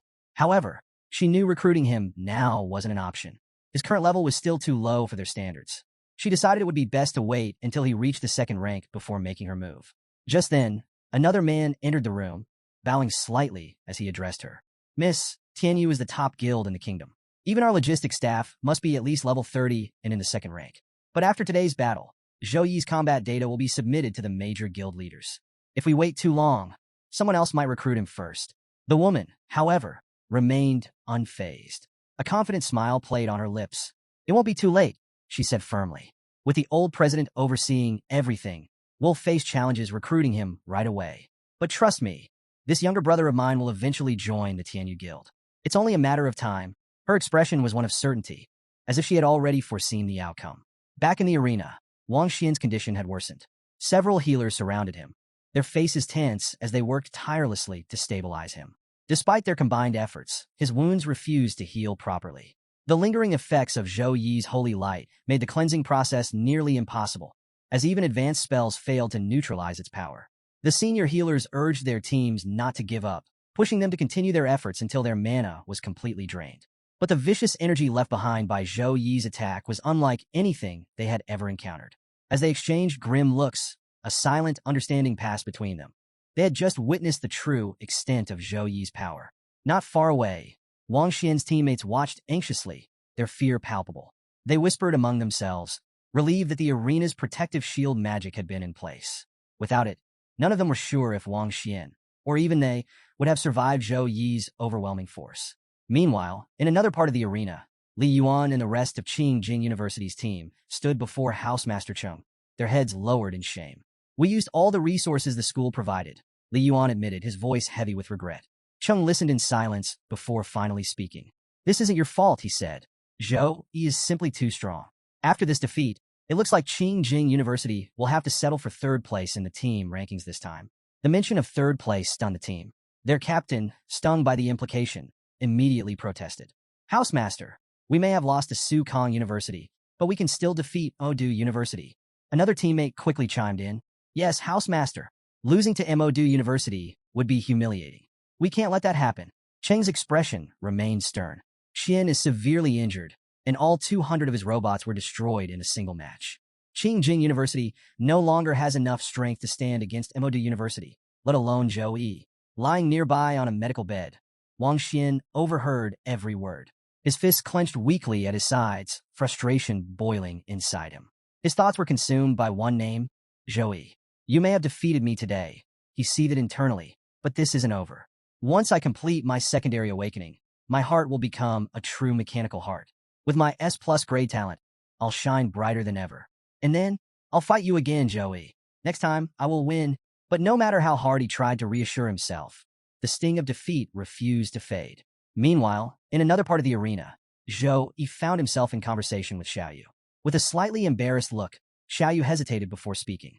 I owe you an apology, he admitted. I underestimated you before. But after seeing you fight today, as a Saint Knight, you've completely redefined what it means to be both a support and a damage dealer. In all my years, I've never seen anyone like you. You're a true genius. Zhou Yi, unimpressed by the flattery, raised an eyebrow and cut him off with a wry smile. All right, that's enough sweet talk. Just get to the point. Taking the hint, Xiaoyu quickly got serious. I've already reported everything about you to the family. Both the family head and the elder have promised that once you return, they'll give you their full support. Every resource you need to grow stronger will be yours. Zhou Yi frowned slightly. Family head? Elder? What's all this about? Xiaoyu didn't hesitate to explain. The Zhou family is massive with many internal factions. Resource distribution depends entirely on ability and influence. The two most powerful factions are led by the elders and the family head. Normally, these two sides never agree on anything. He paused for emphasis. But for the first time, they've reached an agreement about you. Both sides are willing to work together if it means supporting your rise to power. It was an offer most people could only dream of. With the backing of the Zhou family's most powerful figures, Zhou Yi could gain access to unparalleled resources and influence. But Zhou Yi already knew his path. His master, Headmaster Wang Hui, had played a crucial role in shaping him into the fighter he had become. More than that, Zhou Yi had something no one else in the world could claim, his system. And that was all he needed. Zhou Yi remained calm as he gave his response. The offer was tempting, but he had no plans to change his path. Xiaoyu's shoulders slumped, his face painted with disappointment. If Zhou Yi refused, did that mean the Zhou family's revival was nothing more than a pipe dream? Sensing his friend's frustration, Zhou Yi softened his tone. There was still hope. Someone within the family carried the Frost bloodline, someone who might be capable of taking on their hidden class. Xiaoyou's eyes lit up for a moment, but he quickly tempered his excitement. It wasn't just about possessing the Frost bloodline. Its purity played a crucial role. Without a sufficiently high purity level, those elite classes would remain out of reach. Zhou Yi, however, remained unfazed. That wouldn't be an issue. His sister's bloodline purity was 3 times higher than Xiaoyou's, more than enough to qualify. At that revelation, Xiaoyou's disappointment vanished in an instant. His excitement skyrocketed as he pressed for confirmation. If Zhou Yun's purity really reached such levels, it meant she could choose any of the 3 hidden Frost classes. Seeing Xiaoyu practically bouncing with joy, Zhou Yi couldn't help but think he was getting ahead of himself. He quickly brought him back down to reality. It wasn't set in stone yet. Zhou Yun still had to make her own decision. Whether she'd accept the Zhou family's path or not was entirely up to her. But Xiaoyu wasn't about to let this golden opportunity slip through his fingers. One way or another, he was determined to bring Zhou Yun into their fold. Zhou Yi, too, saw potential in the arrangement. For him, the Zhou family had little to offer. He had his own system, his own path, and the backing of Master Wang Hui. He didn't need their resources. But Zhou Yun's situation was different. While he could provide some support, the structured guidance of a family with a vested interest in her success could do far more. The family had failed him after their parents' passing, but maybe, just maybe, it wasn't too late for them to do right by Zhou Yun. With that thought in mind, Zhou Yi made his decision. He would call his sister. The screen lit up with an incoming video call, revealing Zhou Yun laughing as she played with Gray. The moment she spotted her brother, her face lit up with excitement. She had watched his fight, and, as expected, he had won. She never doubted him for a second. Then, with a mischievous grin, she added, "Oh, by the way, a lot of girls at my school have been asking for your contact info. But don't worry, I haven't given it to anyone yet." Before Zhou Yi could respond, she launched into her own version of the ideal sister-in-law. A warrior with broad shoulders, strong arms, tight skin, and legs packed with muscle. And of course, she had to wield a sword weighing over 100 kilograms. Zhou Yi's face instantly turned red as his mind conjured an involuntary image, Jiang Churen in such a form. He quickly shook the thought away and cut her off before she could go any further. There was something important he needed to discuss. Sensing the shift in his tone, Zhou Yun straightened up, her playful demeanor replaced by curiosity. Zhou Yi wasted no time getting to the point. The Zhou family had reached out to him, offering 3 hidden Frost classes: Frost Archer, Frost Swordsman, and Ice Mage. The first 2 specialized in physical attacks, while the last focused on magic. And with her bloodline purity, she qualified for any of them.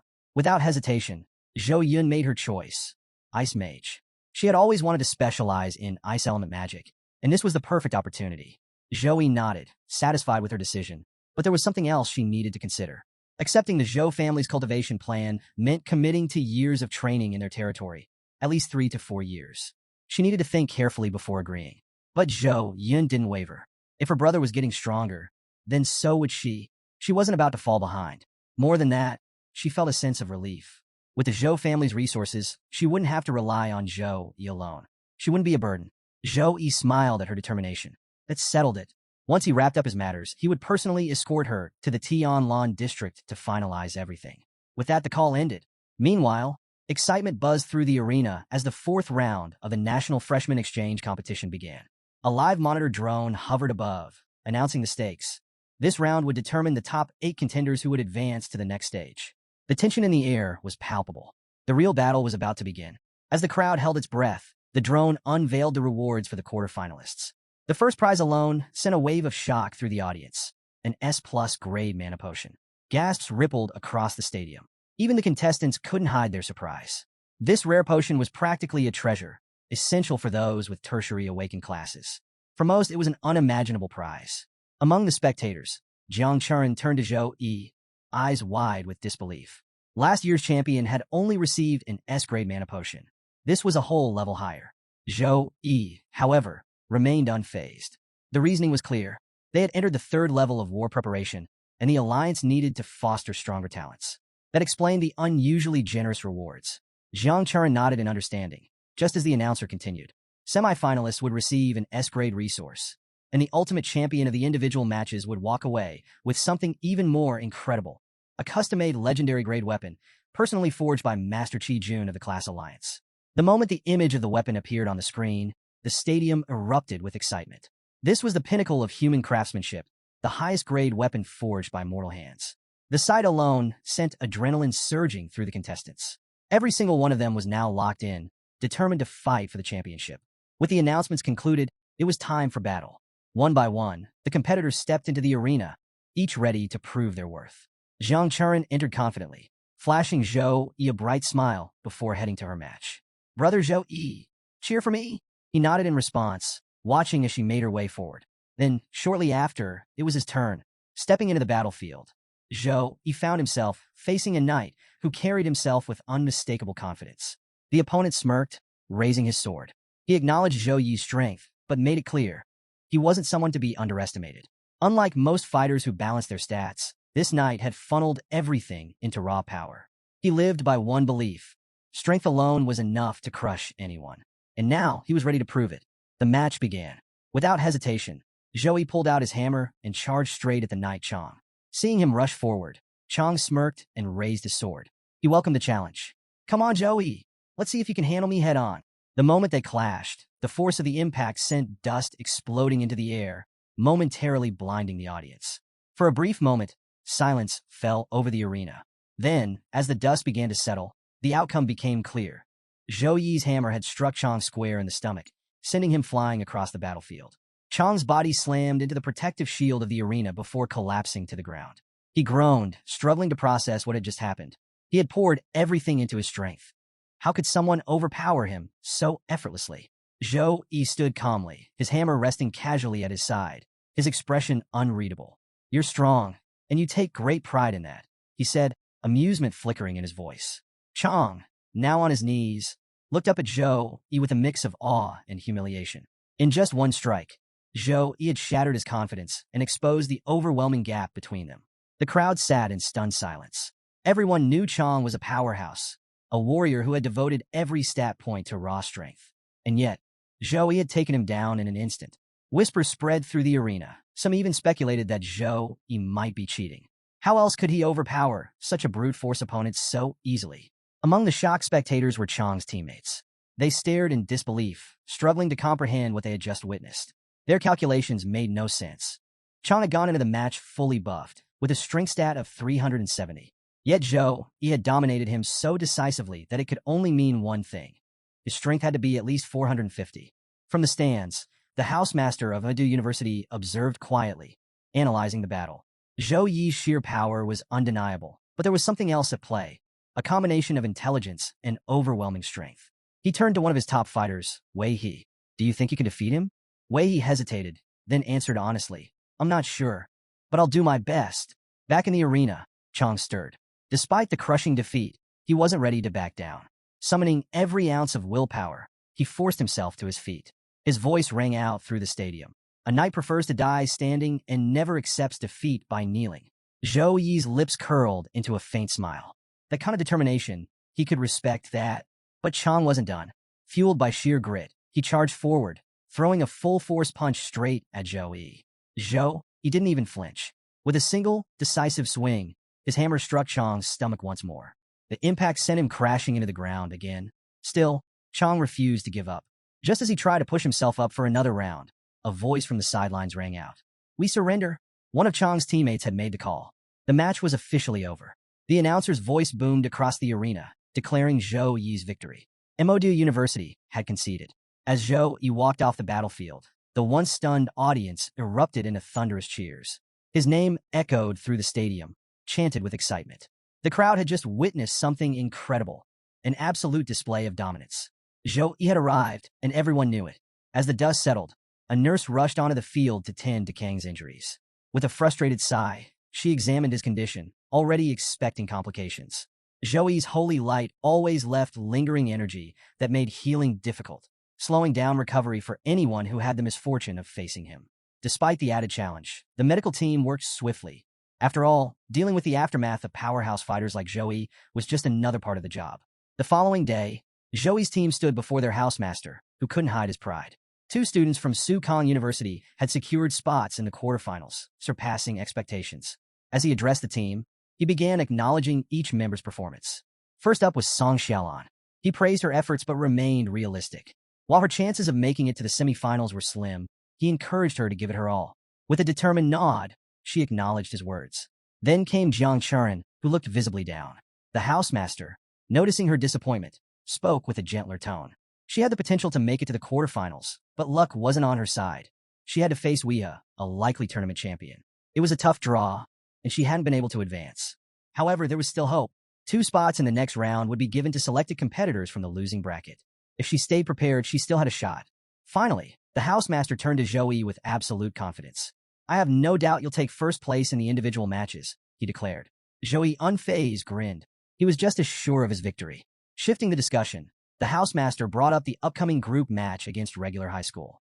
Before he could continue, a few students overheard and eagerly chimed in. Since the opponent wasn't a major threat, they wondered if the substitutes could get a chance to compete for valuable experience. The housemaster agreed. It was a good opportunity for them to train. Meanwhile, Jiang Churin remained lost in thought. The upcoming Cruel Losers competition weighed heavily on her mind. Out of 70 contestants, only 2 would advance. It was a brutal stage, but if she could make it through and reach the semifinals, she'd gain access to an S-class resource.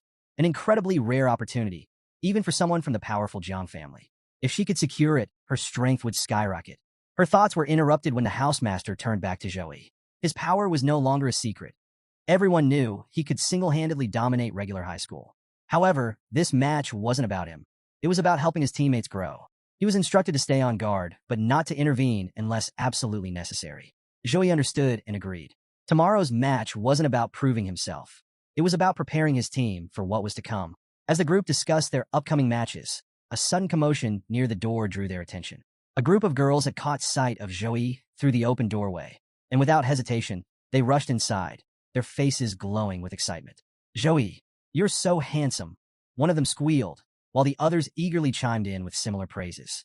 Caught off guard, Joey blinked in surprise, a slight blush creeping onto his face. Who are you? He asked hesitantly. In perfect unison, the girls beamed. We're your fans. They wasted no time pulling out photos of Joey, each one covered in various decorations. Some had cat ears drawn on, others had playful captions, and a few even had little whiskers added for extra cuteness. Joey stared at the images in disbelief, barely recognizing himself. Is that me? He muttered under his breath. His teammates looked on, just as stunned. When had Joey become this popular? Meanwhile, standing off to the side, Jiang Churin's expression darkened as she watched the scene unfold. Deep inside her mind, a mischievous version of herself, like a shadow of her hidden emotions, whispered, Aren't you worried, Churin? What if one of these girls takes brother Joey away from you? What if you can't stay by his side anymore? Jiang Churin's eyes flickered with determination. I'll secure one of the 2 spots tomorrow, she vowed to herself. That way, I can always stay by brother Joey's side. Her inner shadow smirked knowingly, shifting its gaze toward Joey. At that exact moment, Joey felt a strange sensation, as if someone was watching him a little too intently. He glanced around the room, a slight unease creeping up his spine, but couldn't pinpoint the source of the feeling. The second half of the 4th round was finally underway. They found themselves standing in a dense, unfamiliar forest. Confusion rippled through the group. Last year, this round had taken place in a grand castle, and the drastic change in setting caught many off guard. It didn't take long for them to realize the truth. The battlefield changed every year. But this wasn't just any forest. It was a hyper-realistic battlefield simulation, created through advanced artificial intelligence. Using data gathered by teachers and the military, the system constructed an environment designed to mimic real combat scenarios. The terrain and monsters were randomized each year, ensuring no 2 competitions were ever the same. Jiang Churin took in her surroundings. The air was thick with moisture, the atmosphere unnervingly heavy. The other students, though unsettled by the change, were eager to prove themselves. Above them, the hum of machinery signaled the arrival of a telecast drone. It hovered overhead, its voice echoing through the trees. Welcome to the missing forest. The students listened intently as the drone laid out the rules. Every 30 minutes, mysterious creatures would appear in waves near an abandoned village. These creatures had only one goal: to hunt and eliminate the students. Survival alone wasn't enough. They had to fight. Only the 2 students with the highest monster kill count would advance to the next round. To reassure the competitors, the drone clarified that there was no real danger to their lives. However, there was one major twist: no return scrolls. If a student was eliminated, they would be ejected from the simulation immediately, ending their chances of moving forward. The tension in the air thickened. This wasn't just about skill. It was about endurance, strategy, and sheer determination. The battle for survival was about to begin. As the rules sank in, the students relaxed slightly. Many assumed this challenge would be straightforward. After all, they had fought in countless realms before and faced all kinds of monsters. Confidence filled the air as they prepared for battle.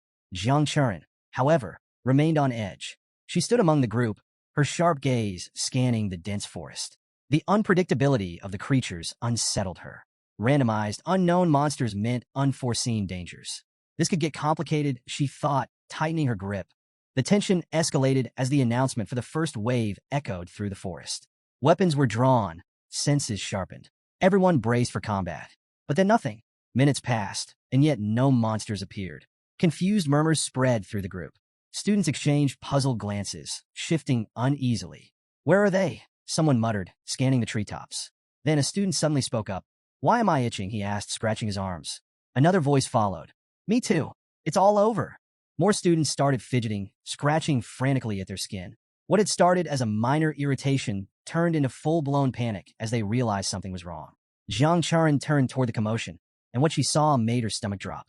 Tiny, bacteria-like worms were wriggling beneath the student's skin. The parasites latched onto them, burrowing deep and sapping their strength at an alarming rate. One by one, students collapsed, their bodies disintegrating as the creatures devoured them, ejecting them from the realm. A chill ran down Jiang Charin's spine. The worst part? No one could see these creatures before they attacked. It felt like they were being eliminated by ghosts. Players who had entered with confidence were vanishing in seconds, completely defenseless against an enemy they couldn't even perceive.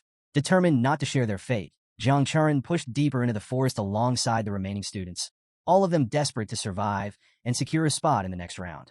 But just as they moved forward, a new nightmare unfolded. The invisible parasites were everywhere. They latched onto anyone they could reach, draining life force with terrifying speed. Students screamed in horror, watching helplessly as their peers collapsed. No one could fight back. Panic surged as fear took hold. How do you defeat something you can't even see? Jiang Churin, though shaken, forced herself to stay calm. There has to be a pattern, she thought. She refused to believe these creatures were completely untouchable. No being is truly invisible or intangible. There has to be a medium, something spreading them. Her mind raced. If she could figure out how these parasites moved, she might just have a chance to fight back. The real battle had only just begun. Jiang Churin's suspicions were confirmed when she spotted a strange spore mushroom clinging to her arm. Acting fast, she ignited a flame, burning it away before it could spread. As the spores disintegrated, the truth became clear. The real enemy wasn't invisible. The spores were the actual threat, multiplying and latching onto students before draining their energy. Wasting no time, Jiang Churin shouted to the others, "These spores are spreading through the air. Once they land on you, they grow and attack. You have to burn them off. Use fire-based techniques to protect yourselves." Her warning sent a wave of urgency through the students. Those with fire abilities immediately activated their skills, covering themselves in flames to destroy the spores before they could take hold. But not everyone was so lucky. The warriors who lacked fire-based techniques quickly found themselves in a dire situation. Some called out for help, but in a competition like this, teamwork was a rare luxury. Survival took priority. Hesitation could mean elimination. One by one, those without a way to defend themselves succumbed to the spores, their bodies vanishing from the battlefield as they were ejected from the realm. Even for those who managed to fend off the spores, another harsh realization hit. Burning the parasites didn't count as monster kills. To advance, they needed to find and eliminate the creatures spreading them. Jiang Churin's sharp eyes darted through the dense forest, searching for the true source of the infestation. Then she spotted them, strange, grotesque creatures clinging to the treetops, releasing clouds of spores into the air. Without hesitation, she sprang into action. With a powerful leap, she closed the distance, her sword glowing with energy. A single, precise strike tore through the nearest creature, cutting it down instantly. A notification echoed through the battlefield. Jiang Churin from Sukong University has killed a monster. The remaining creatures let out piercing screeches, their cries reverberating through the trees. But Jiang Churin didn't stop. She moved like a storm, cutting down one monster after another. Using her enchanting flame, shadow black fire technique, and precise sword strikes, she tore through the infestation relentlessly. Each kill was met with another announcement, marking her rising kill count. Meanwhile, outside the realm, preparations for the next stage of the individual matches were in full swing. The arena was being reconstructed, and the defense barriers were activated in anticipation of the upcoming showdown. The next match? Megao University versus Sukong University. With both teams given the signal, the battle began. Fighters from both sides wasted no time clashing. Fire-based attacks colliding against water-based techniques in an explosive display of elemental combat. Flames roared, water surged, and the battlefield became a chaotic dance of offense and defense. But just as the fight escalated, a sudden volley of arrows rained down, aimed directly at one of Sukong University's fighters. For a brief second, it looked like there was no escape. Then, a shimmering shield appeared just in time, blocking the arrows mid-flight. The fighter, Tanwei, looked up in shock to see Zhou Yi standing beside him, his protective barrier shimmering in the air. Zhou Yi's expression remained calm, but his presence alone sent a clear message. I've got your back. Tanwei exhaled sharply, shaken but grateful. The battle was far from over, but with Zhou Yi in the fight, the tide had just shifted. The team match reached a critical point as Zhou Yi took a moment to guide his teammates. With a calm yet firm tone, he advised one of them, never lose focus during a fight and always be aware of your surroundings. Then, turning to Zhang Qing, he emphasized her crucial role as the team's defender. Her job was clear: protect her allies and follow instructions to the letter. Though nervous, Zhang Qing nodded in agreement, silently vowing to do her part. On the other side, the fighters from Megao University grew increasingly irritated. Zhou Yi's composed demeanor and methodical coaching grated on their nerves. To them, it felt like he was treating the match as a simple training exercise. Their frustration boiled over when their captain shouted, "Enough of this! Attack now and end it!" Spurred on by the command, the Megao team launched a full-force assault. As chaos erupted, Zhou Yi casually glanced at his phone. A message from Jiang Chuan popped up, reading, "I've passed." A small smile crossed Zhou Yi's face, briefly breaking his focus. This seemingly indifferent act enraged one of the Megao fighters. To him, Zhou Yi's actions were the ultimate insult, a blatant disregard for the match's intensity. Determined to punish Zhou Yi for his perceived arrogance, the fighter charged forward in a rage. However, the result was swift and unexpected. Before the attacker could land a single blow, Zhou Yi effortlessly turned the tables. Moments later, the overzealous fighter lay flat on the ground, unable to continue. Medical staff rushed to the arena to provide assistance, but the outcome of the match was already clear. The announcer's voice boomed through the stadium, declaring Sukong University the victors of the team match. With the fourth round complete, preparations for the fifth began. Scheduled for the next morning, the fifth round would narrow the competition from 8 contestants to just 4. That same afternoon, the semifinals of the sixth round would pit Zhou Yi against a formidable opponent, Weeha, a fighter renowned for his relentless aggression. Excitement buzzed as a live-stream host hyped up the coming matches. Brimming with enthusiasm, he addressed the audience. "Ladies and gentlemen, the moment we've all been waiting for is here. Today's the big day, and the stage is set for an unforgettable battle." The host leaned in, adding flair to his narration. In one corner, we have Zhou Yi. From humble beginnings to becoming the strongest Saint Knight in history, his story has touched hearts around the world. He paused, letting the weight of Zhou Yi's journey sink in. And in the other corner, Weeha, a proud nobleman with centuries of family legacy behind him, armed with rare lineage and immense talent. He's a warrior who doesn't back down. The host flashed a confident grin, addressing the viewers directly. 2 champions, 2 incredible stories, but only one can claim victory. Who will emerge triumphant in this epic showdown? Stay tuned, and don't forget to like, subscribe, and join the live chat. The broadcast sent waves of excitement through the audience, igniting passionate debates about the upcoming showdown. One fan eagerly recalled a past battle. Zhou Yi's fight against Wang Xian was unreal. This time, he's going to crush Weeha. Another viewer wasn't so sure. Don't underestimate Weeha. His first match was brutal. This won't be an easy win for Zhou Yi. As the tension built, the scene shifted to Zhou Yi's team descending from their helicopter. The moment the doors opened, an eruption of cheers filled the air. Fans eagerly called out the names of their favorite fighters: Song Xiaolan, Jiang Chuan, and of course Zhou Yi. But among them, Jiang Chuan received an overwhelming wave of support. Having lost her match to Weeha, she was met with encouragement instead of disappointment. "You'll get it next time," a fan shouted, while others clapped and cheered for her resilience. Not long after, another helicopter touched down, carrying the fighters from Manhwa University. The crowd's enthusiasm remained just as intense, welcoming their arrival with equal fervor. As the two teams stood across from each other, a notable figure approached: Manhwa University's housemaster. With a polite smile, he greeted Su Kang's housemaster Wu Meng. "Good morning," he said smoothly before adding with a confident smirk. "This year, the first and second places in the championship will belong to our school. But before the competition, let's strengthen our friendship." Wu Meng returned the greeting with a neutral expression, though his thoughts told a different story. Friendship? Please. You're banking on Weeha to take down Joey, but we'll see who gets the last laugh. Not far away, Weeha stood silently, locking eyes with Joey. His heart pounded with anticipation. Finally, he thought, the final match. I'll defeat you and claim the championship. His mind raced through strategies, preparing for the battle that would determine everything. Before long, both fighters were called to the arena. As they made their way to the center, an announcement rang out, instructing the audience to take their seats and remain respectful during the match. But with the energy surging through the crowd, that request was easier said than done. Cheers erupted from all sides, with supporters passionately calling out for their chosen champion. Some rallied behind Joey, others behind Weeha. Regardless of allegiances, one thing was certain: everyone was eager for an unforgettable fight. Meanwhile, in a quiet room away from the commotion, Xiaoyu sat beside another man, who finally broke the silence with a probing question. The Wei family's boy has been a prodigy since childhood, with access to the best resources and cultivation methods. Do you really think Zhou stands a chance against him? Without a second of doubt, Xiaoyu answered, yes. His conviction was unshakable. I've analyzed every one of Zhou's fights since his entrance exam. His growth rate is absurd. He surpasses even the peak talents of his generation. While Weeha is undeniably a genius and the pride of his family, Zhou is something far greater. In him, I see the shadow of our ancestors, those who once defined what it truly means to be unmatched. The countdown ticked away, each second heightening the tension in the stadium. The audience held their breath as the final moment arrived.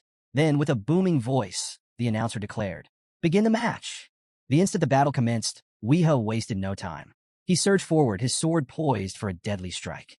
But Zhou was already prepared. Activating every buff at his disposal, his body radiated with a powerful aura, exuding overwhelming strength. Weeha's opening attack came fast and precise. As his blade slashed downward, Zhou met it head-on, swinging his hammer with incredible force. But Weeha's reflexes were sharp.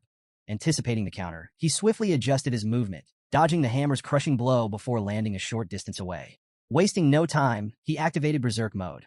The moment Berserk Mode took effect, Weeha's aura flared violently. Strength, speed, agility, every aspect of his physical powers surged. He launched into a relentless assault, wielding his flame blade technique with deadly precision. Each strike burned through the air, leaving behind searing trails of fire. Zhou, however, remained unfazed. With seamless movements, he dodged every flaming arc, his calm composure never faltering. While the crowd marveled at Weeha's overwhelming offense, Zhou had already assessed the situation. He knew the fundamental weakness of Berserk Mode. Once the effect wore off, the user would be left vulnerable. All he had to do was hold out until that moment. Weeha wasn't about to give him that chance. Closing the distance in an instant, he unleashed one of his most devastating techniques, Lightning Strike. His sword, now shrouded in a swirling red tornado of energy, became a blur as it shot toward Zhou. The attack, honed through thousands of repetitions, moved with the speed and precision of a lightning bolt. The crowd tensed. This was it, Weeha's defining move.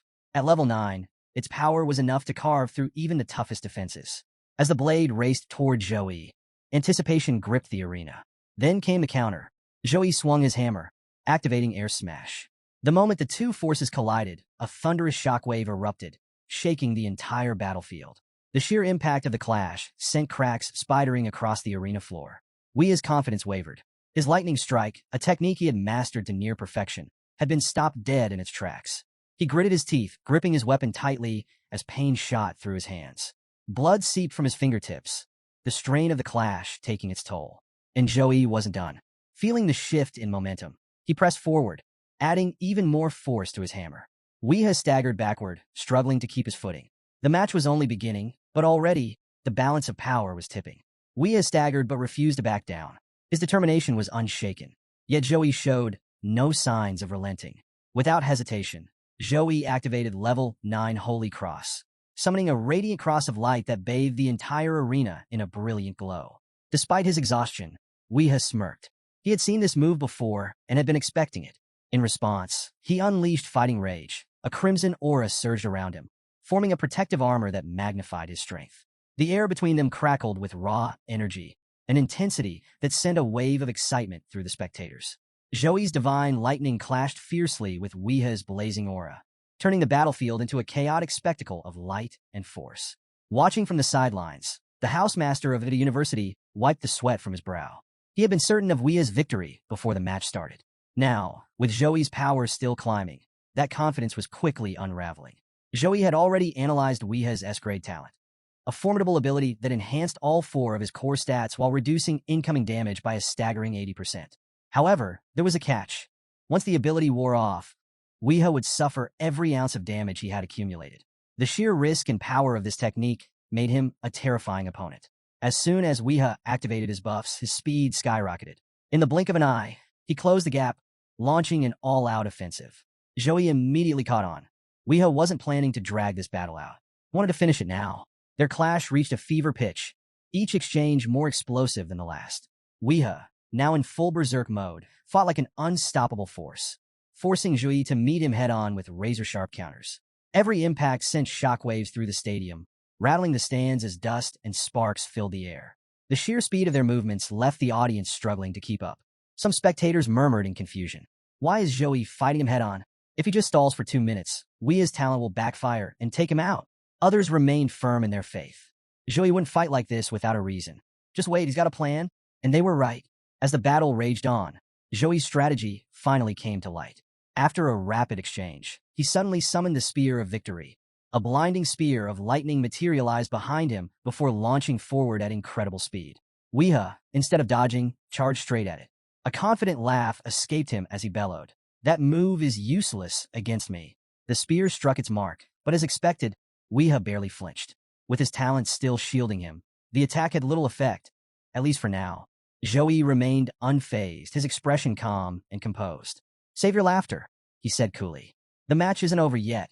As his words faded, punishment of light activated. Bolts of lightning rained down from every direction, turning the arena into a dazzling storm of destruction. Blinding flashes lit up the battlefield, accompanied by the deafening roar of thunder. The sheer intensity of the attack left the audience breathless. Even with his damage reduction, Weha felt the crushing force of the assault. Sweat streamed down his face as he clenched his jaw, forcing himself to endure the scorching pain. Without fighting rage, a single strike from Punishment of Light would have been enough to take him down instantly.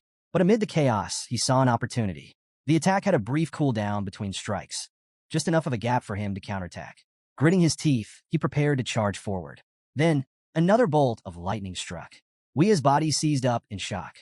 The pain this time was sharper, more intense. What? His mind reeled as realization struck. The cooldown was shorter than he expected. The next wave of lightning followed even faster than before. His confidence wavered. Before stepping into this match, he had studied every skill Joey had ever used, analyzing his tactics down to the smallest detail. Yet now, standing amidst the relentless storm, he felt completely lost. How is this possible? His thoughts raced as he struggled to withstand the punishment. Then, a terrifying possibility crossed his mind. Wait, could it be? His breath hitched. Is Joey's Punishment of Light at a level above 20? A chilling realization set in. If that were true, then he had miscalculated everything. The arena pulsed with overwhelming energy, every bolt of lightning making the very air tremble. The live drone hovering above captured the spectacle, broadcasting the moment to stunned viewers. What an incredible display of power. This is absolutely terrifying, the commentator's voice rang out. Ladies and gentlemen, let me remind you, this is the National High School Freshman Exchange Competition. The once roaring crowd fell silent. Some spectators had even turned away, unable to watch the sheer brutality unfolding before them. The relentless lightning storm sent shivers down their spines. Wea's agonized screams echoed through the arena, piercing through the thick tension. His body convulsed under the barrage, the pain tearing through him with each strike. Through his blurred vision, he barely managed to look up. Joey stood just 10 meters away. Yet at that moment, the gap between them felt impossible to cross.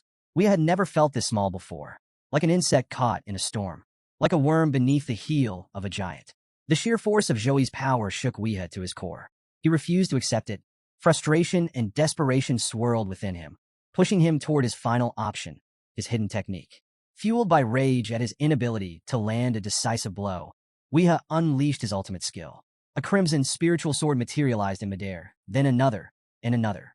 In moments, thousands of them filled the sky, forming a relentless storm of blades. The arena was swallowed by chaos as the swords rained down, kicking up thick clouds of dust. Spectators shielded their eyes, struggling to see through the blinding assault. But Joey? He remained calm. His sharp gaze followed every blade's movement with pinpoint precision. Even as the swords cut dangerously close, he stood firm, unshaken. Weeha, now fully consumed by a secret technique, had turned his own body into a weapon. The Wei family had a long history of warriors, their lineage dating back to an ancient war in the demon world. Legends told of their ancestors achieving enlightenment, merging their souls with magical energy to forge bodies capable of summoning thousands of swords strong enough to wipe out an entire city of demons in an instant. Though Weeha hadn't reached the heights of his predecessors, even this prototype version of the technique was awe-inspiring. The sheer lethal intent radiating from the storm of swords left the audience breathless. Zhou, well aware of the Wei family's legendary heritage, understood the significance of this moment. Yet, as the deadly swords rained down, his expression remained unreadable. His stance steady, his confidence unwavering. The battle had raged on for a long time now. Zhou had waited patiently, conserving his strength while analyzing every move. He had come this far without faltering. He wasn't about to start now. With the storm of swords closing in, Zhou finally moved. A faint smile crossed his lips. He raised his hand, but this time, there was no radiant light, no holy cross or punishment of light. Instead, the temperature in the arena plummeted. A chilling force spread through the battlefield as frost began to creep across the ground. The once scorching battleground was now consumed by an entirely different kind of power. Zhou had decided it was time to end this, and he was going to do it with something new. As the storm of swords closed in, Zhou finally revealed his trump card, a fusion skill of his own creation. A violent ice storm erupted around him, unleashing a freezing gust that deflected the incoming blades. The entire arena transformed into a swirling blizzard, the cold so intense it froze everything in its path. The only thing protecting the audience from the bone-chilling storm was the barrier shielding the arena. The live drone, struggling to capture the action, hovered closer, only to be swallowed by the thick veil of frost. Nothing was visible inside. The announcer's voice crackled through the speakers. The entire stage is now engulfed in Zhou's technique. We have zero visibility inside. What exactly is happening in there? The audience erupted into a mix of excitement and frustration. They couldn't see what was happening, nor could they comprehend how Zhou was wielding such immense ice magic. In the VIP section, an elder of the Zhou clan suddenly shot to his feet, his face filled with shock. Xiaoyu, noticing his reaction, turned to him. "Elder, what's wrong?" The elder's voice was filled with astonishment. "Xiaoyu, do you see that? That's the power of a true ice element master." Back in the arena, the storm intensified. Through the freezing winds, Zhou's power became undeniable. He had completely halted Weeha's sword storm midair. But he wasn't done. With a precise motion, he conjured a thread-like force, tethering the frozen swords together. Then, with a single commanding movement, he shattered them all at once. The arena shook as the swords exploded into fragments of ice, the impact sending a deafening shockwave through the stadium. But this wasn't just any attack. These swords were formed from Weeha's own body. As the blades shattered, Weeha's body suffered the full force of the destruction. His form convulsed with pain, his limbs trembling uncontrollably. Then his body gave out. He collapsed. A few agonizing seconds passed before the announcement finally rang out. Weeha has lost consciousness. The winner of this match is Zhou. The crowd erupted. Cheers and chants of Zhou. Zhou thundered across the stadium. Some fans screamed, "Zhou is number one," while others proudly shouted, "Our senior is unbeatable." The announcer's voice returned, filled with excitement. What an incredible victory for Zhou. But let's not forget Weeha. His performance was nothing short of extraordinary. This battle will go down in history as one of the most thrilling matches in the exchange competition. As the cheers continued, the focus of the event shifted. With the individual battles now concluded, it's time to move on to the final test, the team survival competition. Who will prove themselves the strongest? Stay tuned to find out. In the Sukong team's area, the housemaster couldn't hide his pride. Turning to his students, he first acknowledged Weeha's performance. Despite his young age, Weeha has already mastered his family's legendary body weapon transformation. In any other competition, he would have undoubtedly been the strongest. He paused for a moment before glancing at Zhou with a knowing smile. But this time his luck ran out. He ran into Zhou. As Zhou approached, the housemaster reflected on the match. "I thought he'd have to use his ultimate form to beat Weeha," he mused. But he didn't. He only used punishment of light and a fusion of the light and ice elements. His potential is terrifying. He's a dangerous boy. When Zhou finally reached him, the housemaster placed a firm hand on his shoulder, his smile filled with pride. "You did well." With this victory, Sukong University had claimed its first individual championship in 4 years. They had always dominated the team competition, but this one felt extra special. Zhou's teammates quickly surrounded him, their excitement infectious.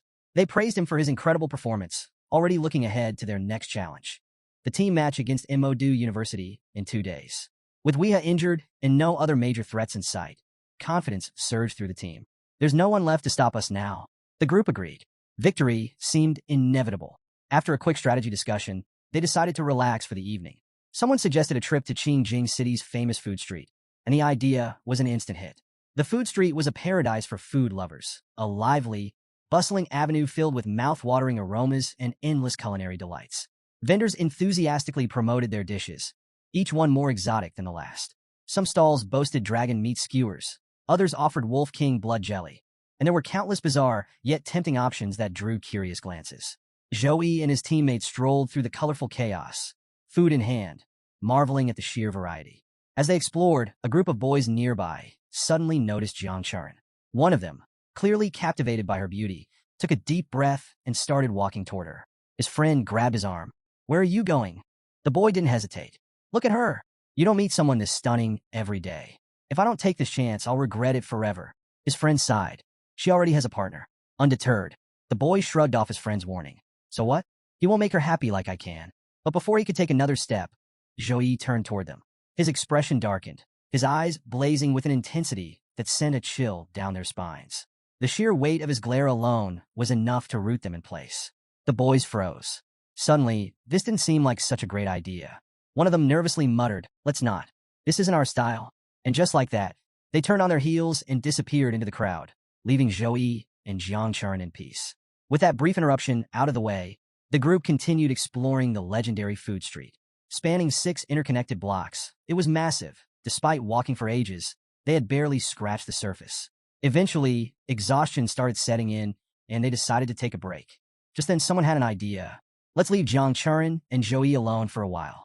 Wei Tiexin, eager to rest, immediately agreed. But before she could sit down, Song Xiaolon playfully dragged her away. "No breaks. Let's give the couple some time together." She grinned, leading the others off before anyone could argue. That left Zhou and Jiang Charan alone. They found a cozy little shop and sat down, enjoying a rare moment of calm amidst the bustling food paradise. A cheerful server approached their table, setting down a bottle of green fruit wine. "This wine increases agility points," she explained. "It's 800 milliliters per bottle, and it comes with a bonus effect." Intrigued, Jiang Charan immediately ordered a bottle, excited to try it. As they sipped, she noted the drink's mild taste. "It's not very strong," she remarked confidently. 10 minutes later, Jiang Charan was completely drunk.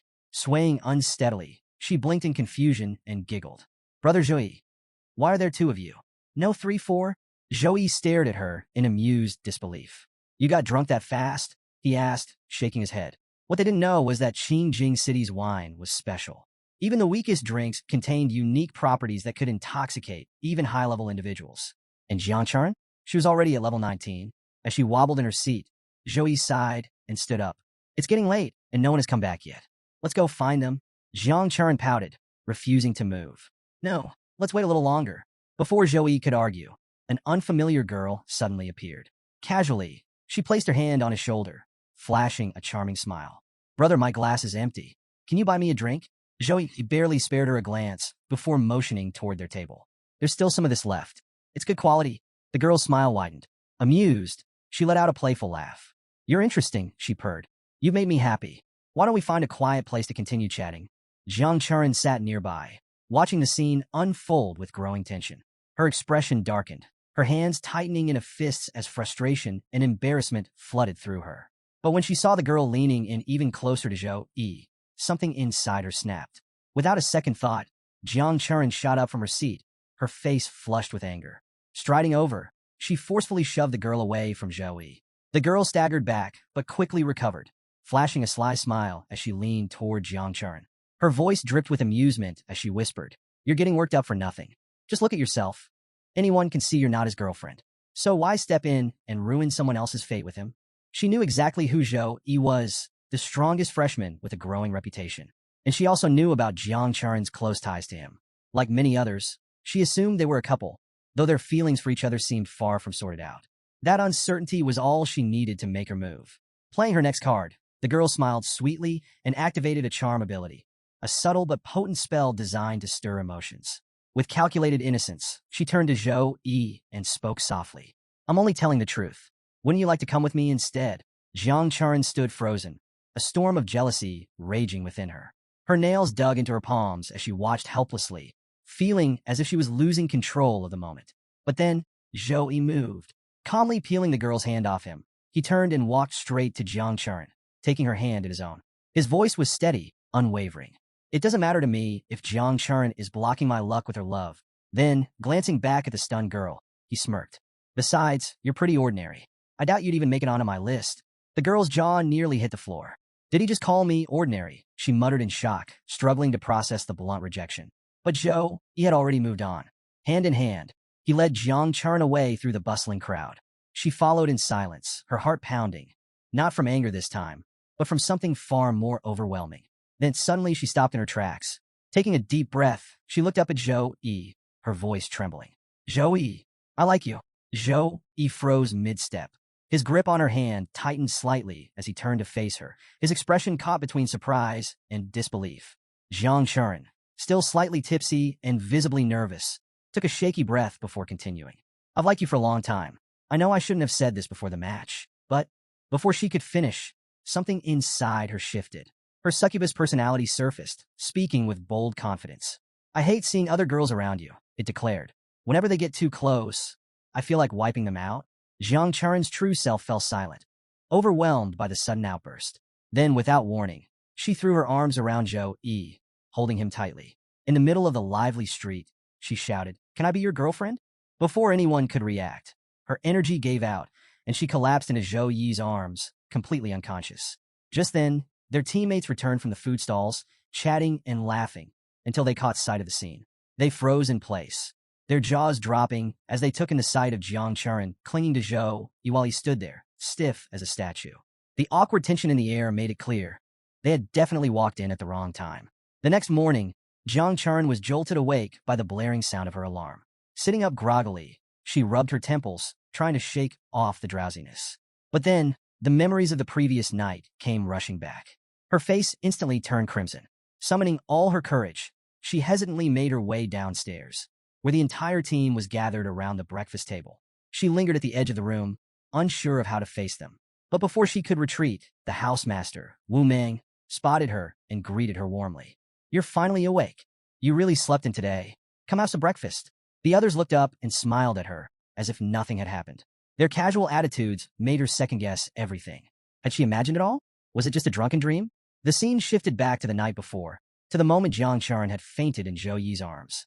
Standing there, holding her limp figure, Zhou Yi looked at his teammates and made a simple request. Let's all pretend this never happened. Song Xiaolan raised an eyebrow. Why? Don't you both like each other? Zhou Yi let out a quiet sigh. Jiang Charan's family is one of the most powerful in the country, with a legacy that stretches back even before the Eternal Game began. Over the centuries, they've cemented themselves as one of the top ruling families. He glanced down at Jiang Charan before continuing. Right now, I have some fame as Master Wang Hui's direct disciple, but that's surface level. It's not enough to match the Jiang family status. I don't want to bring trouble to her or her family because of this. When I've gained absolute power, when no authority or family can stand in my way, then, and only then, will this matter to me. The team fell silent, nodding in quiet understanding. The next morning, as the team gathered for breakfast, Song Xiaolan leaned in close to Zhou Yi with a mischievous grin. Brother Zhou Yi, you're truly the master of romance, she teased. Don't worry, I'll always support you. In fact, from now on, I'll be the captain of the ship where you and Jiang Charan live. Zhou Yi shook his head at her playful words, but a faint smile tugged at the corners of his lips. As they ate, the housemaster, Wu Meng, addressed the group in a serious tone. There are 10 high schools in the finals of the National Freshman Exchange Competition. Each team will face the others, making a total of 45 matches. The champion will be determined by the number of victories. His gaze swept across the team as he continued. Today is our 9th match. If we win, the championship is ours. Stay focused, stay humble, and take down Manhwa University. With excitement in his voice, Wu Meng rallied the team one last time. This is the most important match of the competition. Give it your all. The team responded with an enthusiastic, okay. Their energy was high, their confidence unshaken as they prepared for battle. Meanwhile, over at Manhwa University, the atmosphere was far more tense. A group of students stood together, their housemaster addressing them with a grim expression. He turned to Sun Jiao, a talented summoner who was stepping in for the injured Wei He. Sun Jiao, you're filling in today, but don't let that pressure you. Your safety is our priority, he assured her. Then, shifting his attention to the rest of the team, he let out a heavy sigh.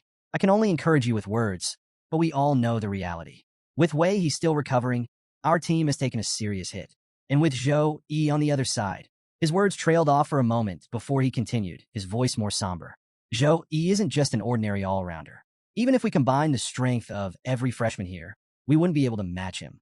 He's a monster, a force so overwhelming he could single-handedly dominate every top school in this competition. Still, the housemaster refused to let them give in to despair. But we can't afford to lose without a fight. If we go down today, Manhwa University's reputation will be in shambles. Other schools will mock us. So, I need each of you to give it everything you've got. Can you do that? Yes, we can. The team roared in unison, their voices filled with determination. With that, they marched toward the arena, ready to face Sukong University. The excitement in the air was electric as the two teams arrived at the battleground. The roar of the crowd grew louder, the tension thick enough to cut with a knife. Above them, a live drone hovered, its voice booming across the stadium. The match between Sukong University and Manhwa University, the one you've all been waiting for, is about to begin. Before the match kicked off, the tournament organizers revealed the rewards for the top 3 teams. Third-place teams would receive custom-made gold-grade 3-star equipment tailored to their level. Second-place teams would be awarded gold 4-star equipment with enhanced stats. First-place teams would walk away with epic grade war equipment, the kind of gear that could turn the tide of battle. The crowd erupted in excitement, buzzing over the incredibly generous rewards. Far better than anything offered in previous years. Zhou Yi's team exchanged glances, a knowing smile passing between them. The epic-grade weapons were already as good as theirs. Their confidence was unwavering. As both teams were called to the arena, the atmosphere reached a fever pitch. Fans chanted Zhou Yi's name, cheering wildly for Sukong University. Others rooted for Manhwa University, urging them to hold their ground. The teams took their positions. The countdown began. 3, 2, 1. The match officially started. Zhou Yi's team immediately assumed their battle stances, ready for anything. Across the field, Sun Jiao, Manhwa University's summoner, wasted no time. She activated her summoning skill, and in a flash of light, 5 powerful monsters materialized. Young Dragon Regus, Beehive Yakjan, Great Snake Hades, Monster Hell Guard Kerberos, Lion King Michaela. A wave of energy pulsed through the arena as the summoned beasts let out deafening roars, their sheer presence sending shivers through the crowd. On Sukong University's side, Tang Lingyi was the first to move. She stepped forward without hesitation, locking eyes with the towering Lion King Michaela. The beast let out a ferocious roar before firing a devastating energy beam from its mouth. Tang reacted instantly, summoning Magic Dew, a shimmering barrier of icy mist that deflected the attack. Without missing a beat, she manipulated the ice into a lightning-charged spear and hurled it directly at Michaela's stomach. The impact sent the beast stumbling backward, growling in pain. But the fight was far from over. Across the battlefield, chaos erupted. Song Xiaolan found herself swarmed by a vicious army of bees from the Beehive Yakjan. Moving quickly, she activated her talismans, trapping the swarm in a dense cluster before triggering an explosion. The blast scattered the bees, neutralizing the threat in an instant. Meanwhile, Wei Tiexin took on the Great Snake Hades in a brutal one-on-one fight. With every punch, her fists tore through the monster's hardened scales, leaving deep wounds that bled steadily.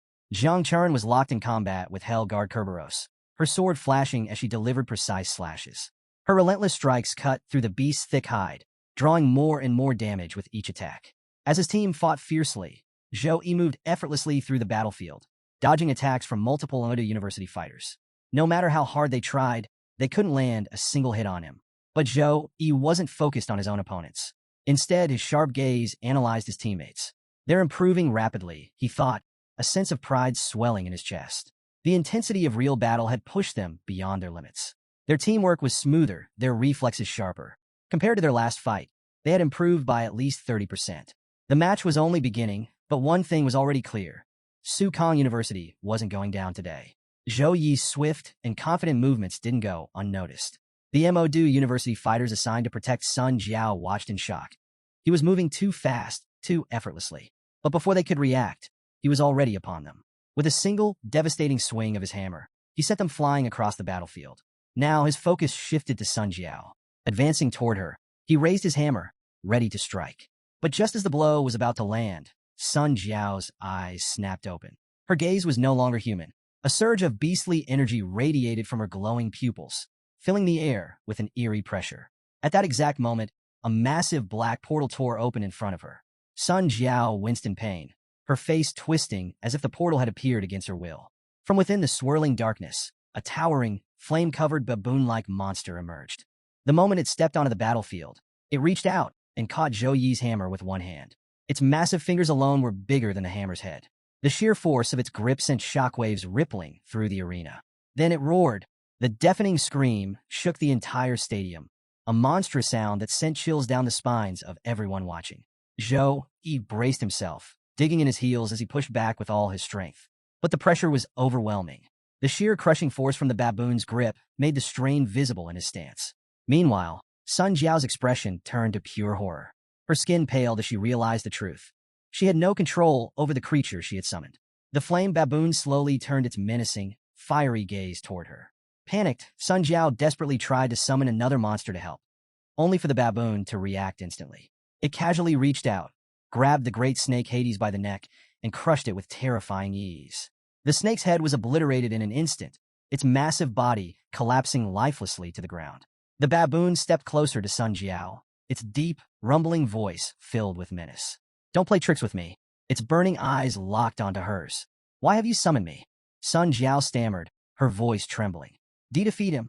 Defeat Zhou Yi." The baboon turned to face Zhou Yi, its fiery eyes narrowing with interest. Then, with a chilling laugh, it muttered, "I have to defeat him? Very well. Face your death." For a split second, Sun Jiao's heart stopped.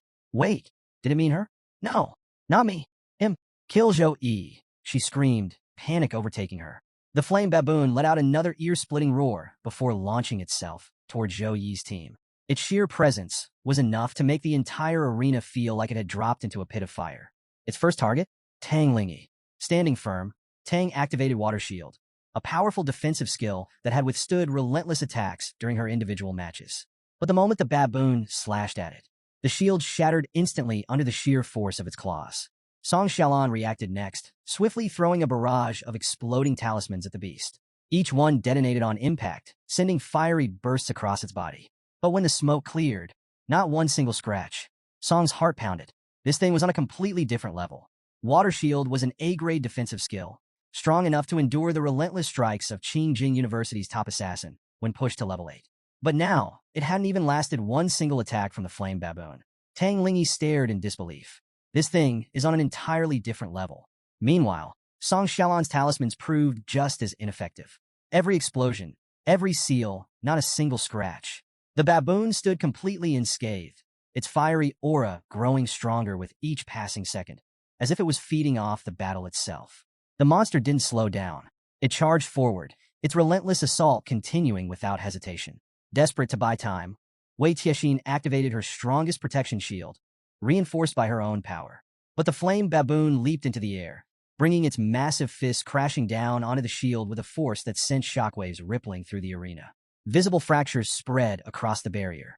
Inside, the team exchanged uneasy glances. Fear was written all over their faces. Legendary-grade monsters were nearly unstoppable, and if not for Zhou Yi's buffs, which had doubled the shield's durability, it would have already shattered. From a distance, Zhou Yi watched carefully. The brutal reality was clear. His team had no chance against this monster. It was time to step in. Without hesitation, Zhou Yi activated Holy Light Shield and launched a powerful counterattack. A massive explosion engulfed the arena, shaking the battlefield.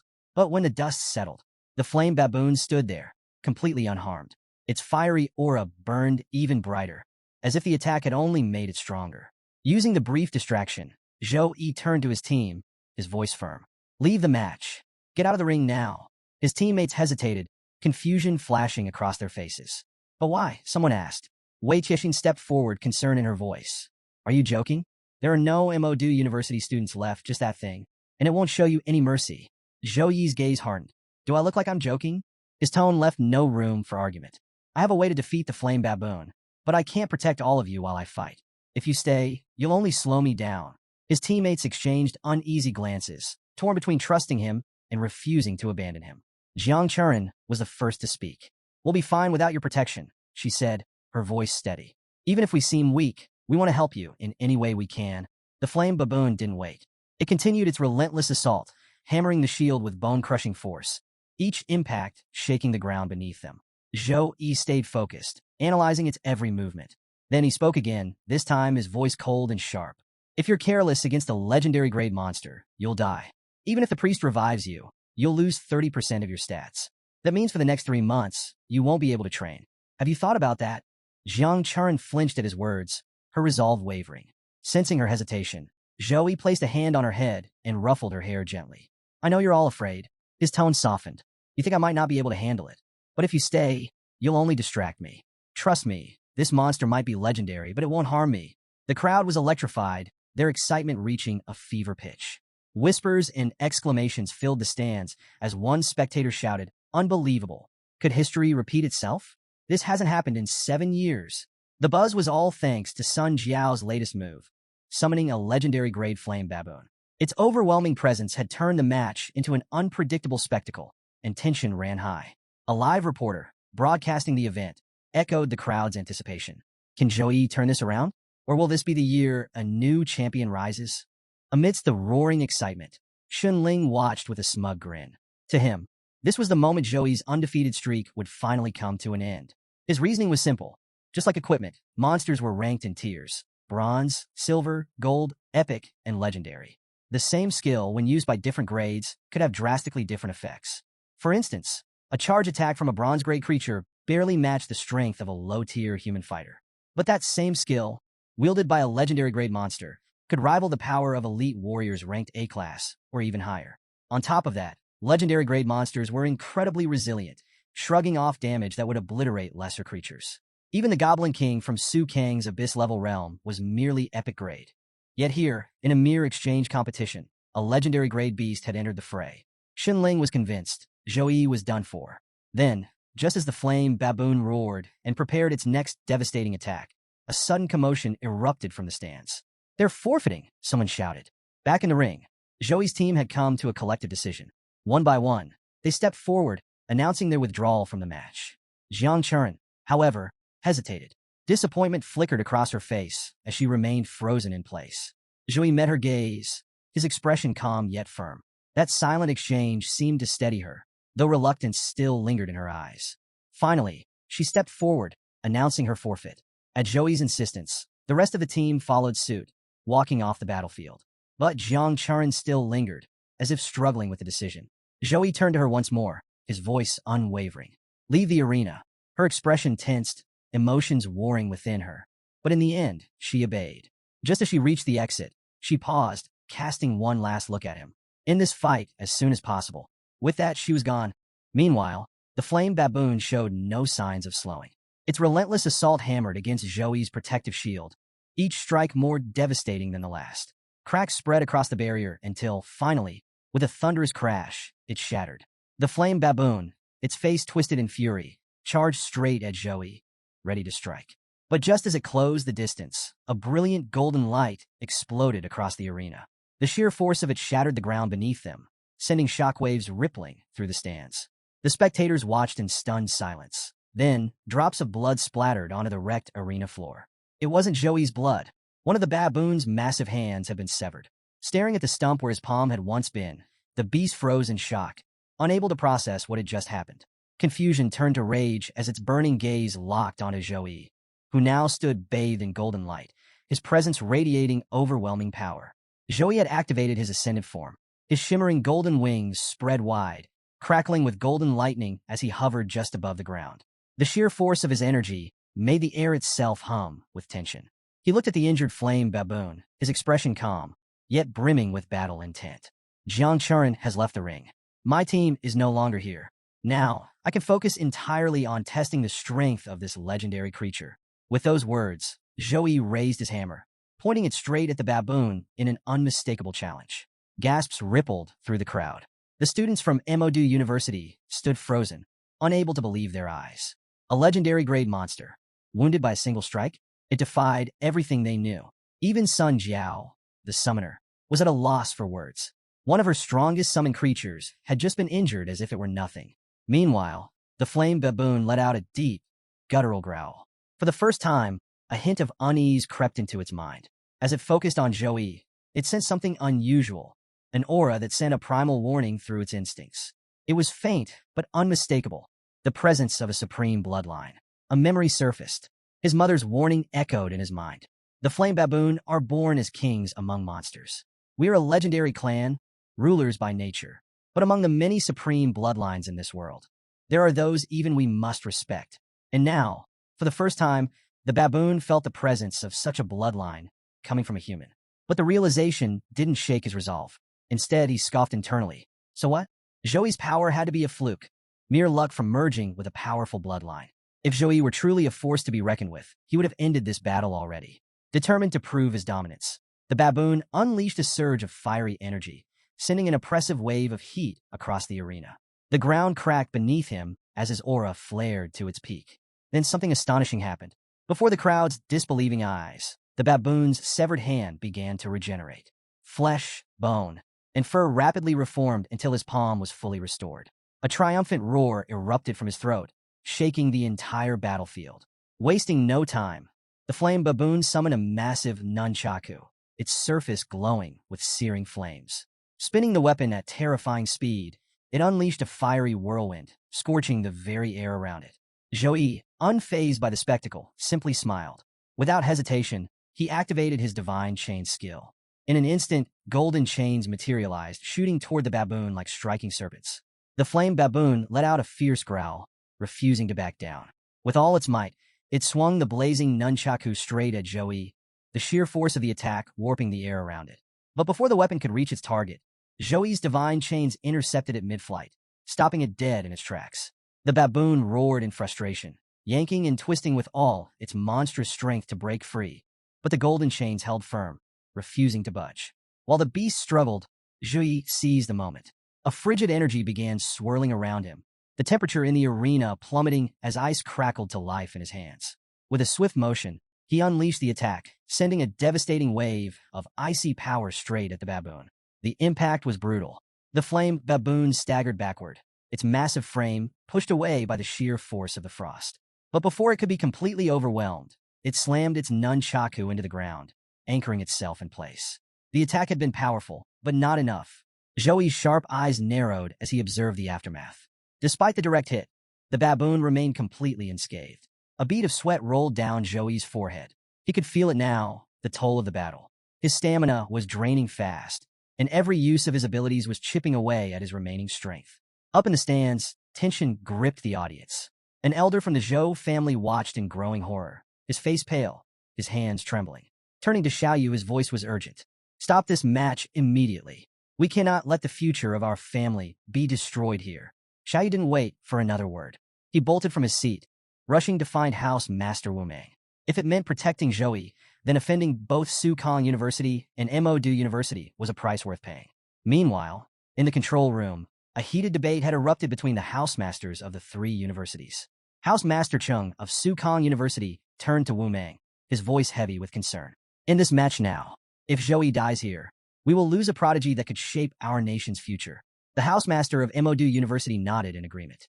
"Joey is destined to stand at the top one day.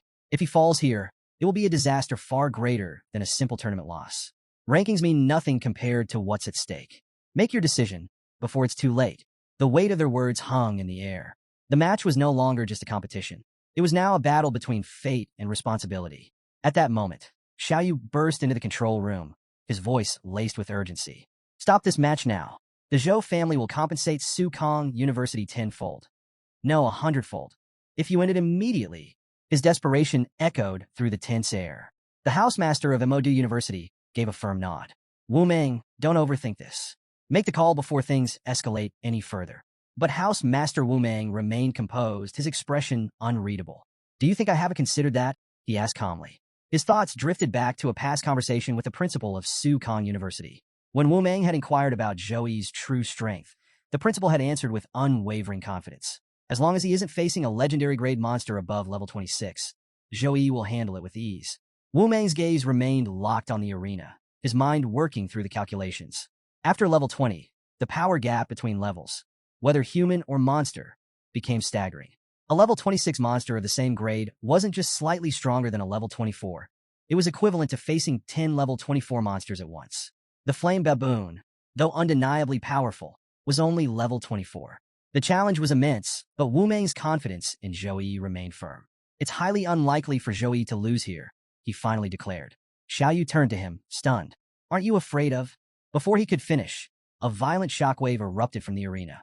The force of the impact rattled the entire control room, sending Xiao Yu stumbling backward. For a moment, the air was thick with silence. Then, as reality set in, every pair of eyes snapped back to the battlefield. The fight had reached a terrifying new peak. In the arena, the flame baboon launched a relentless assault, its massive nunchaku tearing through the ground with each devastating strike. Explosions of debris filled the air as Zhou Yi dodged with razor-sharp precision, narrowly avoiding a crushing blow. The moment the baboon's weapon smashed into the ground where he had just stood, Zhou Yi seized his chance. Golden lightning crackled around him as he activated Divine Punishment. A massive bolt of golden energy descended from above, striking the baboon with earth-shattering force. The beast convulsed as electric currents surged through its body, temporarily locking its limbs in paralysis. Wasting no time, Zhou Yi began charging a second strike. But this time, the baboon was ready. With a furious roar, it swung its nunchaku at blinding speed, striking the incoming bolt midair. In a shocking display of power, the second Divine Punishment attack was deflected, its energy dispersing harmlessly into the sky. The baboon's eyes burned with determination as it snarled, its deep voice booming across the battlefield. Come, show me your strength. Give me everything you've got. Zhou Yi's Light Punishment, now a level 14 skill, had been amplified by his S+ talent Holy Guardian and the four-dimensional buffs from his Ascended form. The attack he had just unleashed was strong enough to obliterate the epic-ranked Goblin King of the Abyss-level dungeon. Yet, the flame baboon had endured it with barely a scratch. The battle was far from over. Even as divine attacks rained down, the flame baboon adapted with alarming speed, using its massive nunchaku to deflect and evade each strike. With renewed aggression, it lunged at Zhou Yi, swinging its weapon with terrifying precision. Sensing the incoming danger, Zhou Yi activated his divine chain once more. Golden chains shot out, wrapping around the baboon and locking it in place. The beast roared furiously, thrashing against its restraints in sheer frustration. Enough of these annoying tricks, the baboon bellowed. Muscles bulging, it flexed its immense strength. One by one, the golden chains began to shatter under the strain. Zhou Yi watched carefully, his mind racing. He had fought and defeated a legendary grade demon before, but that opponent had been severely weakened by its vulnerability to light-based attacks, unable to unleash the full extent of its power. This baboon, however, was an entirely different kind of monster. Not only was it absurdly resilient, but it was adapting at an astonishing rate. As Zhou Yi dodged another crushing nunchaku strike, a realization struck him. His speed is increasing. He's building resistance to my light element attacks. His adaptability is off the charts. Now, it made sense. This was why so many humans perished during the Dark Ages. Warcraft like this didn't just overpower humans. They surpassed them completely in raw physical dominance. Zhou Yi knew he had no choice. He activated every buff at his disposal, stacking them to their absolute limit. Even though he had already enhanced his abilities before transforming into his Ascended form, he now pushed even further, unlocking the third stage of his full power. The intensity of the battle only escalated. Neither combatant showed any signs of retreating. The baboon, having evaded most of Zhou Yi's attacks, lunged forward again, its nunchaku slashing through the air with devastating force. Meanwhile, members of Modu University watched in stunned silence. Sun Jiao's teammates couldn't believe what they were seeing. He's stronger than we thought, one of them muttered. Another grimly nodded. We're lucky he didn't go straight for Sun Jiao. If the summoner is eliminated, her summoned creature vanishes immediately. If he had targeted her first, this fight would have been over already. Realizing the looming danger, a teammate urgently shouted, he might not be focused on Sun Jiao now, but we can't take that risk. Get her to safety before he decides to change tactics. The atmosphere in the arena was suffocating, the tension unbearable. Zhou Yi and the flame baboon continued their battle at breakneck speed, neither willing to yield. Every strike, every counter, every exchange pushed both fighters closer to their absolute limits. Zhou Yi and the flame baboon had finally reached the last stage of their battle. Both fighters were exhausted, yet neither was willing to back down. Determined to end the fight in one decisive move, they prepared to unleash their ultimate attacks. Our protagonist, Zhou Yi, decided to channel the full power of the Divine Hand into his final technique. Mustering every ounce of energy left in his body, he began forming his ultimate strike. At the same time, The flame baboon gathered all his remaining strength, igniting flames that surged wildly around him. His weapon, once ordinary, started to evolve. Fire erupted from within, and sharp thorns emerged along its surface. With a fierce roar, he combined his twin weapons into one massive staff, resembling the legendary weapon of Sun Wukong. As the flame baboon charged forward, wielding his newly formed weapon, Zhou Yi's colossal energy-infused hand descended from above. Both attacks hurtled toward each other at full speed, carrying unimaginable force. Then impact! The entire arena exploded upon collision. The sheer power of their clash shattered the protective barrier surrounding the battleground. Flames and shockwaves burst out, surging toward the terrified audience. Panic ensued as spectators scrambled to escape the incoming destruction. Just when chaos seemed inevitable, a girl from the audience stepped forward. With unwavering resolve, she unleashed her water-based abilities, summoning a guardian to counter the raging fire. A massive water barrier formed, intercepting the flames and electrical surges before they could harm the crowd. To protect herself, she conjured a shield of water, absorbing the attacks effortlessly. As the last embers fizzled against her barrier, the panic in the crowd melted away. Relief washed over the spectators, their fear replaced with gratitude. Some cheered, overwhelmed with joy at their survival.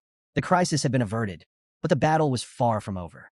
As the chaos settled, the audience slowly regained their composure. One of them, looking relieved, proudly stated that the girl who saved them was a third-level mage of the Alliance. With someone of her caliber around, there was no reason to be afraid. However, another spectator admitted that the attack had terrified them, wondering if the priest would be able to revive those who might not have survived. The intensity of the battle had been anticipated, which was why they had reinforced the protective shield to level 7 before the match. A shield of this caliber was designed to withstand a full-force attack from a top-ranked Tier 2 mage. Yet, against Zhou Yi's devastating strike and the resulting explosion, the barrier had shattered completely, something that hadn't happened in over a century. While holding back the attack, the mage girl reflected on the sheer power behind it. The force she had just witnessed was unlike anything before, and she realized what it meant. Li Jiang had produced another prodigy, someone capable of changing the course of history. A talent like this wasn't just a blessing for the nation, but for the entire human race. As the dust settled and the arena fell into an eerie calm, all eyes turned back to the battlefield. The audience gasped in shock. In the center of the ring, the flame baboon stood motionless, his arms severed and his body covered in gruesome injuries. He struggled desperately to heal himself, but something was stopping his natural regeneration. Zhou Yi's attack had embedded light and ice elements into his very flesh, continuously eating away at his ability to recover. The realization infuriated the flame baboon. This human was not only strong but terrifyingly ruthless. His so-called holy light was even deadlier than expected. Overcome with rage, the flame baboon roared in defiance.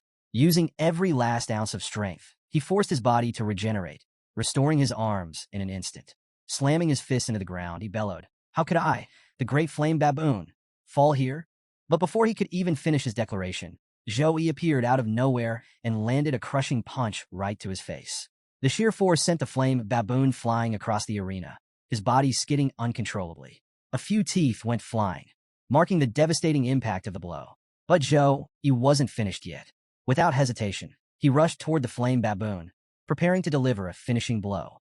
With his knee poised for impact, he declared, "This is the end for you." Before the flame baboon could react, Zhou Yi struck with full force, slamming him into the ground at an incredible speed. With his opponent defeated, Zhou Yi wasted no time. He summoned his divine chains, swiftly capturing Sun Jiao's remaining summoned monsters. As the chains tightened around them, he turned to their summoner and asked a simple question. Would they continue fighting, or would they surrender? Sun's team stood frozen in shock. None of them could comprehend what had just happened. Their strongest summon had been utterly crushed, and now their remaining creatures were powerless against Zhou Yi's chains. Realizing that victory was no longer possible, Sun Jiao made a quick decision. Without wasting another second, she admitted defeat. The moment Modi University surrendered, a drone hovered over the arena, officially announcing the victory of Suhang University. The crowd erupted in cheers as the announcer encouraged everyone to celebrate the champions. It was a match to remember, a battle where Zhou Yi had turned the tide and delivered an unforgettable performance. Chants of Zhou Yi's name filled the stadium, along with cheers for his teammates. With this final match concluded, the overall rankings for the tournament were revealed. Suhang University claimed first place with an undefeated record of 9 wins and 0 losses. Modi University followed in second place with 8 wins and 1 loss, while Qingjing University secured third place with 7 wins and 2 losses.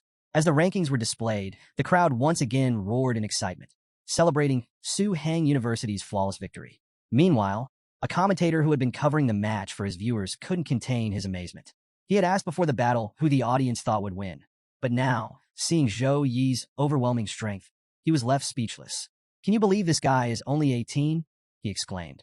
"With skills like that, if he keeps going at this pace, there's no doubt Zhou Yi's name will soon be among the top 10 professionals in Lijiang." Exhausted from the intense battle, Zhou Yi finally reverted from his enhanced form back to his normal state. As soon as he did, Jiang Chu rushed toward him, throwing her arms around him in relief. "Brother Zhou Yi, you just used your transformation. How are you feeling?" she asked, her voice filled with concern. Meanwhile, the commentator hosting the live broadcast immediately sensed an opportunity. Seeing this heartfelt moment unfold, he quickly instructed his cameraman to zoom in on the pair. With over 500,000 viewers tuned in, this was exactly the kind of scene that would boost his stream's engagement. As the camera captured the touching moment, Zhou Yi gently placed his hand on Jiang Chu's head, offering a reassuring smile. "Sorry for making you worry," he said softly. "I feel weak right now, but once I level up, I'll be fine." The online audience erupted with reactions. Comments flooded the chat, some playfully declaring that these two were definitely a couple, others lamenting their own single status. One viewer jokingly pleaded, "Please stop showing your love. I'm already heartbroken," while another couldn't help but admire, "That girl is so beautiful." However, the lighthearted moment was abruptly interrupted when a housemaster arrived, seizing the broadcaster's camera. "Private live streaming after the competition is not allowed. Don't you know the rules?" he scolded. The commentator and his cameraman stiffened, looking visibly nervous. Just then, the housemaster stepped in, redirecting everyone's attention. "Let's head back to the villa first," he announced. "Once we're there, I'll explain the final event, the survival competition." With that, the group made their way back, gathering in a spacious room where the housemaster stood before them. He wasted no time diving into the details of the last challenge. "The survival competition is the final stage of the tournament," he began. "All contestants from the 10 universities will enter a real open dungeon, unlike the simulated one used in the previous rounds. This means you'll be facing true dangers, unpredictable encounters that could eliminate even the strongest among you right from the start." He continued, outlining the competition's rules. Points are earned by defeating monsters of varying levels. Additionally, if you eliminate players from other schools, you'll receive half of their accumulated points. The university with the highest total score after 7 days will be crowned the winner. The challenge didn't end there. The dungeon's territory is vast, but your exploration will be limited each day. As the competition progresses, the available area will shrink. You must move into the newly designated zones within the given time, or you'll be automatically eliminated. Before concluding the briefing, the housemaster gave one final warning. Remember, the entry points into the dungeon's secret area are random. If you ever encounter the void zone at the border, leave immediately. At that moment, the housemaster elaborated on the danger of the void zone, a treacherous region riddled with spatial cracks. Even a third-level professional wouldn't survive if caught in one. The weight of this revelation hung in the air as the entire team absorbed the information. When asked if they understood, everyone nodded in unison, responding with a firm yes. The scene then shifted to Modi University's housemaster, who was making his way through a dimly lit corridor. He soon arrived at a secluded chamber where the housemasters from 8 other universities were already gathered, their expressions tense. Upon seeing him, Housemaster Chang's face lit up. "Finally, you've arrived," he said. The moment he stepped in, Housemaster Su from Su Hang University broke the silence. "It seems that every university except ours has gathered here. What exactly are you all planning?" Chang didn't hesitate. "If we don't act now, Su Hang University will likely dominate the survival competition as well. So, we're here to discuss whether you'd be interested in evening the playing field." Meanwhile, in another part of the arena, the same magician girl who had protected the audience with her water abilities stood at the center of a grand stage. Above her, a live drone broadcasted the scene to millions of viewers. "This is it," the drone's mechanical voice echoed. "The final event of the National College Freshman Exchange Competition, the survival competition, is about to begin. Since this challenge would last for 7 days and nights, there would be no live audience in attendance. Instead, the entire event would be streamed nonstop across all major platforms." The drone then requested permission to introduce the battlefield, the secret dungeon where the competition would unfold. With a dramatic pause, it revealed the truth. This was no ordinary dungeon. According to reliable sources, this dungeon is a remnant of the ancient orc battlefield, known as the Wild Beast Ruins. At that moment, the magician girl activated the ruins, causing an eerie glow to spread across the landscape. The drone captured the breathtaking sight, relaying every detail to the captivated audience. The origins of the war that took place here remain a mystery, it continued. But one thing is certain. It was a battle filled with unknowns and deadly dangers. The dense forests conceal monstrous beasts of terrifying stature, their razor-sharp claws and fangs ready to tear apart any challenger. Every inch of these ruins, every stone, every shadow, could be hiding long-lost artifacts and buried treasures. Only the most intelligent and daring competitors will be able to uncover their secrets. The audience watching the live broadcast was buzzing with excitement. Some were thrilled by the announcement, eager for the unfolding adventure, while others remained skeptical. There's no way a school would be so generous as to release this dungeon for free exploration, some speculated. The army must have already scoured this place. How could there be any treasures left? Amid the debates, the drone delivered its final announcement. Contestants, ready your weapons, steel your resolve, and face this challenge with courage. We are waiting for your legend. With that, the survival competition officially began.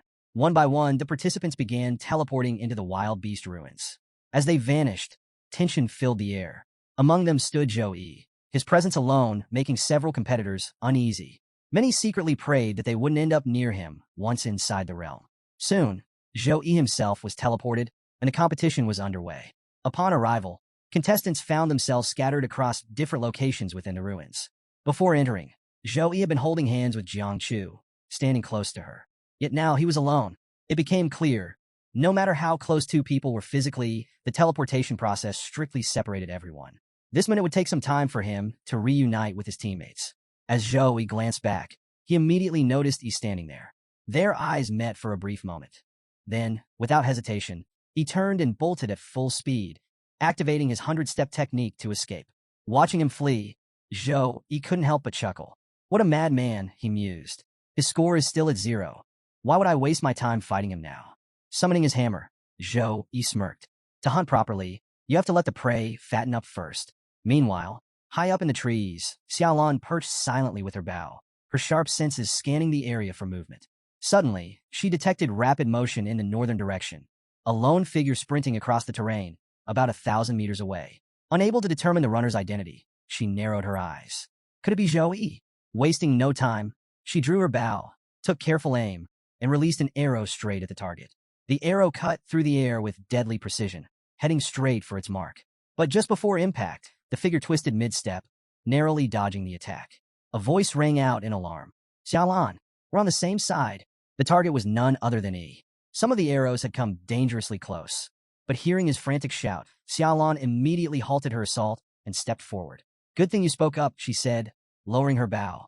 Now tell me, what exactly scared you so badly that you had to run like that? He hesitated for a moment. There was no way he could admit that he had panicked after seeing Zhou. Instead, he quickly changed the topic. Forget about that. Have you run into anyone from Suhang University yet? Xiaolan shook her head. No, my plant sensing ability only works within a 10-kilometer radius. And even then, only in areas with plant life. So far, you're the first person to enter my detection range. Hearing this, he nodded. Then let's stick to the plan and move forward together. Xiaolan agreed without hesitation. With that, the two of them joined forces, prepared to face whatever challenges lay ahead.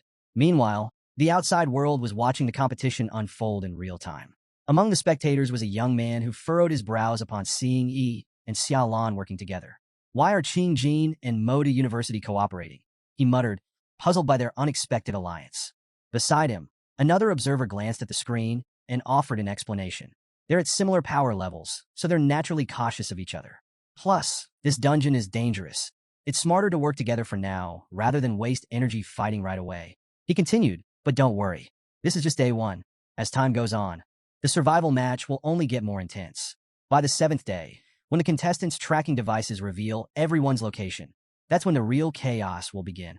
Hearing this, the first spectator nodded in understanding. The real action was yet to come. Elsewhere in the dungeon, a storm of destruction raged. Bolts of divine lightning rained down relentlessly, striking monsters with overwhelming force. The one responsible? None other than Zhou. With every strike, he racked up more and more points, his power crushing anything that stood in his way. However, the surviving monsters weren't about to let this intruder continue his rampage unchecked. Furious, they gathered together, their enraged voices echoing through the battlefield. Who dares disturb our territory? Kill him! Zhou watched as a horde of enraged creatures charged toward him. He didn't flinch. Instead, he activated his ice ability, freezing them all in an instant. Before they could even attempt to break free, he swiftly finished them off, eliminating the entire group in seconds. As each monster fell, his device recorded the kills, rewarding him with an impressive number of points, 500, 600, and higher. His score was skyrocketing. Then, without warning, a massive spider-like beast emerged from the shadows, its multiple eyes gleaming with hostility. Unlike the previous monsters, this one radiated a much stronger presence. Zhou Yi's eyes lit up with excitement. Finally, a real challenge. Without hesitation, he summoned his hammer and struck with full force. The impact was devastating. One hit, and the giant spider was obliterated. As its body crumbled, his device displayed the results, 1,200 points. A satisfied smirk crossed Zhou Yi's face. Now that was worth it. With his latest victory secured, he opened his device to check his standing. The leaderboard displayed the current rankings, with his name sitting comfortably at the top. First place, Zhou Yi. Second place, Wang Xuan. Third place, Liang. Scanning the lower ranks, Zhou Yi noticed a trend. Mechanists were climbing fast. The mechanists are practically an army on their own, he mused, using scout robots to detect high-level threats while targeting weaker monsters. It's an efficient way to farm points without taking big risks. His thoughts drifted back to something Housemaster Wu had said before the competition began. The early stages of the survival competition are where summoners and mechanists shine. Curious about his teammates' progress, Zhou Yi navigated through the leaderboard, ready to see how they were faring in this battle for dominance. As Zhou Yi continued checking the leaderboard, he noted the current rankings of his teammates. 9th place, Jiang Chu Ran. 10th place, Wei Tai Xian. 11th place, Xia Lan from another university. Everything seemed to align with his expectations. However, as he scrolled further, he spotted something unusual. Tan Wei was ranked 72nd, with a score of only 540 points. Even more surprising, Zhang Zhe, who was ranked just below him, had a score of 470 points. Zhou Yi frowned. Tan Wei and Jiang Zai may not be the strongest, but they should at least be maintaining a mid-tier position. Why is Tan Wei's score so low? Before he could dwell on it further, the screen suddenly flickered. Tan Wei's name vanished from the rankings. A single word replaced it: eliminated. Zhou Yi's expression darkened. Eliminated? For a moment, he stood still, trying to process what had just happened. Tan Wei was strong, cautious, skilled, and not the type to take unnecessary risks. If he had encountered a powerful monster or competitor, he would have escaped rather than fight recklessly. That meant there were only 3 possible explanations. 1. The realm itself. Some unknown environmental hazard could have taken him out. 2. A high-level monster. But Tan Wei would have avoided such an encounter. 3. Other contestants, the most likely scenario. Zhou Yi's mind raced. It's still too early in the game for the shrinking zone to eliminate anyone, but that doesn't mean others haven't started forming alliances. In the survival competition, the real danger wasn't just the monsters, it was the other competitors. Weaker teams often joined forces to take down stronger opponents, increasing their own survival chances. Since teleportation had been random, early alliances were rare. But as the game progressed, teamwork would become essential for survival. Suddenly, a robotic voice echoed from Zhou Yi's device. Warning to all contestants, the safe zone is about to shrink. You have 3 hours to reach the designated area. Anyone who fails to arrive in time will be automatically eliminated. Zhou Yi's eyes widened. Damn it. Wasting no time, he took off at full speed. Unfortunately for him, the first safe zone was incredibly far. If he wanted to reach it in time, he had to push himself to the limit. And along the way, he still had to uncover the truth behind Tan Wei's sudden elimination. The real game had just begun. As Zhou Yi sprinted through the mountainous terrain, his focus remained on reaching the safe zone in time. But suddenly, a sharp burst of energy caught his attention, a surge of water element power rippling through the air. His instincts kicked in immediately. That's Ling Yi. Without hesitation, he changed course, pushing himself to run even faster. Meanwhile, in the middle of the rugged landscape, Ling Yi was locked in a fierce battle. Several opponents had surrounded her, attacking in unison. With sharp precision, she launched a water arrow, striking a female opponent and knocking her backward. But before she could recover, another challenger arrived, a boy wielding an enormous sword. With a fierce battle cry, he swung at her with full force.